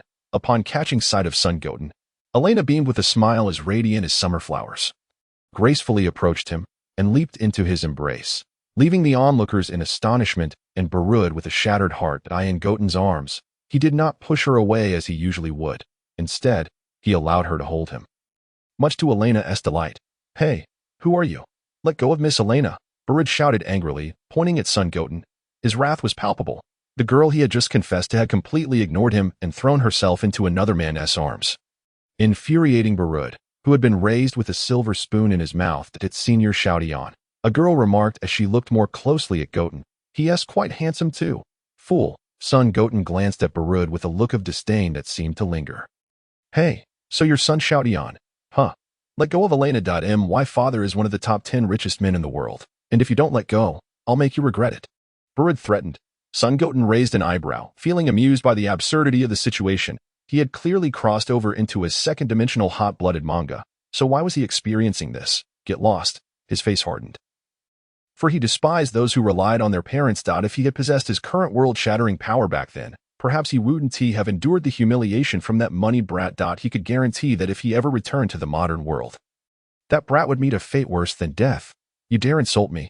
Barud's face twisted in disbelief, unable to fathom that someone would dare to speak to him in such a manner. Boom! Sun Goten nonchalantly raised his hand, palm open, and aimed at the car, unleashing a wave of energy that obliterated the luxury vehicle in an instant, observing the disbelief etched on everyone's faces. Sun Goten curled his lips in contempt. As for the consequences that would follow, he was unconcerned. Possessing the might of the universe's strongest, he feared no one, viewing these foolish earthlings with disdain. Chapter 63. Teaching Barud a lesson. Confessing to Elena what on earth just happened, Barud's car suddenly exploded. It was as if a rocket had been fired from Sun Xiaoyan's hand. Around them, onlookers stood with their jaws dropped. This was beyond comprehension. Barud, snapping out of his stupor, roared angrily at Sun Goten. "What did you do to my car, you lowly creature? I spent 100 million on that luxury vehicle. I haven't even driven it for long. And you've already blown it up? Lowly creature." Sun Goten's gaze lowered slightly, shadows enveloping his eyes. "Country bumpkin, my car is something you could never afford even if you worked your whole life. You unrefined bumpkin, do you think you can lay a finger on Miss Elena? I advise you to stay away from her, or I'll make you regret it." Barud had lost all semblance of the charming gentleman he was during his heartfelt confession, now shouting at Sun Goten like a harpy, eliciting looks of disgust from the infatuated girls. "Huh." Just as Barud was reveling in his tirade, Sun Goten let out a soft, disdainful laugh that sent chills through everyone present. As if they had plunged into a frigid pit, his icy gaze slowly rose to fixate on Barud, and only Elena, standing closest, could sense the intensity of Goten's murderous intent. Barud had crossed a line by insulting Goten's parents. Goten had been raised solely by his mother, Chi-Chi, alongside his brother Son Gohan. Their father, Son Goku, had heroically perished before his birth, and now this second-generation brat dared to insult him. Goten was furious, pulling Elena behind him. He raised a hand, palm outstretched towards the still shouting Barud. In the astonished gazes of the crowd, a pale blue energy sphere began to coalesce, radiating a luminous azure glow. "What is that?" a male classmate gasped, fear evident in his voice. "Have you finished your tirade?" Sun Goten asked coldly, a smirk of mockery curving his lips. "If you've had your fill, then go to hell." A glint of coldness flickered in Goten's eyes as he released the energy sphere, which soared towards Barud, tracing a beautiful arc in the air. "Stop!" Showdown. Just as the energy sphere was about to strike Barud and end his life, Sun Gohan suddenly appeared in front of Barud, deflecting the attack, which then struck a tall building, obliterating a corner of it. "Gohan!" gasped the onlookers, astonished that the usually low-profile Sun Gohan could intercept Sun Goten's strike, which had just demolished part of a skyscraper. "Showdown, what are you doing?" Sun Gohan admonished. "He insulted Dad and Mom, so he deserves to die," Sun Goten replied frostily, pointing at the terrified Barud, his murderous intent boiling over, even in the face of his brother's arrival. Sun Gohan paused, his gaze shifting to Barud with a hint of dissatisfaction. They Goten's elder brother. He understood well that Goten had been raised by their mother, and their father had sacrificed himself for the earth. He knew Goten held deep respect for their father, and such insults would not go unpunished. "Brother, if you don't believe me, ask the students around us. They heard everything clearly," Sun Goten stated flatly. "But he is still alive," Sun Gohan reasoned, embodying the kindness inherited from their parents. Although angered, he could not bear the thought of someone dying unjustly. "Very well, you may escape death, but you will not evade punishment." Sun Goten turned his gaze to the now terrified Barud, extending his finger as a beam of energy shot forth, piercing Barud's shoulder and causing blood to gush forth. Ah, my arm, Barud screamed in agony. Tears and snot streaming from his face as he clutched his wound. Sun Goten had effectively severed the tendons in Barud's arm, rendering it useless. This is the consequence of your thoughtless words. Next time, not even God can save you, Sun Goten remarked, casting a deep glance at Barud before departing with Elena, leaving the onlookers in a state of shock. Shout yawn. Son Gohan watched his brother's retreating figure for a long moment before he too turned to leave. After walking for a while, Sun Goten gazed blankly into Elena's beautiful eyes. Elena, was I frightening just now?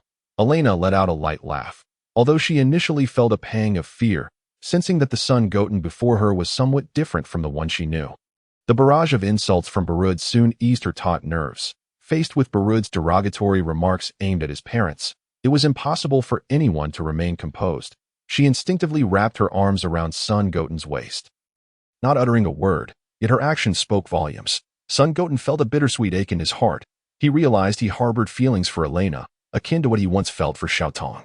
He exhaled deeply, gently cupping Elena's delicate face, urging her to meet his gaze. I say, Elena, I like you. Will you be my girlfriend?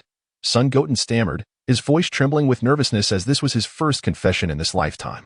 He was uncertain whether Elena would accept his feelings, acutely aware that his earlier demeanor might have terrified many. Just as Sun Goten grappled with his anxieties, a radiant smile blossomed on Elena's exquisitely charming face. Reminiscent of summer flowers. That I like you too, Senior Xiaotian, she replied softly. The two locked eyes with deep affection, and their lips met, lingering together for a timeless moment. Chapter 64. Daily Life. Transition. Throughout the night. A smile never left Sun Goten's face as he hummed a cheerful tune. After living 2 lifetimes, he had finally found love. His family observed the joy radiating from him, their expressions turning quizzical. What could possibly be causing this euphoric state? As for the incident that transpired at school that evening, Sun Gohan refrained from discussing it at home. After all, it was Barud who was in the wrong. Sun Goten had merely incapacitated him by breaking one of his hands, which could be considered an act of mercy. Had Sun Goten not suddenly unleashed his formidable aura, Sun Gohan would not have noticed and intervened. Otherwise, Barud's corpse would likely have already grown cold.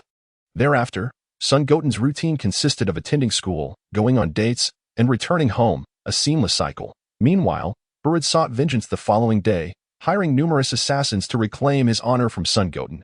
However, none returned, as Sun Goten swiftly dispatched them all. Within a mere 10 minutes, he obliterated Barud's entire estate after discovering the mastermind behind the attacks. This left Barud and his son acutely aware of Sun Goten's terrifying strength. The next day, they fled Satan City, vowing never to return. My dear, shall we go out to play during the summer break? Elena eagerly dashed from her class to Sun Goten's as soon as the bell rang. The classmates merely cast her a fleeting glance before hastily retreating, well aware that this lady was the beloved of Lord Xiaotian. Anyone who caught his attention would surely be doomed. Most were oblivious to Barud's transfer. But that day, everyone understood the unspoken truth, and their gazes towards Sun Goten were tinged with respect and feared as for summer break. Sun Goten began, only to be interrupted by the darkening sky. Wait, it shouldn't be this quick. Suddenly, a realization struck him. That guy is summoning the Eternal Dragon.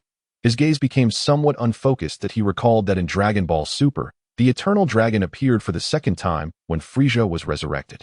Regardless, even if Frieza returns, he cannot surpass Beerus. Oh, why is the sky darkening again? Elena asked, her expression adorably perplexed. Sun Goten affectionately ruffled her hair, choosing silence. For him, gathering the Dragon Balls was a trivial task as long as he had a dragon radar.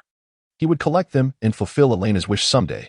Soon, the dark clouds dispersed, signifying that someone's wish had been granted, and the 7 Dragon Balls scattered once more. By the way, dear, where should we play?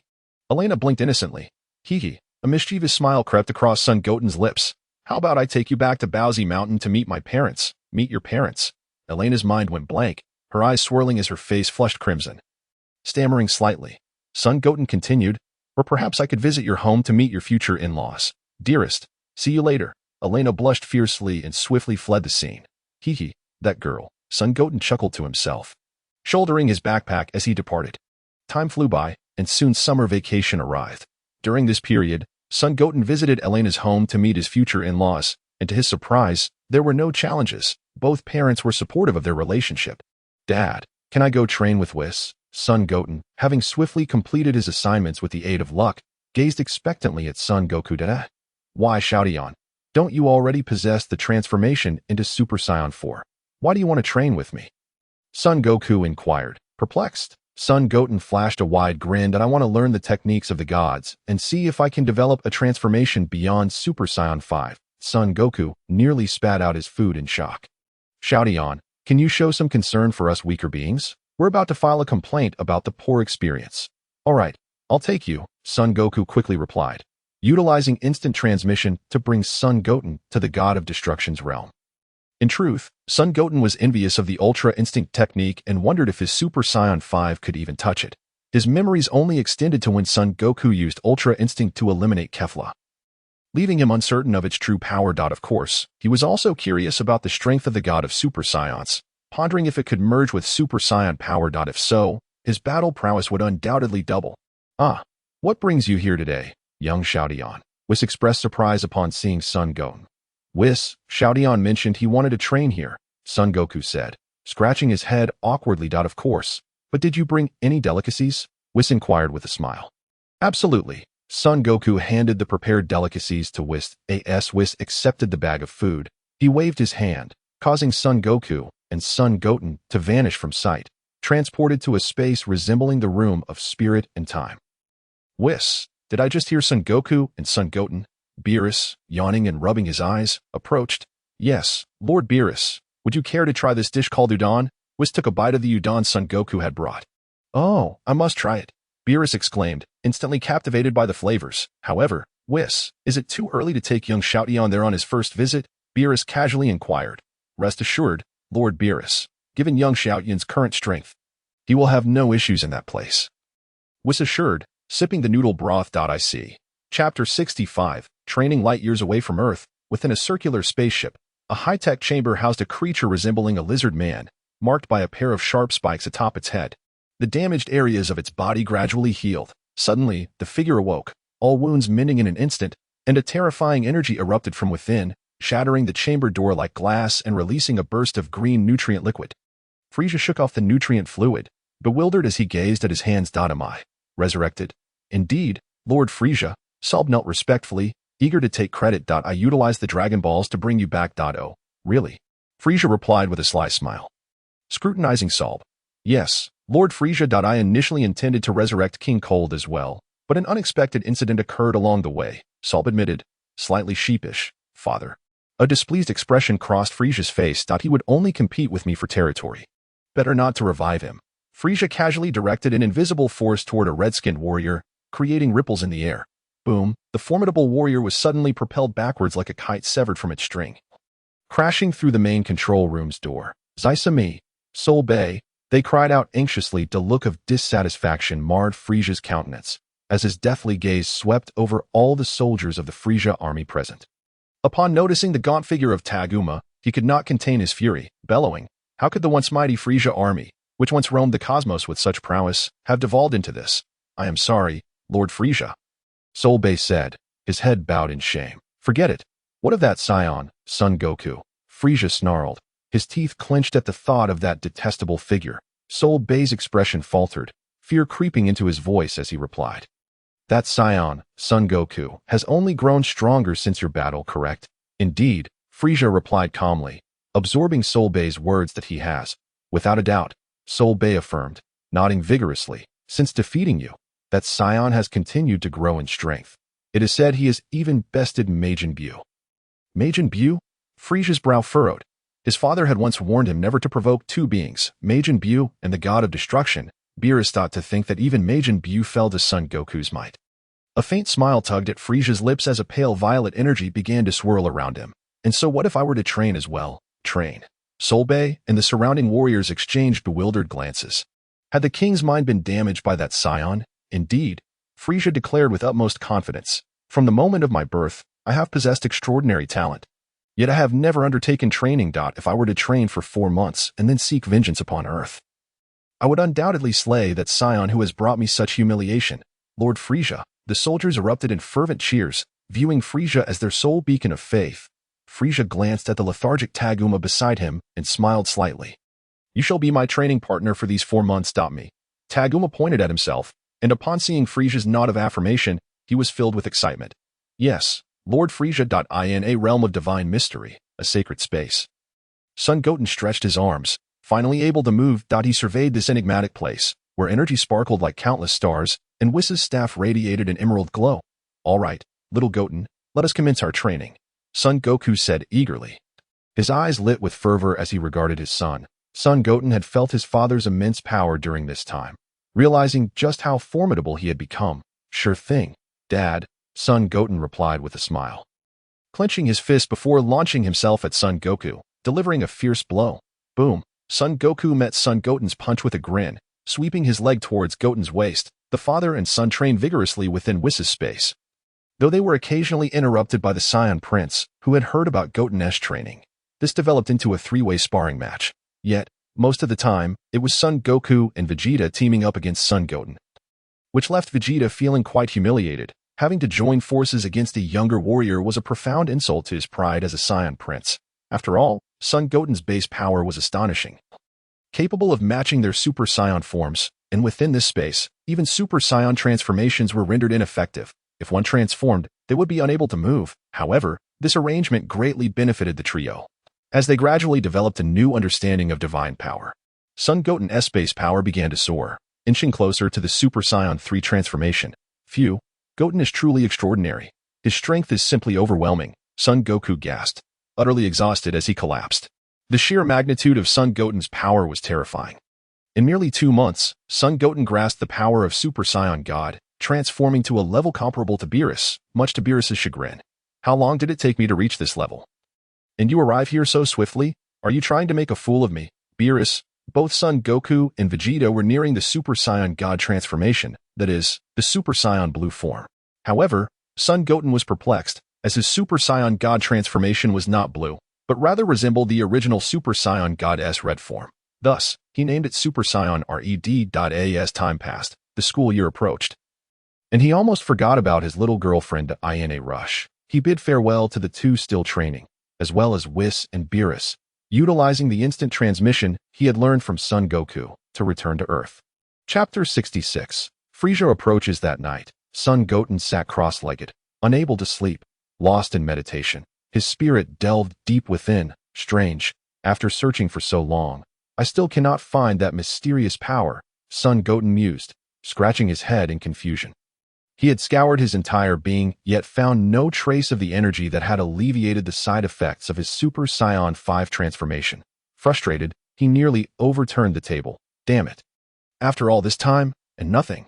Have I been mistaken? Sighing in resignation, Son Goten reluctantly exited his meditative state, feeling utterly drained. As he pondered his future, he reflected on his current training in divine power and ultra instinct.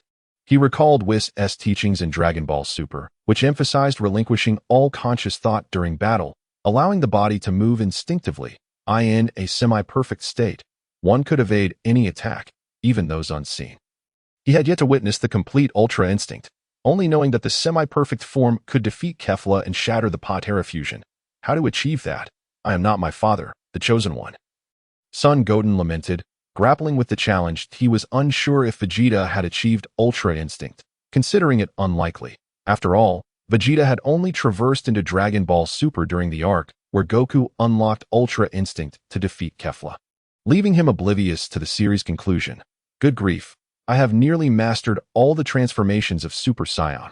Super Saiyan 5 is my limit, but what does Super Saiyan 6 even look like? Son Goten fell silent.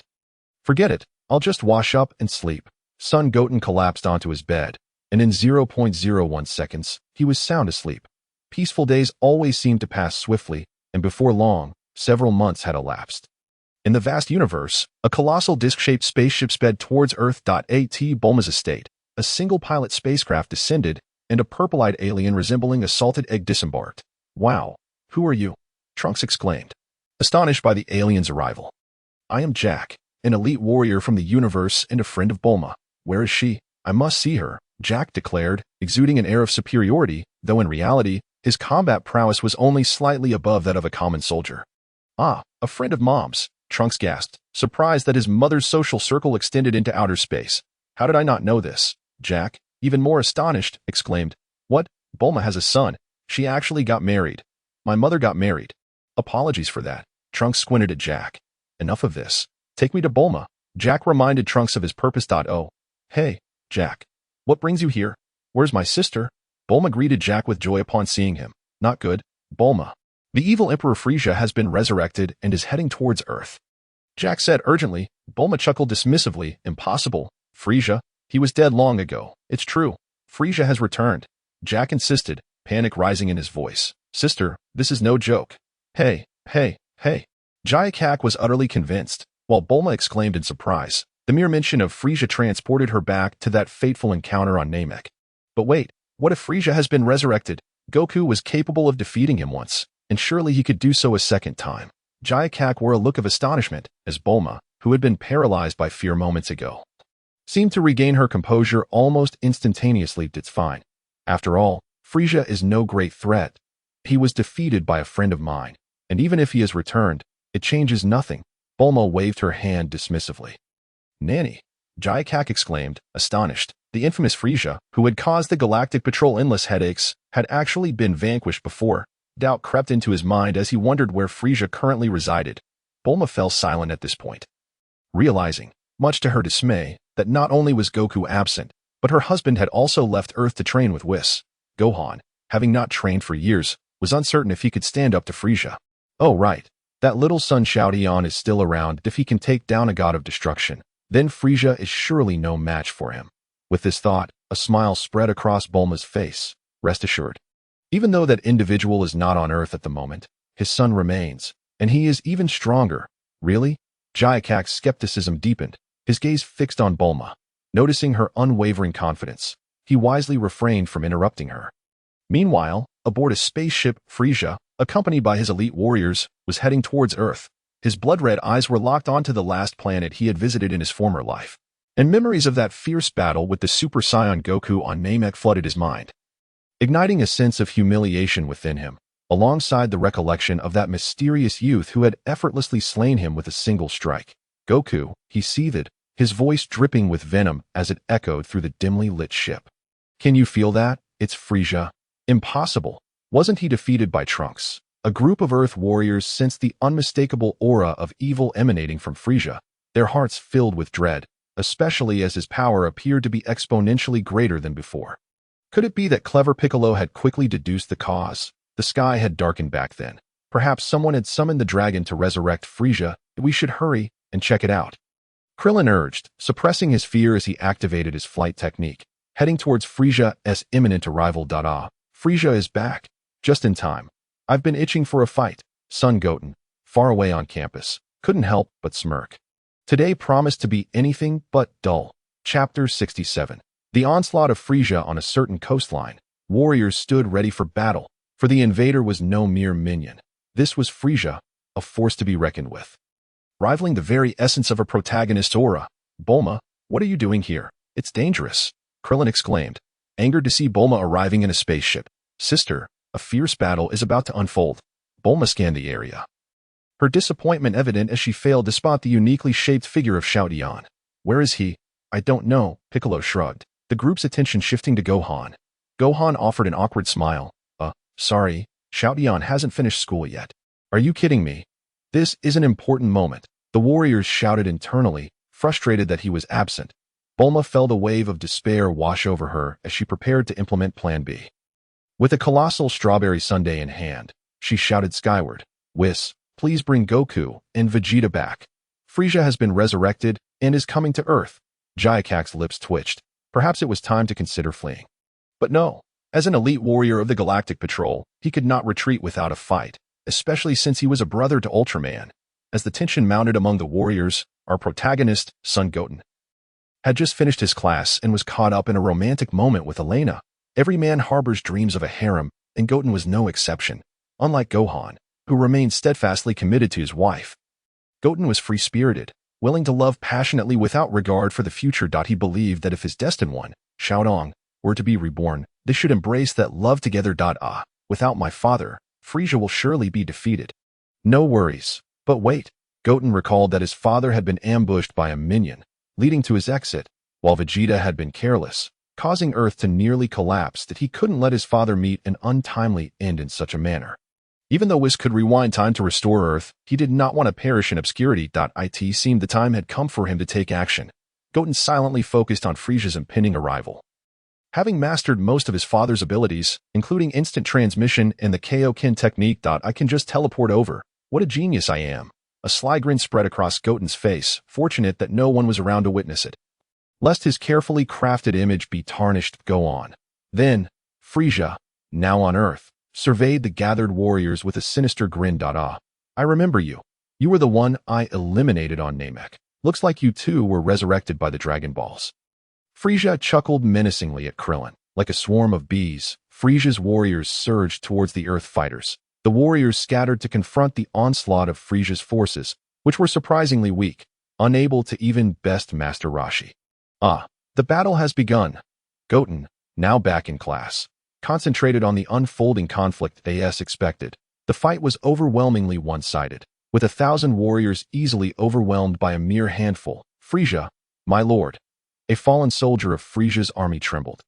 Extending a hand, Sorby's expression darkened. These warriors were all trained by him, and their defeat reflected poorly on him in Frieza's eyes. Zasami, you must restore the honor of Frieza's army, Sorby commanded.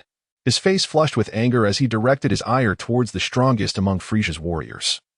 Zasami, unaware that Dagoma's power had skyrocketed. Yes, Zasami grinned wickedly, launching himself like a cannonball towards the Earth warriors. I'll take you on. Gohan stepped forward to intercept Zasami's assault, engaging in a fierce battle.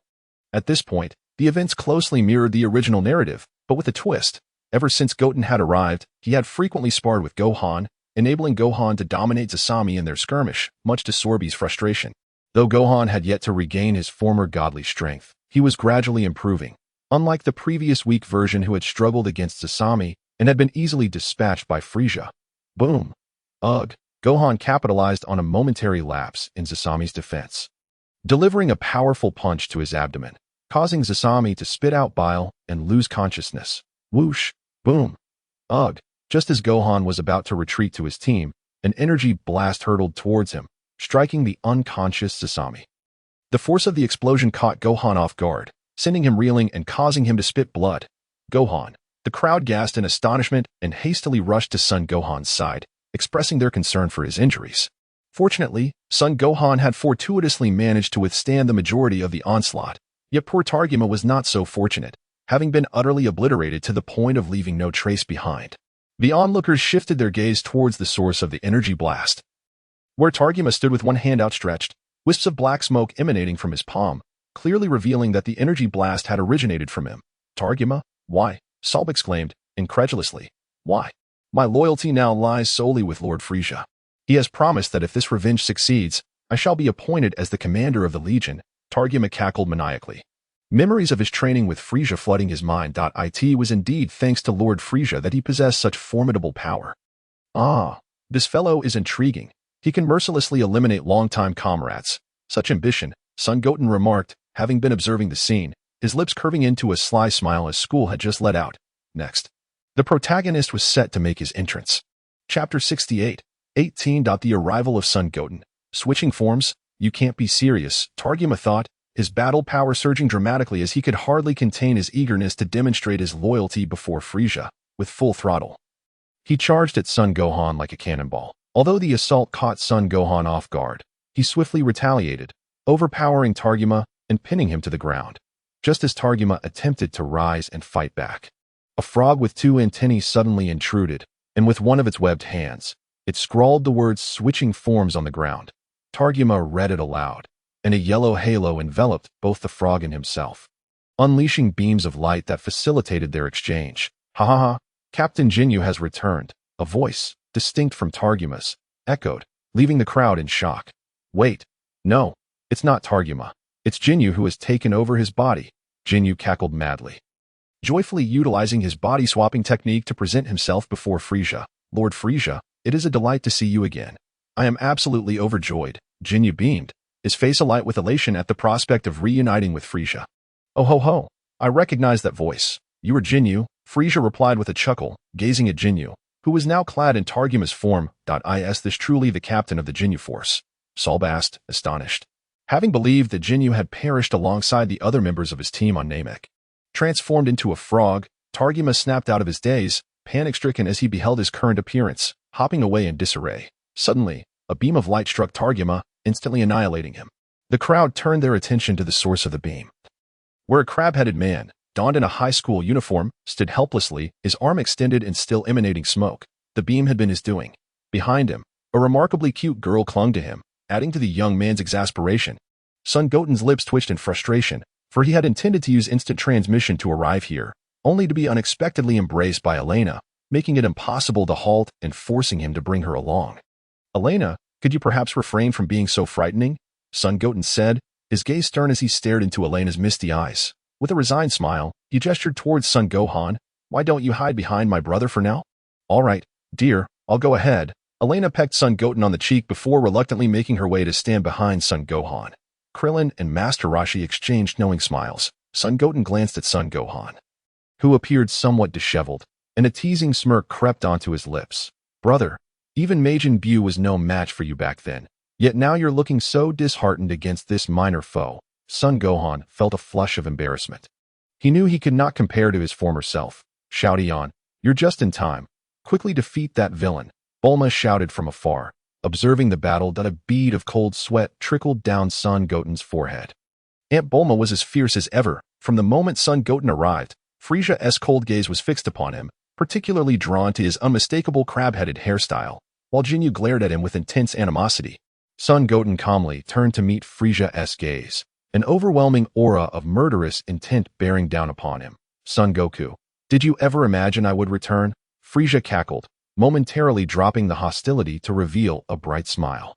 As if he were an old friend of Son Goku, Son Goten raised an eyebrow, a mocking glint in his eyes as he replied, Son Goku, apologies, but I am not him. Nanny, Frieza's expression shifted, then he laughed. Son Goku-san, lying is not a good habit. Son Goten maintained his composure. Fool, I am his son. You should be able to deduce that much. Perhaps you should get a pair of glasses. There's a shop next to our school currently having a sale. Frieza's teeth nearly ground to dust in frustration. This is definitely not Son Goku. I've never encountered someone with such an infuriating tongue. You are not Son Goku. Could you possibly be that child who dared to oppose me on Namek? Frieza inquired, glancing at Son Gohan. Then who is this idiot who told you that Saiyans only have one child? Son Goten scoffed, the disdain evident in his eyes. What kind of universe emperor are you? You should be called the Fool Emperor instead. Gak was nearly terrified out of his wits by Son Goten's audacity. Please, ancestor, have some decorum. Can't you see Frieza is about to explode? Frieza glared at Son Goten, his murderous intent palpable. How dare you show such disrespect to Lord Frieza? Jinyu transformed into a sycophantic lackey, dashing towards Son Goten like a streak of light. Get lost, you background character. Son Goten shot a glance at the approaching Jinyu, swiftly lifting his leg to deliver a kick that sliced through Jinyu's form like a razor. The unfortunate captain having just revived only to meet his demise once more. Elena, having never witnessed such a brutal scene, gasped in shock. Frieza, however, remained unfazed, merely casting a resentful glance at his fallen subordinates. Exasperated. What are you posturing for? Get down here. Son Goten called out to Frieza, visibly annoyed by his floating in the air. With an outstretched palm, he unleashed a wave of energy towards Frieza. Boom. Frieza was taken aback, exclaiming, Coach, someone is cheating. As he hastily dodged, the flying machine struck by the energy wave, meeting the same fate as Jinyu. You might as well transform, Frieza. You are no match for me in your current state. Son Goten declared, looking down at Frieza with an air of royal contempt, causing Frieza's eyelids to twitch. I want to obliterate him, but any attempt will surely backfire. Chapter 69, 19. The brutal defeat of Frieza. Roar. Then let it be as you wish, Frieza thought, preparing to flaunt his power but suddenly realizing he had yet to inquire about Son Goten's name. How embarrassing. Son Goten, he replied, a sneer evident in his tone. Frieza's forehead bulged with rage. I will make you regret ever crossing me. Ah. Frieza's entire being ignited in a blaze of purple energy, a terrifying aura swelling forth, enveloping him and those unfortunate soldiers around him. As the light dissipated, Frieza emerged in his final form, leaving behind a massive crater that consumed the ground beneath him. This guy, in his quest to display his strength, has decimated his own minions. Piccolo remarked, his expression grim. Son Goten felt no surprise. This was akin to the original storyline, merely with himself replacing Son Goku. Given Frieza's nature, it would have been more unexpected had he not acted this way. I presume this is not your full power, Sun Wukong nonchalantly remarked, leaving the observing warriors in utter shock. How could it be? Such immense power, and yet this isn't even Frieza's full strength, Krillin exclaimed in terror. Oh ho, why is that, Sun Wukong said. Frieza chuckled lightly. Of course, after all, Frieza is here seeking revenge on my father. He would surely gather some intelligence about him if he were to arrive and be obliterated immediately. What kind of foolish emperor would he be? Sun Wukong explained.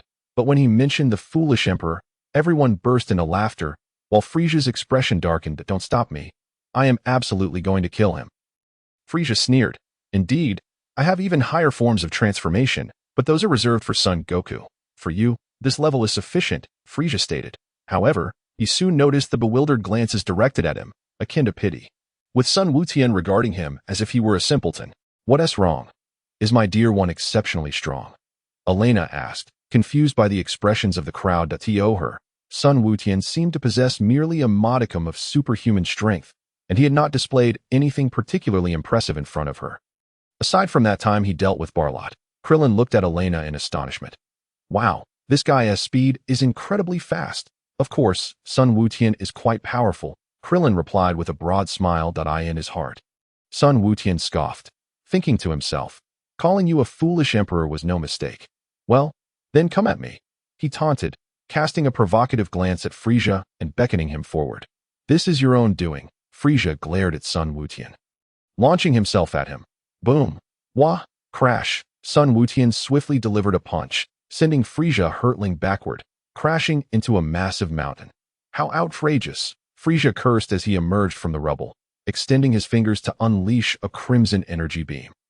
Sun Wukong effortlessly dodged Frieza's laser, and Frieza, undeterred, fired several more energy beams, all of which Sun Wukong evaded with ease. Witnessing Sun Wukong remain completely unscathed, Frieza began to feel a twinge of anxiety. Now it's my turn, Sun Wukong declared with a sinister grin, appearing before Frieza as if by instant transmission. And NGH, boom.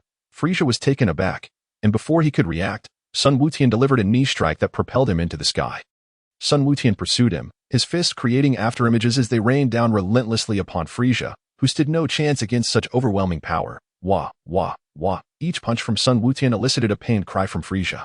Sigh, he truly is weak, Sun Wukong lamented, casually swatting Frieza away. Now, Frieza bore bruises and looked nothing like the self-proclaimed mightiest being just moments ago. Damn Saiyan monkey. Frieza glared at Sun Wukong, seething with rage. Yet he felt utterly powerless. He hadn't even transformed into a Super Saiyan. Heh, I still have a chance to turn the tables. Heh. Believing he had discerned Sun Wukong's weakness, Frieza became smug, which puzzled Sun Wukong, who wondered if he had truly rendered Frieza senseless. What a disaster!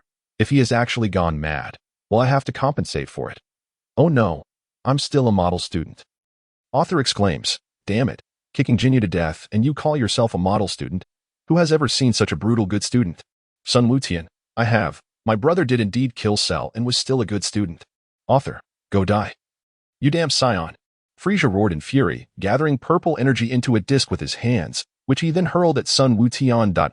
It's the energy cutter. Krillin gasped in astonishment. Sun Wukong calmly regarded the incoming energy cutter. Its sharp energy blade seemingly capable of slicing through space itself, he clamped his hands together, effortlessly catching the energy cutter, leaving the onlookers dumbfounded. He actually caught the energy cutter. Krillin stared blankly at the energy cutter held in Sun Wukong's grasp. This is simply outrageous. Master Roshi expressed his astonishment. Sun Wukong truly dares to catch anything. Son Gohan was also taken aback, but recalled that he had similarly caught Cell's energy cutter in the past. Sun Wukong mockingly toyed with the energy cutter, saying, Frieza, I recall my father mentioning that you were split in half by this very technique on Namek, and you had to rely on him to survive. Son Goku, puzzled. When did I say that? You never asked. Frieza's mind flashed back to that battle on Namek, and his face turned crimson with embarrassment, realizing that his hubris had almost led to his demise. It was best not to dwell on such a dark past. Chapter 70, Transformation in Progress. How outrageous. Frieza glared at Sun Wukong as if he wished to devour him alive, having never encountered someone so ostentatious. With a slight application of pressure from his fingers, Sun Wukong shattered the two energy cutters like mirrors, turning them into sparkling starlight that vanished into the ether, brushing off the non-existent dust from his hands. Sun Wukong smirked disdainfully. Frieza, if you want to put on a show, then do so quickly. Soon I shall send you back to have a lovely reunion with King Yama. His sharp gaze flickered with a hint of murderous intent. As Sun Wukong unleashed a lethal aura, causing Frieza to break into a cold sweat. From the earlier battle, he was acutely aware of the vast gulf in power between himself and Sun Wukong. This power was initially intended to confront Son Goku. Since that is the case, let me show you. As he contemplated the hidden strength he possessed, Frieza's initial trepidation faded, replaced by a newfound confidence as he looked at Sun Wukong. Sun Wukong felt a flicker of confusion. What trick was Frieza planning now? Noticing Sun Wukong's unchanged demeanor, Frieza assumed he would not transform into a Super Saiyan, which led to his overwhelming self-assurance as he prepared to unveil his newfound power. For heaven's sake, if you're going to transform, then do it already. Stop posturing. If I had this time, I could have defeated you hundreds of times over. Sun Wukong rolled his eyes at the foolish Frieza, delivering a slap to Frieza's face that left him dazed. What does it matter if you take your time to show off? Frieza's bloodshot eyes fixated on Sun Wukong, as if he wished to devour him whole. As Frieza landed on the ground, his pale face contorted in agony. A wave of purple energy erupted like an ignited flame, sending tremors throughout the earth, causing the sea to churn with the immense power. Frieza's energy was surging once more. This guy truly possesses even greater strength. Will Sun Wukong be able to withstand it? No way. Even if Frieza is strong, he can't surpass the god of destruction. Sun Wukong has even defeated a god of destruction. The onlookers began to retreat from the scene. Frieza's power had indeed escalated to an extreme level, making it hard to fathom that he had only trained for 4 months. If he were to enter the hyperbolic time chamber for training, he would surely ascend to unimaginable heights. That individual is so powerful. Can my dear one defeat him? Elena gazed anxiously at Sun Wukong, who remained quietly observing. Don't worry. Son Gohan reassured Elena with a pat on the shoulder. The purple aura expanded dramatically, enveloping the entire expanse in a violet radiance that instinctively made everyone squint. As the purple light receded, a transformed Frieza stood before them, his aura exuding an intensely terrifying energy. His body appeared to be forged from gold, with his upper body gleaming in golden hues, while his lower body and arms bore a bronze tint, his palms and soles turning purple, his eyebrows slightly drooping, with purple accents around his nose and mouth, radiating golden energy. Frieza smiled nonchalantly. So, Sun Wukong-san, what do you think of my new form? Select a simpler name. Let us call him Huang Jin Fuli Sha. Quite straightforward, much like being splattered with golden paint. Sun Wukong rolled his eyes with an expression of utter boredom, as if on the verge of death. And then what? Have you inflated? Do you think I cannot wield a blade? Fuli Sha's lips twitched uncontrollably. Since you have completed your transformation, it is now my turn. A faint smile crept upon Sun Wukong's lips. What? Do you wish to transform into a great ape? Saiyans are forever just a bunch of stinky monkeys, Fuli Sha mocked, gazing at Sun Wukong with disdain. Ha! Sun Wukong let out a light exclamation, a rich crimson light enveloping him, and in an instant, he was shrouded in a vibrant red aura, the brilliance emanating from him stinging the eyes of onlookers. The crimson light began to fracture from his feet upward, dissipating into the air, revealing Sun Wukong with a spiky red hairstyle that caught everyone's attention. Now, Sun Wukong's hairstyle resembled that of a Super Saiyan, merely changing from its original golden hue to a striking crimson. His red eyes glimmered with a sharp brilliance, and a wave of crimson energy surged around him, yet his presence seemed to remain concealed. Unnoticed by all the is this not identical to Goku's Super Saiyan God? Aside from the hair, one cannot sense his energy at all. All eyes were fixed on Sun Wukong, none noticing Fuli Sha's ghastly expression, akin to having bitten into something sour. The despicable Saiyan. How dare he deceive me into thinking he could not transform into a Super Saiyan? How audacious. Although, that hair does appear somewhat peculiar. You said you couldn't transform into a Super Saiyan. Fuli Sha accused, pointing an accusing finger at Sun Wukong. Sun Wukong, perplexed, replied, when did I ever say that? You truly are an imbecilic monarch. Fuli Sha's mind erupted with rage, suppressing an urge to strike him down, resolutely declaring, I will slay you. Do not hinder me. This is the Super Saiyan transformation of a Saiyan who possesses the Super Saiyan God. Sun Wukong quipped mischievously. The Super Saiyan transformation of a Saiyan who has the Super Saiyan God. Fuli Sha echoed, his expression darkening. Damn, I nearly bit my tongue. Sun Wukong silently chuckled. This fellow is indeed a foolish monarch, confirmed in simpler terms. Let us call it Super Saiyan Red, Sun Wukong stated. Super Saiyan Red, Fully Sha queried, his face a mask of confusion. Super Saiyan Red, such a strange name. Krillin observed, bewildered. Wow, the color of my darling can actually change. How splendid. Aelina gushed dreamily. Chapter 71. Super Red vs. Golden, Fully Sha's demise. Come now. As the first opponent for my transformation, I grant you a special privilege to strike first. How does that make you feel?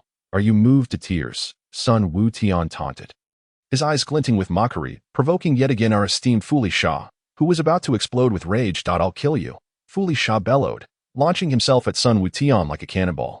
Sun Wukong too vanished from sight. And in the next moment, with a thunderous crash, they collided. Sun Wukong's small leg blocking Fully Sha's powerful elbow strike.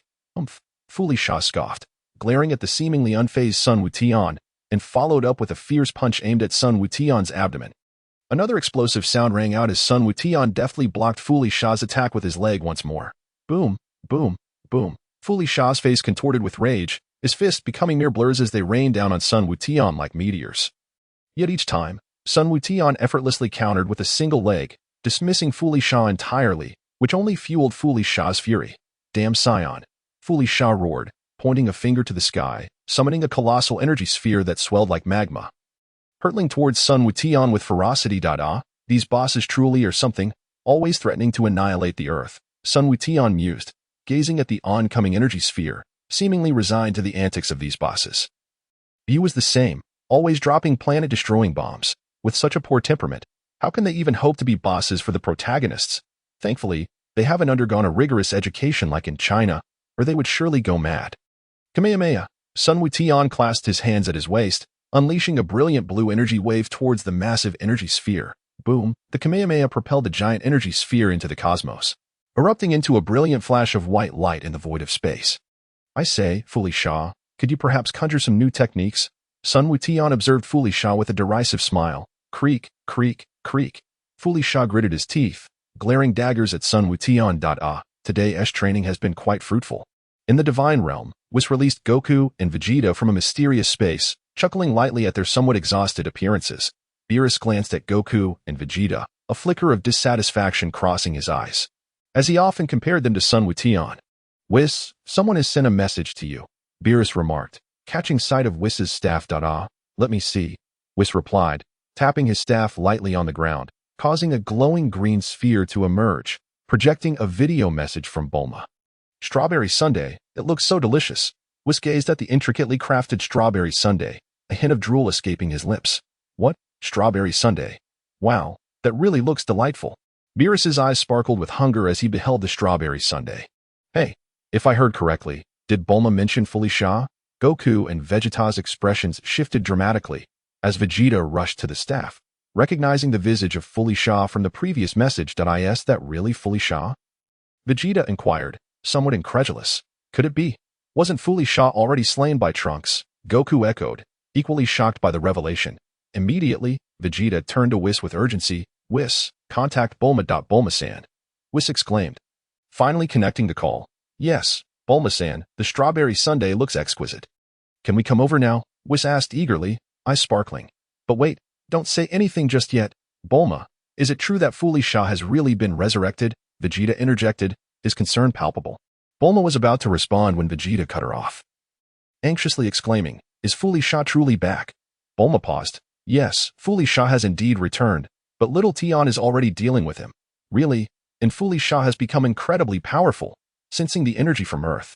Goku shouted in astonishment, truly taken aback by Fully Sha's strength. Nanny, Vegeta exclaimed, calming himself to sense the energy from Earth as well, surprised by Fully Sha's newfound might.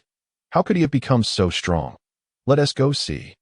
Goku urged, quickly transporting himself and Vegeta to the battlefield, while Beerus, feeling left out, exclaimed, hey, you could have taken me along.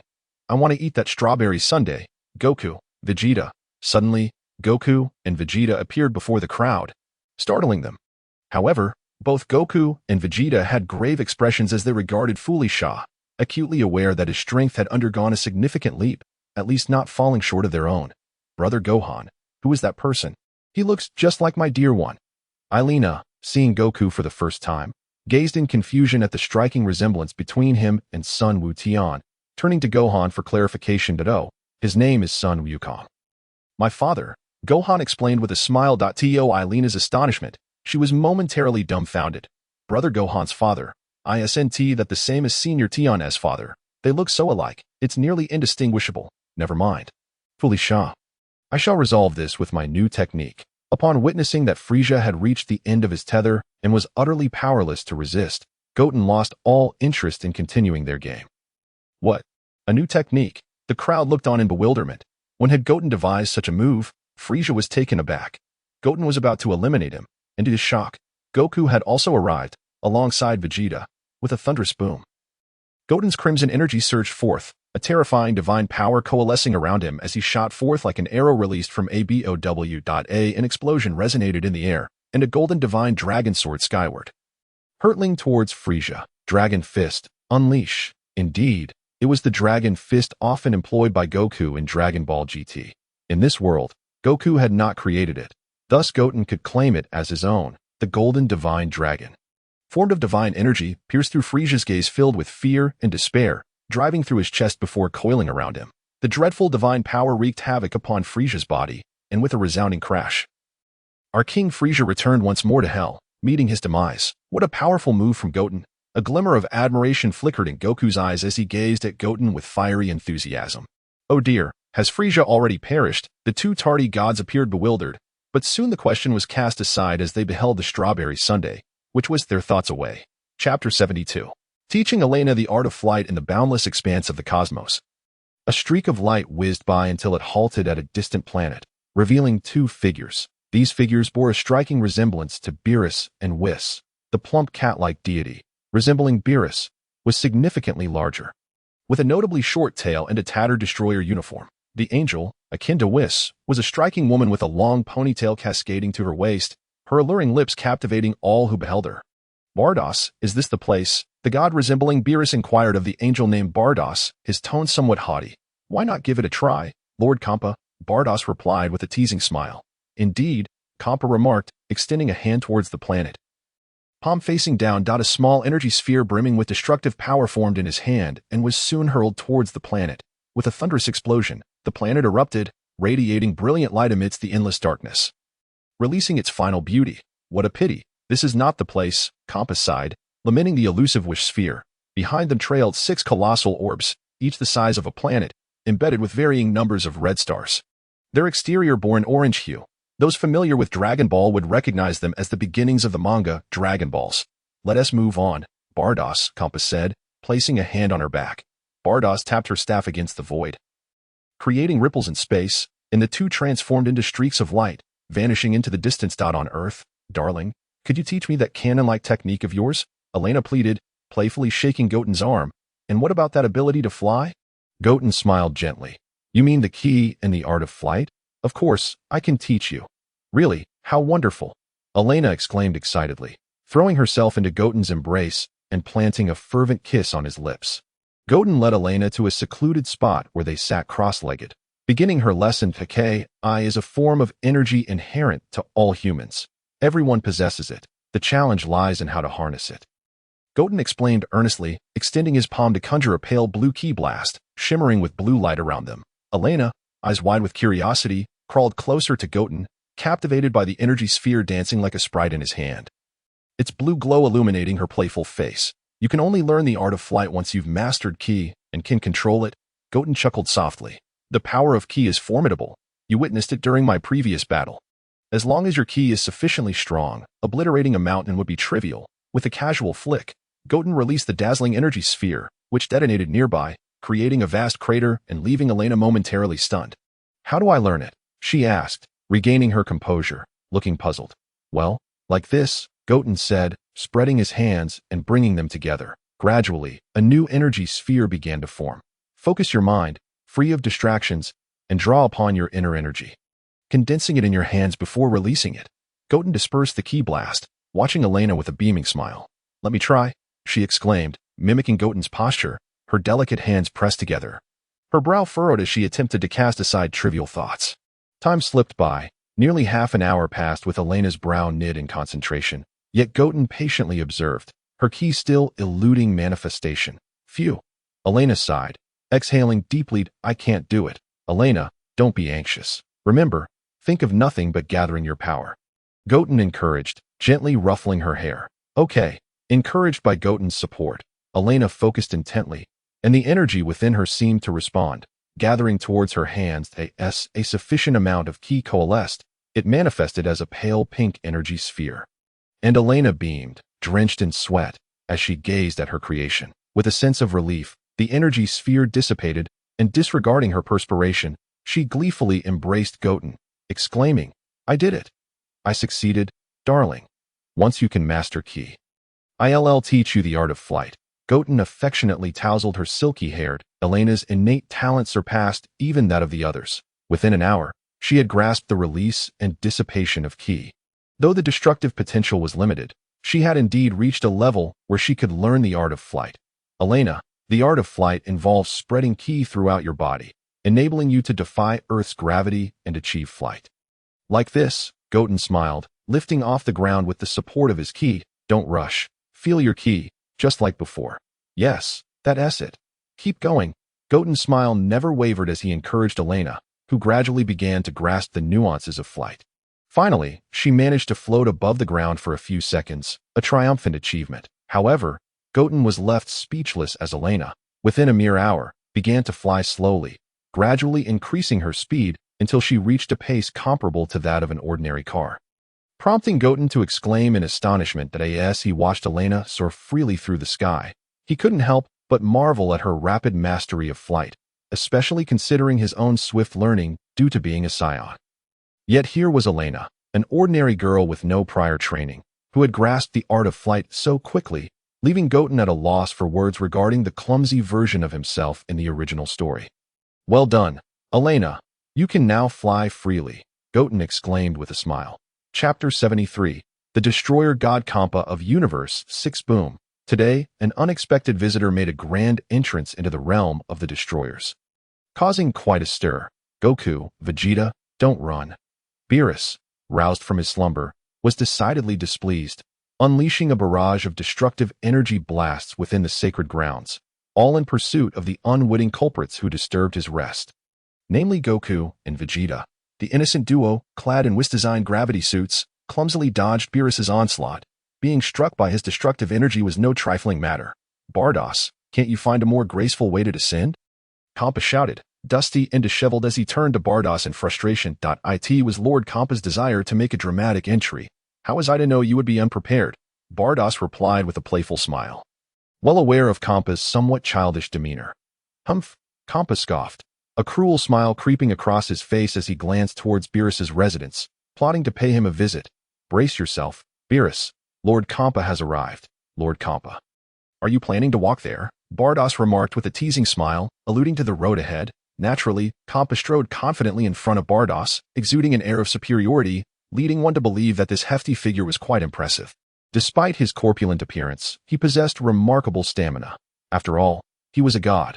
However, before long, Kampa found himself panting heavily, plopping down onto a protruding tree vine. Bardoss, I'm parched. Do fetch me some water. Bardoss maintained her composure. Responding, Lord Kampa, we shall arrive shortly. Just hold on a bit longer. It would be a splendid opportunity for you to shed a few pounds. Hurry up. Give it to me. Kampa impatiently snatched the water flask from Bardoss and drank deeply, gulping it down greedily. Boom, boom, boom. As Kampa and Bardoss approached what resembled a city gate, the cacophony of artillery fire within filled Kampa with pride. Ha! That fool Beerus must be quaking in his boots at my arrival.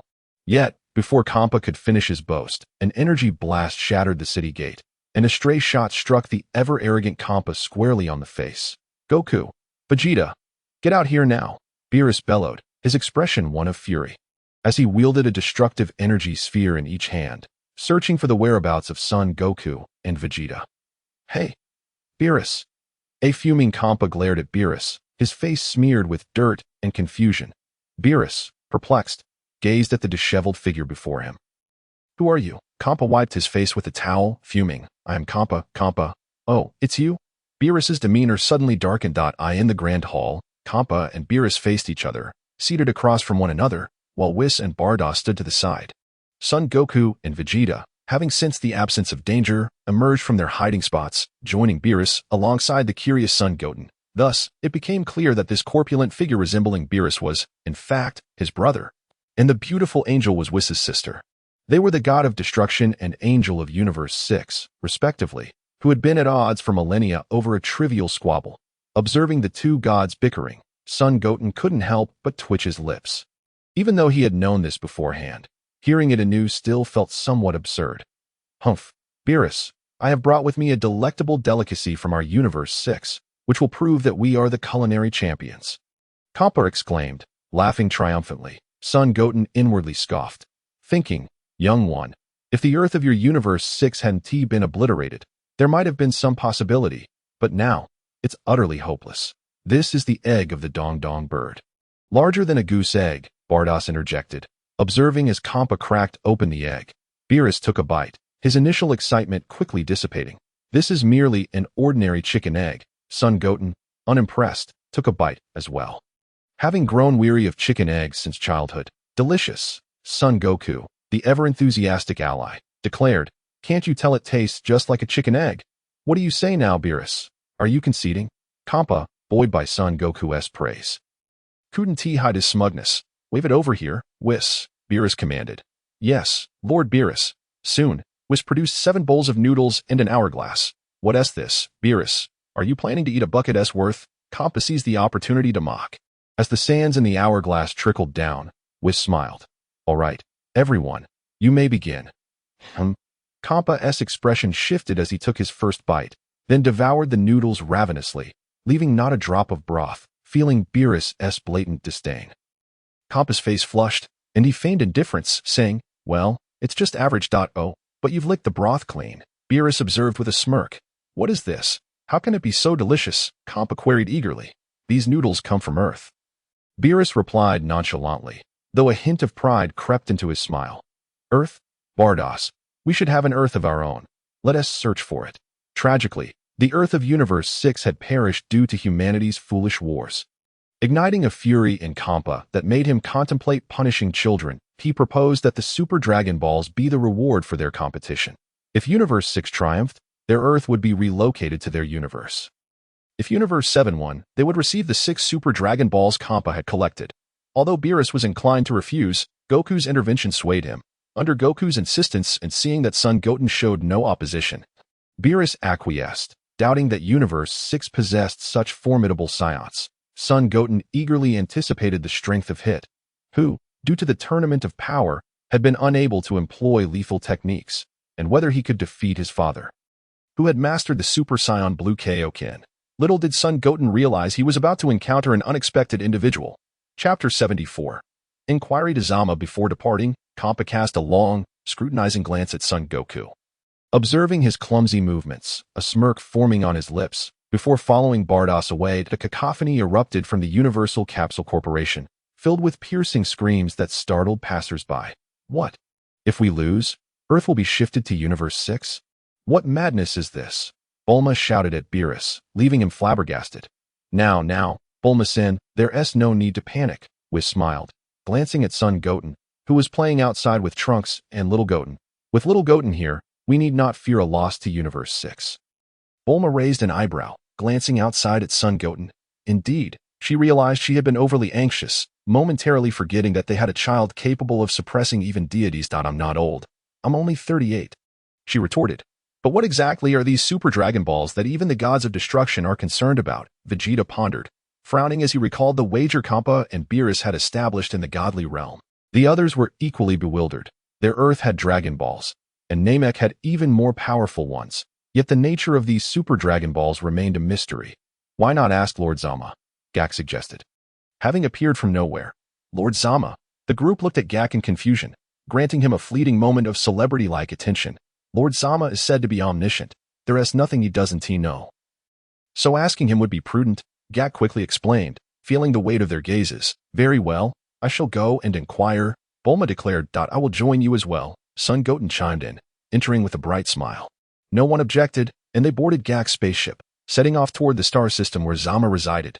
Zama, with a head larger than his entire body, reminded Son Goten of a grievance from the world of One Piece, where he wished for the demise of a certain character. Zama's hairstyle bore an uncanny resemblance to that of the aforementioned character, yet Zama was far more brazen.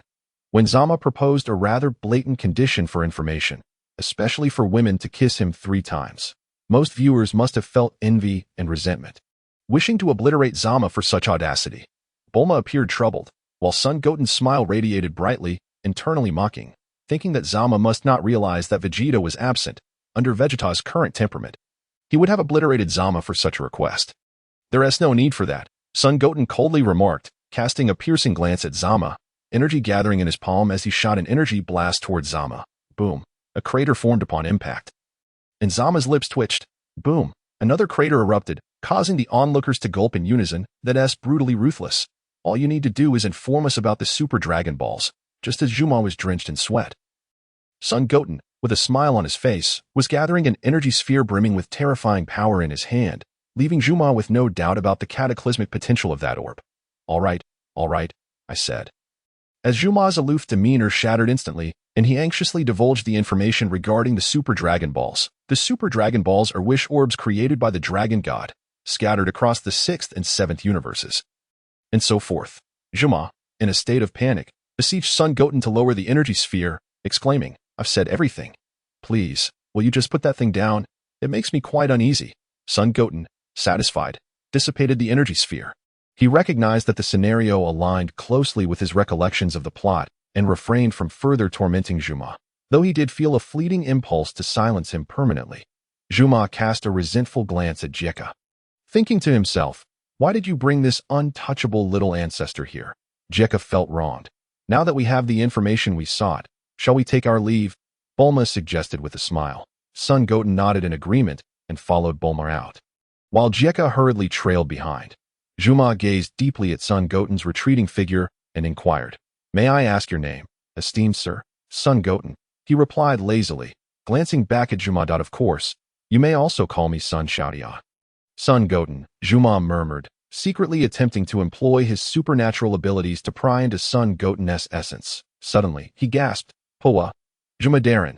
Blood erupted from Juma's mouth, staining the nearby floor as several servants rushed to support him. Concerned that I cannot see through that person, that Saiyan de Juma's face was etched with fear as he stared at the doorway, his squinted eyes wide with shock that in this world, even the god of destruction could see a glimpse of the future, such as the Universe Collaborative Tournament 3 days hence. Yet now, the future was shrouded in a thick fog, devoid of clarity. The servants exchanged worried glances. Their omniscient master Juma was unable to perceive a mere mortal, and their trepidation grew. "Let us settle here."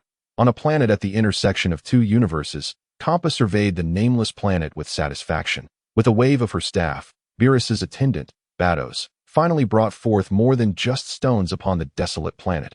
A faint green energy dome enveloped a colossal arena, adorned with the giant portraits of 2 gods of destruction. "Lord Kampa, should we allow that child to enter the arena?" Batos asked with a smile, recalling a graceful figure. "Are you referring to her?" Kampa grinned wickedly. "Whatever suits you, as long as she can defeat the 7th universe and ensure that Beerus loses." Chapter 75. Pre-battle preparations. That evening, Beerus wore a grim expression, his eyes narrowed in contemplation. Ever since he heard what Bulma had mentioned, he had remained in this brooding state. Is it true that both the 6th and 7th universes will be present? Very well, Kampa. I initially wished for your defeat to be less humiliating, but do not blame me now. A glint of malice flickered in Beerus's gaze. So, Dad, are you planning to train in the hyperbolic time chamber with Uncle Vegeta? Son Goten asked, glancing back and forth between his father and Vegeta with an odd expression, causing both to feel uneasy. "Goodness, Dad, you 2 will be alone in a room for 3 days and 3 years. You don't mean to? Oh dear, Mom and Aunt Bulma will surely cry if they find out." Son Goten's mind conjured some rather inappropriate images, thankfully leaving them unspoken, lest he incur Vegeta's wrath. "Besides us, who else is participating?" Son Goten inquired seriously, shaking off those unwholesome thoughts, uncertain about the other contestants. "There's also Buu and Piccolo," Son Goku added. Son Goten raised an eyebrow. That seems about right, except I replaced Manaka. After all, in the original story, Beerus concocted a formidable foe, Manaka, merely to spur Goku's competitive spirit. At that time, Goku was indeed the strongest in the 7th universe, and Beerus feared he might become complacent without a worthy adversary. Now, Son Goten stood like an immovable mountain before everyone, providing motivation for Goku and Vegeta to advance. He was a being capable of suppressing even gods of destruction, and in terms of energy, he surpassed Whis. If not for the disparities in their realms, he would have long since triumphed. Shouting on, "Why don't you join us for training?" Son Goten urged, encouraging the younger version of himself to accompany him. "All right, but during the competition, call me Goten, since my other self won't be participating. Let me use this name for now." Son Goten chuckled softly. Though he still reminisced about his previous life, he now lived as Son Goten, a name bestowed by his mother, and it seemed prudent to temporarily revert. Fine, Son Goku agreed readily, not pondering it further. In the 6th universe, the god of destruction's sanctuary. You've returned. Bados, Lord Kampa, a girl, as beautiful as a blue lotus, spoke coldly. Bados looked at the girl before her, a smile involuntarily gracing her lips. Indeed, Kia. The girl known as Kia's delicate features brightened with a faint smile. Bados, I have now mastered the divine powers, and with the strength of a Saiyan, I can surely match Lord Kampa. That ho-ho. Bados replied silently, watching Kia intently. Not be overconfident, Kia. While you may wield divine powers, it does not imply others cannot as well. In the 7th universe, there are those who can also wield such abilities, and they are Saiyans like you. Kia's previously composed demeanor shifted. The 7th universe, it seems, has reached this juncture. Bados regarded Kia with satisfaction, feeling quite pleased that I truly wish to understand the gap between myself and Saiyans like Son Goku and Vegeta. The thought of battling them ignites a fierce resolve within me. If that individual knew I could fight alongside his idol, he would undoubtedly be envious. However, Kia's expression darkened. Will he forgive me for my past actions? Perhaps he is unaware that I have long since perished. After all, I hurt him deeply. Perhaps he will never forgive me. Kia chuckled bitterly to herself. What troubles you, Kia? Are you lost in thoughts of the past? Bados asked. Concern etched on her face. That I'm fine, Kia said, wiping away the tears that threatened to spill from her eyes, forcing a smile. The next day, at the break of dawn, Son Goku and Vegeta eagerly rushed into the hyperbolic time chamber to train. After waiting for 3 days, in Bulma's garden, a pale purple cube capable of accommodating over 20 people sat in the center, while everyone regarded it with puzzled expressions. Have Goku and Vegeta not arrived yet? Beerus remarked with surprise, scanning the gathered crowd for the two fools. After a brief wait, the Spartan-like figures of Son Goku and Vegeta finally appeared. That beard is quite long. Let's wash up and then get it trimmed, Son Goku remarked, observing his own facial hair. Son Goten smirked mischievously. Dad, try transforming into a Super Saiyan. Why? Son Goku asked, baffled. Just do it, Son Goten insisted, a wicked grin spreading across his face. I can't see, Son Goku exclaimed as his golden beard transformed, sticking out and obscuring his vision. Son Goten laughed uncontrollably, unable to contain his amusement. Dad, you're hilarious. Forgive me for my unkind laughter. Enough of this nonsense. Hurry and wash up, Beerus bellowed, unable to contain his frustration. Once clean and tidy, Son Goku and Vegeta joined the others as they entered the cube. Whis tapped the cube with his staff, and it promptly vanished into a tunnel, akin to spatial teleportation. Inside the lively cube, everyone relaxed and even started a barbecue. Upon reaching their destination, the battleground, a nameless planet nestled between the two universes, Son Goten gazed intently at the orb. Only he knew that this very planet was the 7th Dragon Ball. Unbeknownst to the oblivious Kampa, and Bulma had not activated the Dragon Radar in advance.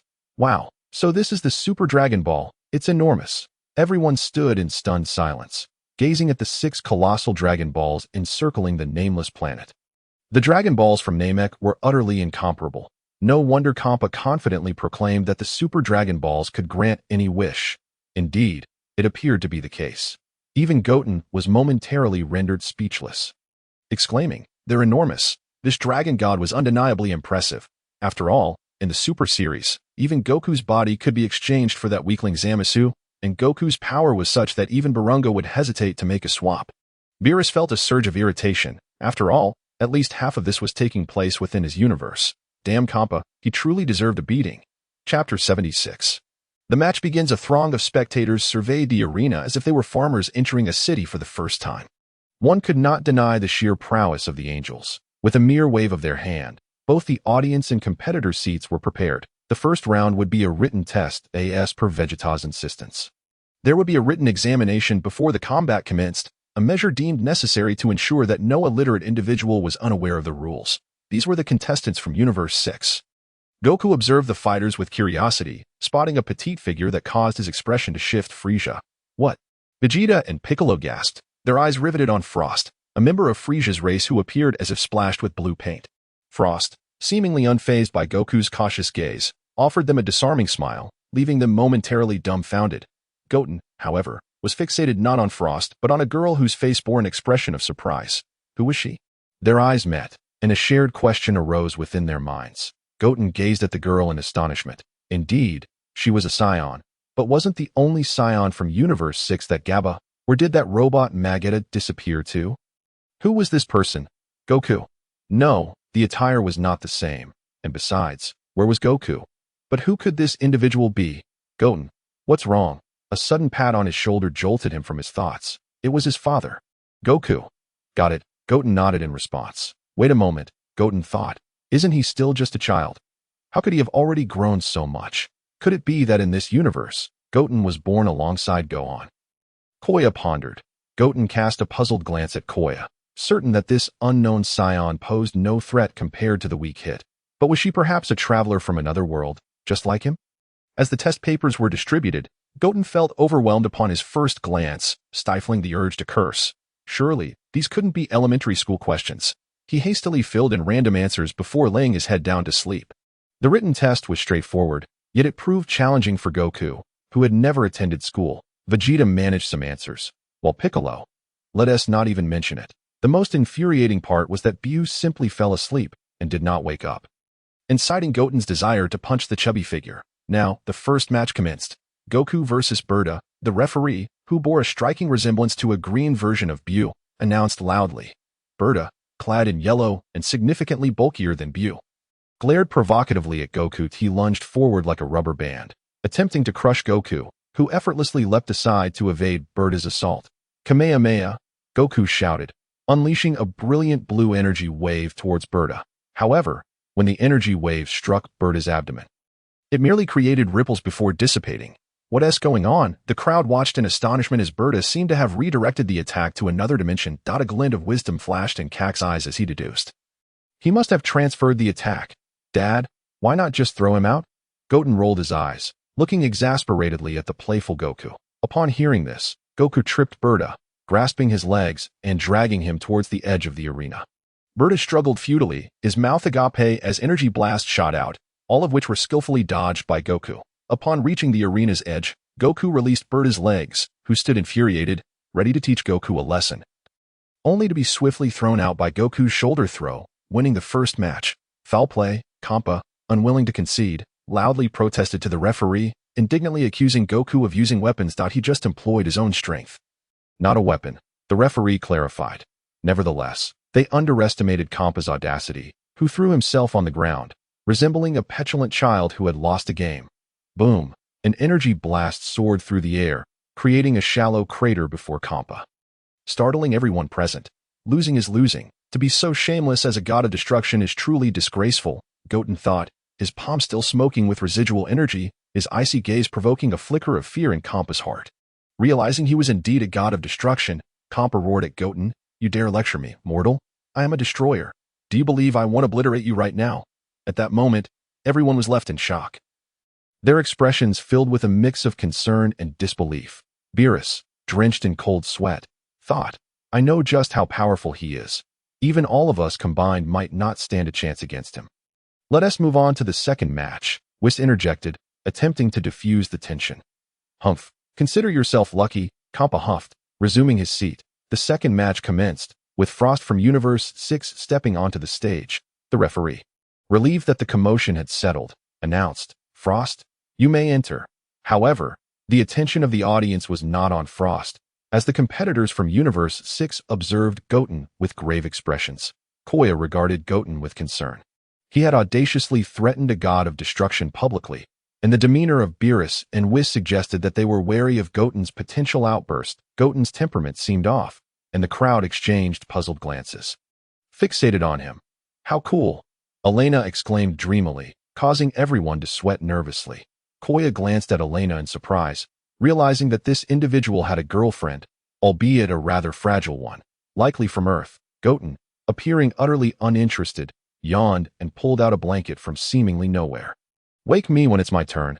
I'm going to take a nap." He waved his hand dismissively, and within seconds, the sounds of snoring filled the air, leaving everyone in disbelief. That kid looking down on me." Kampa glared angrily at the unconcerned Goten. "Damn it. This is a competition. Are you sleeping to mock me?" "Lord Kampa," Bardos interjected, "there's no need to voice your thoughts. It's enough to simply know." Kampa spluttered, blood spewing forth. Internally lamenting the humiliation, Kia disdainfully curled her lip, her eyes openly reflecting her contempt as she observed Frost on the arena stage, still theatrically attempting to win the crowd's favor. This guy's shamelessness was all too apparent. While others might be oblivious, she, as a time traveler, was acutely aware of it. During that particular episode of Dragon Ball Super, she had nearly smashed her computer in frustration. She held the utmost disdain for those who presented one FAAD in public while concealing a different reality behind closed doors.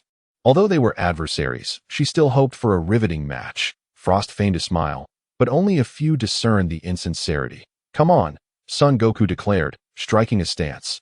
"Hiya." A glint of coldness flashed in Frost's eyes as he propelled himself towards Goku like a cannonball. Delivering a powerful punch, Goku effortlessly intercepted Frost's blow, countering with a sweeping kick that sent Frost flying, followed by a rapid punch that connected with Frost once more. "Hey, just how long are you going to hide your true strength?" Goku frowned, irritated by Frost's obvious underestimation of him, as it was clear he was only utilizing his first transformation against him. Frost glanced at Goku in astonishment. "What? All right. I see," Frost acknowledged, catching a glimpse of Goku's resolute gaze. A flash of ruthlessness crossing his own. This fool believed Goku was courting disaster. It was time to transform. "Hiya." Frost's expression twisted into a snarl as he morphed into his grotesque third form. His elongated head and eyesore. Goku's eyes widened in surprise, thinking to himself that Frieza must possess even higher transformations. Could Frost be incapable of them? "Yeah," Frost bellowed, unleashing a crimson energy wave towards Goku. Yet Goku demonstrated what it meant to dominate, mercilessly pummeling Frost into submission. "Hey, you must have one more transformation left. Though I don't understand why you're hiding your strength, you should just transform," Goku coldly remarked. "No, I won't transform. The last level isn't what you think it is. I can't control that power," Frost retorted. "Once, I accidentally killed a villain who shouldn't have died, and that's why I avoid using my final transformation." Upon hearing this, Kia's disdain deepened. "You probably killed him because your subordinates threatened to expose your misdeeds." Frost erupted with an incredible energy, enveloped in a blue-purple aura, and as his figure solidified, he bore a striking resemblance to Frieza. His power now significantly amplified. "But how did you know I was hiding my strength?" Frost queried, perplexed. "Because I've been concealing my own," Goku replied, a peculiar smile gracing his lips. "Twan. I've been hiding too." Goku transformed into a Super Saiyan. A confident grin on his face, Gak stared in astonishment at Goku. "Saiyans can transform? What's wrong? Never seen it before, you country bumpkin?" Kia mocked, her disdain and loathing unabashedly evident. Gabe's face flushed with embarrassment. Zampa, unlike the original narrative, refrained from shouting, as if he had witnessed such transformations countless times before. Frost smirked. "Well then, I trust you can withstand my power. Let us go." And so began an even more thorough domination. Boom. Pow. Boom. Ah. Boom. Cough. Frost launched numerous attacks at Goku, only to be thwarted each time, leaving some spectators unable to bear the sight any longer. "Give it up. You're no match for me," Goku sighed, looking pityingly at the stubborn Frost who staggered towards him with a raised fist. "No way." Frost's determined gaze fixed on Goku, his weak fist slowly rising as he approached. "If I win, I'll earn Lord Zampa's support, allowing more people to receive better care." With a casual motion, Goku caught Frost's feeble punch, oblivious to the smirk that crept onto Frost's lips. Suddenly, Goku staggered as if intoxicated, the world around him blurring. What an opportunity! Seizing the moment, Frost struck Goku with a forceful blow that sent him sprawling out of the ring. Outside, Frost was declared the victor, leaving many in disbelief, as the referee proclaimed Goku had been eliminated. "Ha ha ha. Beerus, you finally lost?" Zampa jeered mercilessly at the sight of Frost's victory. "Damn it." Beerus glared furiously at Zampa, then glanced at the still slumbering Goten, gradually calming down. Though Goku had been eliminated, Goten remained a trump card. In the third match, Piccolo faced Frost. Piccolo entered the arena, his expression grave as he focused on Frost. Using his intellect to anticipate Frost's movements, realizing his hands were bound by Piccolo's Luffy technique, Frost's lips curled into a sinister smile as he stealthily reached for a hidden weapon. What is happening? I can't see clearly. Piccolo found himself ensnared in Frost's trap, much like Goku had been. Fortunately, Gak discerned Frost's weapon. I declare that Frost has used a weapon and is therefore disqualified, the referee announced. Having discovered the poison needle embedded in Frost's wrist, at this juncture, Vegeta stepped forward. Don't eliminate him. Chapter 78, Section 28. Vegeta's Defiance. The arena erupted in astonishment. What is going on? What is wrong with Vegeta? Leaping onto the stage, Vegeta commanded, don't disqualify him. I will handle this match. But sir, Frost has used a weapon, which disqualifies him. The referee protested. I said I will take care of it. Vegeta glared menacingly at the chatty referee. Believing such a scoundrel deserved more than mere disqualification, he aimed to teach him a severe lesson. The referee's expression twitched as he glanced at Beerus and Zampa, both of whom nodded in agreement, compelling him to relent. If so, weapons are allowed in this match. Frost taunted Vegeta. Shall we also abolish the rule against killing? Nanny, do as you please, Vegeta replied nonchalantly, a cold smile on his lips. Immediately, Frost charged at Vegeta. Ladies and gentlemen, prepare yourselves for this slaughter. Get the hell out of my way, Vegeta roared, sending Frost flying with a single punch, eliminating him in mere moments. Next up was Vegeta versus Gabe, the match commencing as the referee announced. No one cared about Frost's fate. Vegeta declared he had yet to exert his full strength, leaving Frost with a sliver of life. This segment can be skipped. Everyone has undoubtedly seen it in Super. So let us move on. With Vegeta's assistance, Gabe successfully transformed into a Super Saiyan, only to be swiftly defeated by Vegeta's Super Blue form, forging a deep bond of friendship in the process. Phew, that was a refreshing sleep, Goten yawned, stretching as the others bore expressions of exasperation. Now it's Vegeta against Hit. Let the match begin. Vegeta instantly transformed into Super Blue, his demeanor serious as he faced Hit. His body enveloped in a blue divine aura. Ha! Vegeta's gaze sharpened as he lunged at Hit, throwing a punch aimed at his face. Just as Vegeta's fist was about to connect, Hit suddenly appeared behind him, delivering a blow that sent Vegeta crashing to the ground. Ugh!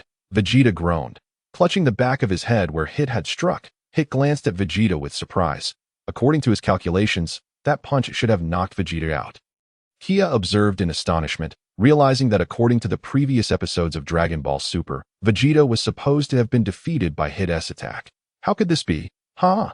Vegeta stood up leisurely, casting his gaze skyward as he erupted into a wild, maniacal laughter. With a stoic expression, Hit questioned, "What are you laughing at? You are indeed impressive, worthy of witnessing my transformation at this level. I hope you can endure it." Vegeta confidently reverted from Super Saiyan Blue. Hit's peculiar gaze fixated on Vegeta. Had he truly damaged his mind just now?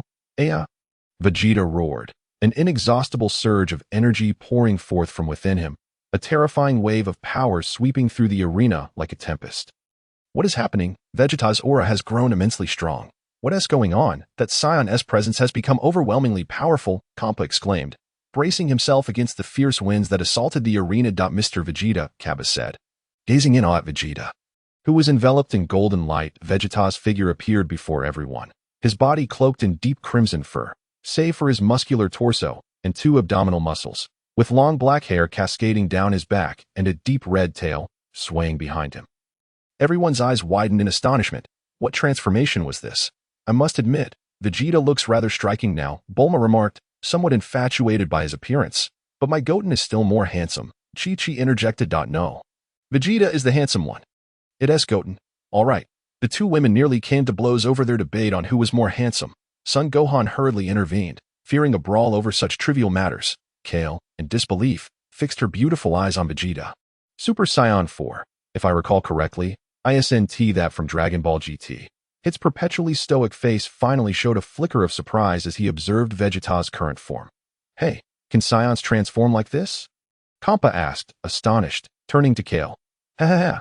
Vegeta smirked, a proud smile gracing his face, adding a hint of wicked charm to his handsome features. Are you surprised? This is my first time utilizing this transformation in battle. Super Saiyan 4. This name represents the true visage of the Saiyans from our 7th universe. Hit raised his fists in a boxing stance, mirroring Vegeta's original posture as they faced off. An invisible wave of energy erupted from Hit, and in his perception, time itself seemed to freeze. He dashed towards Vegeta's back, only to be met with a swift kick from Vegeta. Boom! Aya! Hit cried out as he was sent flying from the impact. Nanny! Everyone stared in shock at Hit, who had been kicked away by Vegeta. How could this be? Hit's time-skip technique has been countered, Kampa exclaimed, his face a mask of disbelief. The time-skip was Hit's signature skill, and to see it rendered ineffective was astonishing. How could this happen? Hit marveled, staring at Vegeta. His time-skip had failed to restrain Vegeta, and he had never encountered such an opponent in his assassin career, a significant blow to Hit. It seems your previous move had no effect on me. What do you plan to do now? Vegeta tilted his head, regarding Hit with an expression that conveyed he was unfazed by the earlier attack. Hit stood back up, his gaze serious as he sought for weaknesses in Vegeta. Chapter 79. Vegeta's defeat. Hit's piercing eyes scrutinized Vegeta, searching for any flaw to exploit for a decisive strike. Yet, Vegeta stood casually, seemingly rife with openings, making it difficult for Hit to pinpoint a weak spot. If you want to come at me, I'll strike first, Vegeta announced, his arms bent in a relaxed posture. A sly smile emerging as he vanished from sight, reappearing instantaneously behind Hit. Hit gasped, instinctively attempting to activate his time-skip again, but a powerful punch from Vegeta was already hurtling towards his face. Boom! In an instant of distraction, Hit's head turned as he was sent sprawling backwards. So fast, Hit realized that the time-skip was utterly ineffective against Vegeta. The 6th universe spectators were once again left in disbelief. Initially, one might attribute Hit's failure to carelessness, but now, even after revealing his intentions, Vegeta had still managed to land a blow. Hit's time-skip allowed him to manipulate time. Yet Vegeta's speed was such that Hit barely had time to react. Hit, in disbelief, comprehended what others might not have noticed. His time-skip had indeed been executed, yet it felt as though Vegeta was immune to its effects. In Hit's domain of time manipulation, only he could act. Which was why those targeted by him often perished without realizing it. Their time was halted, and their lives extinguished without a hint of struggle. The assassin within Hit urged him to calm down. To think of a strategy if it was ineffective against Vegeta. What if he used it on himself?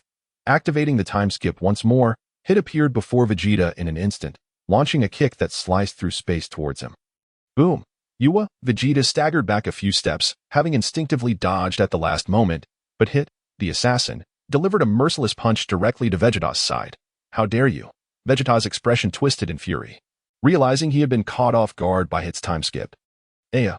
He bellowed, raising his fist to strike Hit with all his might. It remained unmoving, eyes shut, as if he were unconcerned about the impending blow, igniting Vegeta's rage further. You dare underestimate me? I will send you flying. Vegeta's fist drew nearer, yet Hit remained unflinching. Wait, could he be about to unleash the Ultra Instinct? Son Goten thought in astonishment. Finally, Vegeta's fist connected with Hit, but it passed right through him as if striking empty air. Reminiscent of the illusory punches seen in the original Dragon Ball. Nanny! Vegeta gasped in shock, suddenly hearing a rush of air behind him, followed by his body being sent flying backward like a kite severed from its string. Wah! Vegeta executed a flight technique to avoid elimination. How could this be? Your time-skip shouldn't have been able to hit me, he exclaimed, horrified as he regarded Hit. That was indeed a time-skip, Hit replied coolly. I still closed. However, it had no effect on you. What I just demonstrated was a different application of the time-skip, thanks to you. Ha ha ha. What do you think, Beerus? Our Hit is on the verge of victory. Your 7th universe is doomed, Kampa taunted loudly, grinning. How infuriating.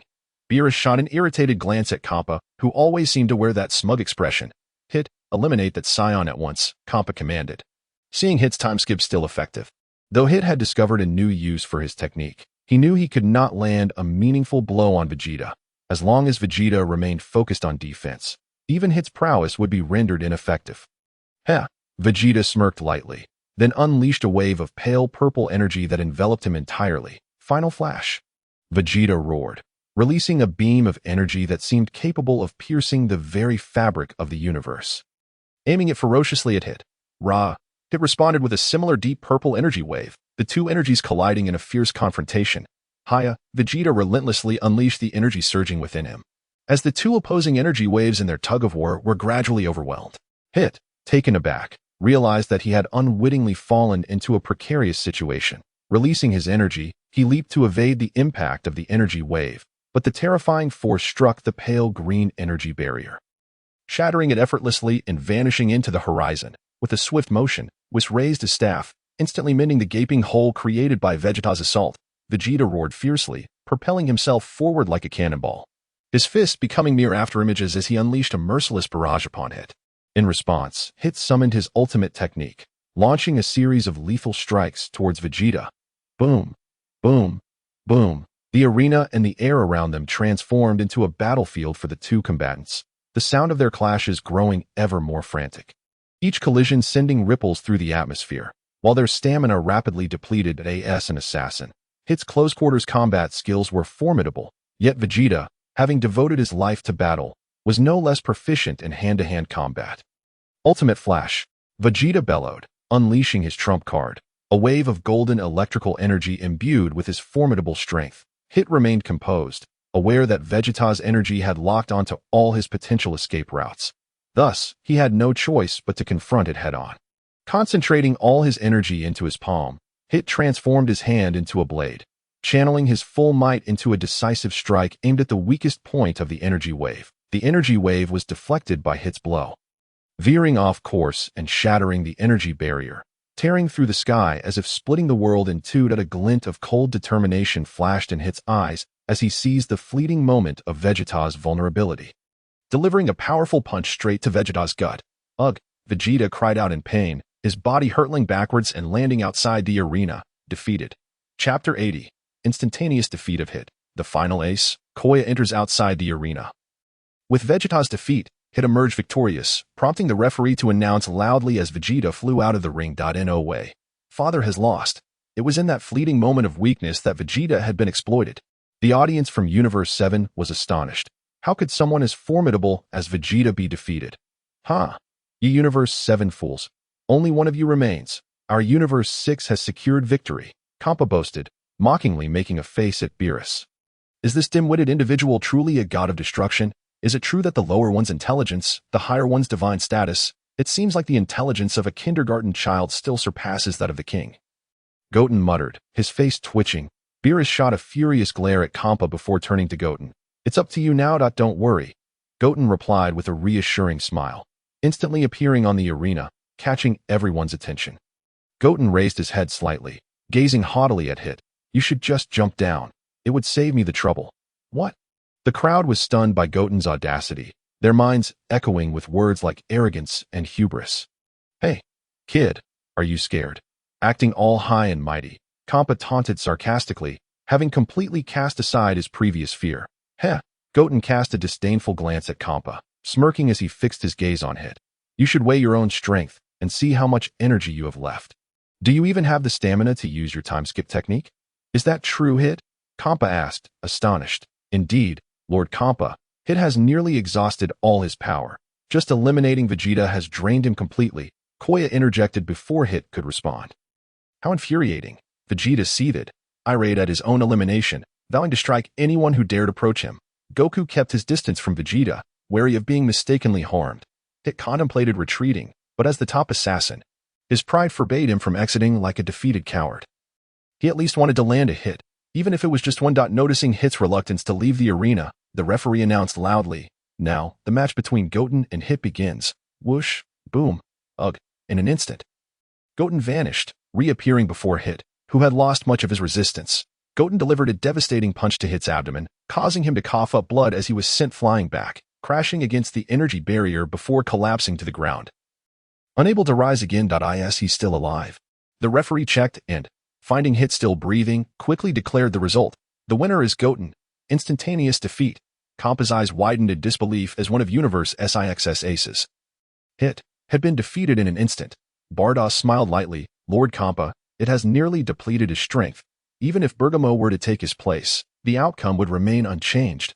Then it's my turn, Koya said gravely, standing up after shedding her outer garments to reveal her battle attire. Koya, we're counting on you. Kampa echoed the same sentiment as Beerus, placing his hopes on her. Koya flashed a charming smile before leaping onto the arena to face Goten. With a vigilant expression, Koya recognized that the last remaining fighters from both universes were undoubtedly the strongest, a notion that Goten shared. While he was perplexed by Koya's unexpected growth, he understood that victory was imperative. "So, this is the strongest of Universe 6, a girl, and quite an adorable one at that," Krillin remarked, a hint of a lecherous grin creeping onto his face as he observed Koya's beauty, and rather alluring. Master Roshi's eyes gleamed with a mischievous sparkle behind his glasses. "Now, for the final match, Goten versus Koya. Let the battle commence." As the referee announced the start of the match, neither combatant moved. Koya stared intently at Goten, a wave of unease washing over her. "Yeah," Koya cried out, propelling herself towards Goten like a cannonball. Boom! Goten effortlessly caught Koya's incoming punch, surprised by its softness, akin to a work of art. His gaze shifted to Koya's impressive physique, noting her ample proportions, even rivaling that of a certain Saiyan involved with Elena. To his astonishment, although Koya was shorter than Elena, her attributes were equally pronounced. Though he wondered if she had any enhancements, Koya blushed fiercely, breaking free from Goten's grip, who remained unperturbed, as if merely observing her performance, infuriating her further, in a way. This girl is at most on par with Goten. How could she be the final contender from Universe 6? Piccolo pondered. Bewildered, isn't it supposed to be that the later fighters become increasingly stronger? Why send someone who seems to match Goku's level? Whatever, Goten is bound to win anyway, Vegeta grumbled, displeased, lamenting that had he not been eliminated, he would have easily secured the final match. Goku shared a similar sentiment, regretting that had he not been poisoned by frost, he would have likely completed the challenge by now. With a sudden realization of Goten's true strength, Koya's expression shifted dramatically as a golden aura erupted around her. Her ponytail, once tied back, flared out like a hedgehog, her dark hair transforming into brilliant gold, crackling with electric energy. The audience gasped in astonishment, particularly the spectators from Universe 7, as this transformation was all too familiar to them. Super Saiyan. This girl can also transform into a Super Saiyan. And she's a Super Saiyan too. No way. This girl is also a Saiyan. The crowd murmured in disbelief. But how can she transform into a Super Saiyan? Goten was momentarily taken aback. Koya's ability to become a Super Saiyan was merely a minor surprise to him, especially considering Caulifla had recently mastered the transformation and could now achieve Super Saiyan 2. So, this is what you would call Super Saiyan 2 in your world? Koya said confidently. You should transform too. Sun Wukong chuckled softly, casting a playful gaze upon Kia. The girl was innocently adorable. Then, with a sudden burst of energy, a power comparable to hers emanated from him, yet Sun Wukong remained in his normal state, leaving Kia utterly astonished. That I must admit, I am indeed surprised that you can transform into a Super Saiyan too, but it is unnecessary for dealing with you, Sun Wukong replied nonchalantly. The power radiating from Sun Wukong caused the inhabitants of the 6th universe to blanch. Kia's beautiful eyes widened in disbelief as she beheld Sun Wukong enveloped in a white aura. Astonishingly, in his normal state, he matched her Super Saiyan 2 energy with apparent ease, as if he were not exerting himself fully. The audience from the 7th universe was already accustomed to such displays. Though they were uncertain of Sun Wukong's true strength, they knew that even in his baseline form, he stood on par with Super Saiyan 3 Goku, showcasing an incredible combat prowess. Otherwise, his Super Saiyan Red form could not possibly contend evenly with Beerus, and even the combined forces of Goku and Vegeta might struggle against him. Such power. Is this the true strength of the Saiyans from the 7th universe? Gabe's eyes widened in terror. While Kia's ability to transform into a Super Saiyan had startled him, Sun Wukong was far more fearsome. Merely in his normal state, he matched Kia's Super Saiyan 2. Let alone the fact that he was not yet able to transform into a Super Saiyan himself. This is your strength? Kia gasped, her delicate form trembling. The Sun Wukong she knew seemed like a completely different person. He had not only grown but possessed a power surpassing Goku's. Could it be that mysterious state? Recalling the terrifying power of that enigmatic Gohan, Kia's anxious heart began to ease slightly.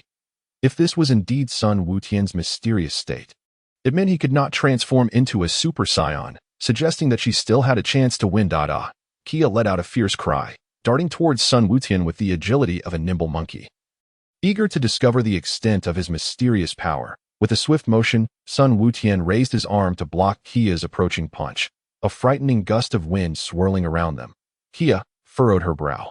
Launching a kick towards the side of Sun Wukong's face with her long, elegant leg, Sun Wukong deftly tilted his head to evade her strike. then extended his palm towards her, unleashing an invisible pressure that sent her staggering back. With a burst of momentum, Kia propelled herself into the air, her delicate hands spreading apart as a pink energy sphere coalesced. Under Sun Wuqian's astonished gaze, the energy sphere erupted with waves of energy. Hurtling towards him, ha ha, Sun Wuqian chuckled lightly, raising a hand that a pale blue energy shield enveloped him, absorbing the countless energy waves that crashed against it and the stage, generating plumes of black smoke. For a moment, the arena was shrouded in a cloud of dust, obscuring Sun Wuqian's figure. Ha ha ha. Beerus, how does it feel to witness the might of the seventh universe? Kampa scoffed, believing Sun Wuqian to be injured. Yet he failed to notice the concerned expressions on the faces of those around him. Even among his own followers, Bardoss sighed in exasperation, lamenting her task of attending to a clueless god of destruction. Kia furrowed her brows, acutely aware that Sun Wuqian's power had not diminished in the slightest. Indeed, as the dust settled, the energy shield he had summoned remained unscathed, and he appeared unfazed, as if Kia's efforts had barely impacted him at all. I told you, this is more than sufficient to deal with you, Sun Wuqian said as he withdrew his protective barrier, his tone casual. Kia remained silent, merely observing him, before slightly bending her arms, her lovely visage transforming into a fierce expression. Kia's face contorted with rage as she unleashed a primal roar, her energy surging to new heights, causing the very planet to tremble. This girl wouldn't. Could it be Super Saiyan 3? Kia's power surged dramatically, her aura boiling like water, her once straight golden hair now cascading down to her waist, her brows furrowing as her delicate features morphed into a fearsome visage, rendering her previously charming appearance terrifying in comparison. Sun Wuqian awaited the completion of Kia's transformation, recognizing that while the power of Super Saiyan 3 was formidable, it would not pose a significant challenge to him. At most, it would require only a modest exertion of effort. Ha! Sun Wuqian bellowed, his white aura erupting once more as he raised his power to match Kia's, astonishing the onlookers. No way. Not again, Kia thought, beads of sweat forming on her forehead. The terrifying intensity of Sun Wuqian took her by surprise. She believed she could surpass the enigmatic Gohan, yet this mysterious Sun Wuqian had evidently honed his strength to such a terrifying extent. Had he continued to train after unlocking his power? Sun Wuqian flashed Kia a smile, raising his hand and extending his palm towards her. Massive explosion attack. Kia's heart raced as Sun Wuqian shouted, a vibrant blue energy sphere forming in his palm and hurtling toward her. Vegeta watched in astonishment as Sun Wuqian unleashed this technique, recognizing it as his own. How could he? The energy sphere struck the stage beneath Kia, creating a tidal wave of force. Kia, anticipating the impact, leaped into the air, narrowly avoiding the blast. The energy sphere obliterated a significant section of the stage, leaving Kia precariously suspended in the air, slightly disheveled, her battle attire sustaining some damage. How dare you ruin my outfit? I'm furious, Kia fumed, glaring at her meticulously crafted battle suit, her anger boiling over as she charged at Sun Wuqian, raising her delicate fist like a shooting star. Sun Wuqian's expression grew serious. A female Super Saiyan 3 was not inherently terrifying, but a woman in a rage was a force to be reckoned with. Therefore, he could not afford to underestimate her, transforming into a blur as their fists collided, creating ripples in the air. Boom, boom, boom. The air resonated with the sounds of their fierce conflict as Sun Wuqian seized an opening, forcing Kia back. Hey, you should transform, Sun Wuqian remarked coldly, uttering an enigmatic statement. There must be more to your transformations than just this. You should possess a transformation akin to Super Saiyan Blue. Ignoring the confused stares of those around him, he continued, a smirk forming at the corner of his mouth. Am I right? A traveler not of this world? Chapter 8232. Kia's transformation. Super Red vs. Rose. Sun Wuqian's voice echoed throughout the space, leaving Kia's mind in a state of bewilderment. Traveler? What does that mean? She pondered, sensing Sun Wuqian had glimpsed something profound. The spectators from both universes whispered amongst themselves, glancing at the two on the stage. A traveler. What is that? Goku scratched his head in confusion, while Vegeta frowned deeply, and Beerus and Kampa appeared lost in thought. The term traveler was Kia's greatest secret, one even her closest companion Bardoss was unaware of. Why had this Sun Wuqian unraveled it so easily? As if recollecting an impossible truth, Kia stared at Sun Wuqian in horror. Could it be? Why is Sun Wuqian an adult? And how did Vegeta achieve Super Saiyan 4? There can only be one truth. Could it be that you are also a traveler? Kia questioned incredulously, her tone laced with disbelief.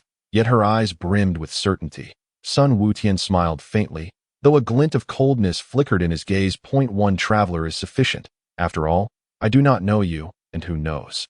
You might have been a man in your previous life. Indeed, if my deductions are correct, you must be from that modern planet, the one referred to as Earth. A chilling smile spread across Sun Wukong's face as he fixed his gaze upon Kia. Upon hearing this, Kia's terror intensified, as she became fully convinced that Sun Wukong was indeed from Earth, not the Earth she knew, but the modern one, fragmented into hundreds of nations. Which country do you hail from? Huaxia, the islands. In Sun Wukong's eyes, a fleeting glimmer of confusion passed before he cast it aside, thinking, whatever. It matters not to me which nation you hail from. It is all the same, surely. You are aware of the immense stamina drain that Super Saiyan 3 entails. Do not accuse me of denying you a chance. Transform swiftly into Super Saiyan Blue. Sun Wukong, growing impatient, fixed an eager gaze upon Koya, his heart racing with the desire to vanquish her. In hindsight, he would be immensely grateful that he had refrained from acting hastily. Otherwise, he would have been filled with regret. Koya glanced at Bardos, who nodded in affirmation, prompting her to revert from Super Saiyan 3 to her normal state. Taking a deep breath, she calmed her racing heart, meeting Sun Wukong's gaze with serene composure. Ha! Koya's face lifted, her voice a melodic exclamation as a rose-hued divine energy enveloped her, radiating a power identical to that of Vegeta. Nanny! Both Sun Wukong and Vegeta temporarily set aside their earlier confusion, staring in astonishment at Koya. This familiar divine energy was unmistakable to them, even if it eluded others. The divine aura surrounding Koya's striking form shattered like glass. Dissipating into the air, cloaked in rose-colored divine energy, her hair stood on end like that of a hedgehog, and her tranquil rose-hued eyes met Sun Wukong's, while the divine flames around her began to simmer. This is my ultimate transformation, Koya declared, her gaze unwavering as she addressed Sun Wukong. By your terminology, I shall henceforth be known as Super Saiyan Rose. Sun Wukong observed Koya's transformation with a look of surprise. What could this mean? Was she perhaps a traveler from another realm, causing her Super Saiyan form to differ in hue? With a slight smirk, he lifted the corner of his mouth and released a crimson energy, entering the state of Super Saiyan God himself. This one is called Super Saiyan Red. Koya stared incredulously at Sun Wukong's transformation. She had initially thought her rose form was a result of her being in the 6th universe, thus differing from the original narrative. Yet, why was Sun Wukong, a denizen of the 7th universe, also different? After all, Vegeta had indeed transformed into Super Saiyan Blue just moments ago. Wow, this female Saiyon's transformation is peculiar. Yet she surpasses even me. Sun Wukong's eyes blazed with intense determination as he fixed his gaze on Koya. Her Super Saiyan Rose form had already eclipsed his Super Saiyan Blue in sheer strength. Damn it, to think I have been surpassed by a woman. Vegeta scowled at Koya, feeling a deep sense of irritation. While he believed he could triumph with Super Saiyan 4, he realized that against Super Saiyan Rose, he stood no chance, leaving him utterly dissatisfied. Heh, you may attack first. Do not say I did not grant you the opportunity, Sun Wukong taunted, beckoning Koya with a mocking gesture. How dare you underestimate me?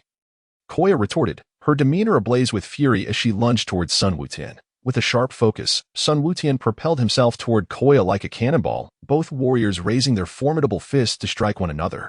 As their fists collided, a terrifying shockwave, laden with fierce winds, surged outward, creating ripples in the air. All onlookers were enveloped by the dreadful energy released from their clash. Even the protective barrier set by Whis and Bardos was affected. That girl is remarkably strong. She can contend directly with Wukong.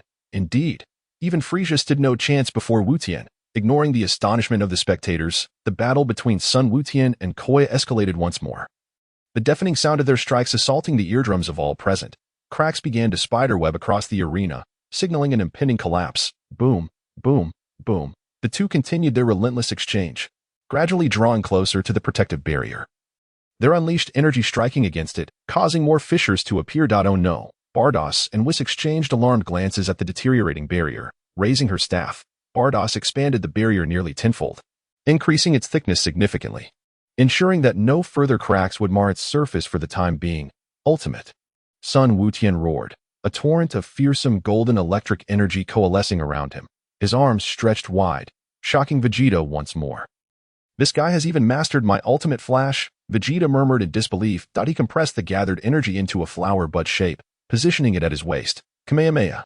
Nanny, is Wutian fusing the techniques of both Goku and Vegeta?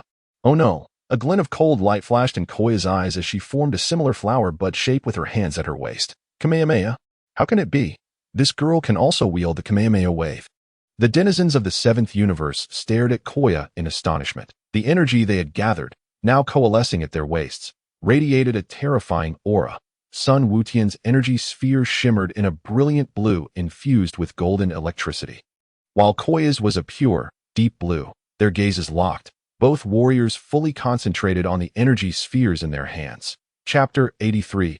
Koya's Astonishment. God of Destruction level super red. The entire expanse between them split into two distinct colors, a deep blue sky dominated by Koya, and a golden blue sky claimed by Sun Wutian. The sheer intensity of their energies caused the very fabric of space to tremble. Should these two terrifying energies collide, even a god of destruction would be met with inevitable doom. Gulp.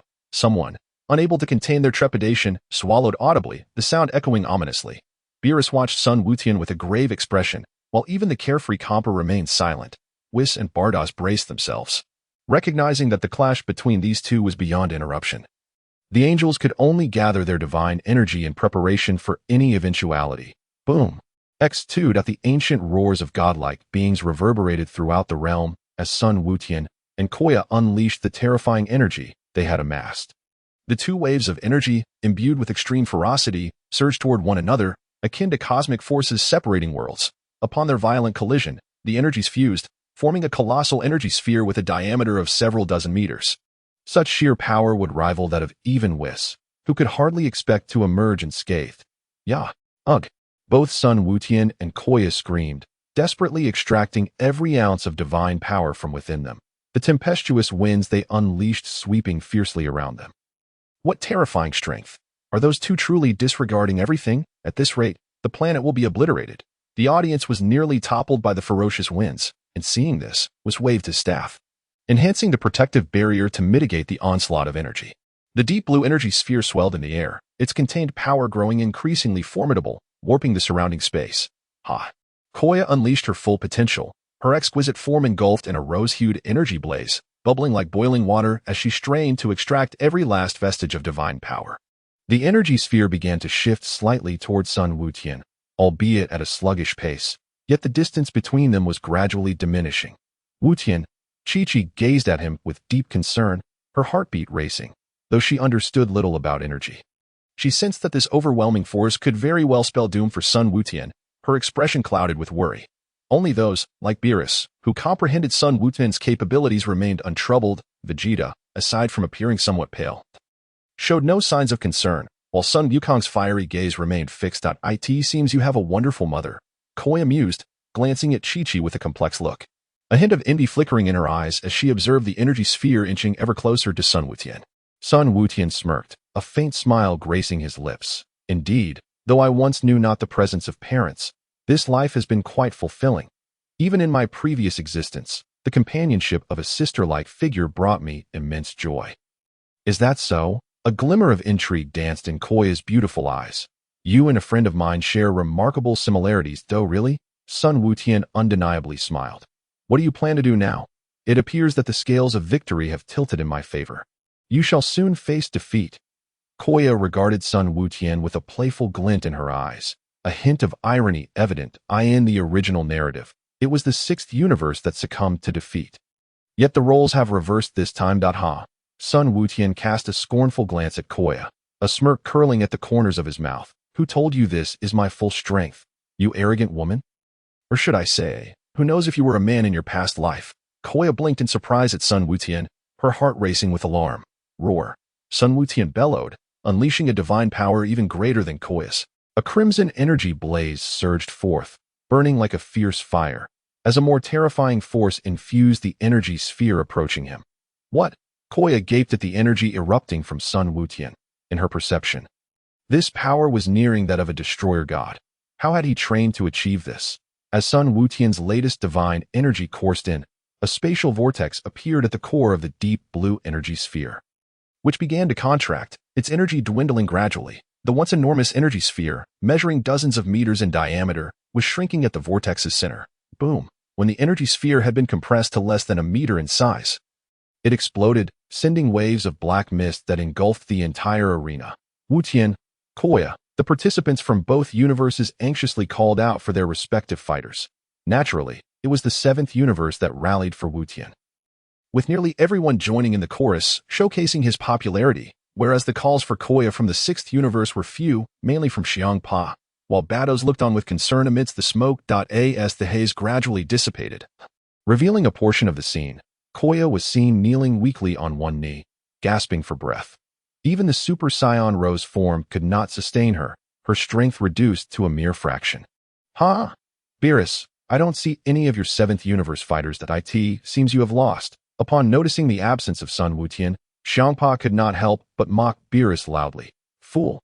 Beerus, unfazed, cast a nonchalant glance at Xiangpa, devoid of any sense of defeat, a smirk gracing his lips. "Nanny." As the dust cleared, Sun Wutian's figure emerged, barely affected save for some dust on his attire. The power of Super Saiyan Red still radiated from him, crimson energy swirling around his form. What a pity, Koya thought, a bitter smile creeping onto her lips as she gazed calmly at the unscathed Sun Wutian. "How strong are you, truly?" "Ha!" Sun Wutian said nothing, instead letting out a roar that unleashed an even more terrifying aura, causing the surrounding space to subtly shudder. "This power can't be." Xiangpa gaped in disbelief. "This energy is almost on par with that of a destroyer god." The rotund Kaioshin of the 6th universe was filled with dread. Indeed, the current Wutian can be likened to a destroyer god. Even Lord Beerus can only manage a tie. Chapter 84. Wutian stunned. Koya is shouting. Wis's words struck the ears of the 6th universe's participants like thunder, leaving them in a state of shock. "What? A destroyer god? You mean to tell me that this Saiyan, appearing to be no more than a teenager, is on the level of a destroyer god, and can hold his own against Beerus at a 50-50 ratio? Are you sure you haven't paid for this information?" Koya, too, was taken aback, realizing that she could barely reach the level of a destroyer god.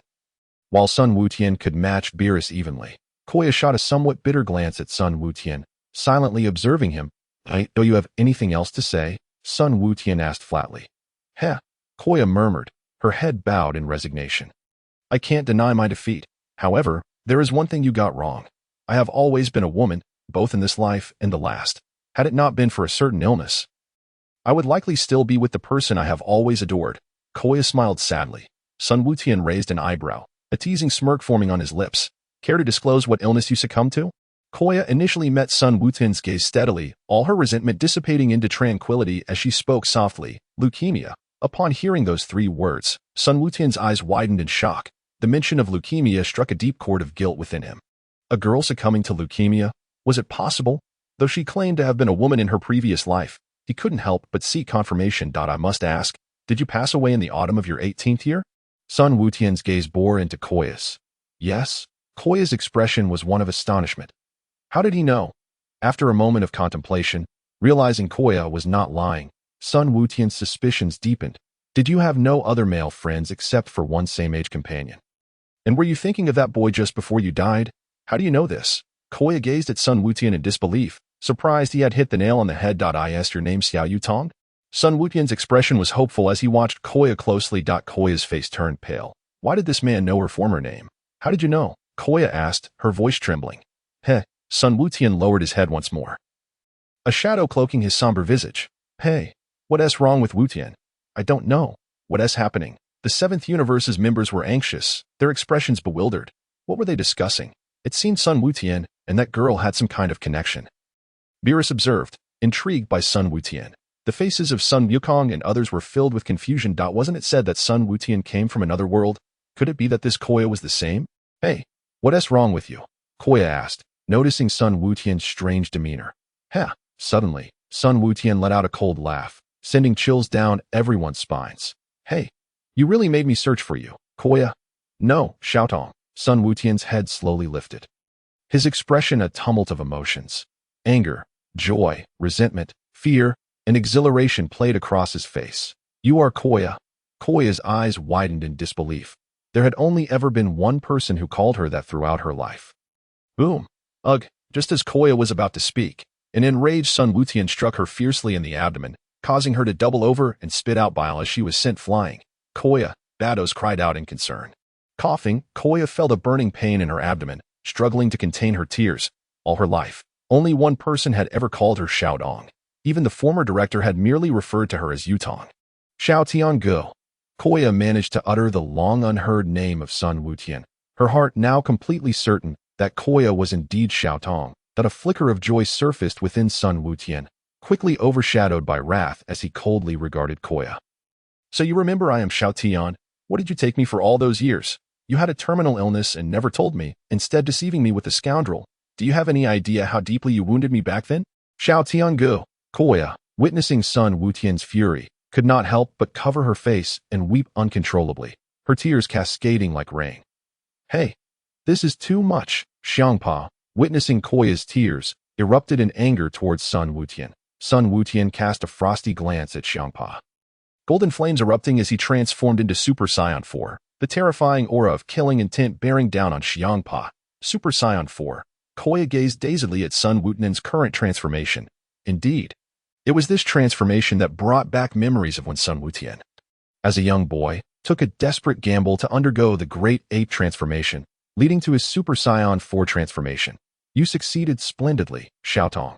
Had I not dreamt of my past life during my Great Ape transformation, I fear I would have forgotten you entirely. I'm sorry, but I can't assist with that. The audience was utterly bewildered, exclaiming in disbelief at the recent turn of events.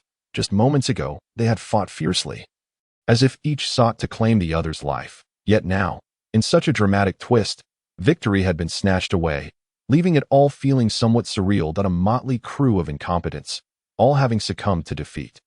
Kampa, seething with rage, cast a furious glare at the four contestants. As for Caulifla, what a jest. Setting aside her ties to Goku, with Beerus protecting her, Kampa dared not lay a hand on Caulifla, instead venting his ire upon the four members of Universe 7. I will obliterate you all, be it through instant transmission or Super Saiyan transformation. I will annihilate you completely, he proclaimed, channeling the unique destructive energy of a god of destruction. Lord Beerus, can you not intervene on their behalf? Goku implored, glancing at the vanishing opponents. No, Beerus replied lazily, reclining with his legs crossed, casting a cursory glance at Universe 6. Fortunately, Kampa did not target that girl. Otherwise, Goten would have surely exploded with rage, though I am uncertain of their relationship. I suppose I shall inquire later. Suddenly, several figures appeared on the arena, but all eyes were fixated on Universe 6, leaving them unnoticed. Lord Kampa, Beerus Angel Whis remarked, observing the newcomers and nudging the irate Kampa. What is it? Don't pull me. Whis, Kampa retorted impatiently. Lord Beerus was called again. What is it? Their affairs in Universe 6 are none of my concern. Beerus maintained his nonchalant posture. Lord Kampa, Lord Zeno has arrived. Whis and Beerus exclaimed in unison, startling the two gods of destruction. Nanny, Lord Zeno. Both Beerus and Kampa's expressions shifted dramatically as they turned to the arena, and indeed, the familiar figure appeared, leaving their faces pale with shock. The two gods of destruction dashed to Lord Zeno, bowing deeply in greeting. Welcome, Lord Zeno. Cold sweat trickled down their foreheads. They momentarily set aside other matters, their thoughts consumed by the unexpected arrival of the supreme deity. The author shall refrain from further narration. Feel free to imagine the ensuing scene. Considering the main characters are absent. My dear, will you not explain who she is? Elena asked, possessively clutching Goten's arm, her gaze wary of Caulifla. Well, it's a long story, Goten replied, gazing skyward at a 45-degree angle, his expression growing somber. I previously mentioned that I hail from another world. You should recall, Caulifla is a friend I made during my time there. Goten recounted the fabricated tale he had prepared, a tragic love story that, though somewhat cliché, resonated with the Dragon Ball universe, convincing them all. Caulifla stifled a giggle, her fingers covering her lips, secretly amused by Goten's knack for spinning tales. Her thoughts drifted back to their carefree days on Earth, reminiscing about their shared adventures, the innocence of youth, such beautiful times. If not for the sudden diagnosis of her terminal leukemia, she mused, she might have even been a mother by now. Oh, how embarrassing. Meanwhile, the others watched as Goku acted playfully in front of Lord Zeno, prompting Goten to facepalm, exasperated by such a father. Alas, Goten sighed, muttering under his breath, I haven't finished watching Dragon Ball Super. So, I don't know how strong Jiren truly is or how he compares to the gods of destruction. If only I could finish the series. Caulifla merely chuckled at Goten's lament. Then, as if recalling something, pinched his side playfully. By the way, Goten, Why were you so fierce towards that person? You nearly killed them. Goten quickly smiled apologetically. Hey, remember that sci-fi series we watched together, The Dark Forest Law? Back then, I had no idea it was you. Encountering another time traveler, I had no choice but to eliminate you. All right, I'll let it slide this time, Caulifla huffed, unaware that Elena was watching with a puffed-up face. Now let us seek out the 7th Super Dragon Ball, Goku exclaimed cheerfully. After Lord Zeno departed, Kampa and the rest of Universe 6 followed suit.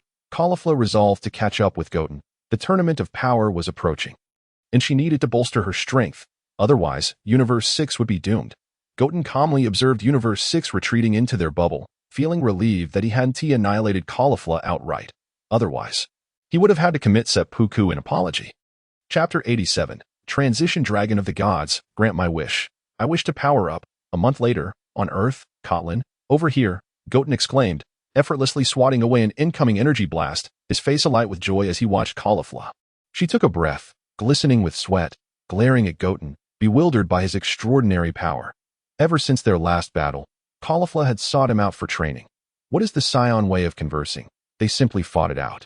Thus, these two, infused with Saiyan blood, would frequently engage in bouts. Elena watched them intently, feeling a sense of competition. With Caulifla's arrival, she sensed a threat. Not only was she beautiful, but she also possessed formidable strength and a deeper understanding of Goten. Intensifying Elena's feelings of insecurity, Kamehameha, Caulifla focused on Goten, thrusting her hands forward, unleashing a powerful energy wave. Ha! Goten smirked, effortlessly catching the overwhelming Kamehameha with one hand, extinguishing the iconic technique with a gentle squeeze. I can't take it anymore. Goten, Caulifla exclaimed, plopping down in defeat. What on earth kind of training are you doing? I've poured my heart and soul into my training, yet I can't even draw out your true power. And that Super Saiyan 4 transformation from that day still haunts me. That strength surpassed even the gods of destruction. Perhaps even angels could not intervene. After a brief respite, Caulifla sprang to her feet, her eyes ablaze with determination. Goten, bemused, flicked her forehead lightly. Girl, it's not that I wish to discourage you, but at this level, I can't muster any excitement.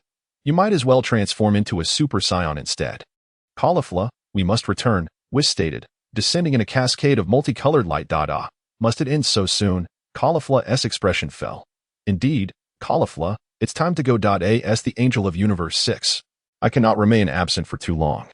You know Kampa's tendencies, Whis chided gently, reflecting on her childish god of destruction, feeling exasperated. Most gods of destruction took their responsibilities seriously, while Kampa merely indulged in feasting, revelry, and occasional planet destruction, followed by long naps. Then, Goten, I shall take my leave for now. I will visit you again, Caulifla said reluctantly, placing a hand on Whis' back as they soared into the sky, fading into the distance. Finally, that woman has departed. Elena grumbled, her cheeks puffed with displeasure. Whenever Caulifla appeared, Goten would neglect her, leaving Elena feeling deeply unsettled. Goten chuckled, bemused. It seems my dream of a harem is still a long way off. No rush, no rush. Just how much do you detest her? Goten asked, ruffling Elena's hair with a wry smile. Of course. How could I not resent her for causing you such distress? Elena glared at the direction Caulifla had left, as though wishing to confront her, though she dared not. The one to lose would undoubtedly be herself. My dear, I just wish to vent my frustrations, Elena said, wrapping her arms around Goten's neck, gazing at him with soft eyes. Yet, it feels odd, Goten mused, scratching his head. Why can't I sense Dad or Uncle Vegeta's energy? Even Trunks and little Goten seem absent. As Sun Wuqian's brows gradually knitted together, he realized that neither Sun Wukong nor Vegeta could sense the situation. It was possible they had retreated to the realm of the god of destruction for training. However, he wondered why even Trunks and little Wuqian were nowhere to be found.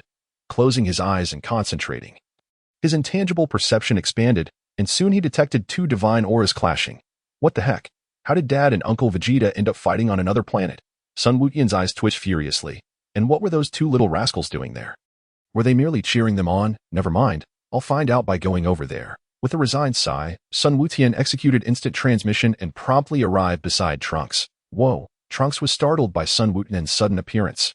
Hey, why does Uncle Vegeta's aura look different? Sun Wuqian gazed upward at the fierce battle between Sun Wukong and Vegeta. Vegeta's skin shimmered in a shade of pinkish purple, and the once bright blue hue had transformed into a deep blue. Just as he was about to inquire further, He was taken aback. What the heck? Sun Wukong stared in astonishment at Vegeta standing beside him, a pacifier clutched in his mouth, and an epiphany struck him regarding the unfolding events. Uncle Vegeta, weren't you up there in a loving embrace with Dad? Or is this a duel? Almost revealing the truth, Sun Wukong quickly changed his wording, still sporting an oddly curious expression. That Vegeta's face darkened, veins popping on his forehead as he silently cursed the boy's ignorance. Little Tion, you just in time. Quickly, eliminate that imposter posing as my father, or else my father is doomed, Trunks exclaimed anxiously. Understood, Sun Wukong replied. His gaze fixed solemnly on the conflict above. With a flash of red light, he transformed into Super Saiyan Red. Vegeta could handle Super Saiyan Blue on his own, but if it escalated to Super Saiyan 4, things could get tricky. Thus, Sun Wukong unleashed his full power, fixing his stare on Vegeta. Chapter 88. Sun Wukong vs. Vegeta. Sun Wukong's transformation into Super Saiyan Red momentarily halted the fierce combat between the two. Hey, little Tion, you made it. Sun Wukong grinned widely. Vegeta's eyes flickered with a hint of concern. He had absorbed Vegeta's power and memories. Thus, he was acutely aware of Sun Wukong's capabilities. This Super Saiyan Red was already comparable to a god of destruction. If he were to ascend to Super Saiyan 4, it would undoubtedly spell disaster.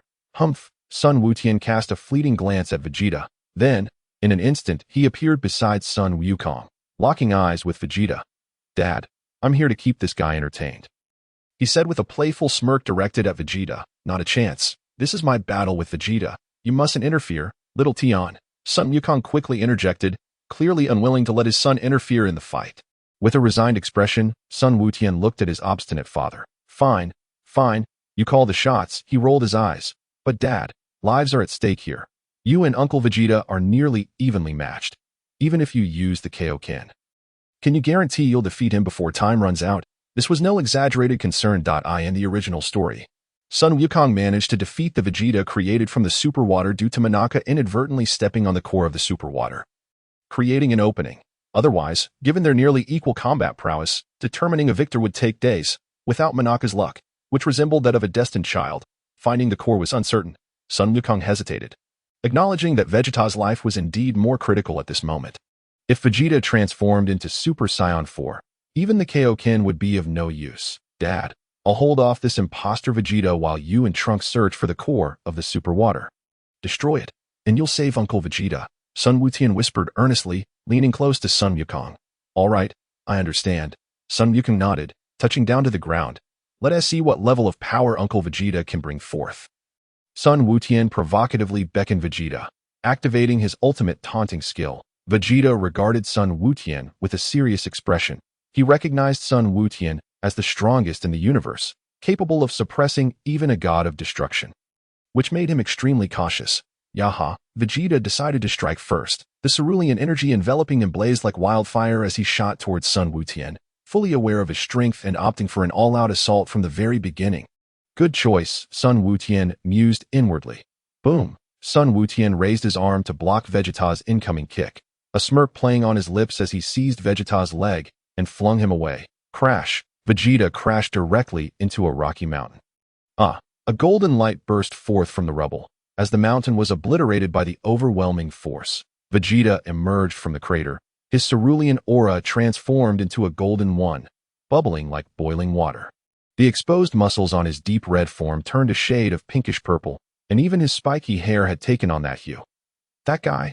Vegeta scowled at the doppelganger mimicking his appearance, realizing it had even replicated Super Saiyan 4. Humph. Do you think that is sufficient? Sun Wukong scoffed derisively, regarding Vegeta with disdain. A mere copy, yet it believed it could rival him. Get lost, you brat. Die. Vegeta's expression twisted in fury. Clearly provoked by Sun Wukong's taunts, he extended a hand, fingers together, aiming at Sun Wukong. Final explosion. Vegeta roared as a deep blue energy sphere rapidly coalesced, hurtling towards Sun Wukong with immense force. Sun Wukong wore a mocking smile, mirroring Vegeta's stance. Final explosion. He too yelled as a similarly hued energy sphere shot forth, colliding with Vegeta's in a thunderous clash that resounded throughout the heavens. Humph, your imitation cannot compare to my original. Vegeta sneered, watching as Sun Wukong was engulfed by the dust cloud. Fool, a cold voice echoed from within the dust, and Sun Wukong emerged unscathed, standing in the void as if he were not the imitation at all. How is this possible? Vegeta stared, dumbfounded at the unharmed Sun Wukong. With your pathetic strength, you can't even unleash half of Uncle Vegeta's power. You're nothing but a weakling. Sun Wukong continued his taunts. Vegeta smiled faintly. Well said, young one, that you truly understand my intent. Nanny. Vegeta glared at Sun Wukong, then shot a glance at his counterpart, his expression one of furious disbelief. You dare say I'm inferior to that, Vegeta? How dare you? Die, Sun Wukong. Vegeta, his eyes aflame, spread his arms wide, a terrifying electrical energy gathering in his hands. Come on, let us hurt each other. Sun Wukong laughed maniacally, positioning his hands at his waist, gathering a swirling blue energy. Kamehameha. Sun Wukong compressed divine energy within his body, channeling it into the energy sphere in his hands, while Vegeta did the same with a golden electric sphere forming at his own hands. Wave, with a deafening shout, both unleashed their gathered energies, two terrifying forces colliding in the void. Chapter 89. The Future World. In the future, a blue-haired youth sprinted through the smoke-filled ruins of a city, occasionally taking refuge behind crumbling walls. As if evading something, Trunks' eyes flashed with a cold glimmer as he continued running toward a hidden location. Xiao Wu. Trunks. Trunks cautiously opened the door to a well-maintained room and was greeted by the sight of a youthful and radiant girl. A flicker of joy breaking through her otherwise solemn expression. Above, the sky was torn asunder by two terrifying forces, one half awash in golden light, the other a deep azure, the two energies clashing and compressing against one another, resulting in a titanic struggle in the void. Ah! Vegeta roared thunderously, fervently channeling the energy within him, relentlessly directing it towards Goten. Ha! Goten, equally resolute, unleashed a torrent of godlike power from within, causing the azure energy beam to expand instantaneously. The collision of their might sent tremors through the entire planet, as if it were caught in the throes of a cataclysmic earthquake. Suddenly, Vegeta appeared to be jolted as if struck by an electric current. His body momentarily stalled, and the output of his energy seemed to wane. The potency of his final flash significantly diminished. Seizing the opportunity, Goten surged forward, unleashing the Kamehameha with all his might, swiftly consuming the final flash. Father has succeeded, Goten thought to himself with a sly grin, as the overwhelming energy barreled towards Vegeta. No, I cannot accept this. Vegeta, engulfed by the terrifying energy of the Kamehameha, let out a defiant roar before being gradually obliterated by the wave. In that fleeting moment before his disappearance, Vegeta's nearly translucent form regained its solidity, and he averted his gaze in palpable irritation, retrieving from his mouth a pacifier-like object. Father, Trunks exclaimed, rushing towards his father in unbridled joy upon witnessing his recovery. Vegeta huffed dismissively, attempting to mask his embarrassment. Goten, noticing the pacifier still clutched in Vegeta's hand, couldn't he help but smirk. Vegeta, uncle, why were you still sucking on that? ISNT that meant for babies. Vegeta stared blankly at Goten's mischievous expression, then glanced at the pacifier in his hand, his face a portrait of disbelief, as if to say, are you kidding me? I, a man in my 40s, was actually sucking on a pacifier? Back on Earth, Vegeta was dumbfounded as he observed a child, Xiaofang, chewing on a pacifier, his mind racing with exclamations of disbelief. I can't believe I was truly sucking on a pacifier, that accursed hot pot alien. Come here, and I swear I won't spare you. Goten cast a sympathetic glance at Vegeta, feeling pity for the poor soul who had unknowingly resorted to such an infantile act. It was hardly surprising. Trunks had likely been occupied with his training, striving to surpass Goku and reclaim his dignity as the Prince of the Saiyans in the future, after Trunks had returned from the present and vanquished the androids in Cell.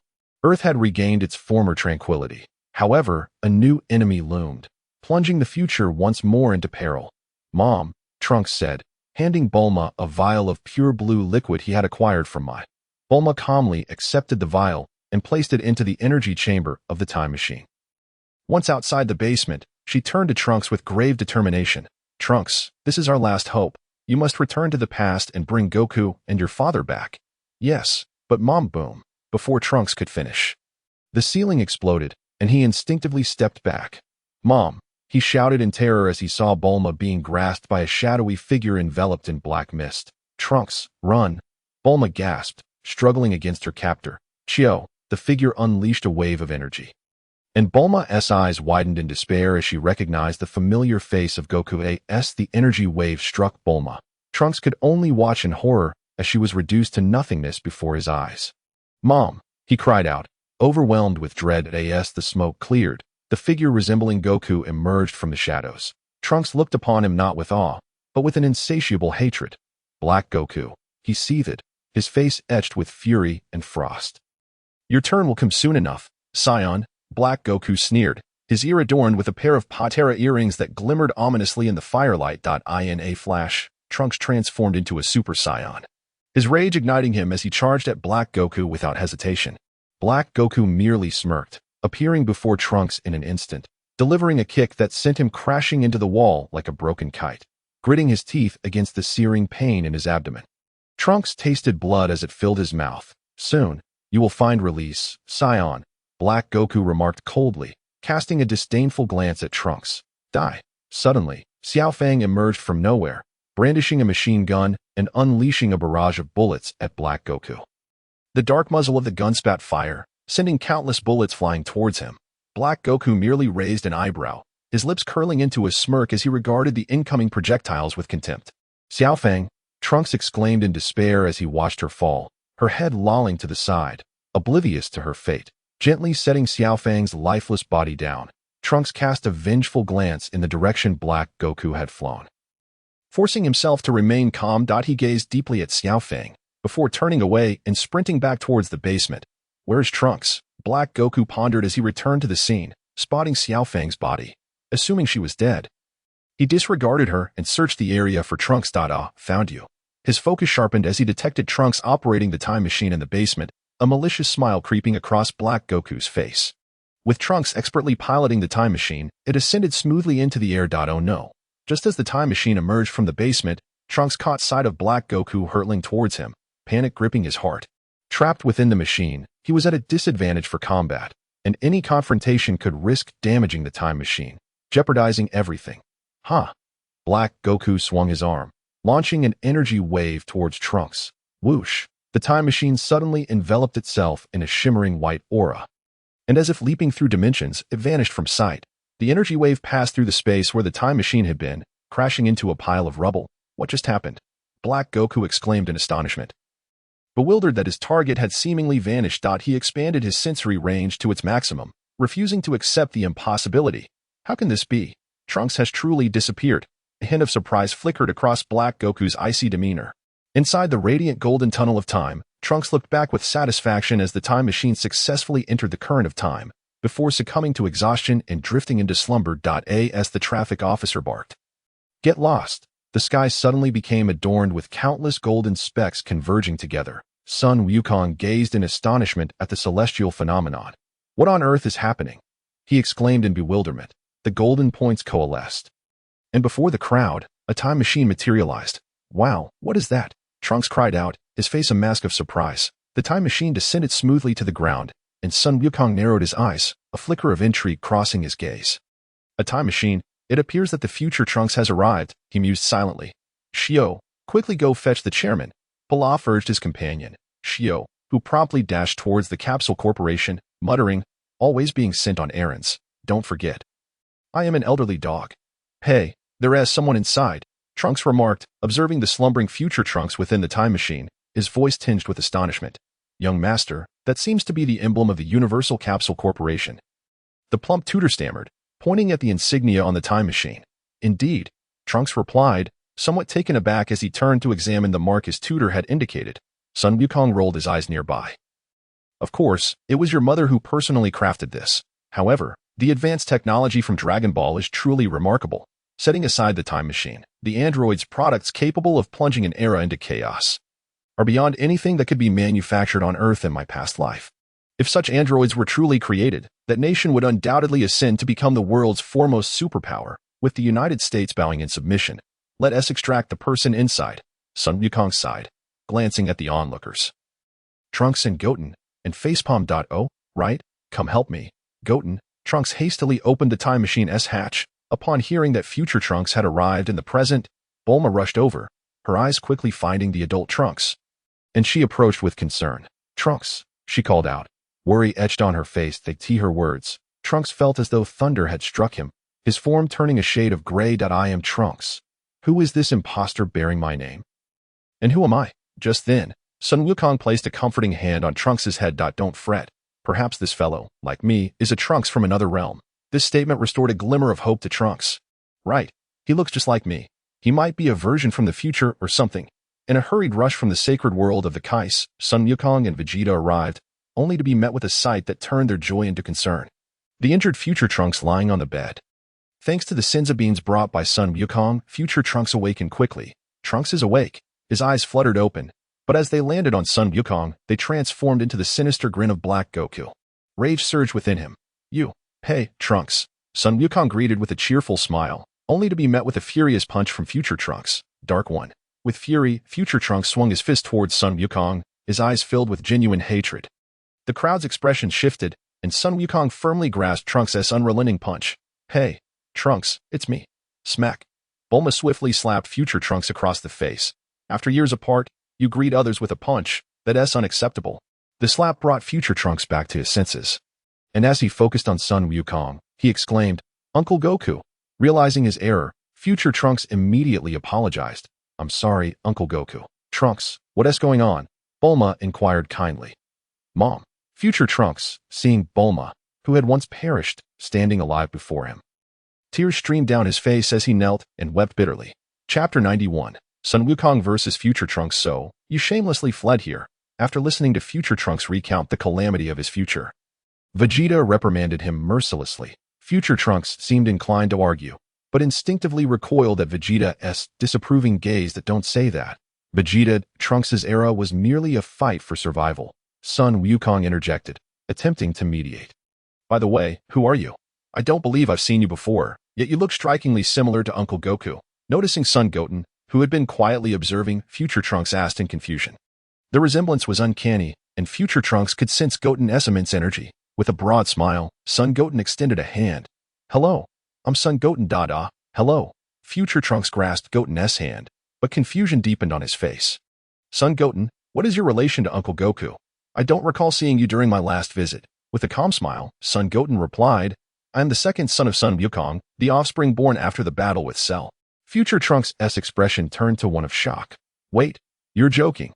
I recall the Cell games not being long ago. The current me is still just a child. Yet you're all grown up. Seeing the disbelief in Future Trunks' eyes, Son Goten maintained his smile. To clarify, I am the Son Goten from another world, and in this realm, I am still akin to the younger Trunks. Ah, I see. Future Trunks nodded, a sense of understanding washing over him. I never imagined humanity truly created a time machine. I thought it was impossible, Beerus remarked, curiously inspecting the time machine parked in the courtyard. His expression serious. Humph. Bulma leapt from the time machine's cockpit, puffing her chest with pride, akin to a victorious rooster. This is my invention, she declared, her face beaming with pride. Is that so? Controlling time is strictly forbidden. Even the gods dare not meddle excessively with time. You have committed a grave offense, Whis said, gazing at the triumphant Bulma with a sly grin. Wait, really? Bulma asked, her expression one of disbelief. Certainly, Whis replied, nodding slightly.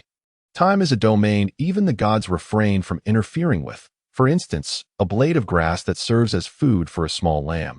If you were to go back and trample it, that lamb might perish due to the lack of sustenance, leading to a cascade of consequences. Lord God, should there be any punishment, let it fall upon me. Please spare my mother. Future Trunks knelt beside Whis, his face pale upon hearing the severity of Whis' words regarding time manipulation. Hey, Beerus, taken aback, pointed at himself. Wait. I'm the god here. You're asking the wrong person. Noting Beerus' discomfort, Whis smiled and pointed to Beerus. He is the god. I am merely his attendant. Future Trunks, bewildered, glanced at Beerus, then without hesitation knelt before him, pleading, Please, Lord God, do not punish my mother. No, Beerus replied coldly. Young man, next time. Keep your eyes open. Bulma, unfazed by Beerus' reaction, had become quite accustomed to the whims of the gods after spending so much time with them. She produced several fish sausages from her pocket. What's this? Have you never tasted it? Beerus accepted a fish sausage from Bulma, took a bite, and his eyes lit up. Delicious. Well then, regarding my creation of the time machine, Bulma began, but was interrupted as Beerus, having devoured the sausage, expressed his craving for more. Is there any more? I'm still hungry. As for the time machine, he dismissed it entirely. The audacity of such a transaction left Pilaf and the others in shock, witnessing an open exchange of favors. Trunks, let me test your strength. Sun Wukong gazed at Date with a face full of curiosity. It had been years since they last met, and he was uncertain about the source of Date's formidable strength. Moreover, if even Date could not contend with a certain foe, it would be difficult for Sun Wukong to make an accurate judgment. The two exchanged glances, and without a word, they gradually levitated into the air. Standing poised in the void as they faced each other, Tuan, crackle, crackle, Date concentrated his energy and instantaneously transformed into Super Saiyan 2, electric currents crackling around him. Super Saiyan 2, Sun Wukong smiled faintly, exclaiming, Tuan, and similarly manifested as Super Saiyan 2. With a shout of ha, Date unleashed a powerful punch aimed at Sun Wukong, imbued with terrifying force. Sun Wukong's eyes narrowed, and at the very moment Date struck, he retaliated with a punch of his own. Their fists collided violently, generating a fierce gale that swept outward, creating ripples in the air.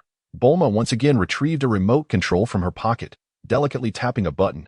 Columns of energy emerged from above the courtyard, directing their beams toward the space above Sun Wukong and Date, forming a barrier that isolated them from one another. This should suffice, Bulma remarked with a smile, seeing his attack yield no effect. Date lifted a leg and launched a fierce kick at Sun Wukong. Sun Wukong raised his other hand to deflect Date's kick, a smirk playing at the corners of his mouth. His limbs moved like shadows as he launched a barrage of meteor-like strikes at Date. In response, Date also engaged in a fierce battle, their limbs entwined in combat.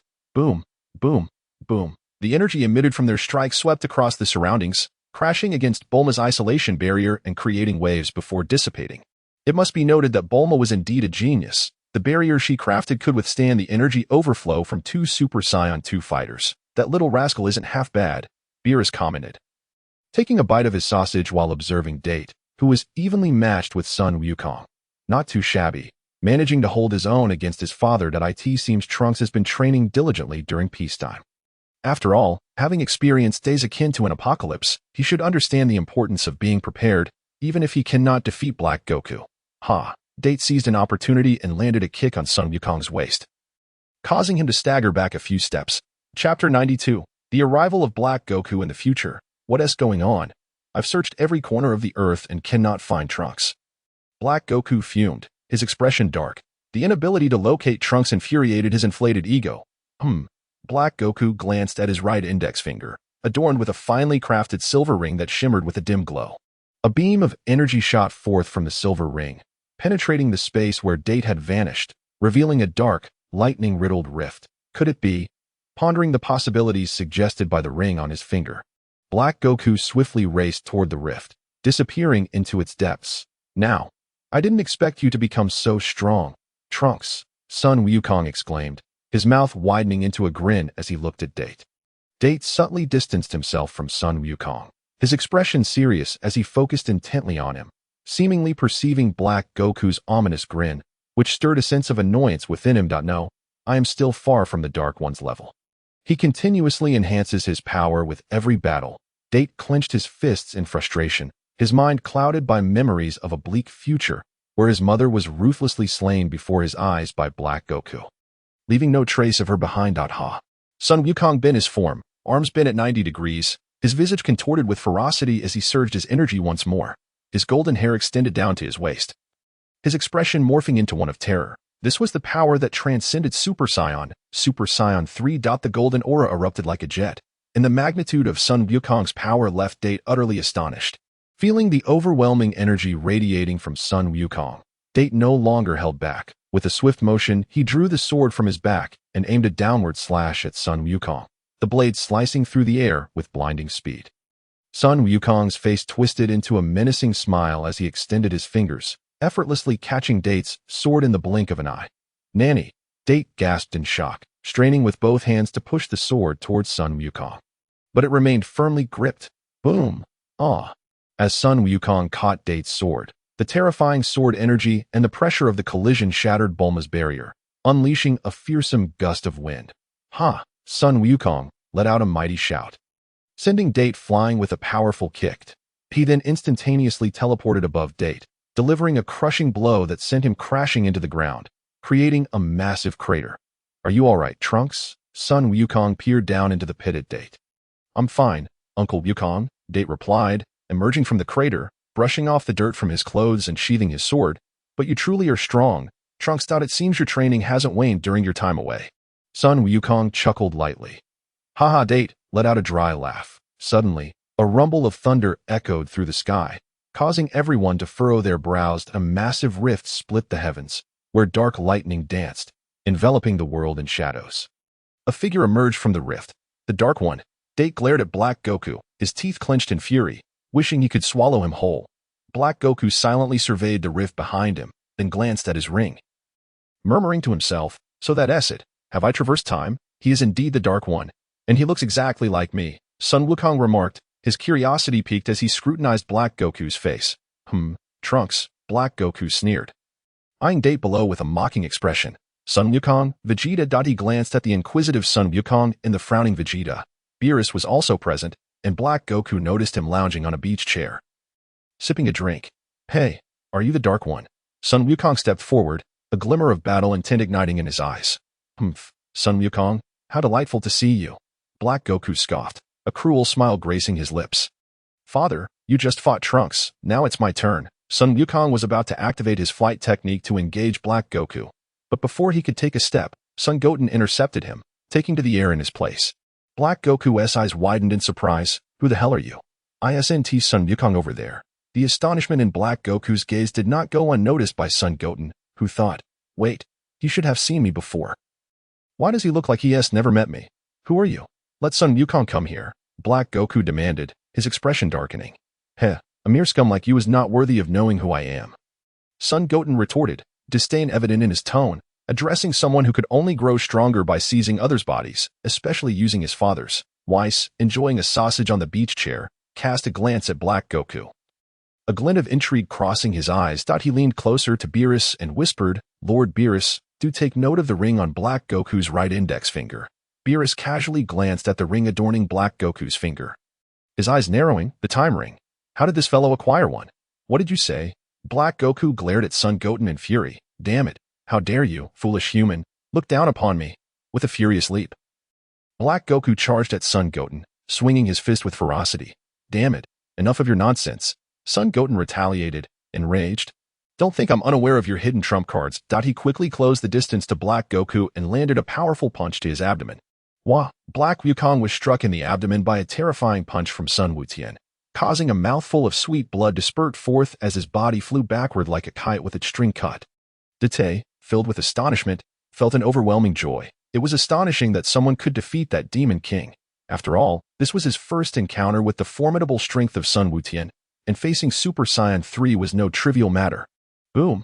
Black Wukong's form crashed directly into a mountain wall, utterly devoid of any resistance. Coughed out. A streak of blood marked the corner of Black Wukong's mouth as he continuously spat out blood, his abdomen writhing in turmoil, revealing the immense weight of Sun Wukong's earlier punch. The pain was so severe that he found himself utterly powerless to resist. A flicker of fear crossed Black Wukong's eyes, followed by a surge of fervor. He could distinctly sense that the power available to him had increased. Who exactly is he? Wasn't Son Goku the strongest in the 7th universe? Could it be that the person I witnessed at that moment was not Son Goku, but him? A thread of confusion took root in Black Wukong's heart, refusing to dissipate. Sun Wukong soared before Black Wukong, a mocking smile gracing his face, seemingly ridiculing Black Wukong's arrogance. You have provoked me, Saiyan. The blatant disdain in Sun Wukong's eyes instantly ignited Black Wukong's fury. His face contorted in rage, wishing to slice Sun Wukong into 1,000 pieces. Sun Wukong contemptuously beckoned Black Wukong with a finger. Don't talk nonsense. If you're brave enough, come at me, bastard. Black Wukong roared, transforming into a Super Saiyan with a burst, charging towards Sun Wukong's infuriating face with a furious punch. This guy can also transform into a Super Saiyan, Date thought, astonished. But even more shocking events were about to unfold. Sun Wukong nonchalantly seized Black Wukong's throat, remaining unscathed despite being struck by Black Wukong's fierce punch, leaving Date utterly bewildered once more. Ugh. Black Wukong struggled to breathe as Sun Wukong tightened his grip, his limbs thrashing helplessly. To think that he had been beaten down to this extent by a mere human, and was even being restrained.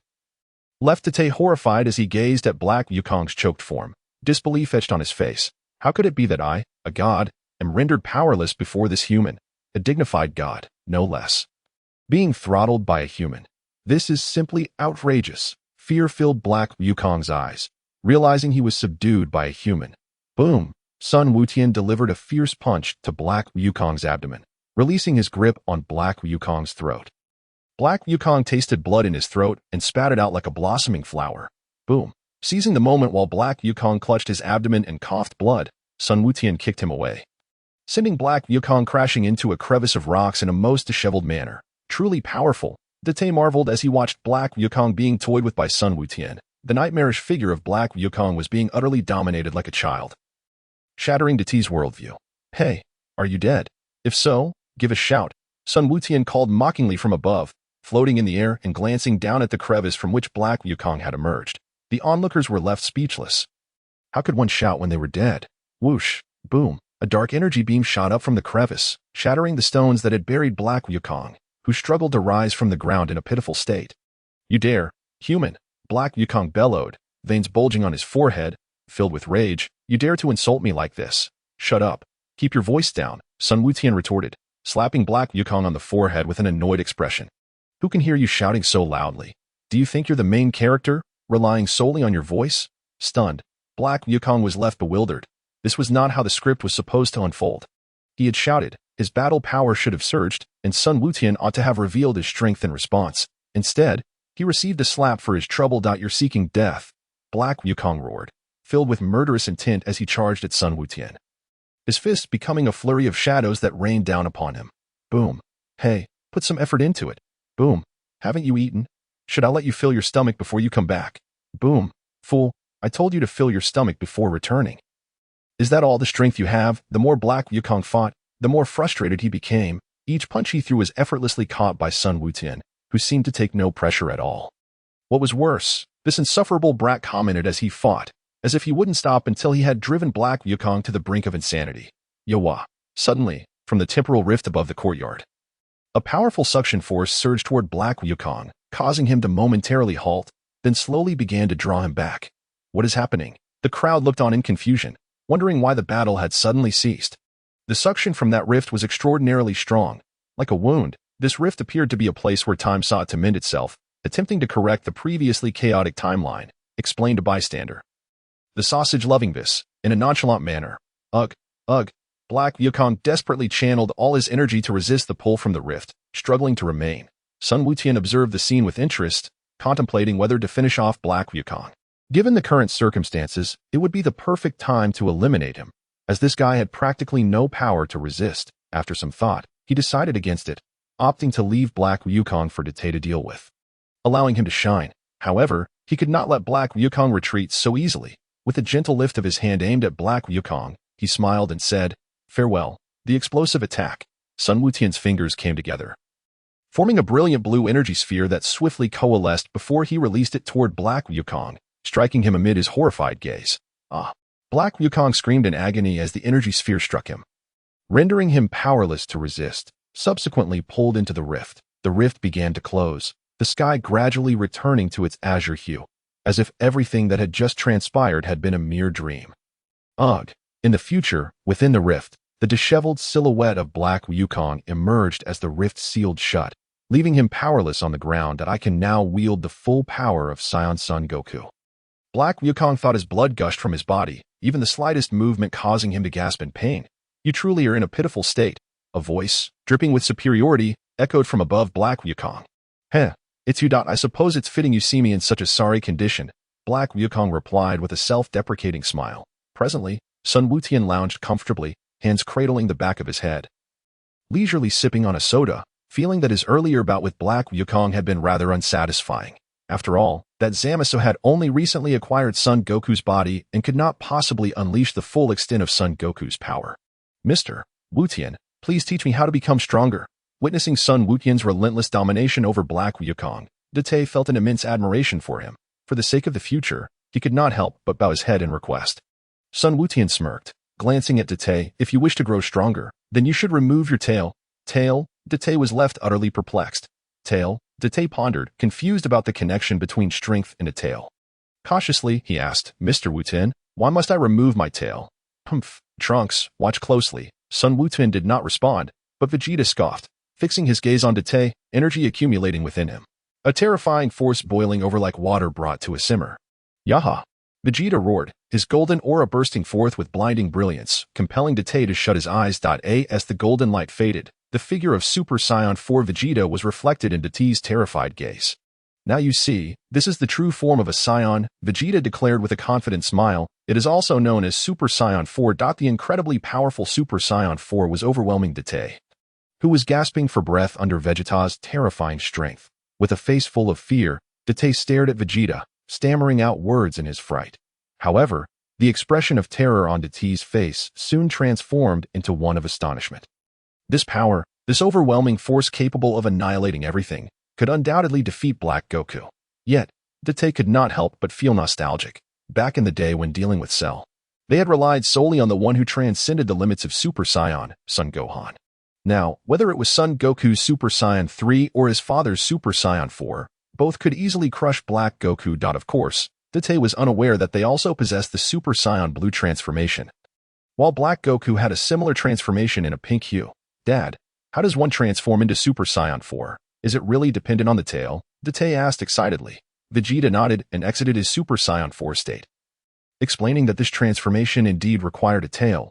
"But I don't have a tail." Date blushed, realizing that he had no memory of ever possessing one, leaving him uncertain about his situation. "Why don't we give it a try?" Son Goten raised an eyebrow, wearing a mischievous grin that made Date feel uneasy. "What are you looking at me like that for? Does he have some kind of ulterior motive?" Date thought to himself, casting a wary glance at Son Goten. "Hey, Trunks, is there anything protruding from your backside?" Son Goten said with a sinister smile. "Well, there is," Date replied, his gaze at Son Goten growing increasingly peculiar. Could this guy actually be? "No way, I need to keep my distance." Upon hearing this, Son Goten's grin widened as he glanced at Trunks. "Little Trunks, come help me out." "Oh, okay," Trunks said, momentarily taken aback before following Son Goten. Son Goten grabbed Date and dragged him towards Vegeta's training room, shouting back, "Uncle Vegeta, may I borrow your training room for a moment?" With a casual flick, Son Goten shut the door to the gravity chamber and, with a wicked smile, produced a massive pair of pliers that seemed strangely familiar. Future Trunks, take off your pants," Son Goten said nonchalantly, sending a chill down Date's spine. "What? Is my backside really at risk here?" Date thought in alarm. "What kind of look is that? I can read your expression." Son Goten remarked, his lips twitching. "Stop looking at me like that. I have a girlfriend. I'm not into that." Sorry," Date replied after a moment of silence, realizing the misunderstanding. With a disdainful glance at Date, Son Goten tossed the pliers to Trunks. "Little Trunks, when I grab that Trunks, you help me pull Date's tail out. Understood?" Son Goten's eyes narrowed with an implied threat. Trunks straightened up, understanding, and replied confidently. "Leave it to me." "Excellent," Son Goten said, satisfied with Trunks, then turned his gaze back to Date, his meaning clear. "Go ahead and strip, young man. We stand with you." Reluctantly, Date pulled down his pants halfway, while Son Goten held onto his shoulders to prevent any movement. Trunks locked onto his target, clamping down hard on the small protrusion at Date's backside and pulling with all his might. The sudden pain elicited a cry from Date. In the training room, a scream echoed, a sound so heartrending and sorrowful that it would bring tears to anyone who heard it. Date's anguished cries reverberated through the corridor. If any Fujoshi had witnessed this scenario, their minds would likely conjure up numerous exceedingly scandalous images. Two men and a boy, with a plethora of playful antics. Time passed quickly, and Date was drenched in sweat. While behind him, a brown-black tail swayed in the air. It seems to have worked. Son Goten smiled slightly. "I wonder how Black Goku will react when Date transforms into Super Saiyan 4. Just thinking about it excites me. The tail has emerged. What comes next?" Date, adjusting his pants, asked with sparkling anticipation in his eyes. "Next, we need Uncle Vegeta to create an artificial moon so you can transform into a great ape." Son Goten replied with a smile, "But I heard that Saiyans lose their sanity when they transform into great apes." Date frowned. That's only true for lower-class warriors." Just then, Vegeta overheard Date's comment and scoffed. "As my son, you possess the proud blood of the Saiyan royalty. Even in your great ape form, you will not lose your sanity. To be honest, Son Goten envied Vegeta for his Saiyan royal lineage. Transforming into a great ape was undoubtedly a formidable weapon. With equal combat power, the transformation increased strength tenfold without losing one's sanity or suffering side effects, aside from a decrease in speed. It was akin to a tenfold Kaioken without any drawbacks. When Vegeta first arrived on Earth and fought Son Goku, he had used the power of the Great Ape transformation to dominate Son Goku completely. At that time, Son Goku had no choice but to rely on his friends for support, as he was unable to compete against Vegeta's overwhelming strength. Vegeta gathered energy in his palm, forming a pure white energy sphere. He hurled the artificial moon into the sky and shouted, "Explode!" The artificial moon erupted, casting brilliant light over the courtyard, illuminating everything beneath it. With the light of the moon, Deti's tail reacted, and before the onlookers, he transformed into a giant brown-black ape, roaring at the sky. "Ah, it's that monster!" The Pilaf trio screamed in terror at the sight of Deti's transformation, recalling the fear they had felt when Son Goku had previously transformed into a great ape during their first Dragon Ball gathering. Mr. Goten, I have transformed into a great ape. What should I do next?" The great ape, surprisingly articulate, inquired of Son Goten. Son Goten gazed at Dete solemnly and instructed, "Trunks, you need to focus on your inner sorrow and emotions and let that energy explode." Sorrowful memories. The great ape's expression gradually darkened as he sank into reflection. Dete's mind became flooded with memories of the days spent under the control of the androids, a dark era where lives were lost daily due to the androids' whims, including those who had perished resisting them, reminiscent of Son Gohan from that time. Gohan. The image of Son Gohan's demise flashed into T's mind, marking the beginning of his transformation into a Super Saiyan. Then came the assault by Black Goku, leading to Bulma's tragic end. "Mom!" Dete roared, and with a mighty bellow, the great ape transformed into a golden great ape. Bursting forth from the golden great ape was a blinding golden light. As the brilliance faded, a brand new Dete stood before everyone. His body was adorned with deep red fur, his upper body bare, and his striking blue eyes sparkled with vitality, framed by long black hair reminiscent of his Super Saiyan hairstyle. Pulsating with immense energy, how magnificent! And the trio, Xiao gazed dreamily at the cold and indifferent Dete. The Super Saiyan 4, Tainan Kisi, made his grand entrance. Chapter 95, The Rematch, Super Saiyan 4 Tainan Kisi vs. Super Blue Sun Wukong. Dete, momentarily lost in thought, glanced at himself, clenched his fists, and a hint of astonishment flickered in his eyes. The energy coursing through him was beyond anything he had ever imagined. As if a single punch from him could annihilate the world itself, this power was overwhelming, utterly incredible. Dete marveled, confident that with this strength alone, he could obliterate the previous Black Wukong. Sun Wukong was already itching to engage, and Dete's current power was sufficient to make him take things seriously. "How about it? This power hasn't disappointed you, has it?" Sun Wukong said, squinting his eyes with a slight smile that he felt almost like a wholesale dealer of Super Saiyan 4. His gaze at Xiao Wutian and Xiao Tainan Kisi laden with an inexplicable meaning. Perhaps he should bring forth the Super Saiyan 4 forms of these two little brats as well. Dete aside, Xiao Wutian was definitely incapable of transformation. He was a time traveler like himself. Tainan Kisi, shall we have another bout? Sun Wukong said, his eyes sparkling with enthusiasm. Dete watched Sun Wukong for a few seconds in silence. Then a slight smile crept onto his lips. Sure, he was eager to ascertain his current strength. Since his father possessed Super Saiyan 4, perhaps Sun Wukong did as well. However, Dete overlooked the fact that as a low-class warrior, Sun Wukong lacked the control over the great ape transformation that Vegeta had, and he hadn't considered whether Sun Wukong had a tail. Wait a moment.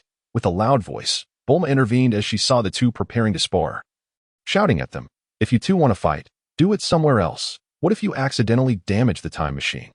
How will we return to the future?" A hint of embarrassment spread across Dete's face, and he felt a twinge of fear. If they were to inadvertently damage the time machine, it would delay their return to the future. Sun Wukong chuckled foolishly. Okay, we don't comprehend the world of battle maniacs. The two exchanged glances and simultaneously transformed into streaks of light, darting into the distance. Unlike the original story, this time Black Wukong was directly sent back to the future by Sun Wutian. There was no time to damage the time machine, so they merely needed to conduct some repairs and replenish the energy required for the time machine, which could be accomplished in about a day or two. Humph. Bulma, seeing the two fly away, transformed the time machine back into a capsule. She clutched the diary she had obtained from the time machine about her future self, humming a cheerful tune as she returned to the research lab. It seems we have been forgotten, a certain forgotten god of destruction said wistfully. Well, Lord Beerus, at least there are a few sausages left, was said, taking a bite of a sausage, lost in its deliciousness. Oh, Tainan Kisi is such a show-off, Sun Wutian thought mischievously, casting a sidelong glance at the starry-eyed Xiao Wu, a smirk playing on his face. Could it be that he has a penchant for Lolas? Humph. Vegeta cast a glance at Sun Wutian before channeling his energy and performing the instant transmission to catch up with Sun Wukong and Dete. Meanwhile, Sun Wukong and Dete soared through the sky, passing over a desolate desert before simultaneously descending. Hey, don't get scared, Tainankisi, Sun Wukong chuckled, a serious expression crossing his face. Huh, Sun Wukong called out sharply, and in Dati's bewildered gaze, his body was enveloped in a blue-white energy, forming a thin membrane of energy around him. The membrane shattered like glass, scattering into the air. His hair shimmered in a brilliant blue, indistinguishable from that of a Super Saiyan, with azure brows framing cold blue eyes. His entire being radiating a concentrated aura of energy, yet not a trace of it leaked out. What transformation is this? Date gazed in astonishment at Sun Wukong's new form. This is the transformation of a Saiyan who possesses the power of Super Saiyan God. Sun Wukong explained with a light chuckle that a Super Saiyan transformed from a Saiyan who possesses the power of Super Saiyan God. Date exclaimed, bewildered. What is Super Saiyan God? It sounds powerful. Simply put, it's Super Saiyan Blue, Sun Wukong added, a transformation that surpasses Super Saiyan 3.is. That so? Date nodded, but soon another question arose. But, Uncle Wukong, why don't you transform into Super Saiyan 4 as well? Sun Wukong scratched his head and pointed to his backside. I don't have a tail, so I can't transform. Besides, transforming into a great ape would cause me to lose my sanity. That won't do. Huh? Date observed Sun Wukong's waist in surprise. Indeed, he noticed the absence of a tail, something he hadn't paid attention to until now. Is that so? All right. His astonished expression was quickly replaced by seriousness. Although he couldn't sense Sun Wukong's energy, his instincts told him that the current Sun Wukong posed a significant threat to him. Noticing Date's silence, Sun Wukong also fell silent.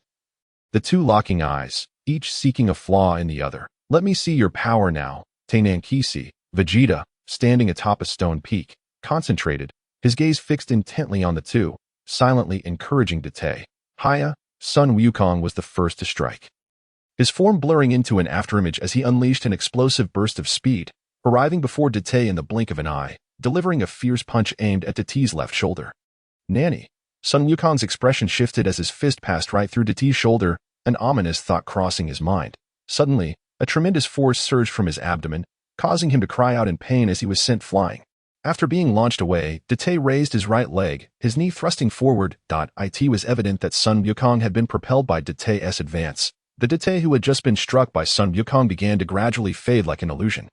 Tainankisi's speed had increased, Vegeta noted, a glint of surprise in his eyes. Yet, this alone wouldn't be enough to defeat Kakarot. After being knocked away, Sun Wukong rolled through the air several times before safely landing. Haha, quite strong. Aren't you, Tainankisi? Sun Wukong's fighting spirit flared even brighter. Then I shall. Once again, Sun Wukong launched himself towards Date, this time opting to kick, delivering a swift roundhouse kick aimed at Date. Boom! This time, Sun Wukong's speed had notably increased, leaving Date momentarily dazed. Subsequently, Date's body was solidly struck by Sun Wukong's kick, causing him to veer slightly. But he quickly regained his composure and fired off an energy blast. Boom! Sun Wukong narrowly dodged Date's energy blast by tilting his head, the blast crashing into the rocky terrain and shattering several stone pillars. Vegeta floated slightly backward, taking a step back. Boom! Wah! Seizing the opportunity while Sun Wukong was evading the energy blast, Date delivered a powerful kick to Sun Wukong's abdomen. However, Sun Wukong retaliated with an energy blast that struck Date, both of them crying out in pain as they were forced back several paces. Super Saiyan Blue is indeed formidable. Date wiped the blood trickling from the corner of his mouth, his expression grave. Heh, Vegeta can do it too. Sun Wukong grinned broadly, playfully. Nanny. Dad too? Date looked in shock towards Vegeta, who was observing the battle from the sidelines. Vegeta's expression twitched, his arms crossed as he continued to watch. However, I must unleash my full power, Sun Wukong said, a smirk playing on his lips. With a fierce shout that echoed throughout the area, he declared, tenfold Kaioshin. As Sun Wukong's voice reverberated, a crimson aura erupted, entwining itself with the azure energy surrounding him, adding a layer of red to his form. Ha! Witnessing Sun Wukong unleash such astounding energy, Date could not afford to be complacent. With a fierce roar, golden energy surged like boiling water, igniting the air as Date's Super Saiyan 4 power was fully unleashed. Boom, boom, the terrifying energy unleashed by Date and Sun Wukong sent shockwaves throughout the earth. As if the day of reckoning had arrived. Oh dear, Tenanks and my father seemed to be quite engrossed in their battle, feeling the astonishing power emanating from them. Sun Wutian leisurely sipped his drink, casually propping up one leg. Alas, it was not yet over. A sudden tremor nearly caused Beerus, who was sipping his beverage, to choke. as he cast an irritated glance towards the direction of Sun Wukong and Date. "Oh no, an earthquake!" Pilaf exclaimed in terror, fleeing alongside his companions Xiao Wu and Xiao. Chapter 96, 46. At the conclusion of the battle, Z's companions. Boom, boom, boom. In the wilderness, the clash between Date and Sun Wukong raged on. An immense amount of energy pouring forth, with energy blasts soaring through the air, creating ripples in the atmosphere. That Kakarot. Vegeta grimaced, displeased as he watched the two engage in combat. Oh my, 10 inks is quite formidable. Managing to push my father to use the Kaioken times 10, Sun Wutian remarked with interest, pondering the intriguing notion of fusing with 10 inks, envisioning the dazzling and awe-inspiring form of Super Saiyan 4 Wutian. Ha! With a well-aimed punch, Sun Wukong struck Date's abdomen fiercely. Ugh! Date cried out in pain as he was sent hurtling backward, spitting out a mouthful of blood mid-air, crashing into a crevice and stirring up a cloud of dust. Whoosh! From within the crevice, a pillar of energy shot skyward, shattering the rocks that had buried Date. He emerged, slightly disheveled and bearing numerous injuries, though Sun Wukong fared much worse, with his upper garment reduced to tattered blue sleeves. Revealing the sheer strength of his Super Saiyan 4 physique, Sky Cannon, Date shifted to the left, his hands forming claw-like shapes as pale purple energy flames erupted around him, with a mighty roar. He propelled the gathered energy towards Sun Wukong. Kamehameha! Sun Wukong was taken aback, quickly positioning his hands in a flower-like formation at his waist. In response, a vibrant blue energy wave surged forth, clashing with Date's Sky Cannon. Ha ha ha! Both shouted simultaneously, fervently tapping into their inner reserves of energy. Ultimately, a resounding explosion erupted between them, engulfing both Date and Sun Wukong in a shroud of dark mist. They both cried out in unison. Caught in the aftermath, 10 inks, Kakarot, Vegeta, in a state of urgency, swiftly darted towards the swirling black fog. With a vigorous push of his hands, Vegeta unleashed an invisible gust of energy, dispersing the mist and revealing the battered forms of Sun Wukong and Date.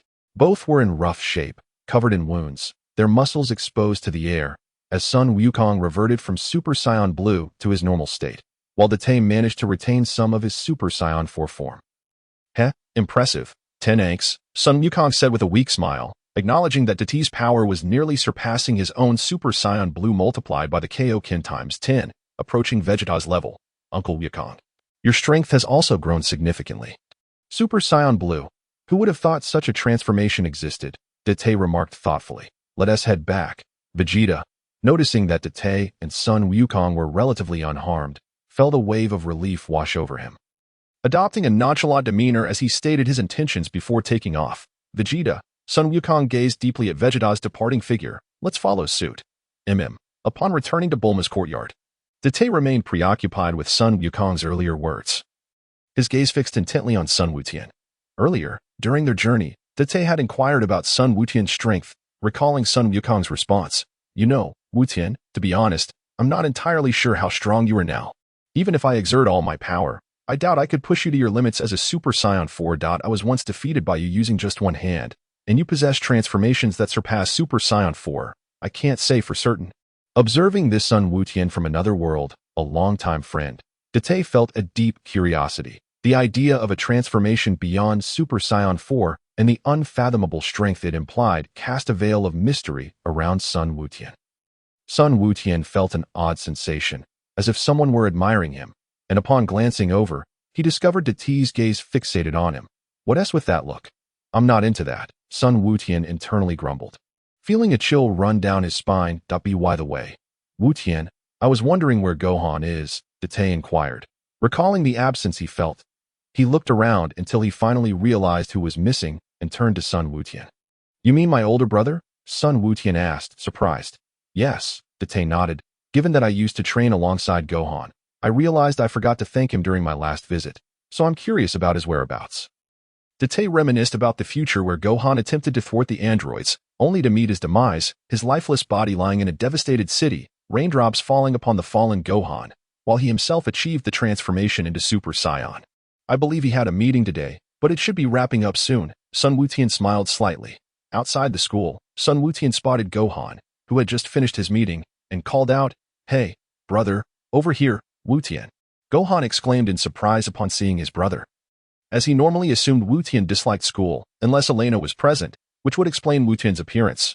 What brings you here, Wutian? Gohan asked as he approached. Sun Wukong wore a peculiar smile, stepping aside to reveal Date. Look who is here, brother, he said with a raised eyebrow. Gohan stared at Date for a moment, feeling an odd sense of familiarity, before exclaiming, Tenanks, is that really you, Gohan? It's been a while, Date replied with a gentle smile. In a park, try this. Gohan offered Date an ice cream. Thank you. Date accepted it and took a bite. I frequent this place. I'm quite familiar with the owner. After savoring a bite, Gohan began to chat casually.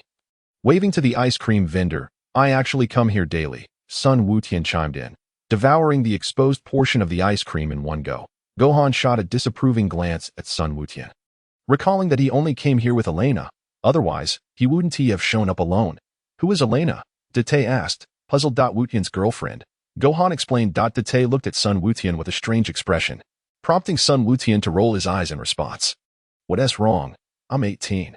Having a girlfriend is perfectly normal, but I'm curious about how you and sister-in-law got together. Sun Wukong shifted the topic, his face lighting up with curiosity, pondering how Gohan managed to woo someone like Videl. Given his innocent demeanor, let us not delve into the details. Gohan's face flushed as he quietly resumed eating his ice cream. Huh, brother Gohan is already married. With great astonishment, Date gazed at Sun Wukong. Not only that, they even had a child, a little girl. Sun Wukong raised an eyebrow, appearing somewhat lewd. Yet, she was merely a restless little ancestor, he silently added in his heart, throughout the narratives of Dragon Ball GT and Dragon Ball Super.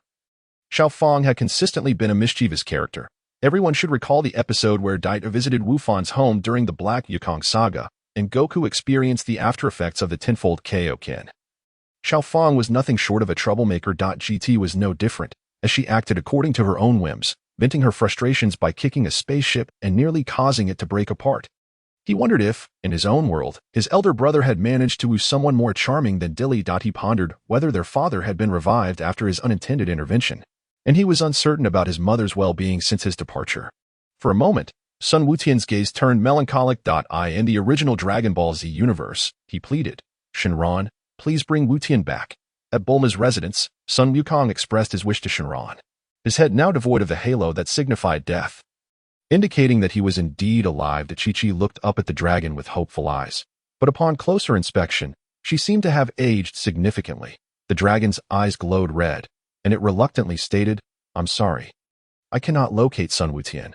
Why, Shenron, why can't you find him? Sun Wukong's eyes filled with despair as he shouted at the dragon, while Chi-Chi wept uncontrollably. It seems that Sun Wukong is not in this world. Even I cannot find him, but it is certain that he is still alive, Shenron explained. In Universe C, the Z fighters all recalled the image of Sun Wukong, the lone warrior who had bravely faced the evil Buu. Damn it. Sun Wukong's face contorted with anguish. Unbeknownst to him, all that was transpiring in Universe Z was beyond Sun Wukong's knowledge. He was currently at Wufan's home, accompanying the mischievous Xiao Fang. Chapter 97. Speculations on Black Wukong in the evening.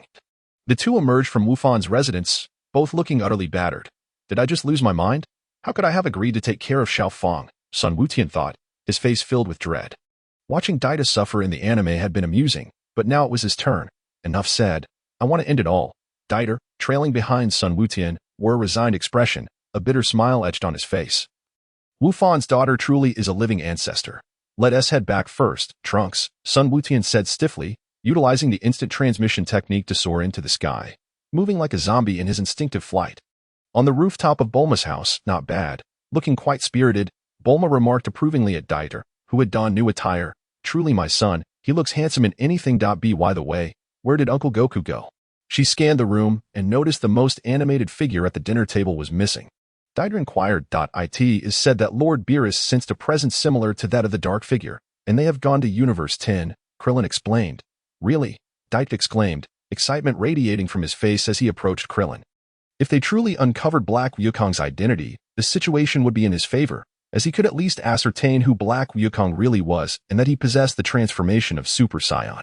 Yes, indeed, Krillin nodded, somewhat taken aback.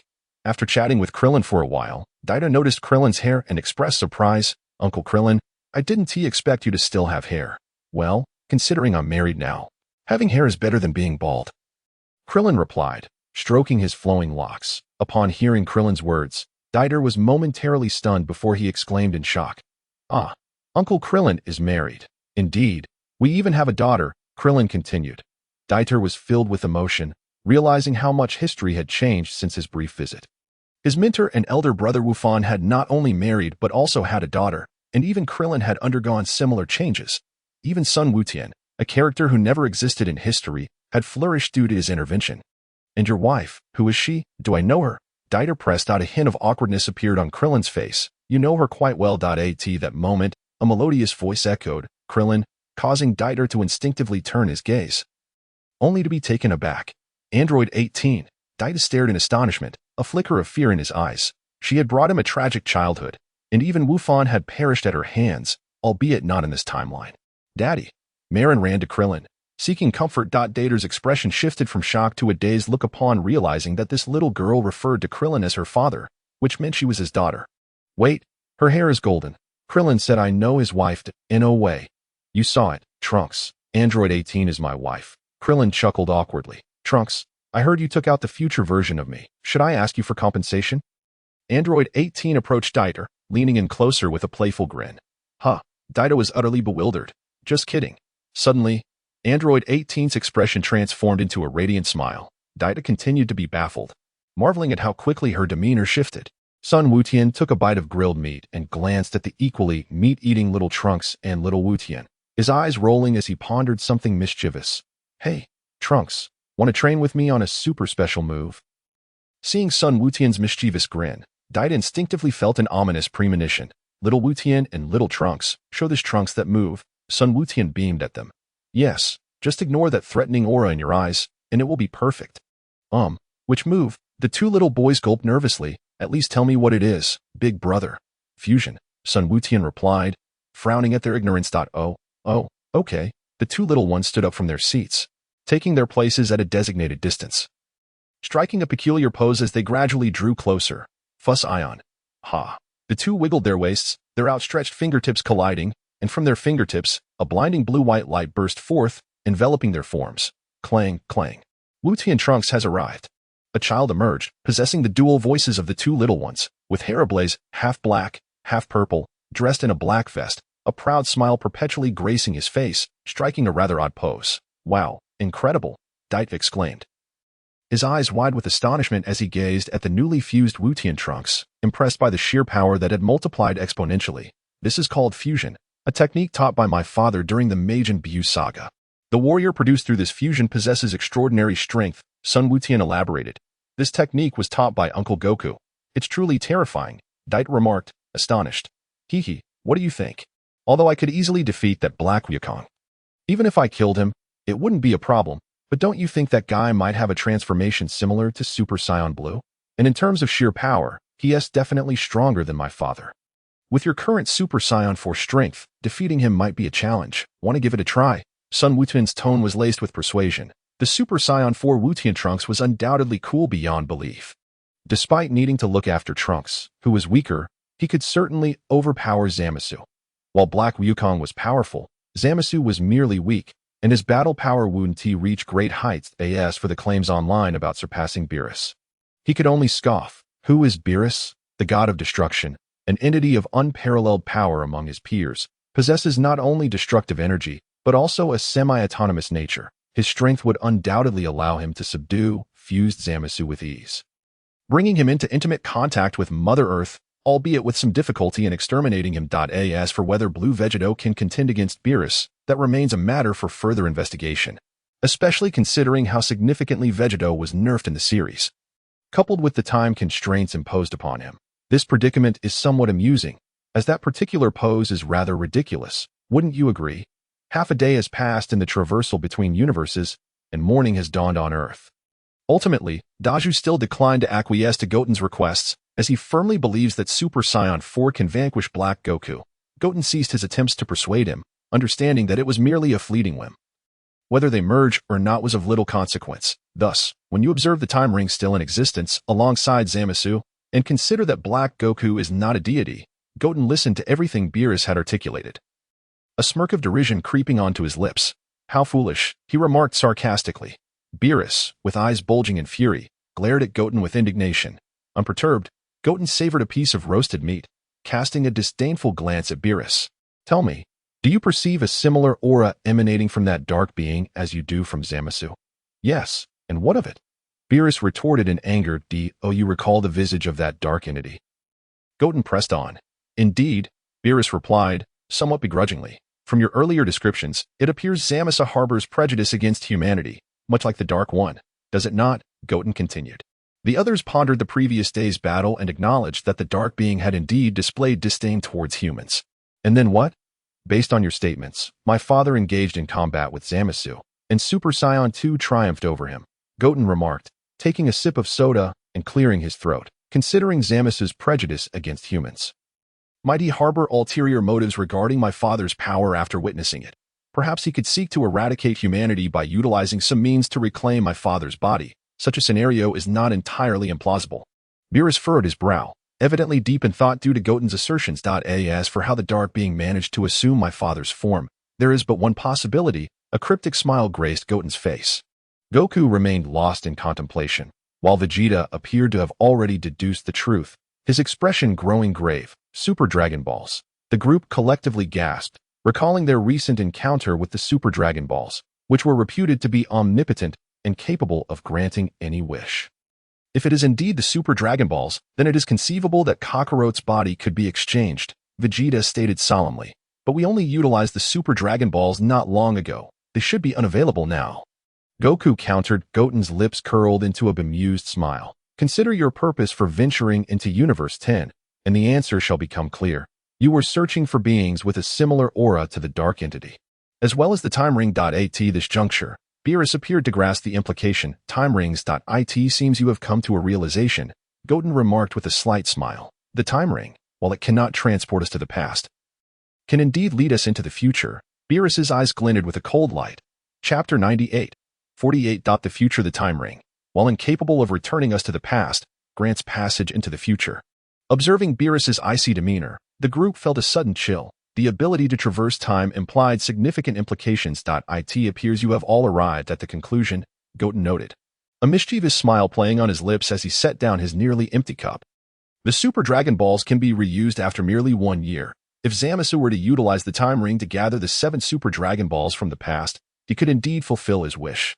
An ominous cloud descended upon Beerus's expression, for such a disruption of the temporal order should not be possible, especially at the hands of a mere apprentice Kaioshin. The future is undoubtedly compromised. Goku's brow furrowed, as he instinctively believed that a Kaioshin would not resort to such actions. However, Goten's evidence was compelling and could not be dismissed. "Well, regardless, a trip to the past will surely clarify everything." Goten shrugged, opening his mouth wide as he popped a piece of fatty meat into it.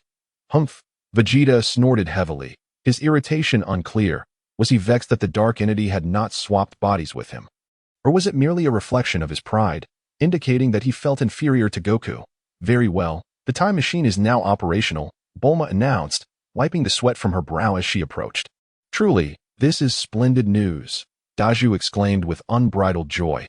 At long last having the means to return and seek vengeance, flames of hatred flickering in his eyes. With a whimper, Daju activated the time machine. Observing the energy gauge reaching its limits, a smile illuminating his face. To be prudent, Goku, Vegeta, and Goten, who wished to witness the unfolding events, also boarded the time machine. It's so cramped, Goku lamented, wearing a look of discomfort. "Kakarot, move over. There is no room here," Vegeta yelled at him. "Isn't there a way for Aunt Bulma to expand this space a bit?" Goten grumbled. The time machine was originally designed for a single occupant, and fitting 3 children was already a challenge. Accommodating 4 adults was a precarious endeavor. Perhaps they should consider practicing some contortion techniques. As the glass cover slowly descended, the time machine began to rise.